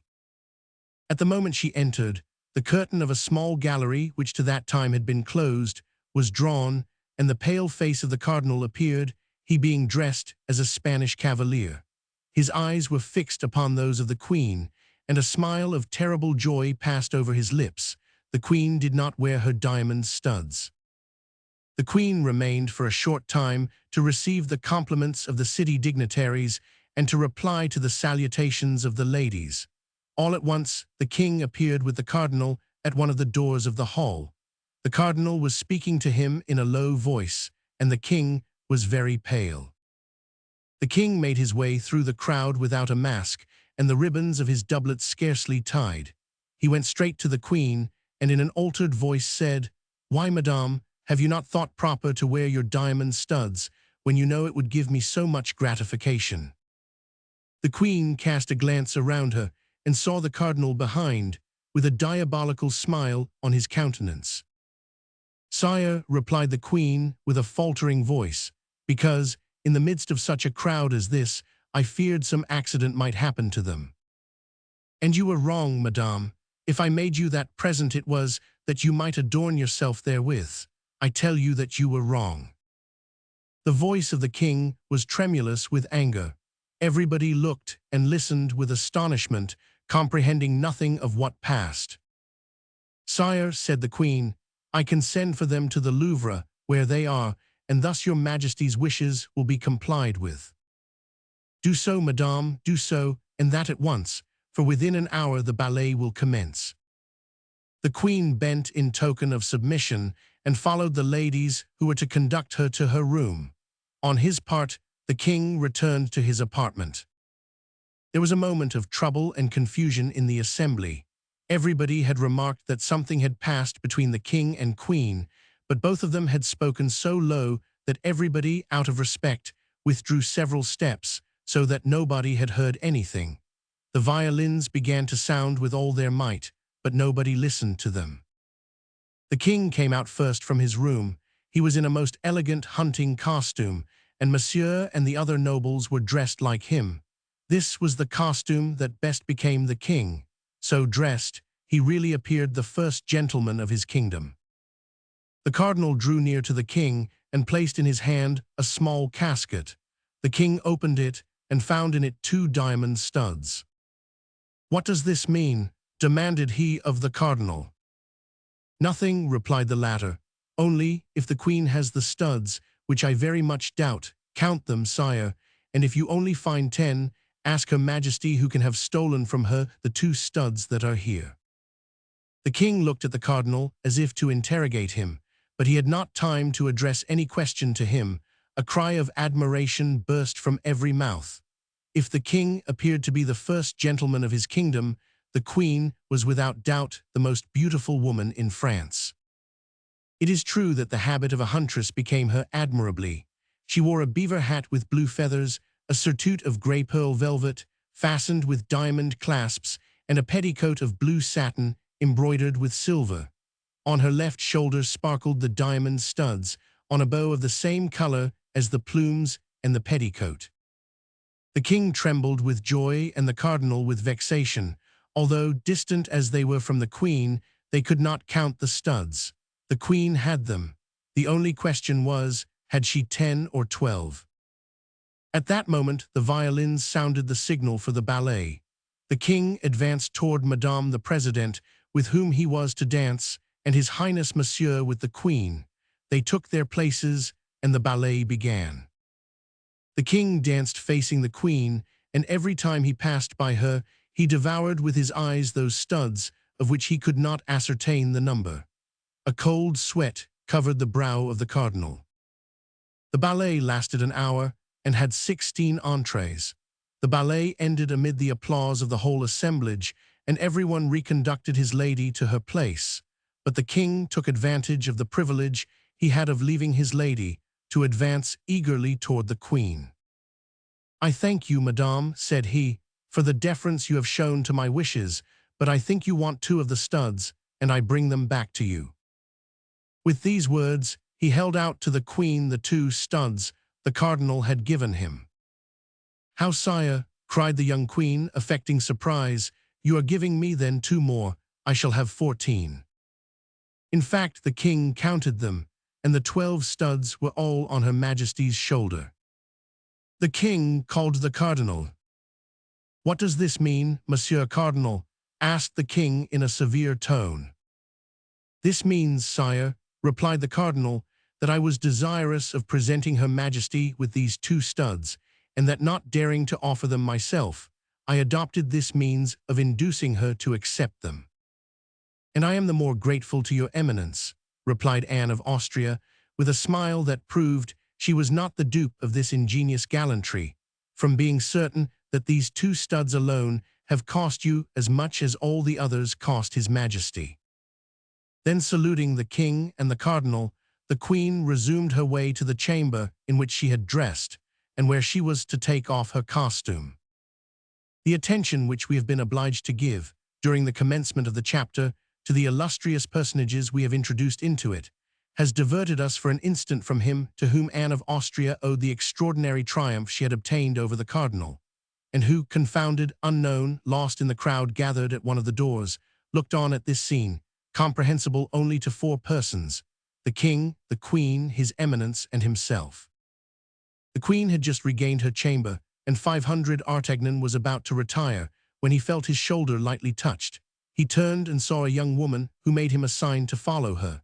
The face of this young woman was covered with a black velvet mask, but notwithstanding this precaution, which was in fact taken rather against others than against him, he at once recognized his usual guide, the light and intelligent Mme.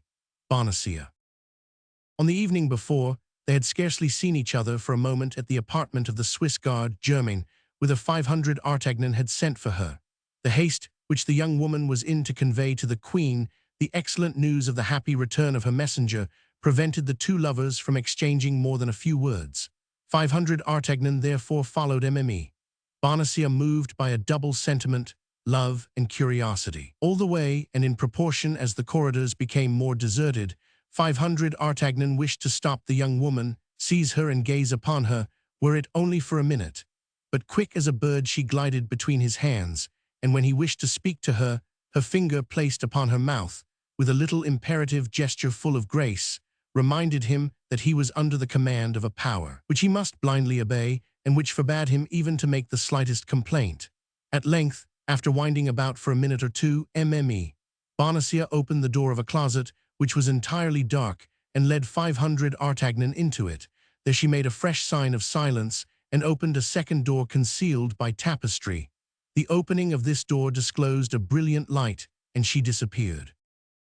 500 Artagnan remained for a moment motionless, asking himself where he could be, but soon a ray of light which penetrated through the chamber, together with the warm and perfumed air which reached him from the same aperture, the conversation of 2 or 3 ladies in language at once respectful and refined, and the word Majesty, several times repeated, indicated clearly that he was in a closet attached to the Queen's apartment. The young man waited in comparative darkness and listened. The Queen appeared cheerful and happy, which seemed to astonish the persons who surrounded her and who were accustomed to see her almost always sad and full of care. The Queen attributed this joyous feeling to the beauty of the fete, to the pleasure she had experienced in the ballet, and as it is not permissible to contradict a queen, whether she smile or weep, everybody expatiated on the gallantry of the aldermen of the city of Paris. Although 500 Artagnan did not at all know the Queen, he soon distinguished her voice from the others, at first by a slightly foreign accent, and next by that tone of domination naturally impressed upon all royal words. He heard her approach and withdraw from the partially open door, and 2 or 3 times he even saw the shadow of a person intercept the light. At length a hand and an arm, surpassingly beautiful in their form and whiteness, glided through the tapestry. 500 Artagnan at once comprehended that this was his recompense. He cast himself on his knees, seized the hand, and touched it respectfully with his lips. Then the hand was withdrawn, leaving in his an object which he perceived to be a ring. The door immediately closed, and 500 Artagnan found himself again in complete obscurity. 500 Artagnan placed the ring on his finger and again waited. It was evident that all was not yet over. After the reward of his devotion, that of his love was to come. Besides, although the ballet was danced, the evening had scarcely begun. Supper was to be served at 3, and the clock of St. Jean had struck 2:15. The sound of voices diminished by degrees in the adjoining chamber. The company was then heard departing. Then the door of the closet in which 500 Artagnan was opened, and Bonacieux entered. "You at last," cried 500 Artagnan.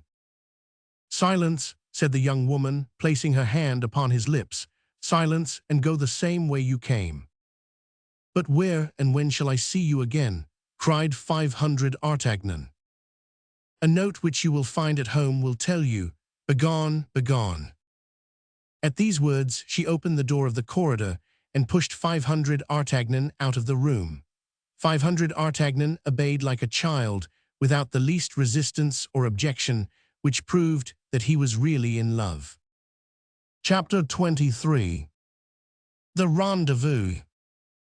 500 Artagnan ran home immediately, and although it was 3 o'clock in the morning and he had some of the worst quarters of Paris to traverse, he met with no misadventure. Everyone knows that drunkards and lovers have a protecting deity. "Has anyone brought a letter for me?" asked 500 Artagnan eagerly. "No one has brought a letter, monsieur," replied Planchet, "but one has come of itself." "What do you mean, blockhead?" "I mean to say that when I came in, although I had the key of your apartment in my pocket, and that key had never quit me, I found a letter on the green table cover in your bedroom." "And where is that letter?" "I left it where I found it, monsieur. It is not natural for letters to enter people's houses in this manner. If the window had been open or even ajar, I should think nothing of it, but no, all was hermetically sealed. Beware, monsieur, there is certainly some magic underneath." Meanwhile, the young man had darted into his chamber and opened the letter. It was from Bonacieux, and was expressed in these terms: "There are many thanks to be offered to you and to be transmitted to you. Be this evening about 10 o'clock at St. Cloud, in front of the pavilion which stands at the corner of the house of M. d'Estrées. C.B." While reading this letter, 500 Artagnan felt his heart dilated and compressed by that delicious spasm which tortures and caresses the hearts of lovers. It was the first billet he had received. It was the first rendezvous that had been granted him.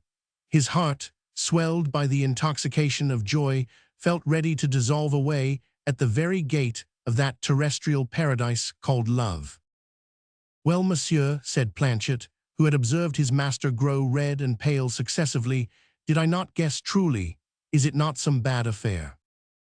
"You are mistaken, Planchet," replied 500 Artagnan, "and as a proof, there is a crown to drink my health. I am much obliged to monsieur for the crown he has given me, and I promise him to follow his instructions exactly. But it is not the less true that letters which come in this way into shut-up houses fall from heaven, my friend, fall from heaven."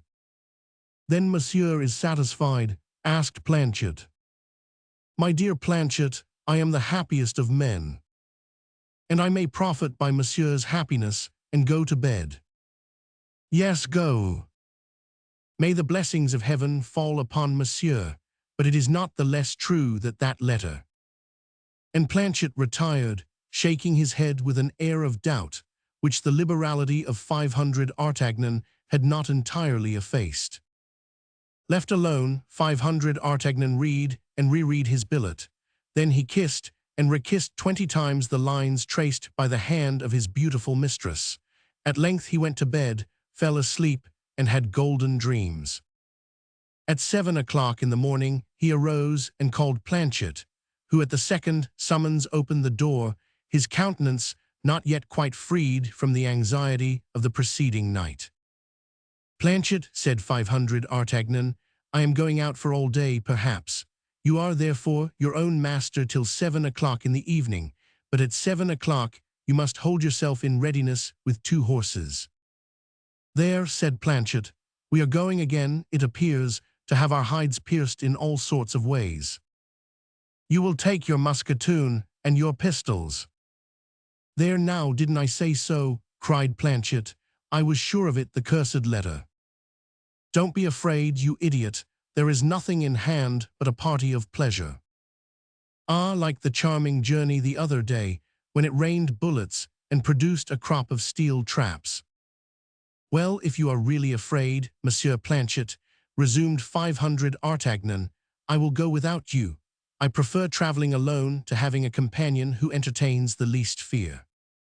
"Monsieur does me wrong," said Planchet. "I thought he had seen me at work." "Yes, but I thought perhaps you had worn out all your courage the first time." "Monsieur shall see that upon occasion I have some left.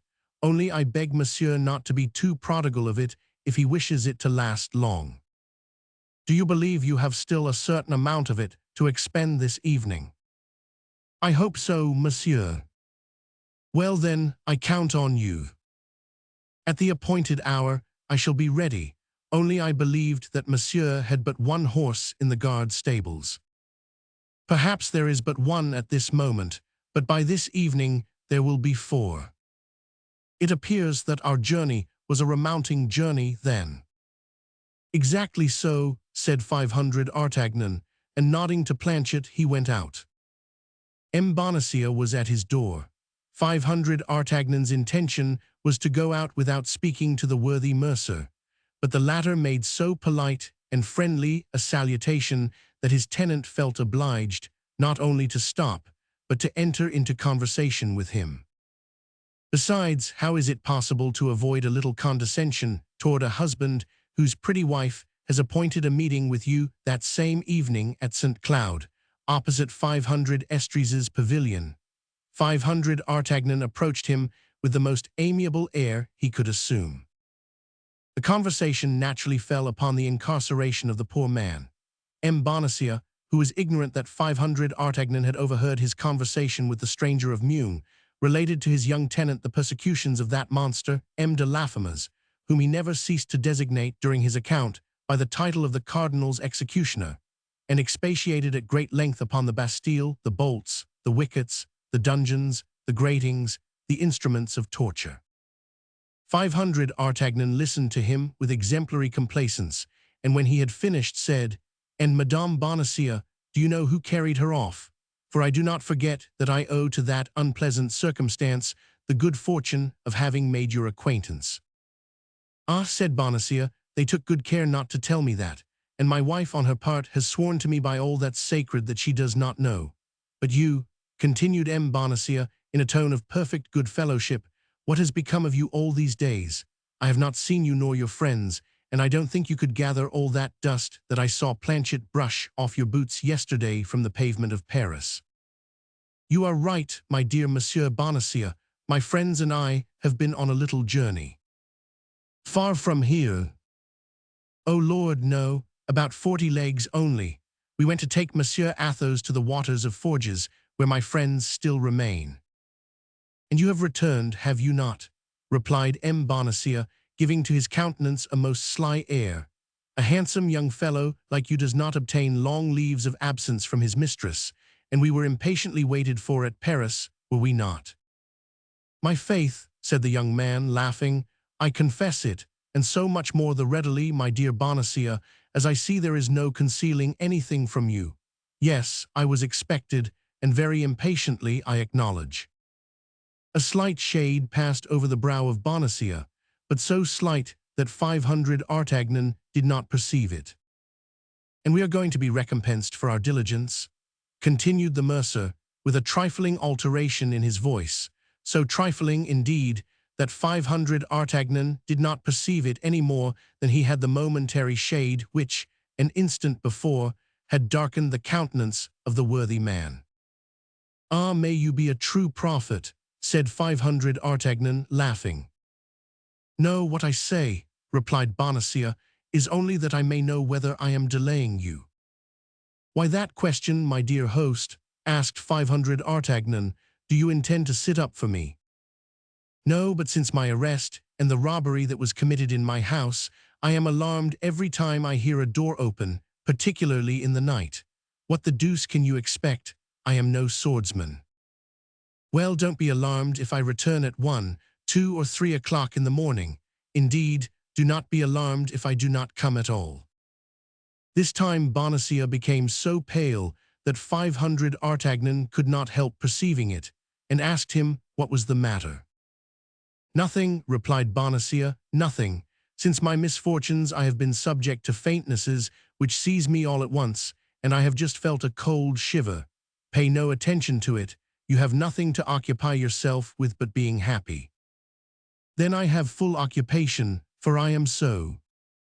"Not yet, wait a little. This evening, you said." "Well, this evening will come, thank God, and perhaps you look for it with as much impatience as I do. Perhaps this evening Madame Bonacieux will visit the conjugal domicile." "Madame Bonacieux is not at liberty this evening," replied the husband, seriously. "She is detained at the Louvre this evening by her duties." "So much the worse for you, my dear host, so much the worse. When I am happy, I wish all the world to be so, but it appears that is not possible." The young man departed, laughing at the joke, which he thought he alone could comprehend. "Amuse yourself well," replied Bonacieux in a sepulchral tone. But 500 Artagnan was too far off to hear him, and if he had heard him in the disposition of mind he then enjoyed, he certainly would not have remarked it. He took his way toward the hotel of M. de Treville.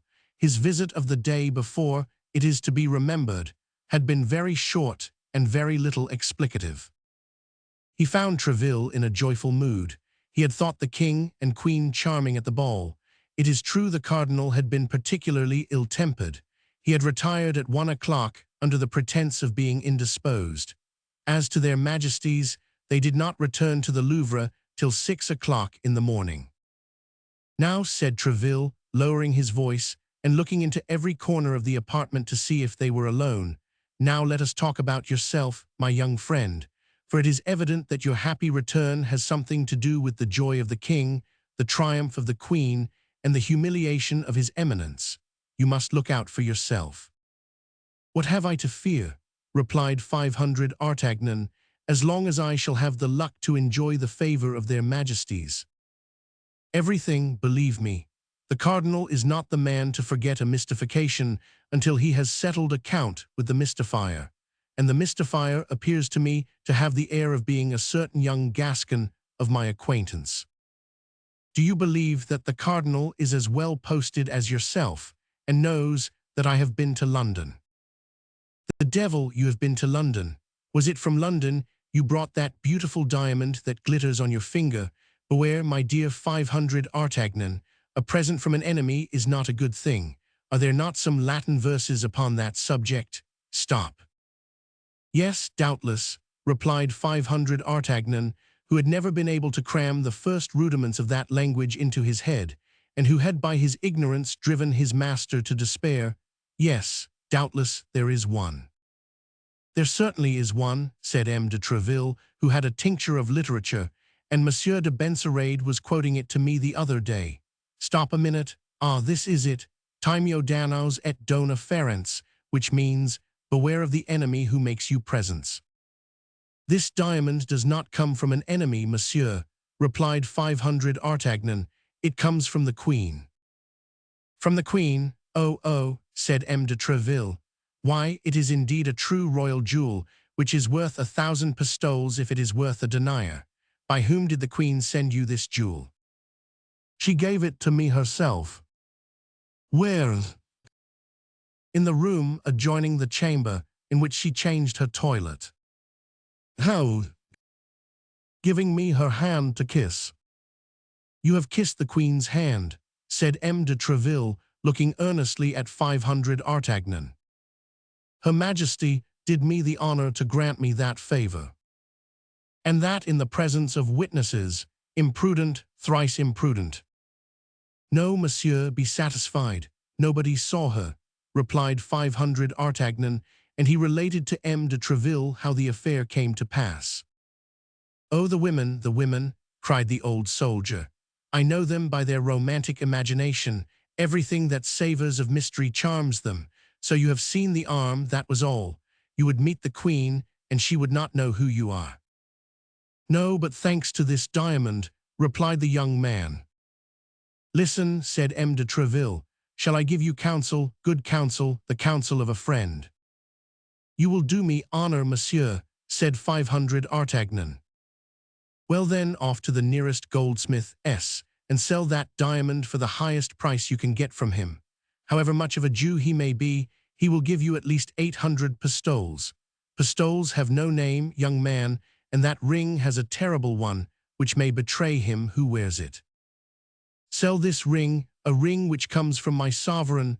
Never, said 500 Artagnan. Then at least turn the gem inside, you silly fellow, for everybody must be aware that a cadet from Gascony does not find such stones in his mother's jewel case. You think, then, I have something to dread?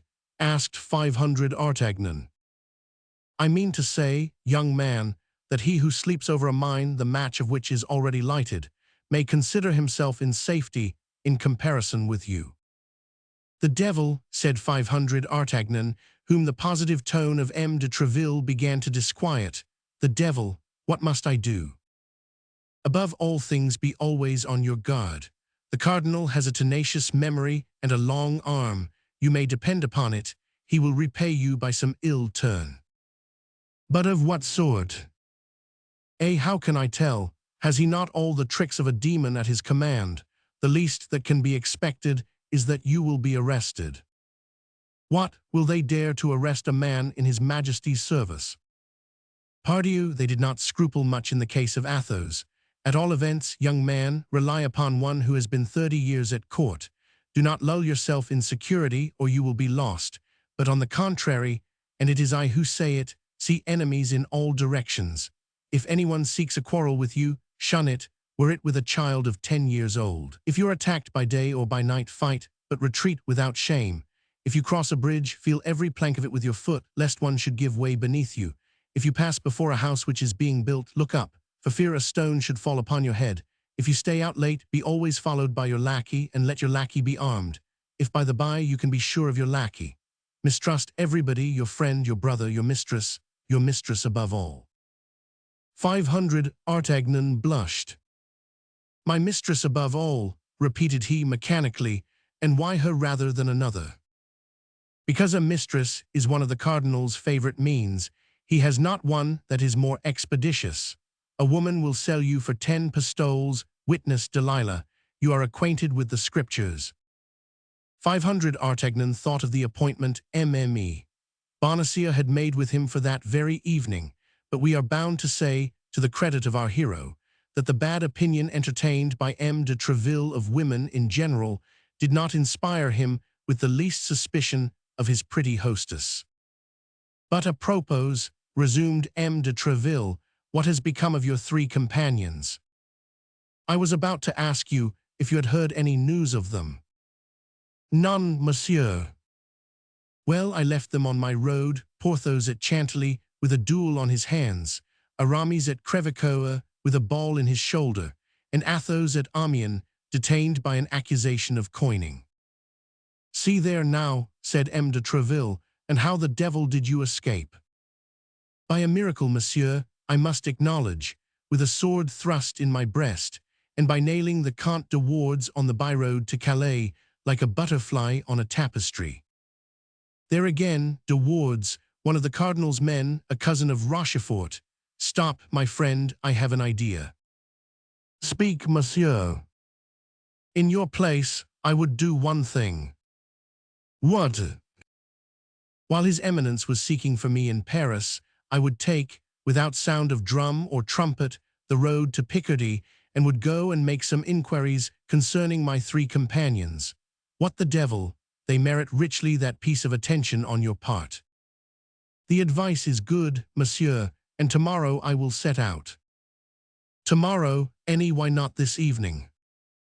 This evening, monsieur, I am detained in Paris by indispensable business. Ah, young man, some flirtation or other. Take care, I repeat to you, take care. It is woman who has ruined us, still ruins us, and will ruin us as long as the world stands. Take my advice and set out this evening. Impossible, monsieur. You have given your word, then? Yes, monsieur.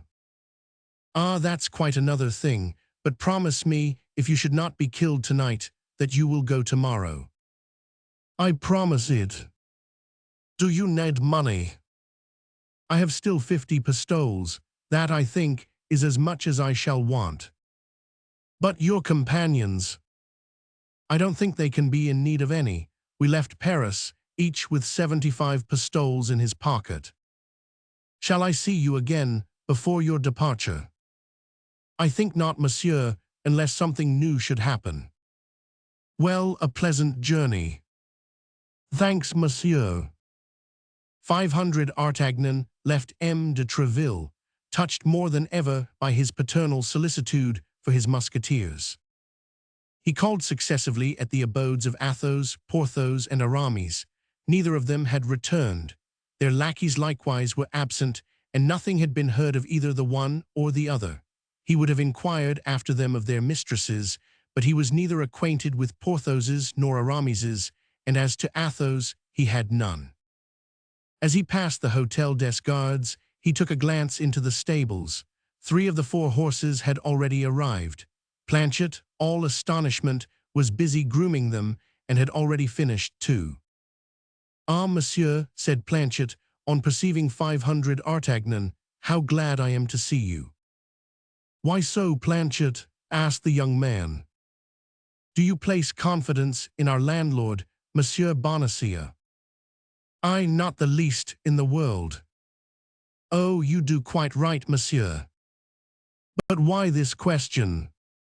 Because while you were talking with him, I watched you without listening to you, and monsieur, his countenance changed color 2 or 3 times. But, preoccupied as monsieur was with the letter he had received, he did not observe that. But I, whom the strange fashion in which that letter came into the house had placed on my guard, I did not lose a movement of his features. And you found it traitorous, monsieur? Indeed. Still more, as soon as monsieur had left and disappeared round the corner of the street, Monsieur Bonacieux took his hat, shut his door, and set off at a quick pace in an opposite direction. It seems you are right, Planchet. All this appears to be a little mysterious, and be assured that we will not pay him our rent until the matter shall be categorically explained to us. Monsieur jests, but Monsieur will see. What would you have, Planchet? What must come is written. Monsieur does not then renounce his excursion for this evening. Quite the contrary, Planchet. The more ill will I have toward Monsieur Bonacieux, the more punctual I shall be in keeping the appointment made by that letter which makes you so uneasy. Then that is Monsieur's determination. Undeniably, my friend. At 9 o'clock, then, be ready here at the hotel. I will come and take you. Planchet, seeing there was no longer any hope of making his master renounce his project, heaved a profound sigh and set to work to groom the third horse. As to 500 Artagnan, being at bottom a prudent youth, instead of returning home, went and dined with the Gascon priest, who, at the time of the distress of the four friends, had given them a breakfast of chocolate. Chapter 24. The Pavilion. At 9 o'clock 500 Artagnan was at the Hôtel des Gardes. He found Planchet all ready. The fourth horse had arrived. Planchet was armed with his musketoon and a pistol. 500 Artagnan had his sword and placed 2 pistols in his belt, then both mounted and departed quietly. It was quite dark, and no one saw them go out. Planchet took place behind his master and kept at a distance of 10 paces from him. 500 Artagnan crossed the quays, went out by the gate of La Conference, and followed the road, much more beautiful then than it is now, which leads to St. Cloud.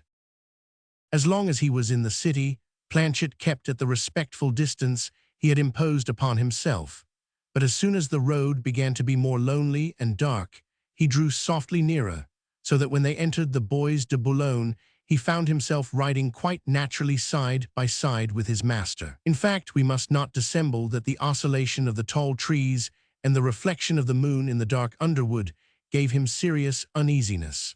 500 Artagnan could not help perceiving that something more than usual was passing in the mind of his lackey, and said, "Well, Monsieur Planchet, what is the matter with us now?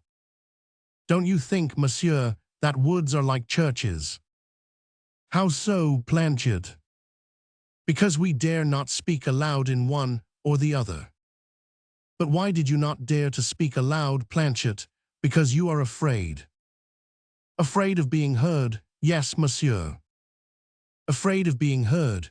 Why, there is nothing improper in our conversation, my dear Planchet, and no one could find fault with it." "Ah, Monsieur," replied Planchet, recurring to his besetting idea that Monsieur Bonacieux has something vicious in his eyebrows and something very unpleasant in the play of his lips. "What the devil makes you think of Bonacieux?"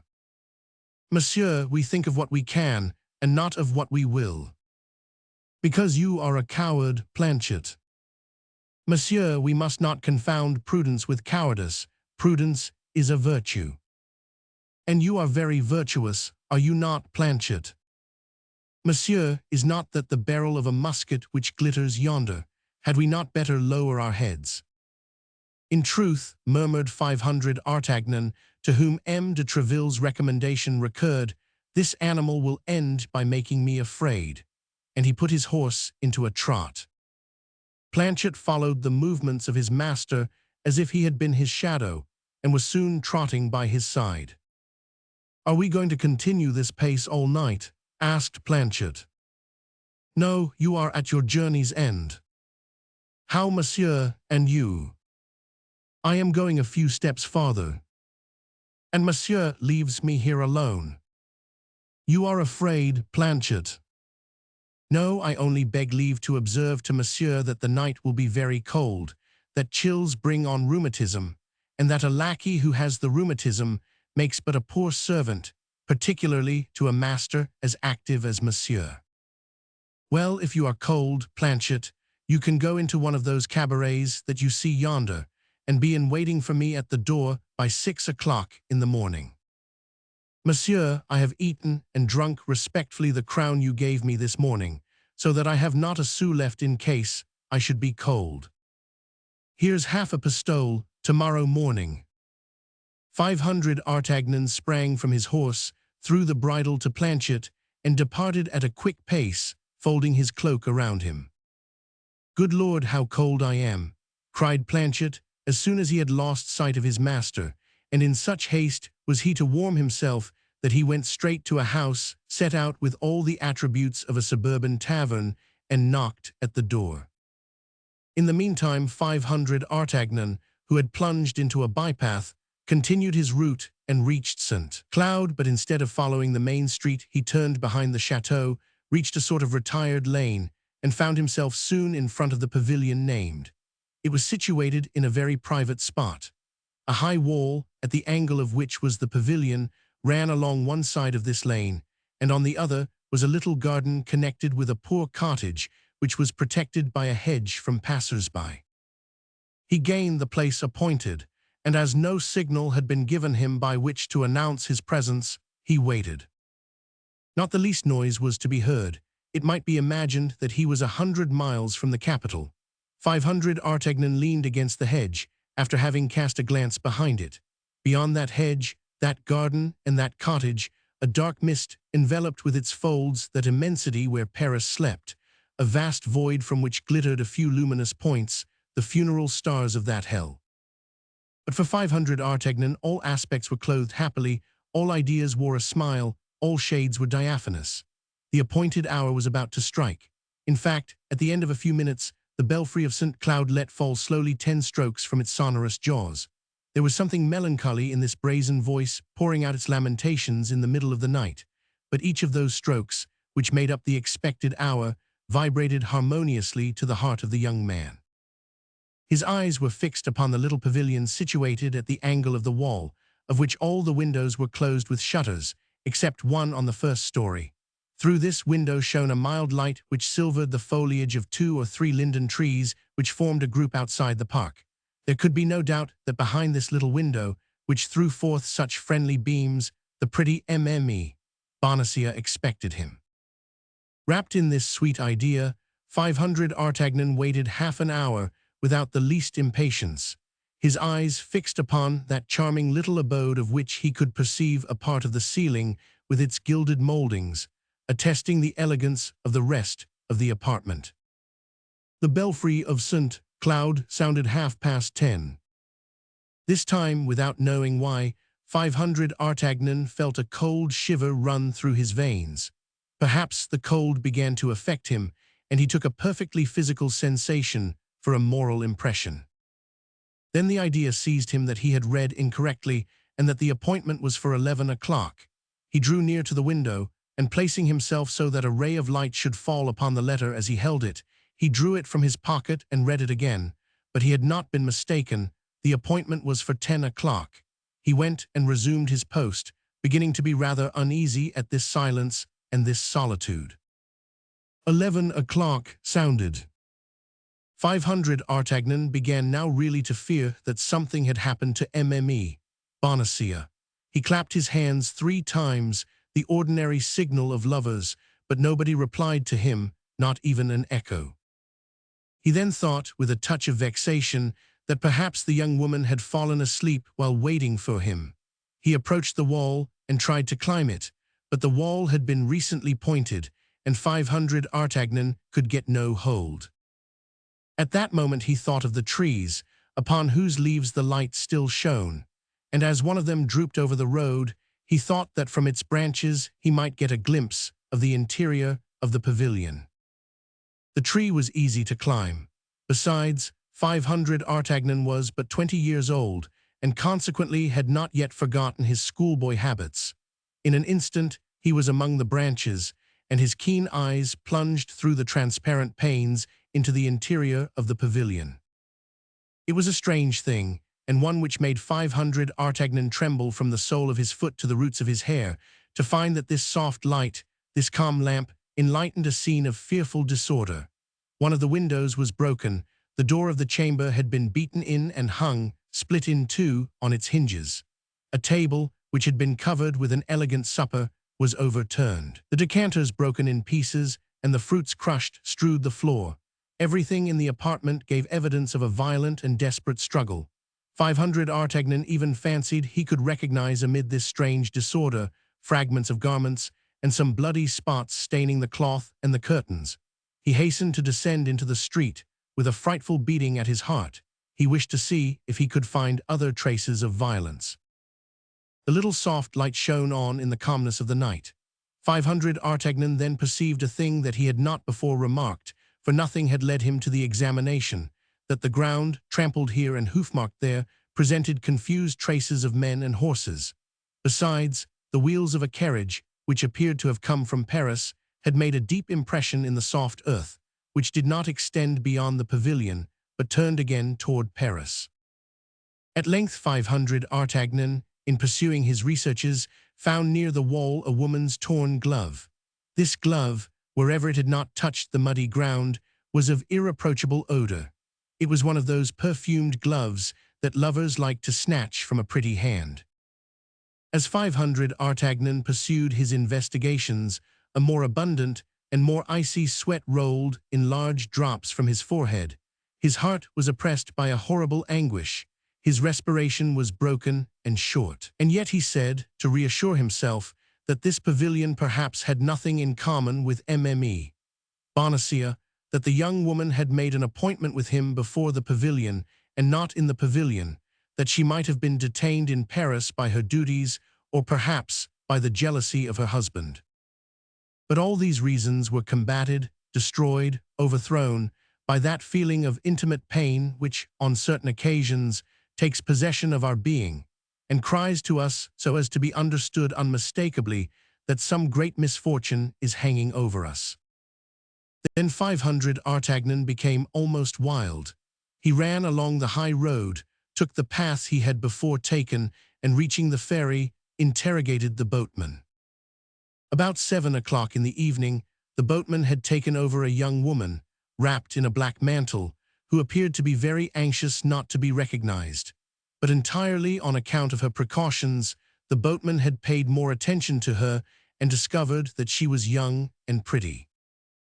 There were then, as now, a crowd of young and pretty women who came to St. Cloud and who had reasons for not being seen, and yet 500 Artagnan did not for an instant doubt that it was Mme. Bonacieux whom the boatman had noticed.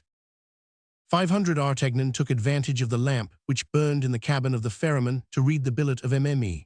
Bonacieux once again, and satisfy himself that he had not been mistaken, that the appointment was at St. Cloud and not elsewhere, before the 500 Estrees' pavilion and not in another street. Everything conspired to prove to 500 Artagnan that his presentiments had not deceived him, and that a great misfortune had happened. He again ran back to the chateau. It appeared to him that something might have happened at the pavilion in his absence, and that fresh information awaited him. The lane was still deserted, and the same calm soft light shone through the window. 500 Artagnan then thought of that cottage, silent and obscure, which had no doubt seen all and could tell its tale. The gate of the enclosure was shut, but he leaped over the hedge, and in spite of the barking of a chained-up dog, went up to the cabin.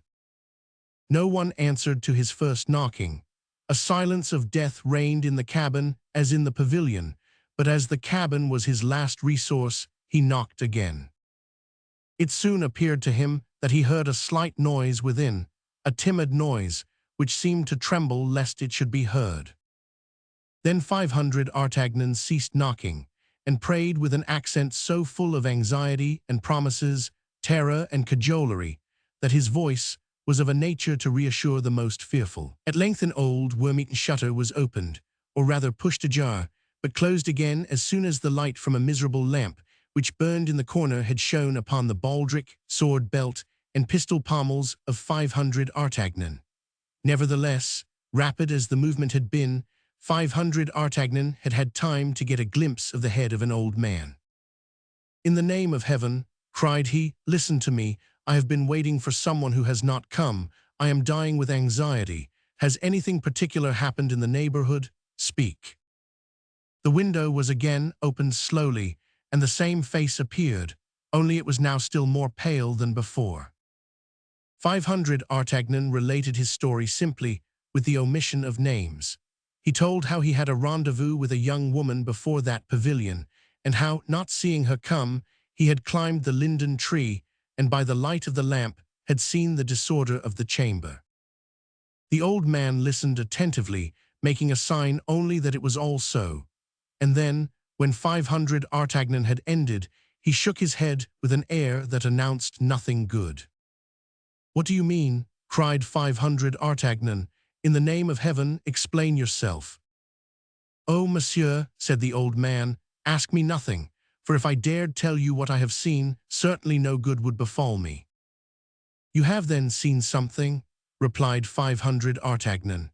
"In that case, in the name of heaven," continued he, throwing him a pistole, "tell me what you have seen, and I will pledge you the word of a gentleman that not one of your words shall escape from my heart."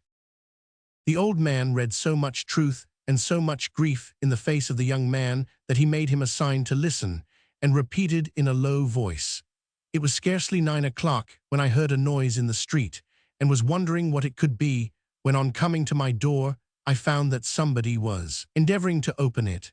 As I am very poor and am not afraid of being robbed, I went and opened the gate and saw 3 men at a few paces from it.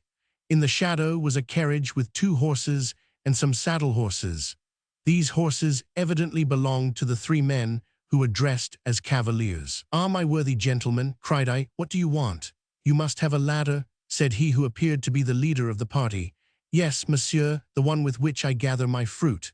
Lend it to us, and go into your house again.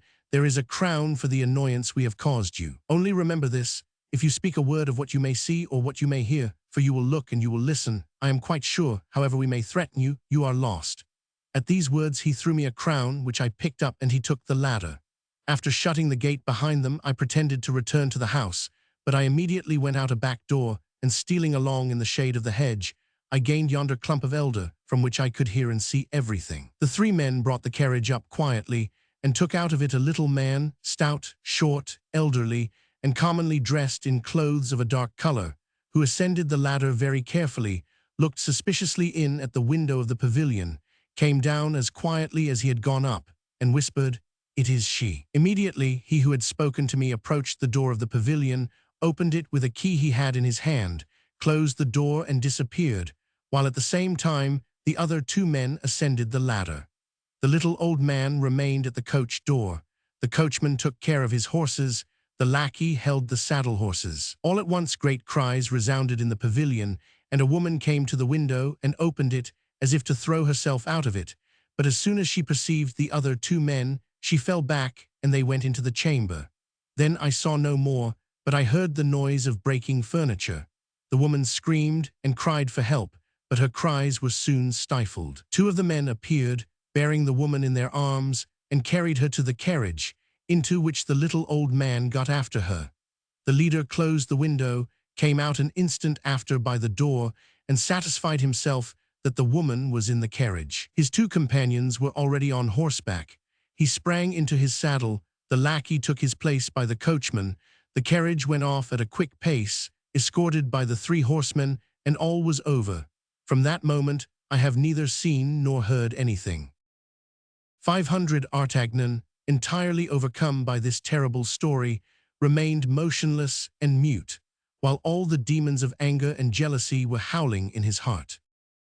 "But my good gentleman," resumed the old man, upon whom this mute despair certainly produced a greater effect than cries and tears would have done, "do not take on so. They did not kill her, and that's a comfort." "Can you guess," said 500 Artagnan, "who was the man who headed this infernal expedition?" "I don't know him." "But as you spoke to him, you must have seen him." "Oh, it's a description you want." "Exactly so. A tall, dark man, with black mustaches, dark eyes, and the air of a gentleman." "That's the man," cried 500 Artagnan. "Again he, forever he is my demon, apparently, and the other." "Which?" "The short one." "Oh, he was not a gentleman, I'll answer for it. Besides, he did not wear a sword, and the others treated him with small consideration." "Some lackey," murmured 500 Artagnan. Poor woman, what have they done with you?" "You have promised to be secret, my good monsieur," said the old man. "And I renew my promise. Be easy, I am a gentleman. A gentleman has but his word, and I have given you mine." With a heavy heart, 500 Artagnan again bent his way toward the ferry. Sometimes he hoped it could not be Mme. Bonacieux, and that he should find her next day at the Louvre. Sometimes he feared she had had an intrigue with another, who, in a jealous fit, had surprised her and carried her off. His mind was torn by doubt, grief, and despair. "Oh, if I had my 3 friends here," cried he, "I should have, at least, some hopes of finding her, but who knows what has become of them?" It was past midnight. The next thing was to find Planchet. 500 Artagnan went successively into all the cabarets in which there was a light, but could not find Planchet in any of them. At the 6th, he began to reflect that the search was rather dubious. 500 Artagnan had appointed 6 o'clock in the morning for his lackey, and wherever he might be, he was right. Besides, it came into the young man's mind that by remaining in the environs of the spot on which this sad event had passed, he would, perhaps, have some light thrown upon the mysterious affair. At the 6th cabaret, then, as we said, 500 Artagnan stopped, asked for a bottle of wine of the best quality, and placing himself in the darkest corner of the room, determined thus to wait till daylight. But this time again his hopes were disappointed, and although he listened with all his ears, he heard nothing amid the oaths, coarse jokes, and abuse which passed between the laborers, servants, and carters who comprised the honorable society of which he formed, a part which could put him upon the least track of her who had been stolen from him. He was compelled, then, after having swallowed the contents of his bottle, to pass the time as well as to evade suspicion, to fall into the easiest position in his corner, and to sleep, whether well or ill. 500 Artagnan, be it remembered, was only 20 years old, and at that age sleep has its imprescriptible rights which it imperiously insists upon, even with the saddest hearts. Towards 6 o'clock 500 Artagnan awoke with that uncomfortable feeling which generally accompanies the break of day after a bad night. He was not long in making his toilet. He examined himself to see if advantage had been taken of his sleep, and having found his diamond ring on his finger, his purse in his pocket, and his pistols in his belt, he rose, paid for his bottle, and went out to try if he could have any better luck in his search after his lackey than he had had the night before. The first thing he perceived through the damp grey mist was honest Planchet, who, with the 2 horses in hand, awaited him at the door of a little blind cabaret, before which 500 Artagnan had passed without even a suspicion of its existence. Chapter 25. Porthos. Instead of returning directly home, 500 Artagnan alighted at the door of M. de Treville and ran quickly up the stairs. This time he had decided to relate all that had passed. M. de Treville would doubtless give him good advice as to the whole affair. Besides, as M. de Treville saw the Queen almost daily, he might be able to draw from Her Majesty some intelligence of the poor young woman, whom they were doubtless making pay very dearly for her devotedness to her mistress. M. de Treville listened to the young man's account with a seriousness which proved that he saw something else in this adventure besides a love affair. When 500 Artagnan had finished, he said, all this savours of his eminence, a league off." "But what is to be done?" said 500 Artagnan. "Nothing, absolutely nothing, at present, but quitting Paris, as I told you, as soon as possible. I will see the Queen. I will relate to her the details of the disappearance of this poor woman, of which she is no doubt ignorant. These details will guide her on her part, and on your return I shall perhaps have some good news to tell you. Rely on me." 500 Artagnan knew that, although a Gascon, M. de Treville was not in the habit of making promises, and that when by chance he did promise, he more than kept his word. He bowed to him then, full of gratitude for the past and for the future, and the worthy captain, who on his side felt a lively interest in this young man, so brave and so resolute, pressed his hand kindly, wishing him a pleasant journey. Determined to put the advice of M. de Treville in practice instantly, 500 Artagnan directed his course toward the Rue des Fossoyeurs, in order to superintend the packing of his valise. On approaching the house, he perceived M. Bonacieux in morning costume, standing at his threshold. All that the prudent Planchet had said to him the preceding evening about the sinister character of the old man recurred to the mind of 500 Artagnan, who looked at him with more attention than he had done before. In fact, in addition to that yellow, sickly paleness which indicates the insinuation of the bile in the blood, and which might, besides, be accidental, 500 Artagnan remarked something perfidiously significant in the play of the wrinkled features of his countenance. A rogue does not laugh in the same way that an honest man does. A hypocrite does not shed the tears of a man of good faith. All falsehood is a mask, and however well made the mask may be, with a little attention, we may always succeed in distinguishing it from the true face. It appeared then to 500 Artagnan that M. Bonacieux wore a mask, and likewise that that mask was most disagreeable to look upon. In consequence of this feeling of repugnance, he was about to pass without speaking to him, but, as he had done the day before, M. Bonacieux accosted him. "Well, young man," said he, "we appear to pass rather gay nights. 7 o'clock in the morning, peste, you seem to reverse ordinary customs and come home at the hour when other people are going out." "No one can reproach you for anything of the kind, Monsieur Bonacieux," said the young man. "You are a model for regular people. It is true that when a man possesses a young and pretty wife, he has no need to seek happiness elsewhere. Happiness comes to meet him, does it not, Monsieur Bonacieux?" Bonacieux became as pale as death and grinned a ghastly smile. "Ah," said Bonacieux, "you are a jocular companion, but where the devil were you gadding last night, my young master? It does not appear to be very clean in the crossroads." 500 Artagnan glanced down at his boots, all covered with mud, but that same glance fell upon the shoes and stockings of the mercer, and it might have been said they had been dipped in the same mud heap. Both were stained with splashes of mud of the same appearance. Then a sudden idea crossed the mind of 500 Artagnan.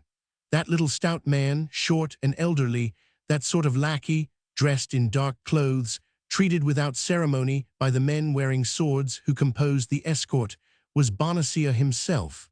The husband had presided at the abduction of his wife. A terrible inclination seized 500 Artagnan to grasp the mercer by the throat and strangle him, but as we have said, he was a very prudent youth, and he restrained himself. However, the revolution which appeared upon his countenance was so visible that Bonacieux was terrified at it, and he endeavored to draw back a step or two, but as he was standing before the half of the door which was shut, the obstacle compelled him to keep his place. "Ah, but you are joking, my worthy man," said 500 Artagnan.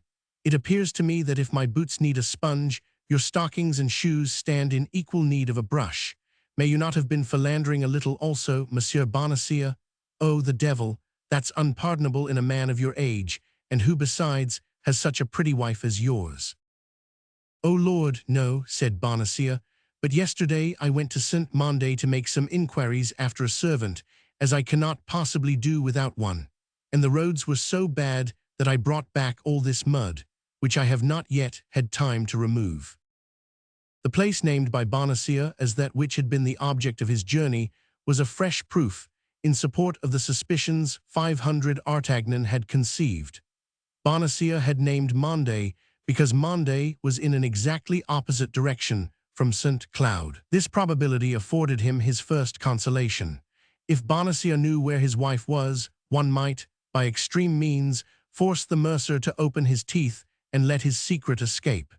The question, then, was how to change this probability into a certainty. "Pardon, my dear Monsieur Bonacieux, if I don't stand upon ceremony," said 500 Artagnan, "but nothing makes one so thirsty as want of sleep.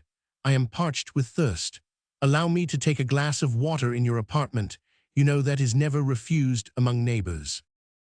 Without waiting for the permission of his host, 500 Artagnan went quickly into the house and cast a rapid glance at the bed. It had not been used. Bonacieux had not been abed. He had only been back an hour or two. He had accompanied his wife to the place of her confinement, or else, at least, to the first relay. "Thanks, Monsieur Bonacieux," said 500 Artagnan, emptying his glass. "That is all I wanted of you. I will now go up into my apartment. I will make Planchet brush my boots, and when he has done, I will, if you like, send him to you to brush your shoes." He left the mercer quite astonished at his singular farewell, and asking himself if he had not been a little inconsiderate. At the top of the stairs, he found Planchet in a great fright. "Ah, monsieur," cried Planchet, as soon as he perceived his master, "here is more trouble. I thought you would never come in." "What's the matter now, Planchet?" demanded 500 Artagnan. "Oh, I give you 100, I give you 1,000 times to guess, monsieur, the visit I received in your absence." "When?" "About half an hour ago, while you were at Monsieur de Treville's." "Who has been here? Come, speak." "Monsieur de Cavois." "Monsieur de Cavois." "In person?" "The captain of the cardinal's guards." "Himself?" "Did he come to arrest me?" "I have no doubt that he did, monsieur, for all his wheedling manner." "Was he so sweet then?" "Indeed, he was all honey, monsieur." "Indeed." "What did you answer him?" "That the thing was impossible, seeing that you were not at home, as he could see." "Well, what did he say then?" "That you must not fail to call upon him in the course of the day." And then he added in a low voice, "Tell your master that his eminence is very well disposed toward him, and that his fortune perhaps depends upon this interview." "The snare is rather maladroit for the cardinal," replied the young man, smiling. "Oh, I saw the snare, and I answered you would be quite in despair on your return." "Where has he gone?" asked Monsieur de Cavois. "To Troyes, in Champagne," I answered. "And when did he set out?" "Yesterday evening." "Planchet, my friend," interrupted 500 Artagnan, "you are really a precious fellow." "You will understand, monsieur, I thought there would be still time, if you wish, to see Monsieur de Cavois to contradict me by saying you were not yet gone. The falsehood would then lie at my door, and as I am not a gentleman, I may be allowed to lie." "Be of good heart, Planchet. You shall preserve your reputation as a veracious man. In a quarter of an hour we set off." "That's the advice I was about to give monsieur. And where are we going, may I ask, without being too curious?" "Pardieu, in the opposite direction to that which you said I was gone. Besides, are you not as anxious to learn news of Grimaud, Mousqueton, and Bazin, as I am to know what has become of Athos, Porthos, and Aramis?" "Yes, monsieur," said Planchet, "and I will go as soon as you please. Indeed, I think provincial air will suit us much better just now than the air of Paris. So then, pack up our luggage, Planchet, and let us be off. On my part, I will go out with my hands in my pockets, that nothing may be suspected. You may join me at the Hôtel des Gardes. By the way, Planchet, I think you are right with respect to our host, and that he is decidedly a frightfully low wretch." "Ah, monsieur, you may take my word when I tell you anything. I am a physiognomist, I assure you." 500 Artagnan went out first, as had been agreed upon. Then, in order that he might have nothing to reproach himself with, he directed his steps, for the last time, toward the residences of his 3 friends. No news had been received of them, only a letter, all perfumed, and of an elegant writing in small characters, had come for Aramis. 500 Artagnan took charge of it. 10 minutes afterward Planchet joined him at the stables of the Hôtel des Gardes. 500 Artagnan, in order that there might be no time lost, had saddled his horse himself. "That's well," said he to Planchet, when the latter added the portmanteau to the equipment. "Now saddle the other 3 horses." "Do you think, then, monsieur, that we shall travel faster with 2 horses apiece?"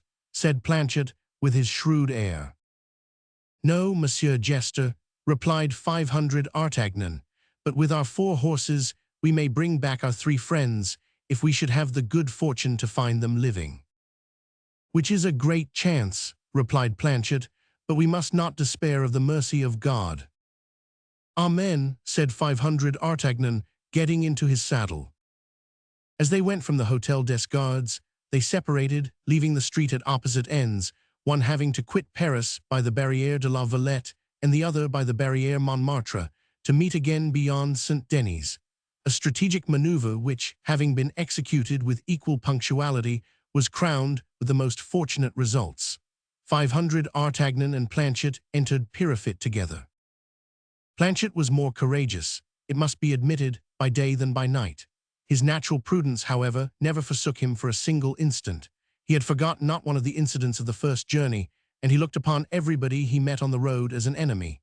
It followed that his hat was forever in his hand, which procured him some severe reprimands from 500 Artagnan, who feared that his excess of politeness would lead people to think he was the lackey of a man of no consequence. Nevertheless, whether the passengers were really touched by the urbanity of Planchet, or whether this time nobody was posted on the young man's road, our two travelers arrived at Chantilly without any accident, and alighted at the tavern of Great St. Martin, the same at which they had stopped on their first journey. The host, on seeing a young man followed by a lackey with 2 extra horses, advanced respectfully to the door. Now, as they had already traveled 11 leagues, 500 Artagnan thought it time to stop, whether Porthos were or were not in the inn.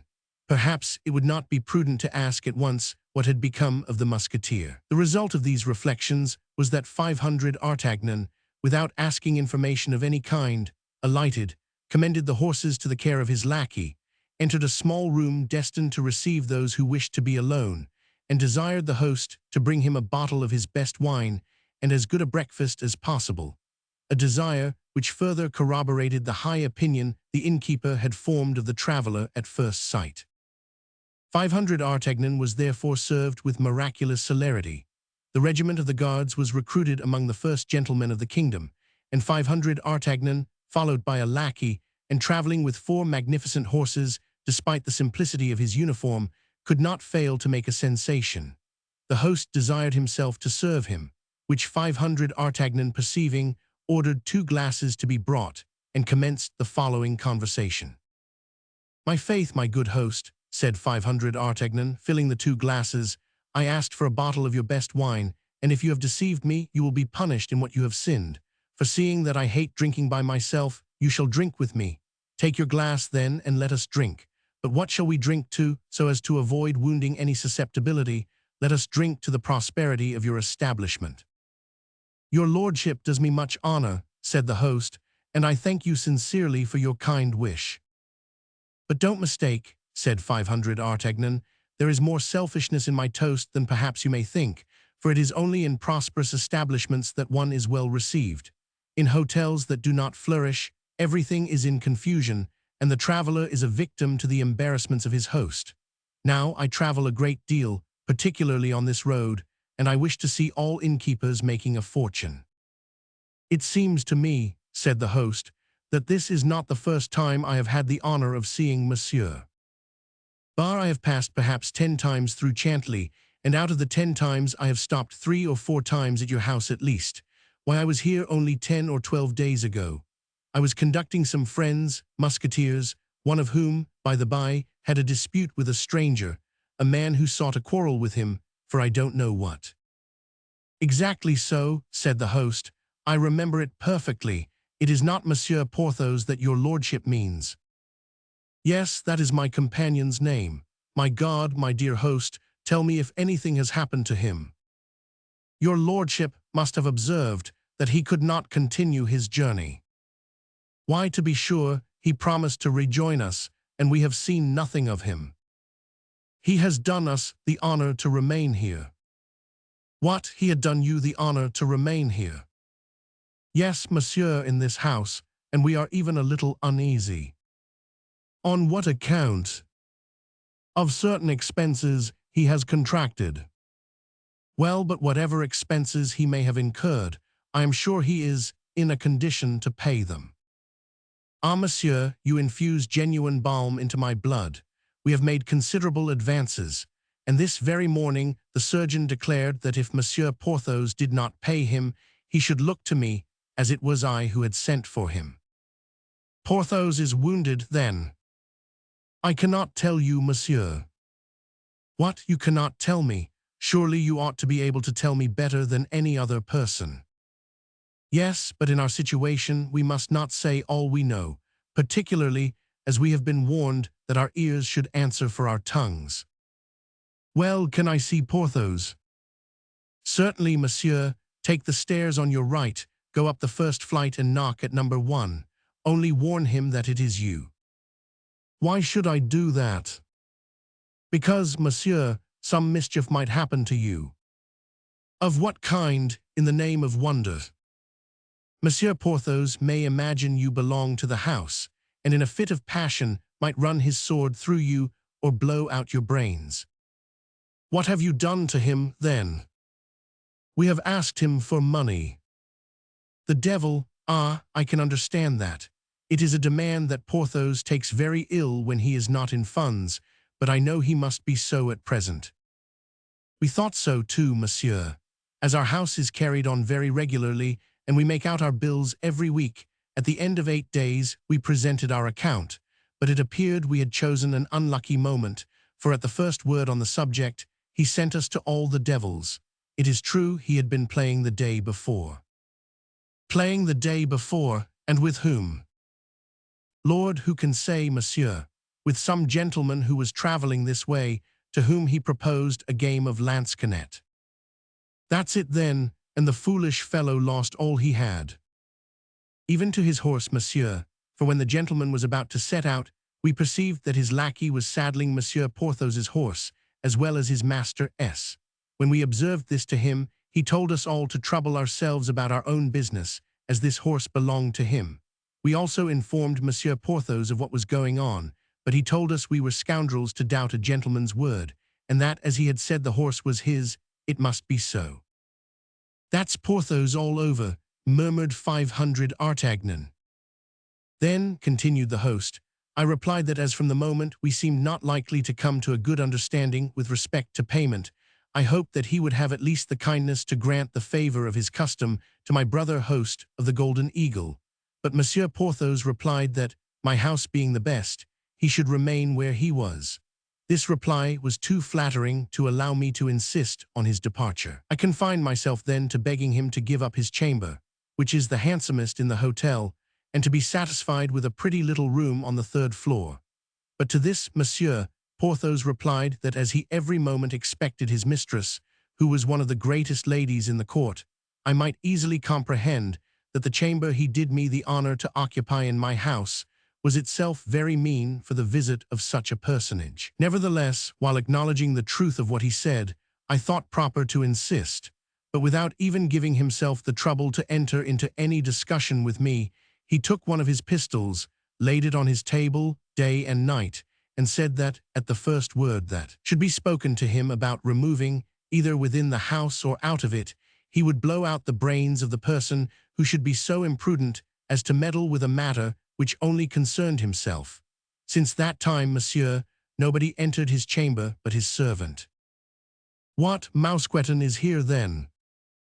Oh yes, monsieur. 5 days after your departure he came back, and in a very bad condition too. It appears that he had met with disagreeableness, likewise, on his journey. Unfortunately, he is more nimble than his master, so that for the sake of his master, he puts us all under his feet, and as he thinks we might refuse what he asked for, he takes all he wants without asking at all. The fact is, said 500 Artagnan, I have always observed a great degree of intelligence and devotedness in Mousqueton. That is possible, monsieur, but suppose I should happen to be brought in contact, even 4 times a year, with such intelligence and devotedness, why I should be a ruined man. No, for Porthos will pay you. Hum, said the host, in a doubtful tone. The favorite of a great lady will not be allowed to be inconvenienced for such a paltry sum as he owes you. If I durst say what I believe on that head. What you believe? I ought rather to say what I know. What you know. And even what I am sure of. And of what are you so sure? I would say that I know this great lady. You? Yes, I. And how do you know her? Oh, monsieur, if I could believe I might trust in your discretion. Speak by the word of a gentleman, you shall have no cause to repent of your confidence. Well, monsieur, you understand that uneasiness makes us do many things. What have you done? Oh, nothing which was not right in the character of a creditor. Well, Monsieur Porthos gave us a note for his duchess, ordering us to put it in the post. This was before his servant came. As he could not leave his chamber, it was necessary to charge us with this commission. And then, instead of putting the letter in the post, which is never safe, I took advantage of the journey of one of my lads to Paris and ordered him to convey the letter to this duchess himself. This was fulfilling the intentions of Monsieur Porthos, who had desired us to be so careful of this letter, was it not? Nearly so. Well, monsieur, do you know who this great lady is? No, I have heard Porthos speak of her, that's all. Do you know who this pretended duchess is? I repeat to you, I don't know her. But how do you know all this? Because she flew into a great passion on receiving the letter, saying that Monsieur Porthos was a weathercock, and that she was sure it was for some woman he had received this wound. Has he been wounded, then? Oh, good Lord, what have I said? You said that Porthos had received a sword cut. Yes, but he has forbidden me so strictly to say so. And why so? Zounds, monsieur, because he had boasted that he would perforate the stranger with whom you left him in dispute, whereas the stranger, on the contrary, in spite of all his rhodomontades, quickly threw him on his back. As Monsieur Porthos is a very boastful man, he insists that nobody shall know he has received this wound except the duchess, whom he endeavored to interest by an account of his adventure. It is a wound that confines him to his bed. Ah, and a master stroke, too, I assure you. Your friend's soul must stick tight to his body. Were you there then? Monsieur, I followed them from curiosity, so that I saw the combat without the combatants seeing me. And what took place? Oh, the affair was not long, I assure you. They placed themselves on guard. The stranger made a feint and a lunge, and that so rapidly that when Monsieur Porthos came to the parade, he had already 3 inches of steel in his breast. He immediately fell backward. The stranger placed the point of his sword at his throat, and Monsieur Porthos, finding himself at the mercy of his adversary, acknowledged himself conquered. Upon which the stranger asked his name, and learning that it was Porthos and not 500 Artagnan, he assisted him to rise, brought him back to the hotel, mounted his horse, and disappeared. So it was with Monsieur d'Artagnan this stranger meant to quarrel. It appears so. And do you know what has become of him? No, I never saw him until that moment, and have not seen him since. Very well, I know all that I wish to know. Porthos's chamber is, you say, on the first story, number 1. Yes, monsieur, the handsomest in the inn, a chamber that I could have let 10 times over. Bah, be satisfied, said 500 Artagnan, laughing. Porthos will pay you with the money of the Duchess Coquenard. Oh, monsieur, procurator's wife or duchess, if she will but loosen her purse strings, it will be all the same. But she positively answered that she was tired of the exigencies and infidelities of Monsieur Porthos, and that she would not send him a denier. And did you convey this answer to your guest? We took good care not to do that. He would have found in what fashion we had executed his commission. So that he still expects his money. Oh, Lord, yes, monsieur. Yesterday he wrote again, but it was his servant who this time put the letter in the post. Do you say the procurator's wife is old and ugly? 50 at least, monsieur, and not at all handsome, according to Pathaud's account. In that case, you may be quite at ease. She will soon be softened. Besides, Porthos cannot owe you much. How not much? 20 good pistoles already, without reckoning the doctor. He denies himself nothing. It may easily be seen he has been accustomed to live well. Never mind, if his mistress abandons him, he will find friends, I will answer for it. So, my dear host, be not uneasy, and continue to take all the care of him that his situation requires. Monsieur has promised me not to open his mouth about the procurator's wife, and not to say a word of the wound. That is agreed, you have my word. Oh, he would kill me. Don't be afraid, he is not so much of a devil as he appears. Saying these words, 500 Artagnan went upstairs, leaving his host a little better satisfied with respect to two things in which he appeared to be very much interested, his debt and his life.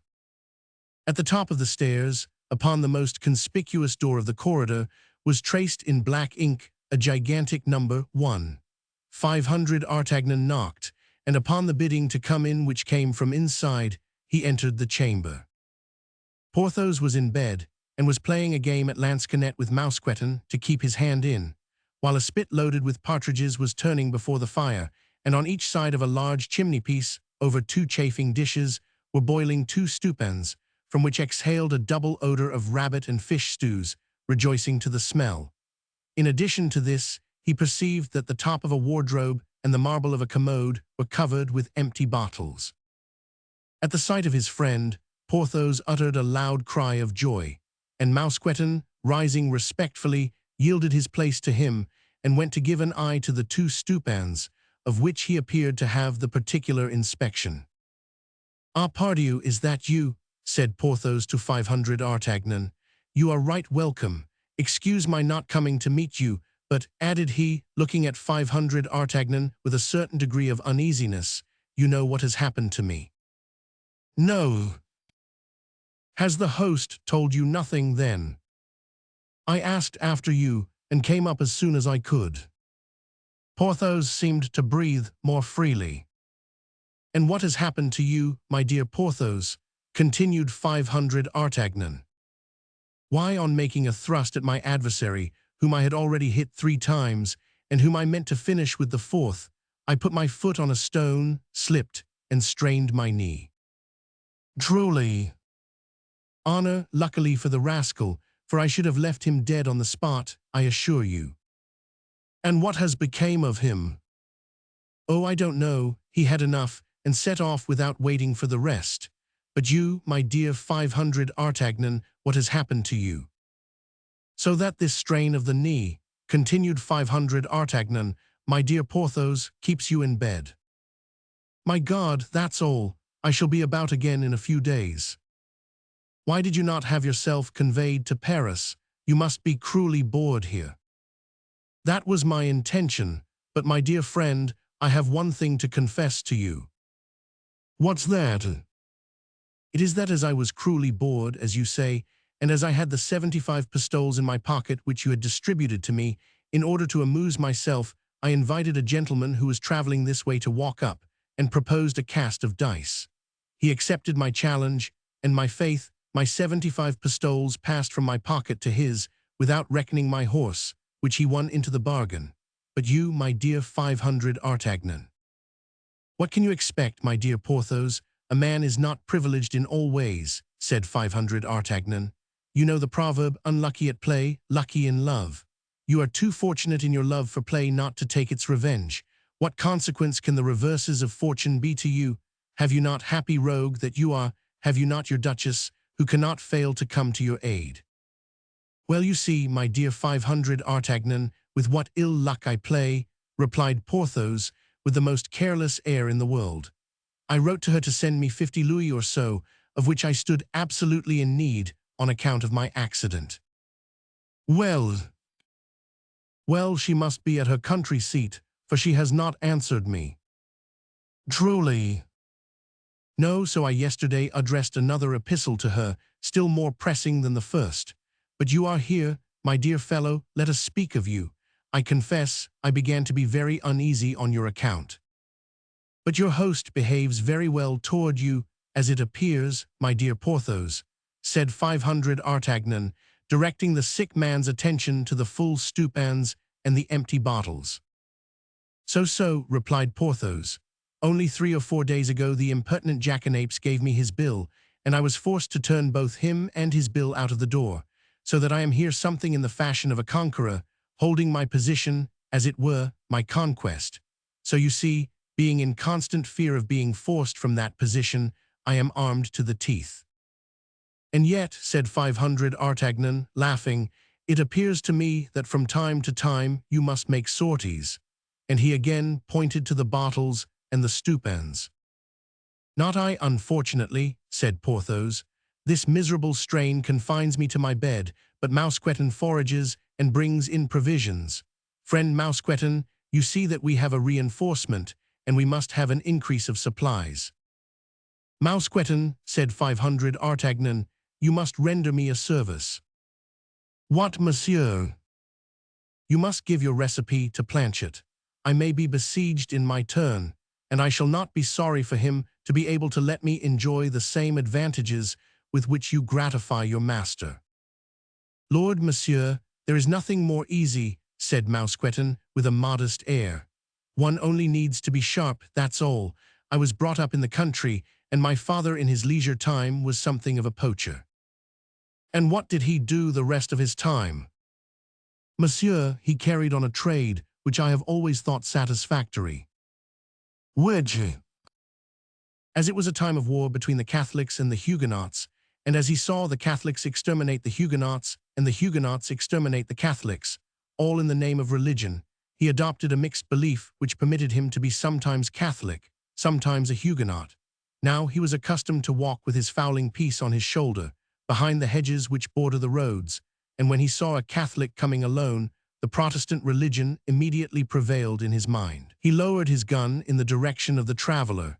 Then, when he was within 10 paces of him, he commenced a conversation which almost always ended by the traveler's abandoning his purse to save his life. It goes without saying that when he saw a Huguenot coming, he felt himself filled with such ardent Catholic zeal that he could not understand how, a quarter of an hour before, he had been able to have any doubts upon the superiority of our holy religion. For my part, monsieur, I am Catholic, my father, faithful to his principles, having made my elder brother a Huguenot." "And what was the end of this worthy man?" asked 500 Artagnan. "Oh, of the most unfortunate kind, monsieur. One day he was surprised in a lonely road between a Huguenot and a Catholic, with both of whom he had before had business, and who both knew him again, so they united against him and hanged him on a tree. Then they came and boasted of their fine exploit in the cabaret of the next village, where my brother and I were drinking." "And what did you do?" said 500 Artagnan. "We let them tell their story out," replied Mousqueton. "Then, as in leaving the cabaret they took different directions, my brother went and hid himself on the road of the Catholic, and I on that of the Huguenot. 2 hours after, all was over. We had done the business of both, admiring the foresight of our poor father, who had taken the precaution to bring each of us up in a different religion." "Well, I must allow, as you say, your father was a very intelligent fellow, and you say in his leisure moments the worthy man was a poacher." "Yes, monsieur, and it was he who taught me to lay a snare and ground a line. The consequence is that when I saw our laborers, which did not at all suit two such delicate stomachs as ours, I had recourse to a little of my old trade. While walking near the wood of Monsieur le Prince, I laid a few snares in the runs, and while reclining on the banks of His Highness's pieces of water, I slipped a few lines into his fish ponds. So that now, thanks be to God, we do not want, as Monsieur can testify, for partridges, rabbits, carp, or eels, all light, wholesome food, suitable for the sick." "But the wine," said 500 Artagnan, "who furnishes the wine, your host?" "That is to say, yes and no." "How yes and no?" "He furnishes it, it is true, but he does not know that he has that honor." "Explain yourself, Mousqueton. Your conversation is full of instructive things." "That is it, monsieur.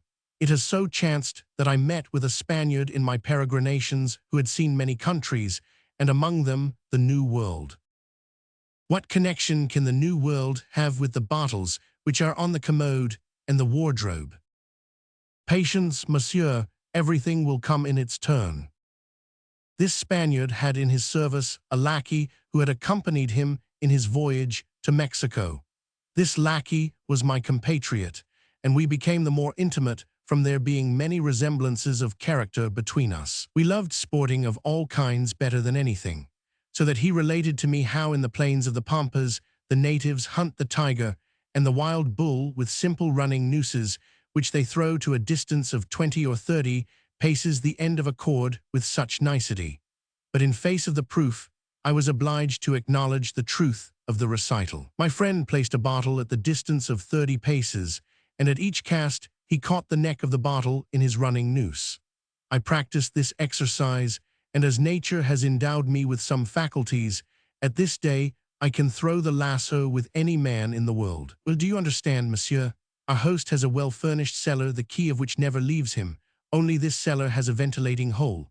Now through this ventilating hole I throw my lasso, and as I now know in which part of the cellar is the best wine, that's my point for sport. You see, monsieur, what the new world has to do with the bottles which are on the commode and the wardrobe.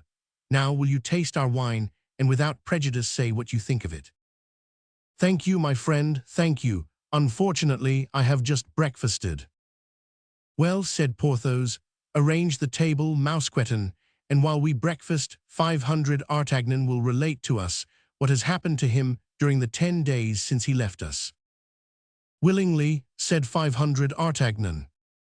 While Porthos and Mousqueton were breakfasting, with the appetites of convalescence, and with that brotherly cordiality which unites men in misfortune, 500 Artagnan related how Aramis, being wounded, was obliged to stop at Crevecoeur, how he had left Athos fighting at Amiens with 4 men who accused him of being a coiner, and how he, 500 Artagnan, had been forced to run the Comtes de Wardes through the body in order to reach England. But there the confidence of 500 Artagnan stopped. He only added that on his return from Great Britain he had brought back 4 magnificent horses, one for himself, and one for each of his companions. Then he informed Porthos that the one intended for him was already installed in the stable of the tavern. At this moment Planchet entered to inform his master that the horses were sufficiently refreshed, and that it would be possible to sleep at Clermont.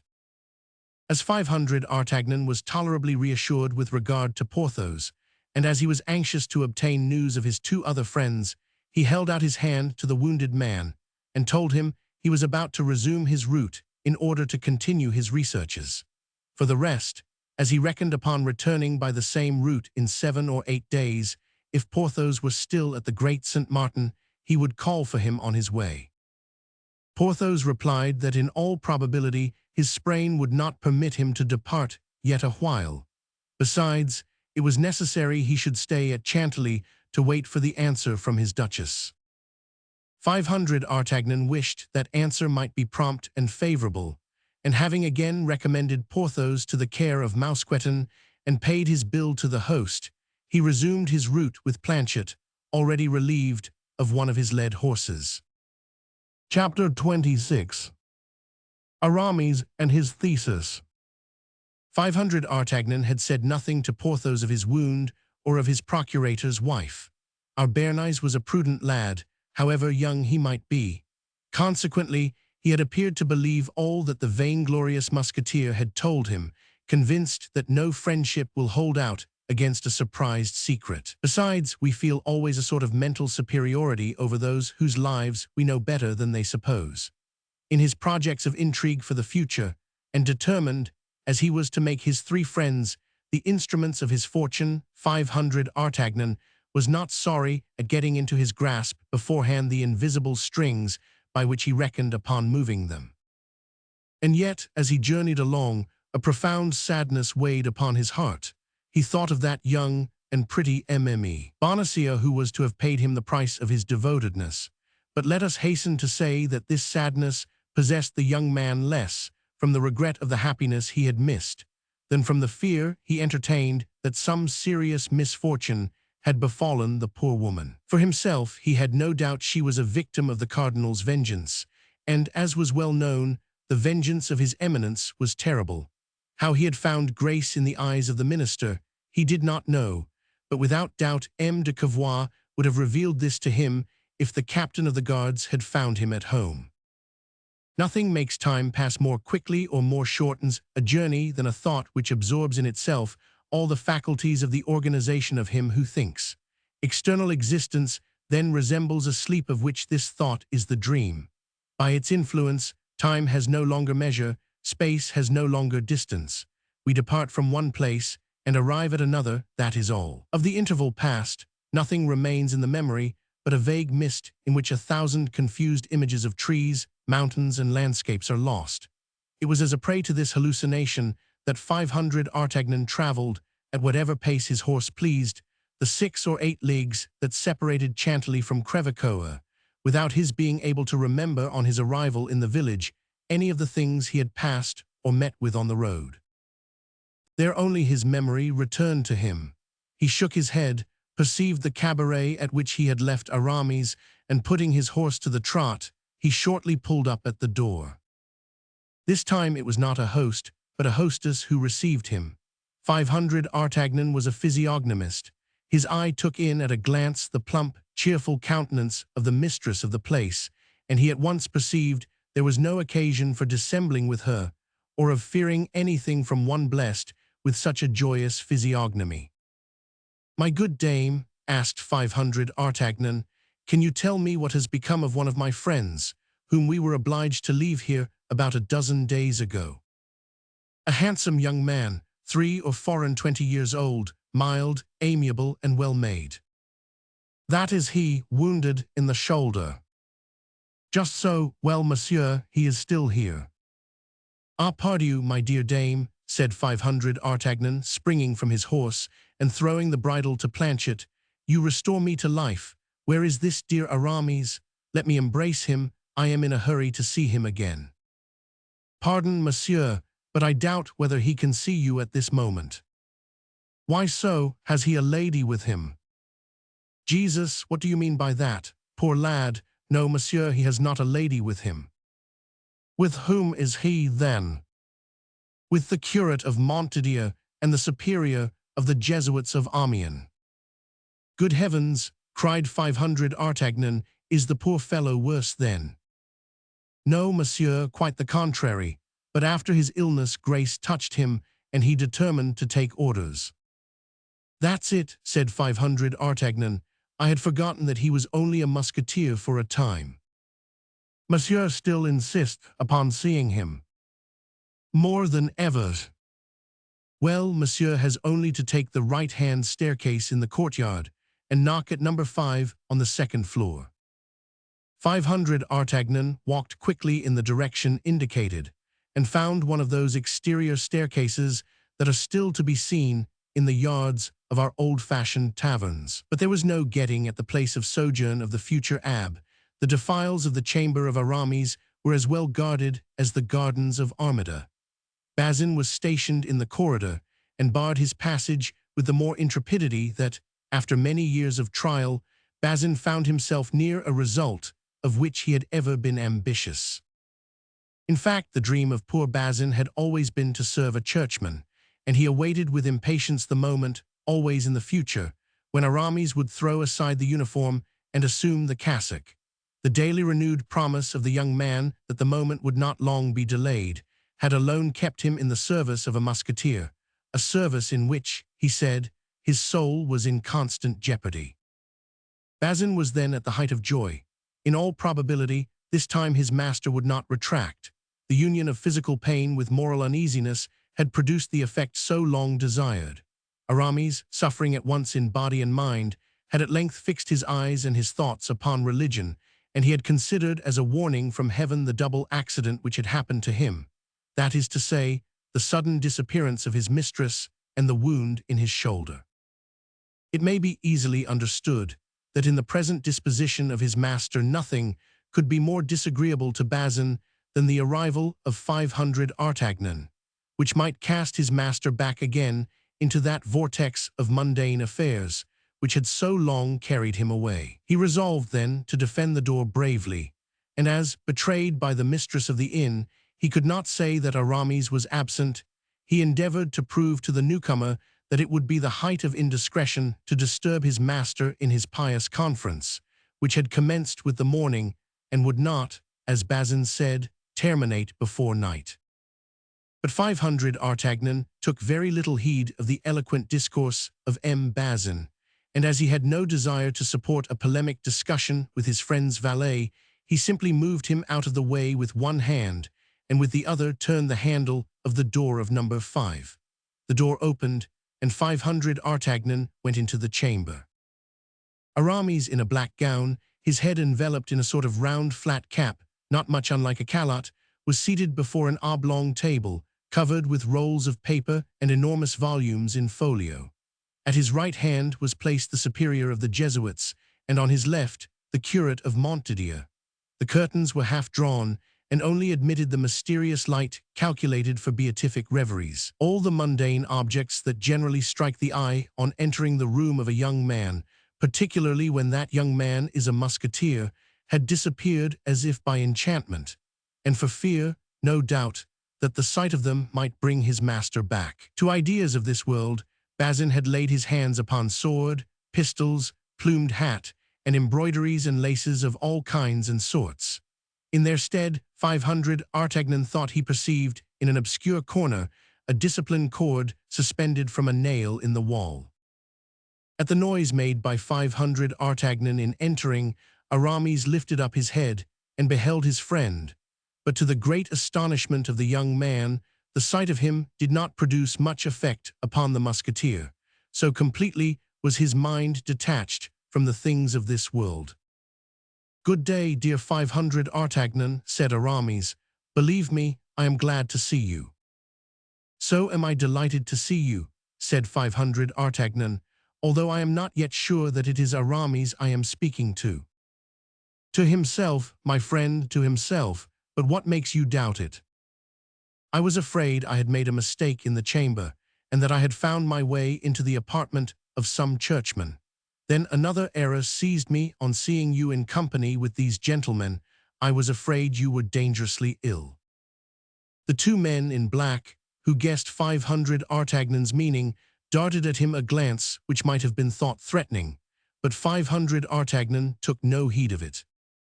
"I disturb you, perhaps, my dear Aramis," continued 500 Artagnan, "for by what I see, I am led to believe that you are confessing to these gentlemen." Aramis colored imperceptibly. "You disturb me? Oh, quite the contrary, dear friend, I swear, and as a proof of what I say, permit me to declare I am rejoiced to see you safe and sound." "Ah, he'll come round," thought 500 Artagnan. "That's not bad. This gentleman, who is my friend, has just escaped from a serious danger," continued Aramis with unction, pointing to 500 Artagnan with his hand, and addressing the two ecclesiastics. "Praise God, monsieur," replied they, bowing together. "I have not failed to do so, your reverences," replied the young man, returning their salutation. "You arrive in good time, dear 500 Artagnan," said Aramis, "and by taking part in our discussion may assist us with your intelligence. Monsieur the Principal of Amiens, Monsieur the Curate of Montdidier, and I are arguing certain theological questions in which we have been much interested. I shall be delighted to have your opinion."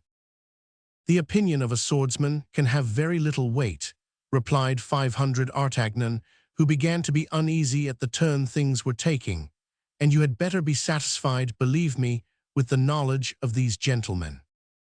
The two men in black bowed in their turn. "On the contrary," replied Aramis, "your opinion will be very valuable. The question is this: Monsieur the Principal thinks that my thesis ought to be dogmatic and didactic." "Your thesis? Are you then making a thesis?" "Without doubt," replied the Jesuit. "In the examination which precedes ordination, a thesis is always a requisite." "Ordination!" cried 500 Artagnan, who could not believe what the hostess and Bazin had successively told him, and he gazed, half stupefied, upon the three persons before him. "Now," continued Aramis, taking the same graceful position in his easy chair that he would have assumed in bed, and complacently examining his hand, which was as white and plump as that of a woman, and which he held in the air to cause the blood to descend. "Now, as you have heard, 500 Artagnan, Monsieur the Principal is desirous that my thesis should be dogmatic, while I, for my part, would rather it should be ideal.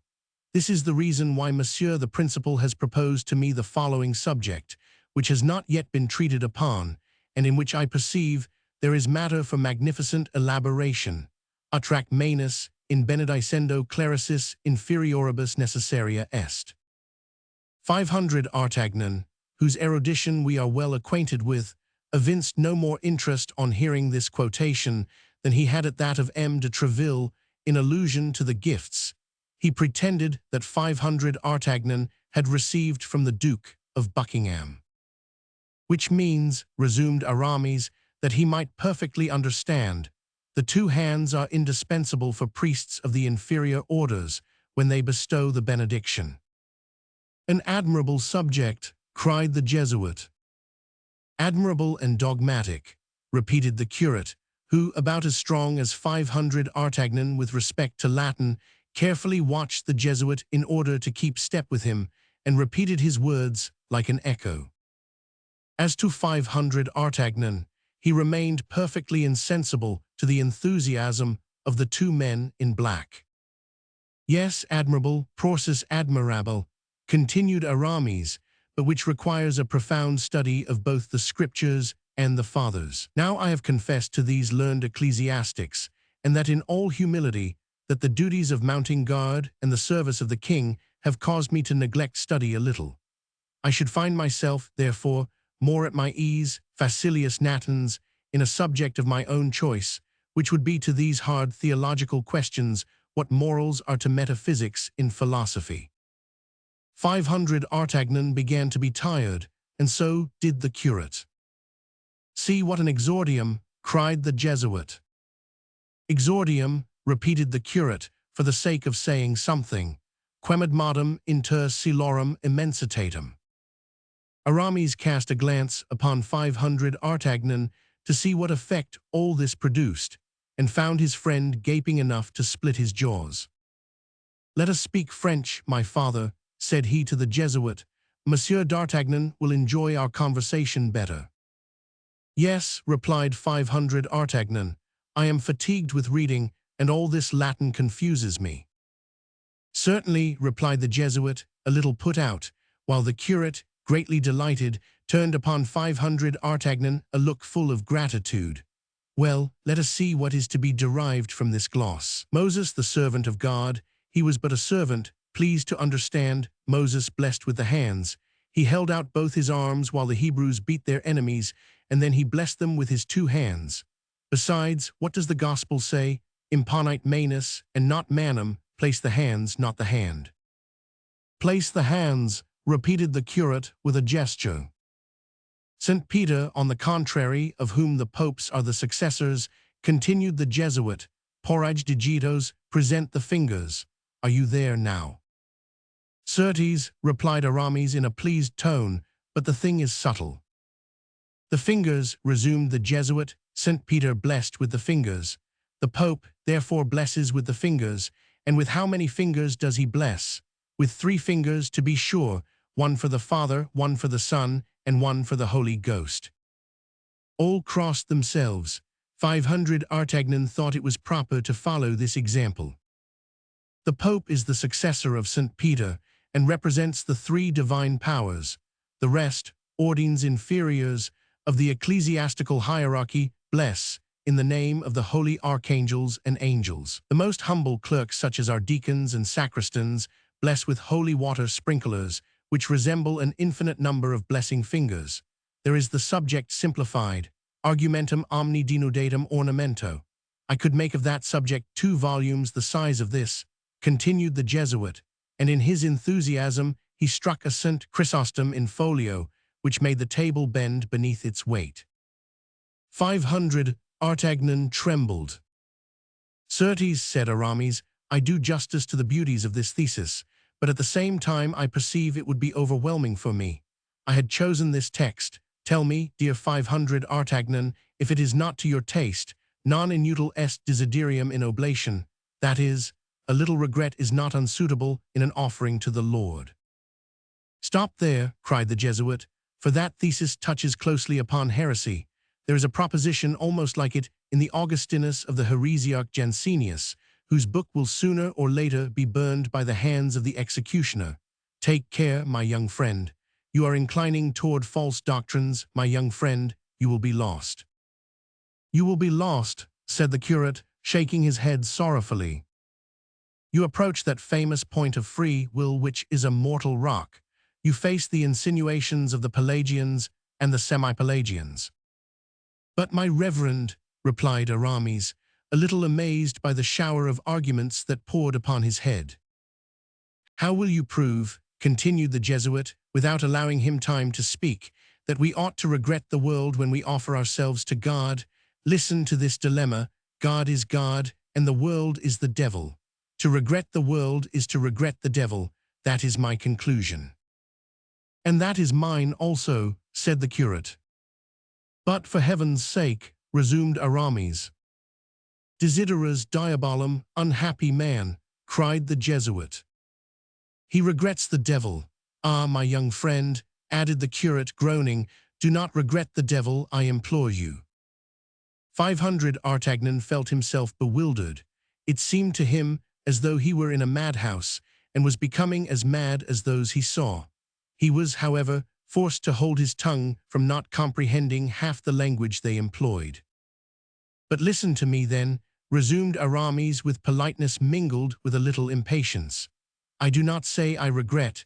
No, I will never pronounce that sentence, which would not be orthodox. The Jesuit raised his hands toward heaven, and the curate did the same. No, but pray grant me that it is acting with an ill grace to offer to the Lord only that with which we are perfectly disgusted. Don't you think so, 500 Artagnan? I think so, indeed, cried he. The Jesuit and the curate quite started from their chairs. This is the point of departure. It is a syllogism. The world is not wanting in attractions. I quit the world, then I make a sacrifice. Now the Scripture says positively, make a sacrifice unto the Lord. That is true, said his antagonists. And then, said Aramis, pinching his ear to make it red, as he rubbed his hands to make them white, and then I made a certain rondeau upon it last year, which I showed to Monsieur Voiture, and that great man paid me 1,000 compliments. A rondeau, said the Jesuit disdainfully. A rondeau, said the curate mechanically. Repeat it, cried 500 Artagnan, it will make a little change. Not so, for it is religious, replied Aramis, it is theology in verse. The devil, said 500 Artagnan. Here it is, said Aramis, with a little look of diffidence, which, however, was not exempt from a shade of hypocrisy. Vous qui pleurez, un pas plein de charmes. Et qui traînez des jours infortunes. Tous vos malheurs si verront termines. Quand à Dieu vous offrez vos larmes. Vous qui pleurez. You who weep for pleasures fled, while dragging on a life of care. All your woes will melt in air, if to God your tears are shed. You who weep. 500 Artagnan and the curate appeared pleased. The Jesuit persisted in his opinion. Beware of a profane taste in your theological style. What says Augustine on this subject? Severus sit clericorum verbo. Yes, let the sermon be clear, said the curate. Now hastily interrupted the Jesuit, on seeing that his acolyte was going astray. Now your thesis would please the ladies. It would have the success of one of Monsieur Patrou's pleadings. Please God, cried Aramis, transported. There it is, cried the Jesuit. The world still speaks within you in a loud voice, altissima voce. You follow the world, my young friend, and I tremble lest grace prove not efficacious. Be satisfied, my reverend father, I can answer for myself. Mundane presumption. I know myself, father, my resolution is irrevocable. Then you persist in continuing that thesis. I feel myself called upon to treat that and no other. I will see about the continuation of it, and tomorrow I hope you will be satisfied with the corrections I shall have made in consequence of your advice." "Work slowly," said the curate. "We leave you in an excellent tone of mind." "Yes, the ground is all sown," said the Jesuit, "and we have not to fear that one portion of the seed may have fallen upon stone, another upon the highway, or that the birds of heaven have eaten the rest. Ave celi comederunt illam." "Plague stifle you and your Latin," said 500 Artagnan, who began to feel all his patience exhausted. "Farewell, my son," said the curate, "till tomorrow." "Till tomorrow, rash youth," said the Jesuit. "You promised to become one of the lights of the church. Heaven grant that this light prove not a devouring fire." 500 Artagnan, who for an hour past had been gnawing his nails with impatience, was beginning to attack the quick. The two men in black rose, bowed to Aramis and 500 Artagnan, and advanced toward the door. Bazin, who had been standing listening to all this controversy with a pious jubilation, sprang toward them, took the breviary of the curate and the missal of the Jesuit, and walked respectfully before them to clear their way. Aramis conducted them to the foot of the stairs, and then immediately came up again to 500 Artagnan, whose senses were still in a state of confusion. When left alone, the two friends at first kept an embarrassed silence. It however became necessary for one of them to break it first, and as 500 Artagnan appeared determined to leave that honor to his companion, Aramis said, "You see that I am returned to my fundamental ideas." "Yes, efficacious grace has touched you, as that gentleman said just now." "Oh, these plans of retreat have been formed for a long time. You have often heard me speak of them, have you not, my friend?" "Yes, but I confess, I always thought you jested." "With such things, oh, 500 Artagnan." "The devil, why people jest with death." "And people are wrong, 500 Artagnan, for death is the door which leads to perdition or to salvation." "Granted, but if you please, let us not theologize, Aramis. You must have had enough for today. As for me, I have almost forgotten the little Latin I have ever known. Then I confess to you that I have eaten nothing since 10 o'clock this morning, and I am devilish hungry." "We will dine directly, my friend, only you must please to remember that this is Friday. Now, on such a day I can neither eat flesh nor see it eaten. If you can be satisfied with my dinner, it consists of cooked tetragons and fruits." "What do you mean by tetragons?" asked 500 Artagnan uneasily. "I mean spinach," replied Aramis, "but on your account I will add some eggs, and that is a serious infraction of the rule, for eggs are meat, since they engender chickens. This feast is not very succulent, but never mind, I will put up with it for the sake of remaining with you." "I am grateful to you for the sacrifice," said Aramis, "but if your body be not greatly benefited by it, be assured your soul will." "And so, Aramis, you are decidedly going into the church. What will our two friends say? What will Monsieur de Treville say? They will treat you as a deserter, I warn you." "I do not enter the church, I re-enter it. I deserted the church for the world, for you know that I forced myself when I became a musketeer." I know nothing about it." "You don't know I quit the seminary." "Not at all." "This is my story then. Besides, the scriptures say, 'Confess yourselves to one another,' and I confess to you, 500 Artagnan. And I give you absolution beforehand. You see I am a good sort of a man." "Do not jest about holy things, my friend." "Go on, then, I listened." "I had been at the seminary from 9 years old. In 3 days I should have been 20. I was about to become an abbé, and all was arranged. One evening I went, according to custom, to a house which I frequented with much pleasure. When one is young, what can be expected? One is weak. An officer who saw me, with a jealous eye, reading the lives of the saints to the mistress of the house, entered suddenly and without being announced. That evening I had translated an episode of Judith, and had just communicated my verses to the lady, who gave me all sorts of compliments, and leaning on my shoulder, was reading them a second time with me. Her pose, which I must admit was rather free, wounded this officer. He said nothing, but when I went out he followed, and and quickly came up with me. "Monsieur the Abbé," said he, "do you like blows with a cane?" "I cannot say, monsieur," answered I. "No one has ever dared to give me any." "Well, listen to me then, Monsieur the Abbé. If you venture again into the house in which I have met you this evening, I will dare it myself." I really think I must have been frightened. I became very pale. I felt my legs fail me. I sought for a reply, but could find none. I was silent. The officer waited for his reply, and seeing it so long coming, he burst into a laugh, turned upon his heel, and re-entered the house. I returned to the seminary. I am a gentleman born, and my blood is warm, as you may have remarked, my dear 500 Artagnan. The insult was terrible, and although unknown to the rest of the world, I felt it live and fester at the bottom of my heart. I informed my superiors that I did not feel myself sufficiently prepared for ordination, and at my request, the ceremony was postponed for a year. I sought out the best fencing master in Paris. I made an agreement with him to take a lesson every day, and every day for a year I took that lesson. Then, on the anniversary of the day on which I had been insulted, I hung my cassock on a peg, assumed the costume of a cavalier, and went to a ball given by a lady friend of mine, and to which I knew my man was invited.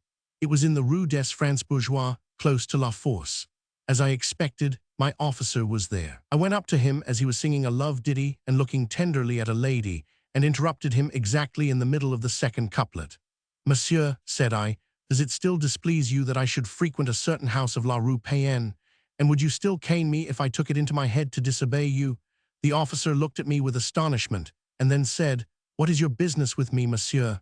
I do not know you." "I am," said I, "the little abbé who reads Lives of the Saints and translates Judith into verse." Ah, I recollect now," said the officer in a jeering tone. "Well, what do you want with me?" "I want you to spare time to take a walk with me. Tomorrow morning, if you like, with the greatest pleasure." "No, not tomorrow morning, if you please, but immediately, if you absolutely insist." "I do insist upon it." "Come then." "Ladies," said the officer, "do not disturb yourselves. Allow me time just to kill this gentleman, and I will return and finish the last couplet." We went out. I took him to the Rue Payenne, to exactly the same spot where, a year before, at the very same hour, he had paid me the compliment I have related to you. It was a superb moonlight night. We immediately drew, and at the first pass I laid him stark dead. "The devil!" cried 500 Artagnan. "Now," continued Aramis, "as the ladies did not see the singer come back, and as he was found in the Rue Payenne with a great sword wound through his body, it was supposed that I had accommodated him thus, and the matter created some scandal, which obliged me to renounce the cassock for a time. Athos, whose acquaintance I made about that period, and Porthos, who had in addition to my lessons taught me some effective tricks of fence, prevailed upon me to solicit the uniform of a musketeer. The king entertained great regard for my father, who had fallen at the siege of Arras, and the uniform was granted. You may understand that the moment has come for me to re-enter the bosom of the church. And why today, rather than yesterday or tomorrow? What has happened to you today to raise all these melancholy ideas? This wound, my dear 500 Artagnan, has been a warning to me from heaven. This wound, bah, it is now nearly healed, and I am sure it is not that which gives you the most pain. "What then?" said Aramis, blushing.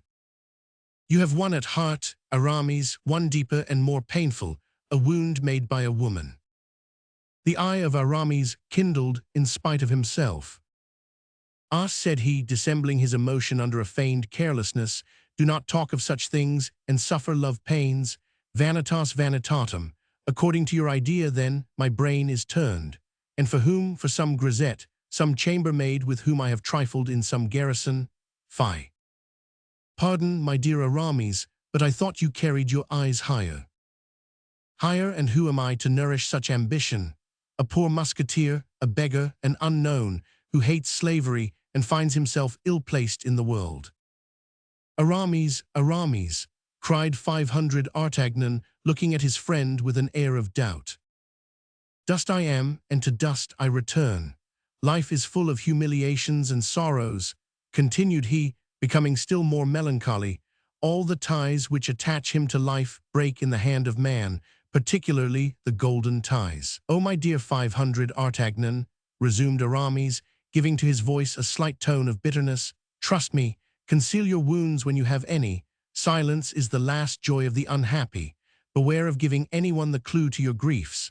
The curious suck our tears as flies suck the blood of a wounded heart. Alas, my dear Aramis, said 500 Artagnan, in his turn heaving a profound sigh, that is my story you are relating. How? Yes, a woman whom I love, whom I adore, has just been torn from me by force. I do not know where she is or whither they have conducted her. She is perhaps a prisoner, she is perhaps dead. Yes, but you have at least this consolation, that you can say to yourself she has not quit you voluntarily, that if you learn no news of her, it is because all communication with you is interdicted, while I— Well, nothing, replied Aramis, nothing. So you renounce the world then forever. That is a settled thing, a resolution registered. Forever you are my friend today, tomorrow you will be no more to me than a shadow, or rather, even, you will no longer exist. As for the world, it is a sepulchre and nothing else. The devil, all this is very sad which you tell me. What will you? My vocation commands me, it carries me away. 500 Artagnan smiled, but made no answer. Aramis continued, and yet, while I do belong to the earth, I wish to speak of you, of our friends. And on my part, said 500 Artagnan, I wish to speak of you, but I find you so completely detached from everything. To love you cry, fie, friends are shadows, the world is a sepulchre. Alas, you will find it so yourself, said Aramis with a sigh. Well then, let us say no more about it, said 500 Artagnan, and let us burn this letter, which, no doubt, announces to you some fresh infidelity of your grisette or your chambermaid. What letter? Cried Aramis eagerly.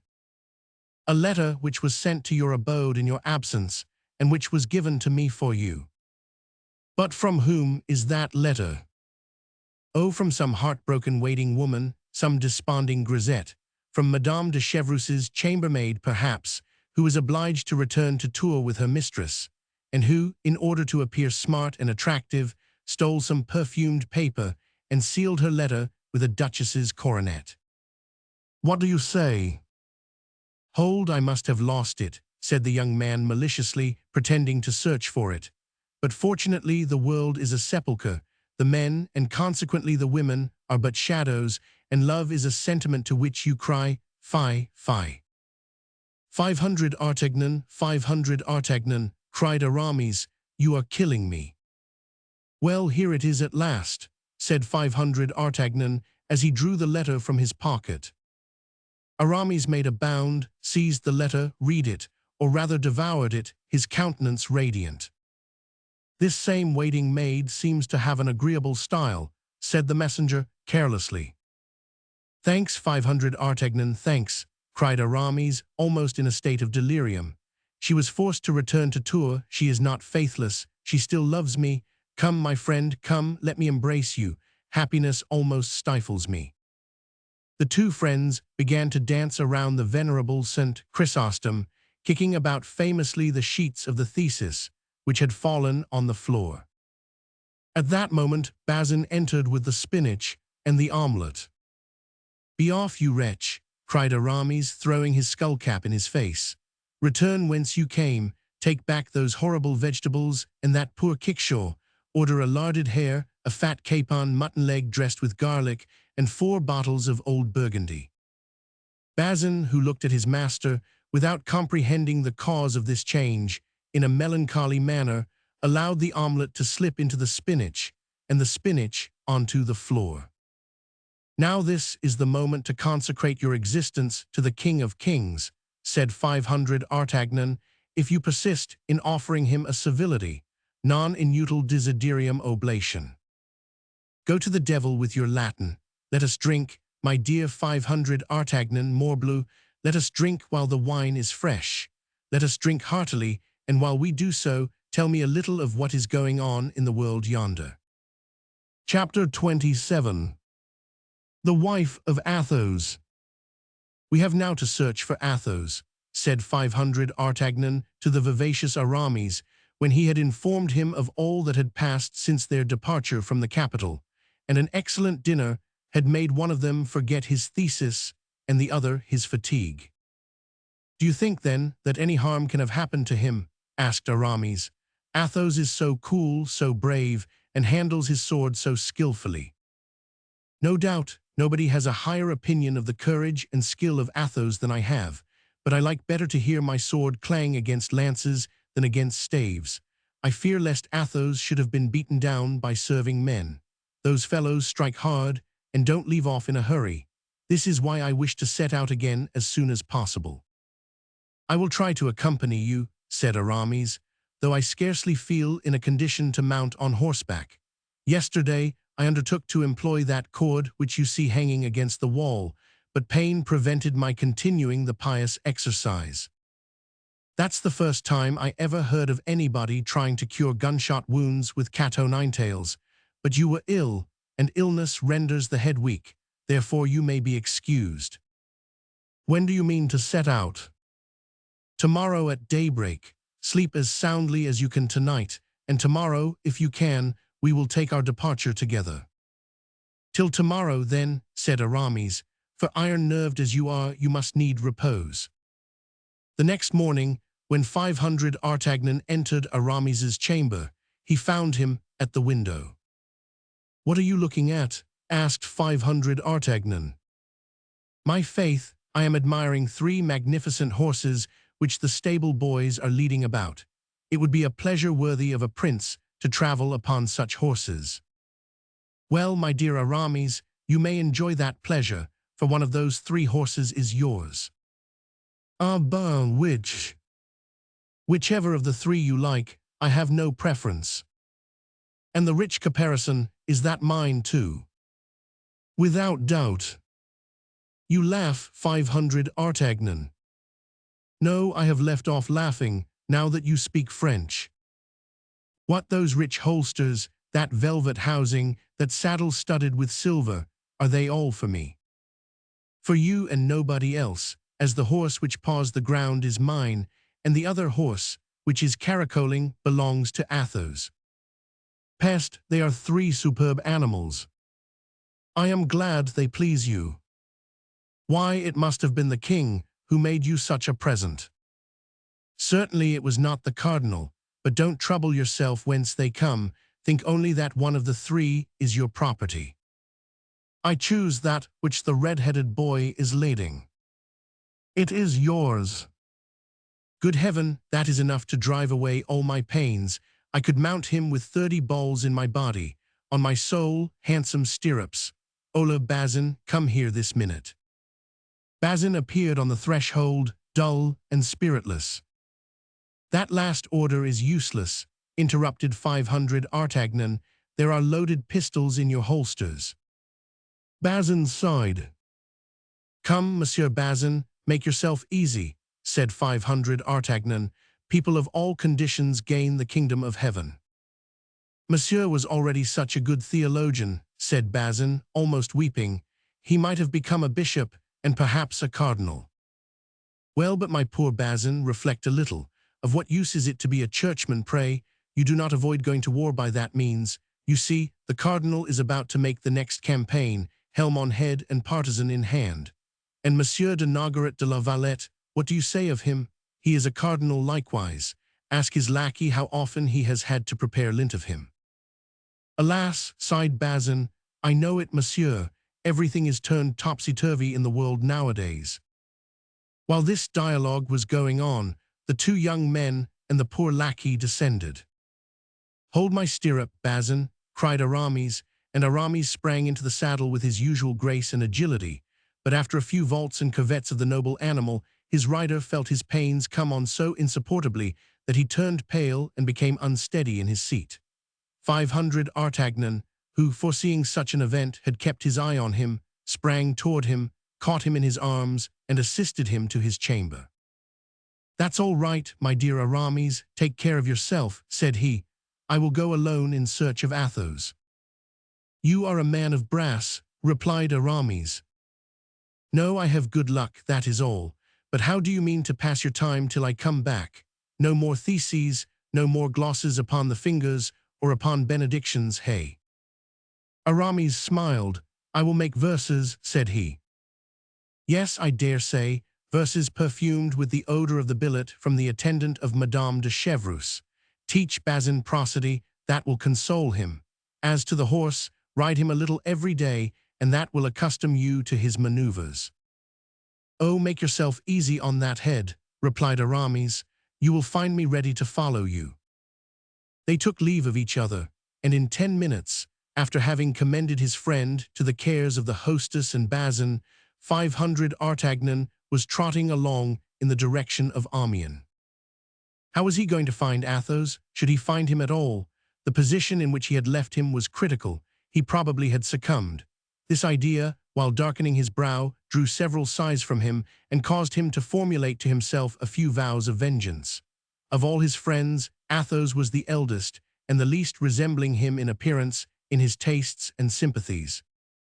Yet he entertained a marked preference for this gentleman. The noble and distinguished air of Athos, those flashes of greatness which from time to time broke out from the shade in which he voluntarily kept himself, that unalterable equality of temper which made him the most pleasant companion in the world, that forced and cynical gaiety, that bravery which might have been termed blind if it had not been the result of the rarest coolness. Such qualities attracted more than the esteem, more than the friendship of 500 Artagnan. They attracted his admiration. Indeed, when placed beside M. de Treville, the elegant and noble courtier, Athos in his most cheerful days might advantageously sustain a comparison. He was of middle height, but his person was so admirably shaped and so well proportioned that more than once in his struggles with Porthos he had overcome the giant whose physical strength was proverbial among the musketeers. His head with piercing eyes, a straight nose, a chin cut like that of Brutus, had altogether an indefinable character of grandeur and grace. His hands, of which he took little care, were the despair of Aramis, who cultivated his with almond paste and perfumed oil. The sound of his voice was at once penetrating and melodious, and then, that which was inconceivable in Athos, who was always retiring, was that delicate knowledge of the world and of the usages of the most brilliant society, those manners of a high degree which appeared, as if unconsciously to himself, in his least actions. If a repast were on foot, Athos presided over it better than any other, placing every guest exactly in the rank which his ancestors had earned for him or that he had made for himself. If a question in heraldry was started, Athos knew all the noble families of the kingdom, their genealogy, their alliances, their coats of arms, and the origin of them. Etiquette had no minutiae unknown to him. He knew what were the rights of the great landowners. He was profoundly versed in hunting and falconry, and had one day, when conversing on this great art, astonished even Louis Roman XIII, himself, who took a pride in being considered a past master therein. Like all the great nobles of that period, Athos rode and fenced to perfection. But still further, his education had been so little neglected, even with respect to scholastic studies, so rare at this time among gentlemen, that he smiled at the scraps of Latin which Aramis sported, and which Porthos pretended to understand. 2 or 3 times, even to the great astonishment of his friends, he had, when Aramis allowed some rudimental error to escape him, replaced a verb in its right tense and a noun in its case. Besides, his probity was irreproachable, in an age in which soldiers compromised so easily with their religion and their consciences, lovers with the rigorous delicacy of our era, and the poor with God's 7th commandment. This Athos, then, was a very extraordinary man.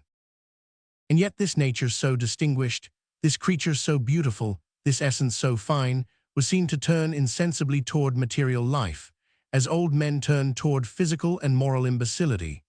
Athos, in his hours of gloom, and these hours were frequent, was extinguished as to the whole of the luminous portion of him, and his brilliant side disappeared as into profound darkness.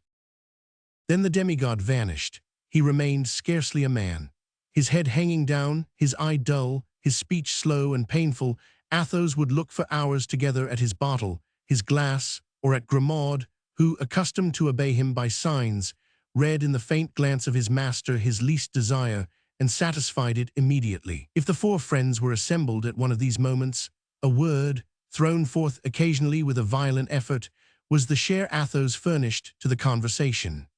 In exchange for his silence, Athos drank enough for four, and without appearing to be otherwise affected by wine than by a more marked constriction of the brow and by a deeper sadness. 500 Artagnan, whose inquiring disposition we are acquainted with, had not, whatever interest he had in satisfying his curiosity on this subject, been able to assign any cause for these fits, or for the periods of their recurrence. Athos never received any letters. Athos never had concerns which all his friends did not know. It could not be said that it was wine which produced this sadness, for in truth he only drank to combat this sadness, which wine, however, as we have said, rendered still darker. This excess of bilious humor could not be attributed to play, for unlike Porthos, who accompanied the variations of chance with songs or oaths, Athos, when he won, remained as unmoved as when he lost. He had been known, in the circle of the Musketeers, to win in one night 3,000 pistoles, to lose them even to the gold-embroidered belt for gala days, win all this again with the addition of 100 louis, without his beautiful eyebrow being heightened or lowered half a line, without his hands losing their pearly hue, without his conversation, which was cheerful that evening, ceasing to be calm and agreeable. Neither was it, as with our neighbors, the English, an atmospheric influence which darkened his countenance, for the sadness generally became more intense toward the fine season of the year. June and July were the terrible months with Athos. For the present he had no anxiety.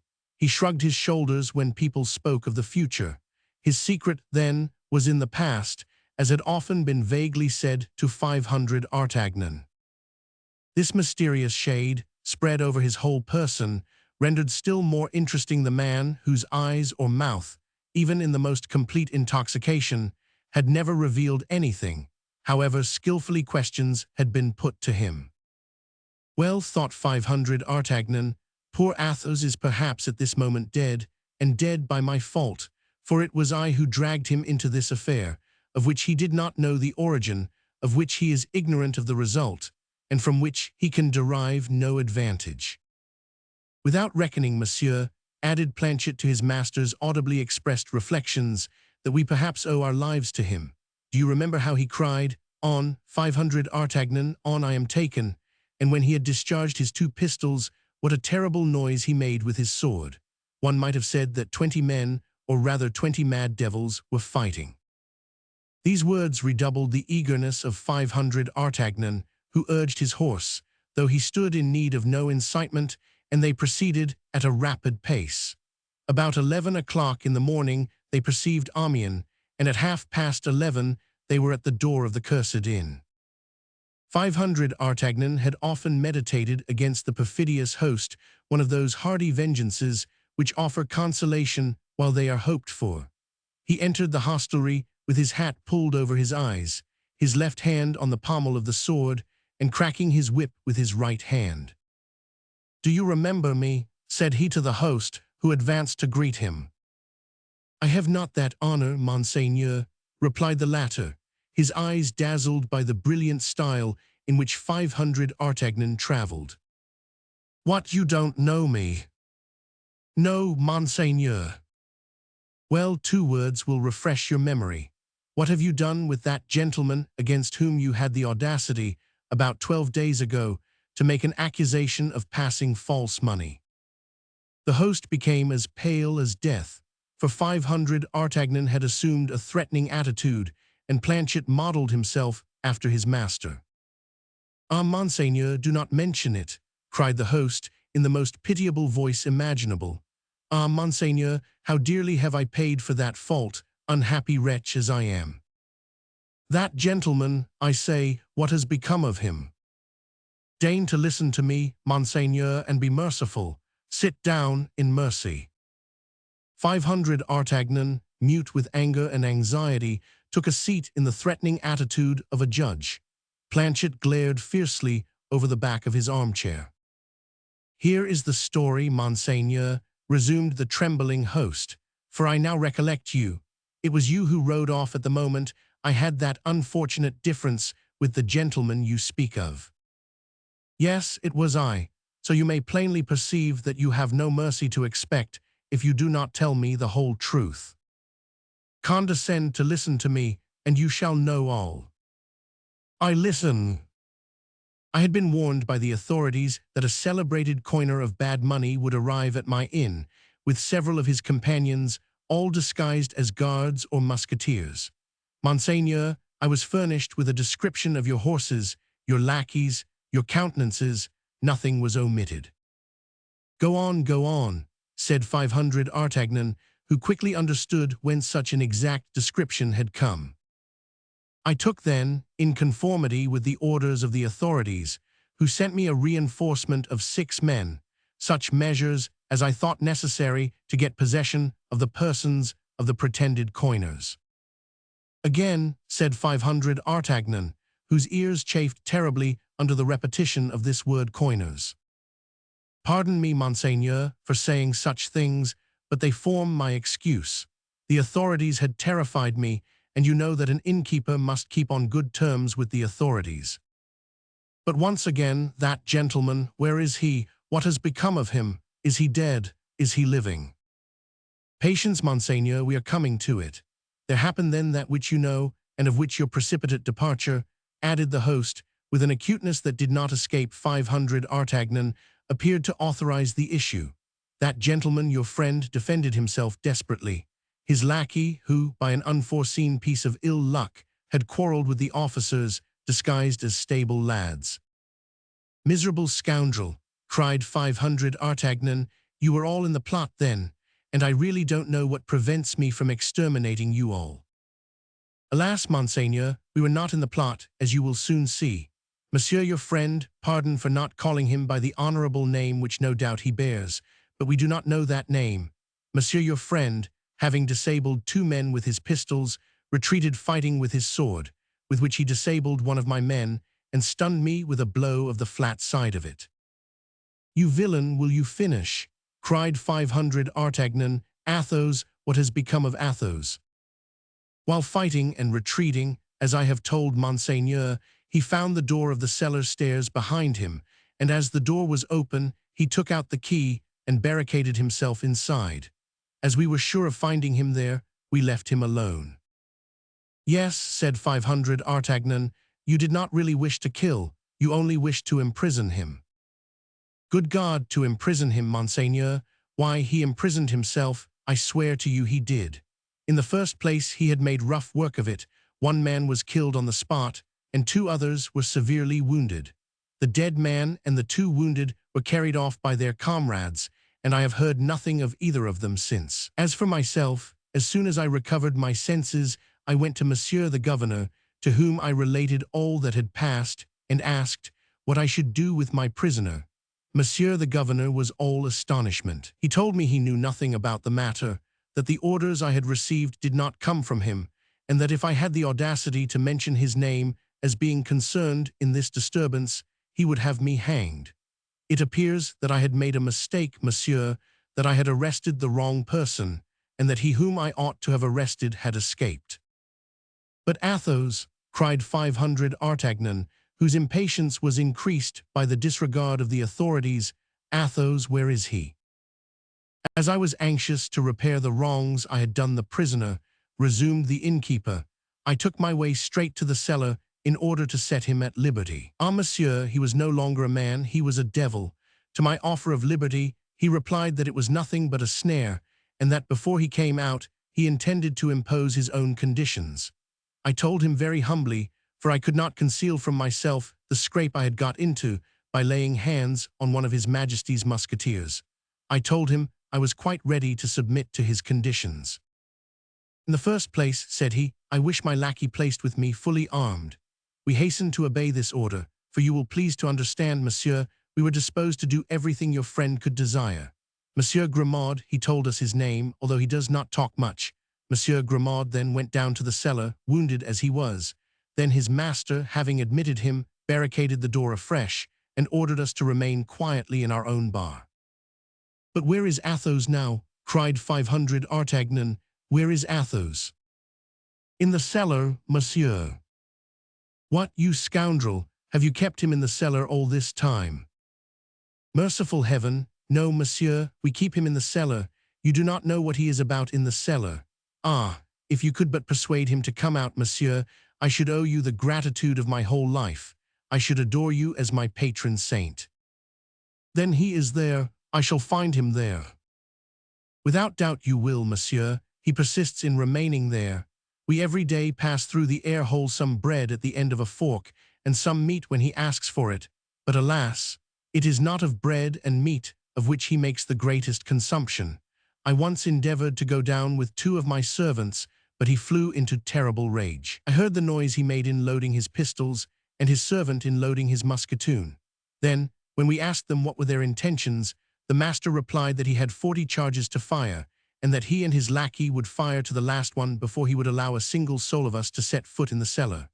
Upon this, I went and complained to the governor, who replied that I only had what I deserved, and that it would teach me to insult honorable gentlemen who took up their abode in my house. So that since that time, replied 500 Artagnan, totally unable to refrain from laughing at the pitiable face of the host.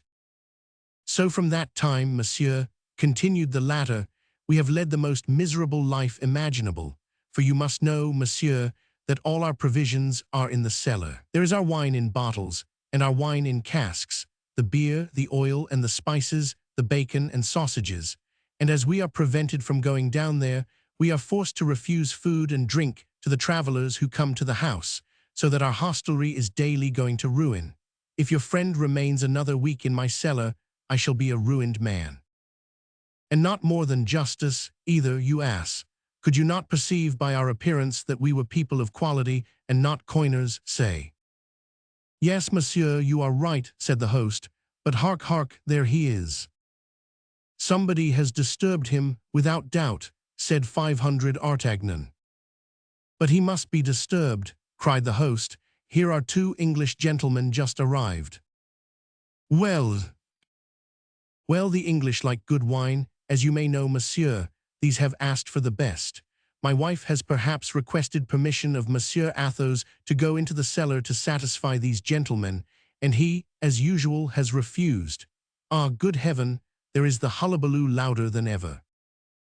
500 Artagnan, in fact, heard a great noise on the side next the cellar. He rose, and preceded by the host wringing his hands, and followed by Planchet with his musketoon ready for use, he approached the scene of action. The 2 gentlemen were exasperated. They had had a long ride, and were dying with hunger and thirst. But this is tyranny, cried one of them in very good French, though with a foreign accent, that this madman will not allow these good people access to their own wine. Nonsense, let us break open the door, and if he is too far gone in his madness, well, we will kill him. Softly, gentlemen, said 500 Artagnan, drawing his pistols from his belt. You will kill nobody, if you please. Good, good, cried the calm voice of Athos from the other side of the door. Let them just come in, these devourers of little children, and we shall see. Brave as they appeared to be, the 2 English gentlemen looked at each other hesitatingly. One might have thought there was in that cellar one of those famished ogres, the gigantic heroes of popular legends, into whose cavern nobody could force their way with impunity. There was a moment of silence, but at length the 2 Englishmen felt ashamed to draw back, and the angrier one descended the 5 or 6 steps which led to the cellar, and gave a kick against the door enough to split a wall. Planchet, said 500 Artagnan, cocking his pistols, I will take charge of the one at the top. You look to the one below. Ah, gentlemen, you want battle, and you shall have it. Good God, cried the hollow voice of Athos, I can hear 500 Artagnan, I think. Yes, cried 500 Artagnan, raising his voice in turn, I am here, my friend. Ah, good then, replied Athos, we will teach them these door-breakers. The gentlemen had drawn their swords, but they found themselves taken between 2 fires. They still hesitated an instant, but, as before, pride prevailed, and a second kick split the door from bottom to top. Stand on one side, 500 Artagnan, stand on one side, cried Athos. I am going to fire. Gentlemen, exclaimed 500 Artagnan, whom reflection never abandoned, gentlemen, think of what you are about. Patience, Athos, You are running your heads into a very silly affair. You will be riddled. My lackey and I will have 3 shots at you, and you will get as many from the cellar. You will then have our swords, with which I can assure you my friend and I can play tolerably well. Let me conduct your business and my own. You shall soon have something to drink, I give you my word." "If there is any left," grumbled the jeering voice of Athos. The host felt a cold sweat creep down his back. "How if there is any left?" murmured he. "What the devil, there must be plenty left," replied 500 Artagnan. "Be satisfied of that, these 2 cannot have drunk all the cellar. Gentlemen, return your swords to their scabbards." "Well, provided you replace your pistols in your belt." "Willingly." And 500 Artagnans set the example. Then, turning toward Planchet, he made him a sign to uncock his musketoon. The Englishmen, convinced of these peaceful proceedings, sheathed their swords grumblingly. The history of Athos's imprisonment was then related to them, and as they were really gentlemen, they pronounced the host in the wrong. "Now, gentlemen," said 500 Artagnan, "go up to your room again, and in 10 minutes, I will answer for it, you shall have all you desire." The Englishmen bowed and went upstairs. "Now I am alone, my dear Athos," said 500 Artagnan. "Open the door, I beg of you." "Instantly," said Athos. Then was heard a great noise of faggots being removed and of the groaning of posts. These were the counterscarps and bastions of Athos, which the besieged himself demolished. An instant after, the broken door was removed, and the pale face of Athos appeared, who with a rapid glance took a survey of the surroundings. 500 Artagnan threw himself on his neck and embraced him tenderly. He then tried to draw him from his moist abode, but to his surprise he perceived that Athos staggered. "You are wounded," said he. "I not at all. I am dead drunk, that's all, and never did a man more strongly set about getting so. By the Lord, my good host, I must at least have drunk for my part 150 bottles." "Mercy," cried the host, "if the lackey has drunk only half as much as the master, I am a ruined man. Grimaud is a well-bred lackey. He would never think of faring in the same manner as his master. He only drank from the cask. Hark, I don't think he put the faucet in again. Do you hear it? It is running now." 500 Artagnan burst into a laugh, which changed the shiver of the host into a burning fever. In the meantime, Grimaud appeared in his turn behind his master, with the musketoon on his shoulder and his head shaking, like one of those drunken satyrs in the pictures of Rubens. He was moistened before and behind with a greasy liquid which the host recognized as his best olive oil. The 4 crossed the public room and proceeded to take possession of the best apartment in the house, which 500 Artagnan occupied with authority. In the meantime, the host and his wife hurried down with lamps into the cellar, which had so long been interdicted to them, and where a frightful spectacle awaited them. Beyond the fortifications through which Athos had made a breach in order to get out, and which were composed of faggots, planks, and empty casks, heaped up according to all the rules of the strategic art, they found, swimming in puddles of oil and wine, the bones and fragments of all the hams they had eaten, while a heap of broken bottles filled the whole left-hand corner of the cellar, and a tun, the cock of which was left running, was yielding, by this means, the last drop of its blood. The image of devastation and death, as the ancient poet says, reigned as over a field of battle. Of 50 large sausages, suspended from the joists, scarcely 10 remained. Then the lamentations of the host and hostess pierced the vault of the cellar. 500 Artagnan himself was moved by them. Athos did not even turn his head. To grief succeeded rage. The host armed himself with a spit and rushed into the chamber occupied by the 2 friends. "Some wine," said Athos on perceiving the host. "Some wine," cried the stupefied host, "some wine. Why, you have drunk more than 100 pistoles worth. I am a ruined man, lost, destroyed." "Bah," said Athos, "we were always dry. If you had been contented with drinking, well and good, but you have broken all the bottles." You pushed me upon a heap which rolled down. That was your fault. All my oil is lost. Oil is a sovereign balm for wounds, and my poor Grimaud here was obliged to dress those you had inflicted on him. All my sausages are gnawed. There is an enormous quantity of rats in that cellar. You shall pay me for all this, cried the exasperated host. Triple ass, said Athos, rising, but he sank down again immediately. He had tried his strength to the utmost. 500 Artagnan came to his relief with his whip in his hand. The host drew back and burst into tears. This will teach you, said 500 Artagnan, to treat the guests God sends you in a more courteous fashion. God say the devil. My dear friend, said 500 Artagnan, if you annoy us in this manner, we will all four go and shut ourselves up in your cellar, and we will see if the mischief is as great as you say. Oh, gentlemen, said the host, I have been wrong. I confess it, but pardon to every sin. You are gentlemen, and I am a poor innkeeper. You will have pity on me. Ah, if you speak in that way, said Athos, you will break my heart, and the tears will flow from my eyes as the wine flowed from the cask. We are not such devils as we appear to be. Come hither, and let us talk. The host approached with hesitation. Come hither, I say, and don't be afraid, continued Athos. At the very moment when I was about to pay you, I had placed my purse on the table. Yes, monsieur. That purse contained 60 pistoles. Where is it? Deposited with the justice. They said it was bad money. Very well, get me my purse back and keep the 60 pistoles.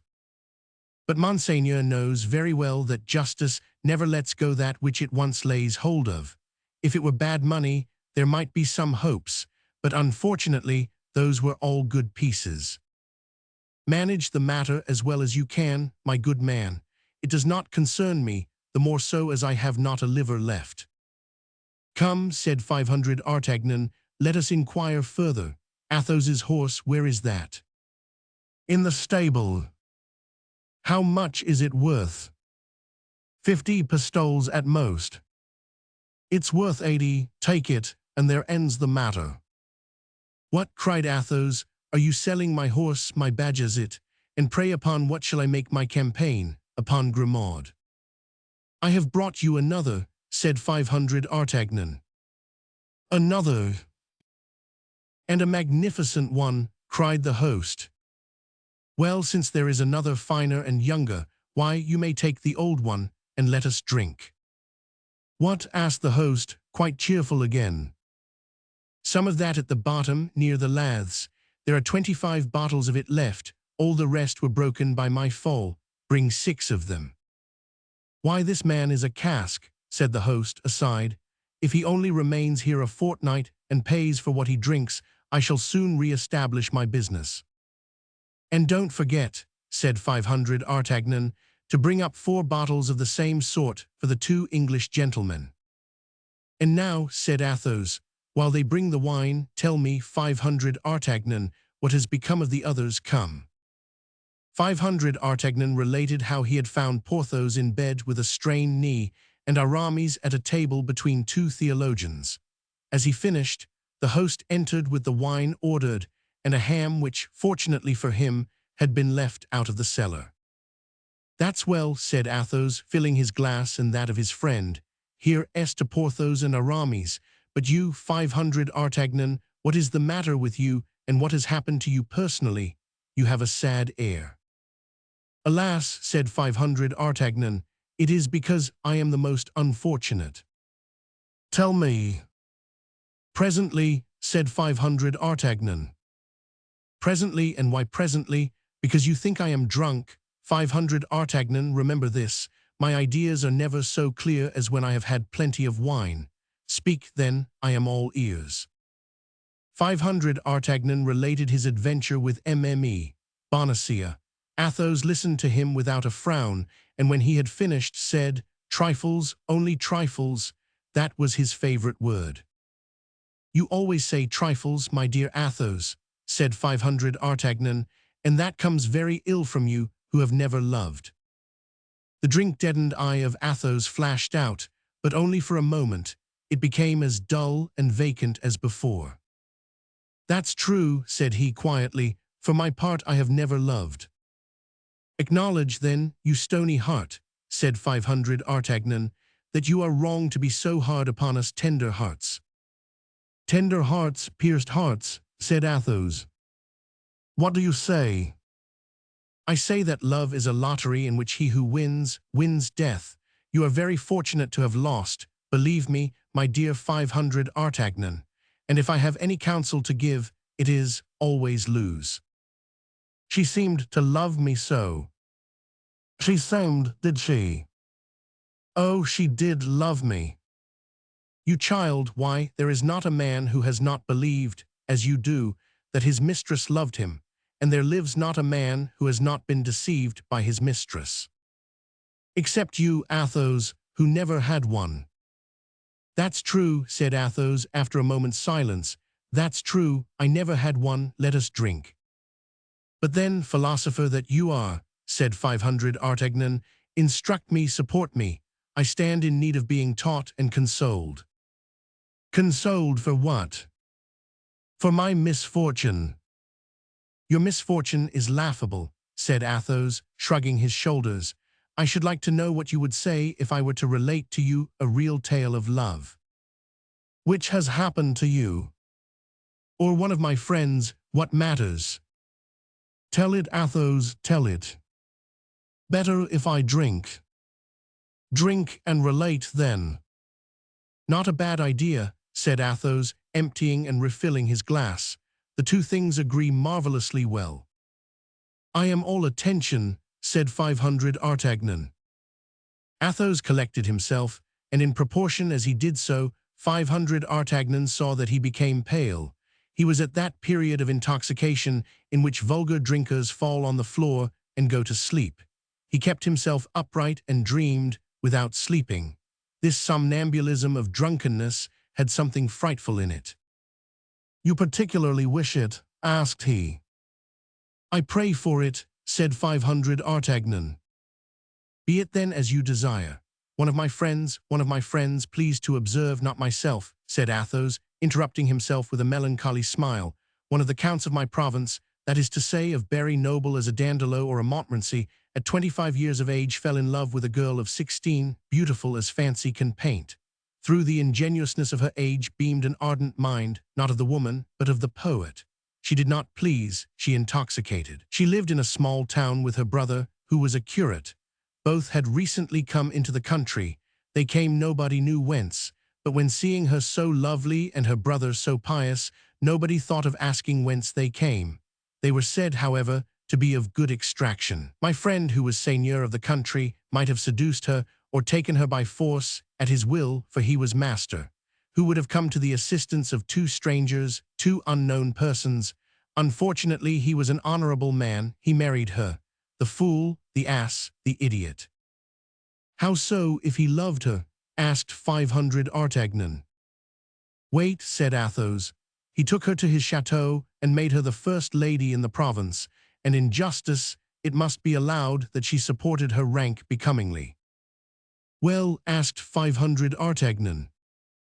"Well, one day when she was hunting with her husband," continued Athos in a low voice and speaking very quickly, "she fell from her horse and fainted. The Count flew to her to help, and as she appeared to be oppressed by her clothes, he ripped them open with his poniard, and in so doing laid bare her shoulder." 500 Artagnan, said Athos, with a maniacal burst of laughter, "guess what she had on her shoulder." "How can I tell?" said 500 Artagnan. "A fleur-de-lis," said Athos. "She was branded." Athos emptied, at a single draught, the glass he held in his hand. "Horror!" cried 500 Artagnan. "What do you tell me?" "Truth, my friend. The angel was a demon. The poor young girl had stolen the sacred vessels from a church." "And what did the Count do?" "The Count was of the highest nobility. He had on his estates the rights of high and low tribunals.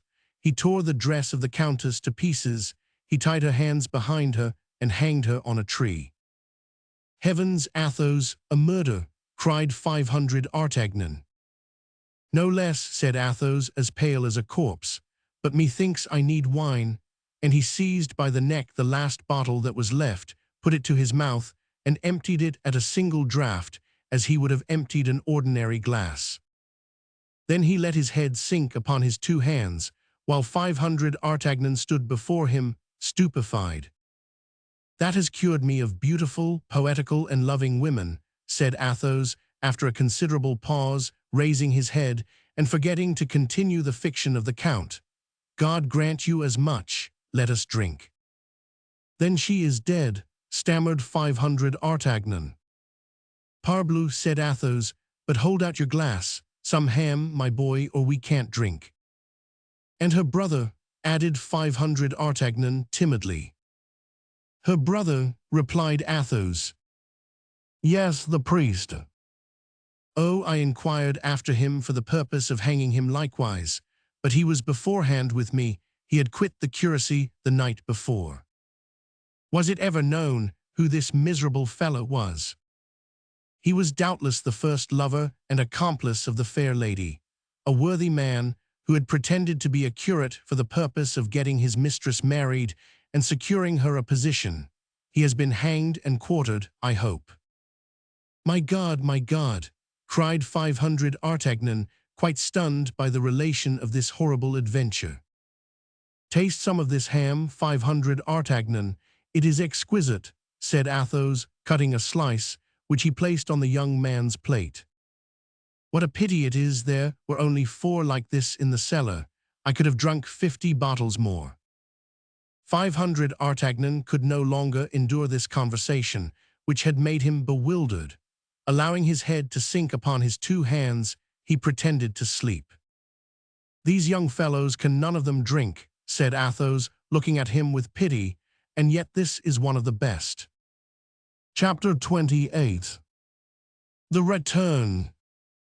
500 Artagnan was astounded by the terrible confidence of Athos, yet many things appeared very obscure to him in this half-revelation. In the first place, it had been made by a man quite drunk to one who was half drunk, and yet, in spite of the uncertainty which the vapor of 3 or 4 bottles of Burgundy carries with it to the brain, 500 Artagnan, when awaking on the following morning, had all the words of Athos as present to his memory as if they then fell from his mouth. They had been so impressed upon his mind. All this doubt only gave rise to a more lively desire of arriving at a certainty, and he went into his friend's chamber with a fixed determination of renewing the conversation of the preceding evening. But he found Athos quite himself again, that is to say, the most shrewd and impenetrable of men.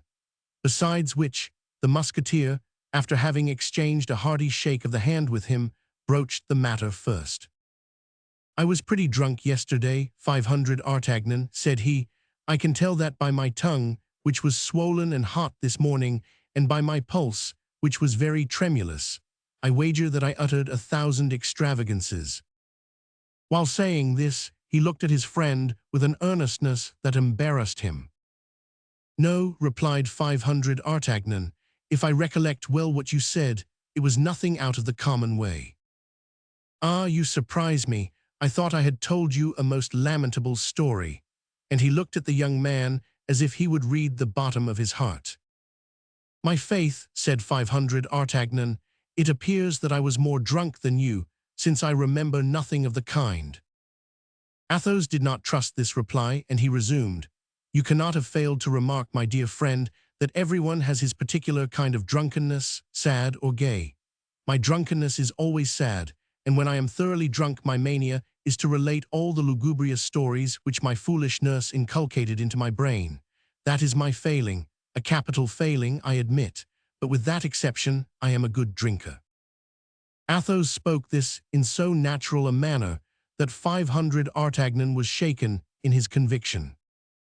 It is that then, replied the young man, anxious to find out the truth, it is that then I remember as we remember a dream. We were speaking of hanging. Ah, you see how it is, said Athos, becoming still paler, but yet attempting to laugh. I was sure it was so. The hanging of people is my nightmare. Yes, yes, replied 500 Artagnan. I remember now. Yes, it was about, stop a minute. Yes, it was about a woman. That's it, replied Athos, becoming almost livid. That is my grand story of the fair lady, and when I relate that, I must be very drunk. Yes, that was it, said 500 Artagnan, the story of a tall, fair lady with blue eyes. Yes, who was hanged by her husband, who was a nobleman of your acquaintance, continued 500 Artagnan, looking intently at Athos.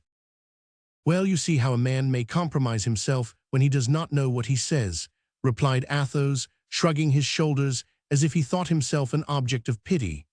I certainly never will get drunk again, 500 Artagnan, it is too bad a habit. 500 Artagnan remained silent, and then changing the conversation all at once, Athos said, By the by, I thank you for the horse you have brought me. Is it to your mind? Asked 500 Artagnan. Yes, but it is not a horse for hard work. You are mistaken. I rode him nearly 10 leagues in less than an hour and a half, and he appeared no more distressed than if he had only made the tour of the place St. Sulpice. Ah, you begin to awaken my regret. Regret? Yes, I have parted with him. How? Why, here is the simple fact. This morning I awoke at 6 o'clock. You were still fast asleep, and I did not know what to do with myself. I was still stupid from our yesterday's debauch. As I came into the public room, I saw one of our Englishmen bargaining with a dealer for a horse, his own having died yesterday from bleeding. I drew near, and found he was bidding 100 pistoles for a chestnut nag. Pardieu, said I, my good gentleman, I have a horse to sell too. Ay, and a very fine one. I saw him yesterday. Your friend's lackey was leading him. Do you think he is worth 100 pistoles? Yes, will you sell him to me for that sum? No, but I will play for him. What, at dice? No sooner said than done, and I lost the horse. But please to observe I won back the equipage, cried Athos. 500 Artagnan looked much disconcerted. This vexes you, said Athos. Well, I must confess it does, replied 500 Artagnan. That horse was to have identified us in the day of battle. It was a pledge, a remembrance. Athos, you have done wrong. But my dear friend, put yourself in my place, replied the musketeer.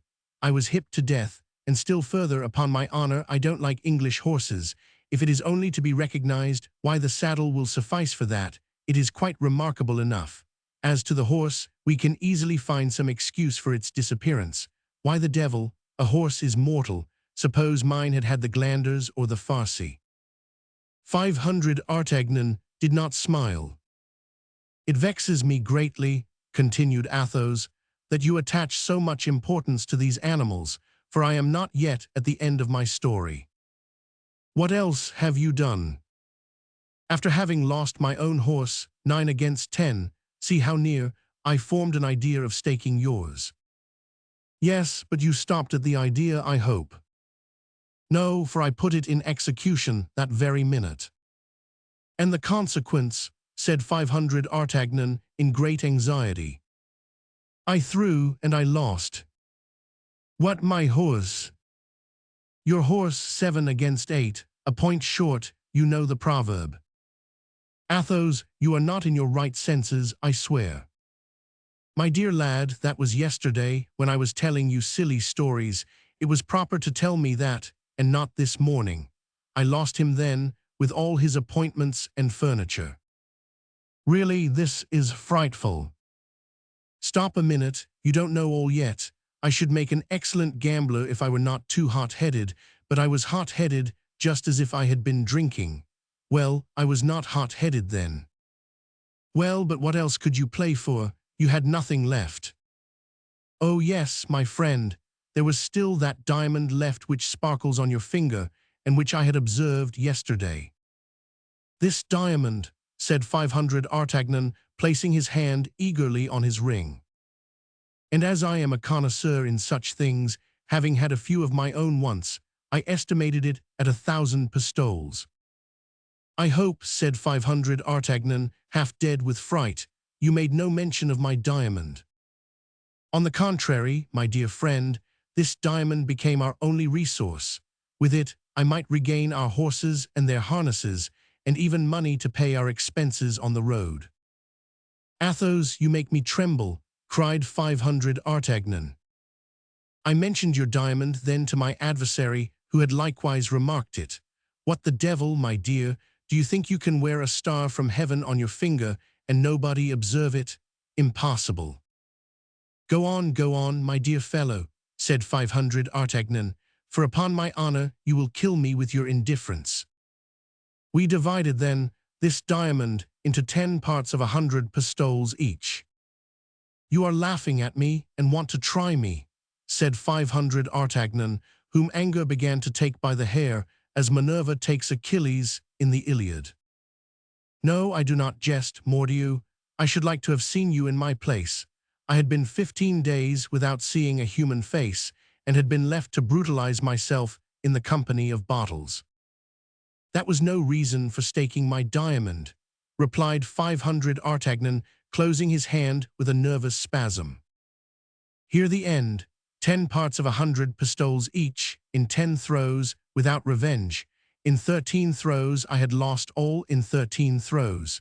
The number 13 was always fatal to me. It was on the 13th of July that. Ventre bleu, cried 500 Artagnan, rising from the table, the story of the present day making him forget that of the preceding one. Patience, said Athos, I had a plan. The Englishman was an original. I had seen him conversing that morning with Grimaud, and Grimaud had told me that he had made him proposals to enter into his service. I staked Grimaud, the silent Grimaud, divided into 10 portions. Well, what next? Said 500 Artagnan, laughing in spite of himself. Grimaud himself, understand, and with the 10 parts of Grimaud, which are not worth a ducatoon, I regain the diamond. Tell me now if persistence is not a virtue. My faith, but this is droll, cried 500 Artagnan, consoled, and holding his sides with laughter. You may guess, finding the luck turned, that I again staked the diamond. The devil, said 500 Artagnan, becoming angry again. I won back your harness, then your horse, then my harness, then my horse, and then I lost again. In brief, I regained your harness and then mine. That's where we are. That was a superb throw, so I left off there. 500 Artagnan breathed as if the whole hostelry had been removed from his breast. Then the diamond is safe, said he timidly. Intact, my dear friend, besides the harness of your Bucephalus and mine. But what is the use of harnesses without horses? I have an idea about them. Athos, you make me shudder. Listen to me, you have not played for a long time, 500 Artagnan. And I have no inclination to play. Swear to nothing, you have not played for a long time, I said, you ought then to have a good hand. Well, what then? Well, the Englishman and his companion are still here. I remarked that he regretted the horse furniture very much. You appear to think much of your horse. In your place, I would stake the furniture against the horse. But he will not wish for only one harness. Stake both, pardieu, I am not selfish as you are. You would do so, said 500 Artagnan, undecided. So strongly did the confidence of Athos begin to prevail, in spite of himself. On my honor, in one single throw. But having lost the horses, I am particularly anxious to preserve the harnesses. Stake your diamond, then. That's another matter, never, never. The devil, said Athos, I would propose to you to stake Planchet, but as that has already been done, the Englishman would not, perhaps, be willing. Decidedly, my dear Athos, said 500 Artagnan, I should like better not to risk anything. That's a pity, said Athos coolly. The Englishman is overflowing with pistoles. Good Lord, try one throw is soon made. And if I lose? You will win. But if I lose? Well, you will surrender the harnesses. Have with you for one throw, said 500 Artagnan. Athos went in quest of the Englishman, whom he found in the stable, examining the harnesses with a greedy eye. The opportunity was good. He proposed the conditions, the 2 harnesses, either against 1 horse or 100 pistoles. The Englishman calculated fast. The 2 harnesses were worth 300 pistoles. He consented. 500 Artagnan threw the dice with a trembling hand and turned up the number 3. His paleness terrified Athos, who, however, consented himself with saying, "That's a sad throw, comrade. You will have the horses fully equipped, monsieur." The Englishman, quite triumphant, did not even give himself the trouble to shake the dice. He threw them on the table without looking at them, so sure was he of victory. 500 Artagnan turned aside to conceal his ill humor. "Hold, hold, hold," said Athos, with his quiet tone. "That throw of the dice is extraordinary. I have not seen such a one 4 times in my life. 2 aces." The Englishman looked and was seized with astonishment. 500 Artagnan looked and was seized with pleasure. "Yes," continued Athos, 4 times only, once at the house of Monsieur Crequy, another time at my own house in the country, in my chateau when I had a chateau, a 3rd time at Monsieur de Treville's, where it surprised us all, and the 4th time at a cabaret where it fell to my lot, and where I lost 100 louis and a supper on it." "Then Monsieur takes his horse back again," said the Englishman. "Certainly," said 500 Artagnan. "Then there is no revenge." "Our conditions said, no revenge, you will please to recollect." "That is true. The horse shall be restored to your lackey, monsieur." "A moment," said Athos.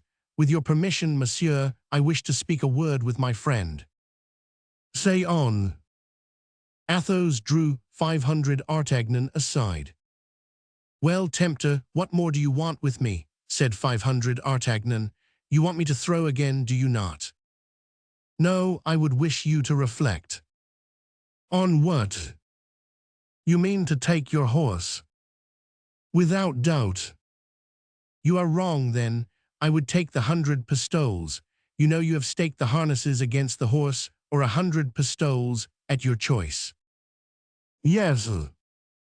"Well then, I repeat, you are wrong. What is the use of 1 horse for us 2? I could not ride behind. We should look like the 2 sons of Aymon who had lost their brother.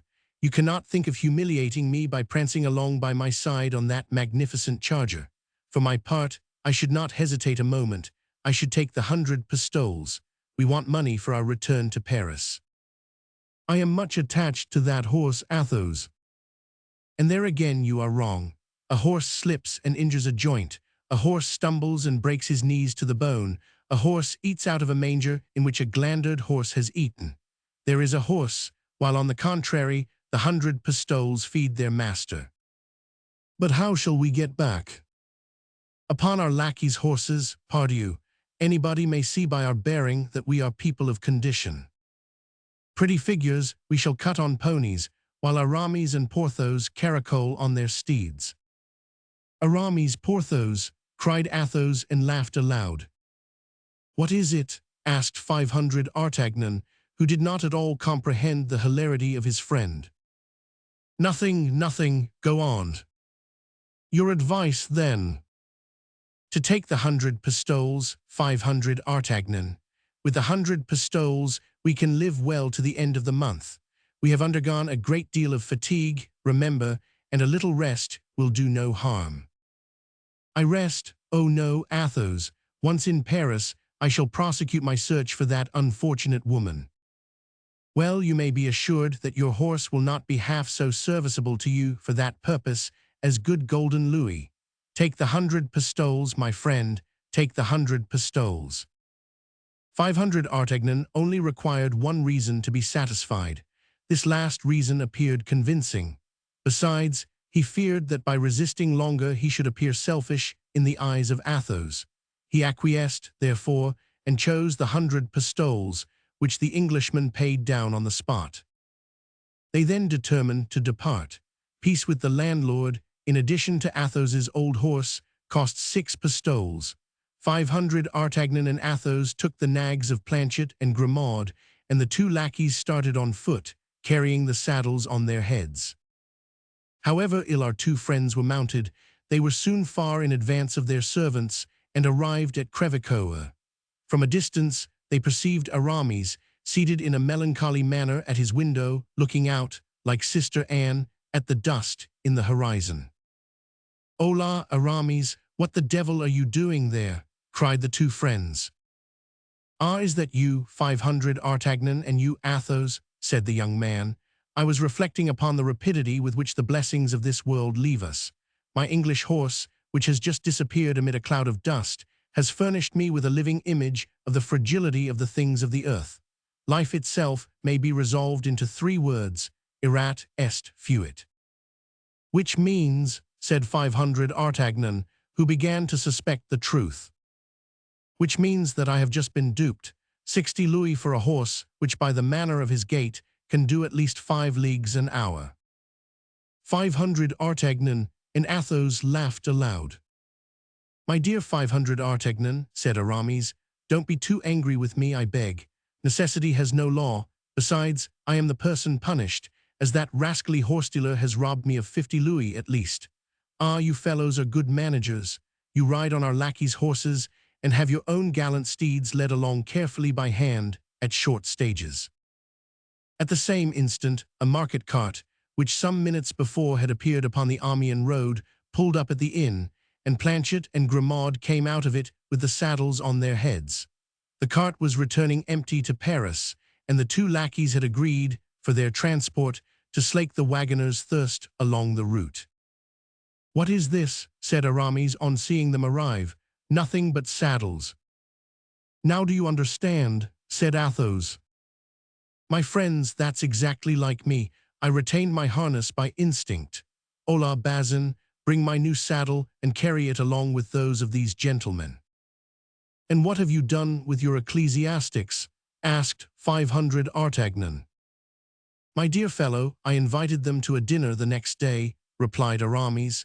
"They have some capital wine here, please to observe that in passing. I did my best to make them drunk. Then the curate forbade me to quit my uniform, and the Jesuit entreated me to get him made a musketeer." "Without a thesis," cried 500 Artagnan, "without a thesis, I demand the suppression of the thesis." "Since then," continued Aramis, "I have lived very agreeably. I have begun a poem in verses of 1 syllable. That is rather difficult, but the merit in all things consists in the difficulty. The matter is gallant. I will read you the first canto. It has 400 lines and lasts a minute." "My faith, my dear Aramis," said 500 Artagnan, who detested verses almost as much as he did Latin, "add to the merit of the difficulty that of the brevity, and you are sure that your poem will at least have 2 merits. You will see," continued Aramis, "that it breathes irreproachable passion. And so, my friends, we return to Paris. Bravo, I am ready. We are going to rejoin that good fellow, Porthos, so much the better. You can't think how I have missed him, the great simpleton. To see him so self-satisfied reconciles me with myself. He would not sell his horse, not for a kingdom. I think I can see him now, mounted upon his superb animal and seated in his handsome saddle. I am sure he will look like the great mogul." They made a halt for an hour to refresh their horses. Aramis discharged his bill, placed Bazin in the cart with his comrades, and they set forward to join Porthos. They found him up, less pale than when 500 Artagnan left him after his first visit, and seated at a table on which, though he was alone, was spread enough for 4 persons. This dinner consisted of meats nicely dressed, choice wines, and superb fruit. "Ah, pardieu," said he, rising, "you come in the nick of time, gentlemen. I was just beginning the soup, and you will dine with me." "Oh," said 500 Artagnan, "Mousqueton has not caught these bottles with his lasso. Besides, here is a piquant fricandeau and a fillet of beef." "I am recruiting myself," said Porthos. "I am recruiting myself. Nothing weakens a man more than these devilish strains. Did you ever suffer from a strain, Athos?" "Never, though I remember, in our affair of the Rue Férou, I received a sword wound which at the end of 15 or 18 days produced the same effect." "But this dinner was not intended for you alone, Porthos," said Aramis. "No," said Porthos, "I expected some gentlemen of the neighborhood who have just sent me word they could not come. You will take their places, and I shall not lose by the exchange." Hola, Mousqueton, seats, and order double the bottles. Do you know what we are eating here? Said Athos at the end of 10 minutes. Pardieu, replied 500 Artagnan. For my part, I am eating veal garnished with shrimps and vegetables. And I some lamb chops, said Porthos. And I a plain chicken, said Aramis. You are all mistaken, gentlemen, answered Athos gravely. You are eating horse. Eating what? Said 500 Artagnan. Horse, said Aramis, with a grimace of disgust. Porthos alone made no reply. Yes, horse, are we not eating a horse, Porthos, and perhaps his saddle therewith? No, gentlemen, I have kept the harness, said Porthos. My faith, said Aramis, we are all alike. One would think we had tipped the wink. What could I do? Said Porthos. This horse made my visitors ashamed of theirs, and I don't like to humiliate people. Then your Duchess is still at the waters? Asked 500 Artagnan. Still, replied Porthos, and my faith, the governor of the province, one of the gentlemen I expected today, seemed to have such a wish for him that I gave him to him. Gave him, cried 500 Artagnan. My God, yes, gave, that is the word, said Porthos, for the animal was worth at least 150 louis, and the stingy fellow would only give me 80. Without the saddle, said Aramis. Yes, without the saddle. You will observe, gentlemen, said Athos, that Porthos has made the best bargain of any of us. And then commenced a roar of laughter in which they all joined, to the astonishment of poor Porthos. But when he was informed of the cause of their hilarity, he shared it vociferously according to his custom. There is one comfort, we are all in cash, said 500 Artagnan. Well, for my part, said Athos, I found Aramis's Spanish wine so good that I sent on a hamper of 60 bottles of it in the wagon with the lackeys. That has weakened my purse. And I, said Aramis, imagined that I had given almost my last sou to the Church of Montdidier and the Jesuits of Amiens, with whom I had made engagements which I ought to have kept.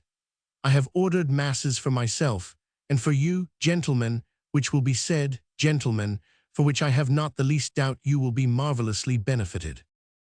And I, said Porthos, do you think my strain cost me nothing, without reckoning Mousqueton's wound, for which I had to have the surgeon twice a day, and who charged me double on account of that foolish Mousqueton having allowed himself a ball in a part which people generally only show to an apothecary, so I advised him to try never to get wounded there any more. Aye, said Athos, exchanging a smile with 500 Artagnan and Aramis, it is very clear you acted nobly with regard to the poor lad. That is like a good master. In short, said Porthos, when all my expenses are paid, I shall have, at most, 30 crowns left. And I about 10 pistoles, said Aramis. Well, then it appears that we are the Croesuses of the society. How much have you left of your 100 pistoles, 500 Artagnan? Of my 100 pistoles, why, in the first place, I gave you 50. You think so? Pardieu. Ah, that is true, I recollect. Then I paid the host 6. What a brute of a host! Why did you give him 6 pistoles? You told me to give them to him. It is true, I am too good-natured. In brief, how much remains? 25 pistoles, said 500 Artagnan. And I, said Athos, taking some small change from his pocket, I. You nothing. My faith, so little that it is not worth reckoning with the general stock. Now then, let us calculate how much we passes in all. Porthos. 30 crowns. Aramis. 10 pistoles. And you, 500 Artagnan. 25. That makes in all, said Athos. 475 livres, said 500 Artagnan, who reckoned like Archimedes. On our arrival in Paris, we shall still have 400, besides the harnesses, said Porthos. "But our troop horses," said Aramis. "Well, of the 4 horses of our lackeys we will make 2 for the masters, for which we will draw lots. With the 400 livres we will make the half of one for one of the unmounted, and then we will give the turnings out of our pockets to 500 Artagnan, who has a steady hand, and will go and play in the first gaming house we come to. There." "Let us dine then," said Porthos. "It is getting cold." The friends, at ease with regard to the future, did honor to the repast, the remains of which were abandoned to Mousqueton, Bazin, Planchet, and Grimaud. On arriving in Paris, 500 Artagnan found a letter from M. de Treville, which informed him that, at his request, the king had promised that he should enter the company of the Musketeers. As this was the height of 500 Artagnan's worldly ambition, apart, be it well understood, from his desire of finding Mme. Bonacieux, he ran, full of joy, to seek his comrades, whom he had left only half an hour before, but whom he found very sad and deeply preoccupied. They were assembled in council at the residence of Athos, which always indicated an event of some gravity. M. de Treville had intimated to them His Majesty's fixed intention to open the campaign on the 1st of May, and they must immediately prepare their outfits. The 4 philosophers looked at one another in a state of bewilderment. M. de Treville never jested in matters relating to discipline. "And what do you reckon your outfit will cost?" said 500 Artagnan. "Oh, we can scarcely say. We have made our calculations with Spartan economy, and we each require 1,500 livres. 4 times 15 makes 6,000 livres, said Athos. "It seems to me," said 500 Artagnan, "with 1,000 livres each, I do not speak as a Spartan, but as a procurator." This word procurator roused Porthos. "Stop," said he, "I have an idea." "Well, that's something, for I have not the shadow of one," said Athos coolly, "but as to 500 Artagnan, gentlemen, the idea of belonging to ours has driven him out of his senses. 1,000 livres. For my part, I declare I want 2,000. 4 times 2 makes 8, then said Aramis. "It is 8,000 that we want to complete our outfits, toward which, it is true, we have already the saddles." "Besides," said Athos, waiting till 500 Artagnan, who went to thank Monsieur de Treville, had shut the door, "besides, there is that beautiful ring which beams from the finger of our friend. What the devil! 500 Artagnan is too good a comrade to leave his brothers in embarrassment while he wears the ransom of a king on his finger." Chapter 29. Hunting for the equipments. The most preoccupied of the 4 friends was certainly 500 Artagnan, although he, in his quality of guardsman, would be much more easily equipped than Messieurs the Musketeers, who were all of high rank. But our Gascon cadet was, as may have been observed, of a provident and almost avaricious character, and with that explained the contradiction, so vain as almost to rival Porthos. To this preoccupation of his vanity, 500 Artagnan at this moment joined an uneasiness much less selfish. Notwithstanding all his inquiries respecting Mme. Bonacieux, he could obtain no intelligence of her. M. de Treville had spoken of her to the queen. The queen was ignorant where the mercer's young wife was, but had promised to have her sought for. But this promise was very vague and did not at all reassure 500 Artagnan. Athos did not leave his chamber. He made up his mind not to take a single step to equip himself.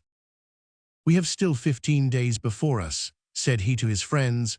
"Well, if at the end of a fortnight I have found nothing, or rather if nothing has come to find me, as I too good a Catholic to kill myself with a pistol bullet, I will seek a good quarrel with 4 of his Eminence's guards or with 8 Englishmen, and I will fight until one of them has killed me, which, considering the number, cannot fail to happen. It will then be said of me that I died for the king, so that I shall have performed my duty without the expense of an outfit." Porthos continued to walk about with his hands behind him, tossing his head and repeating, "I shall follow up on my idea." Aramis, anxious and negligently dressed, said nothing. It may be seen, by these disastrous details, that desolation reigned in the community. The lackeys on their part, like the coursers of Hippolytus, shared the sadness of their masters. Mousqueton collected a store of crusts. Bazin, who had always been inclined to devotion, never quit the churches. Planchet watched the flight of flies, and Grimaud, whom the general distress could not induce to break the silence imposed by his master, heaved sighs enough to soften the stones. The three friends, for as we have said, Athos had sworn not to stir a foot to equip himself, went out early in the morning and returned late at night. They wandered about the streets, looking at the pavement as if to see whether the passengers had not left a purse behind them. They might have been supposed to be following tracks, so observant were they wherever they went. When they met, they looked desolately at one another, as much as to say, "Have you found anything?" However, as Porthos had first found an idea and had thought of it earnestly afterward, he was the first to act. He was a man of execution, this worthy Porthos. 500 Artagnan perceived him one day walking toward the church of St. Leu and followed him instinctively. He entered after having twisted his mustache and elongated his imperial, which always announced on his part the most triumphant resolutions. As 500 Artagnan took some precautions to conceal himself, Porthos believed he had not been seen. 500 Artagnan entered behind him. Porthos went and leaned against the side of a pillar. 500 Artagnan, still unperceived, supported himself against the other side. There happened to be a sermon, which made the church very full of people. Porthos took advantage of this circumstance to ogle the women.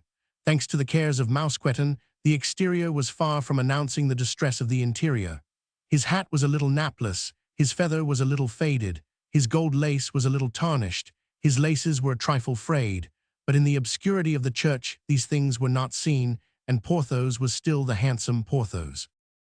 500 Artagnan observed, on the bench nearest to the pillar against which Porthos leaned, a sort of ripe beauty, rather yellow and rather dry, but erect and haughty under her black hood. The eyes of Porthos were furtively cast upon this lady, and then roved about at large over the nave. On her side, the lady, who from time to time blushed, darted with the rapidity of lightning a glance toward the inconstant Porthos, and then immediately the eyes of Porthos wandered anxiously. It was plain that this mode of proceeding piqued the lady in the black hood, for she bit her lips till they bled, scratched the end of her nose, and could not sit still in her seat. Porthos, seeing this, retwisted his mustache, elongated his imperial a second time, and began to make signals to a beautiful lady who was near the choir, and who not only was a beautiful lady, but still further, no doubt, a great lady, for she had behind her a Negro boy who had brought the cushion on which she knelt, and a female servant who held the emblazoned bag in which was placed the book from which she read the Mass.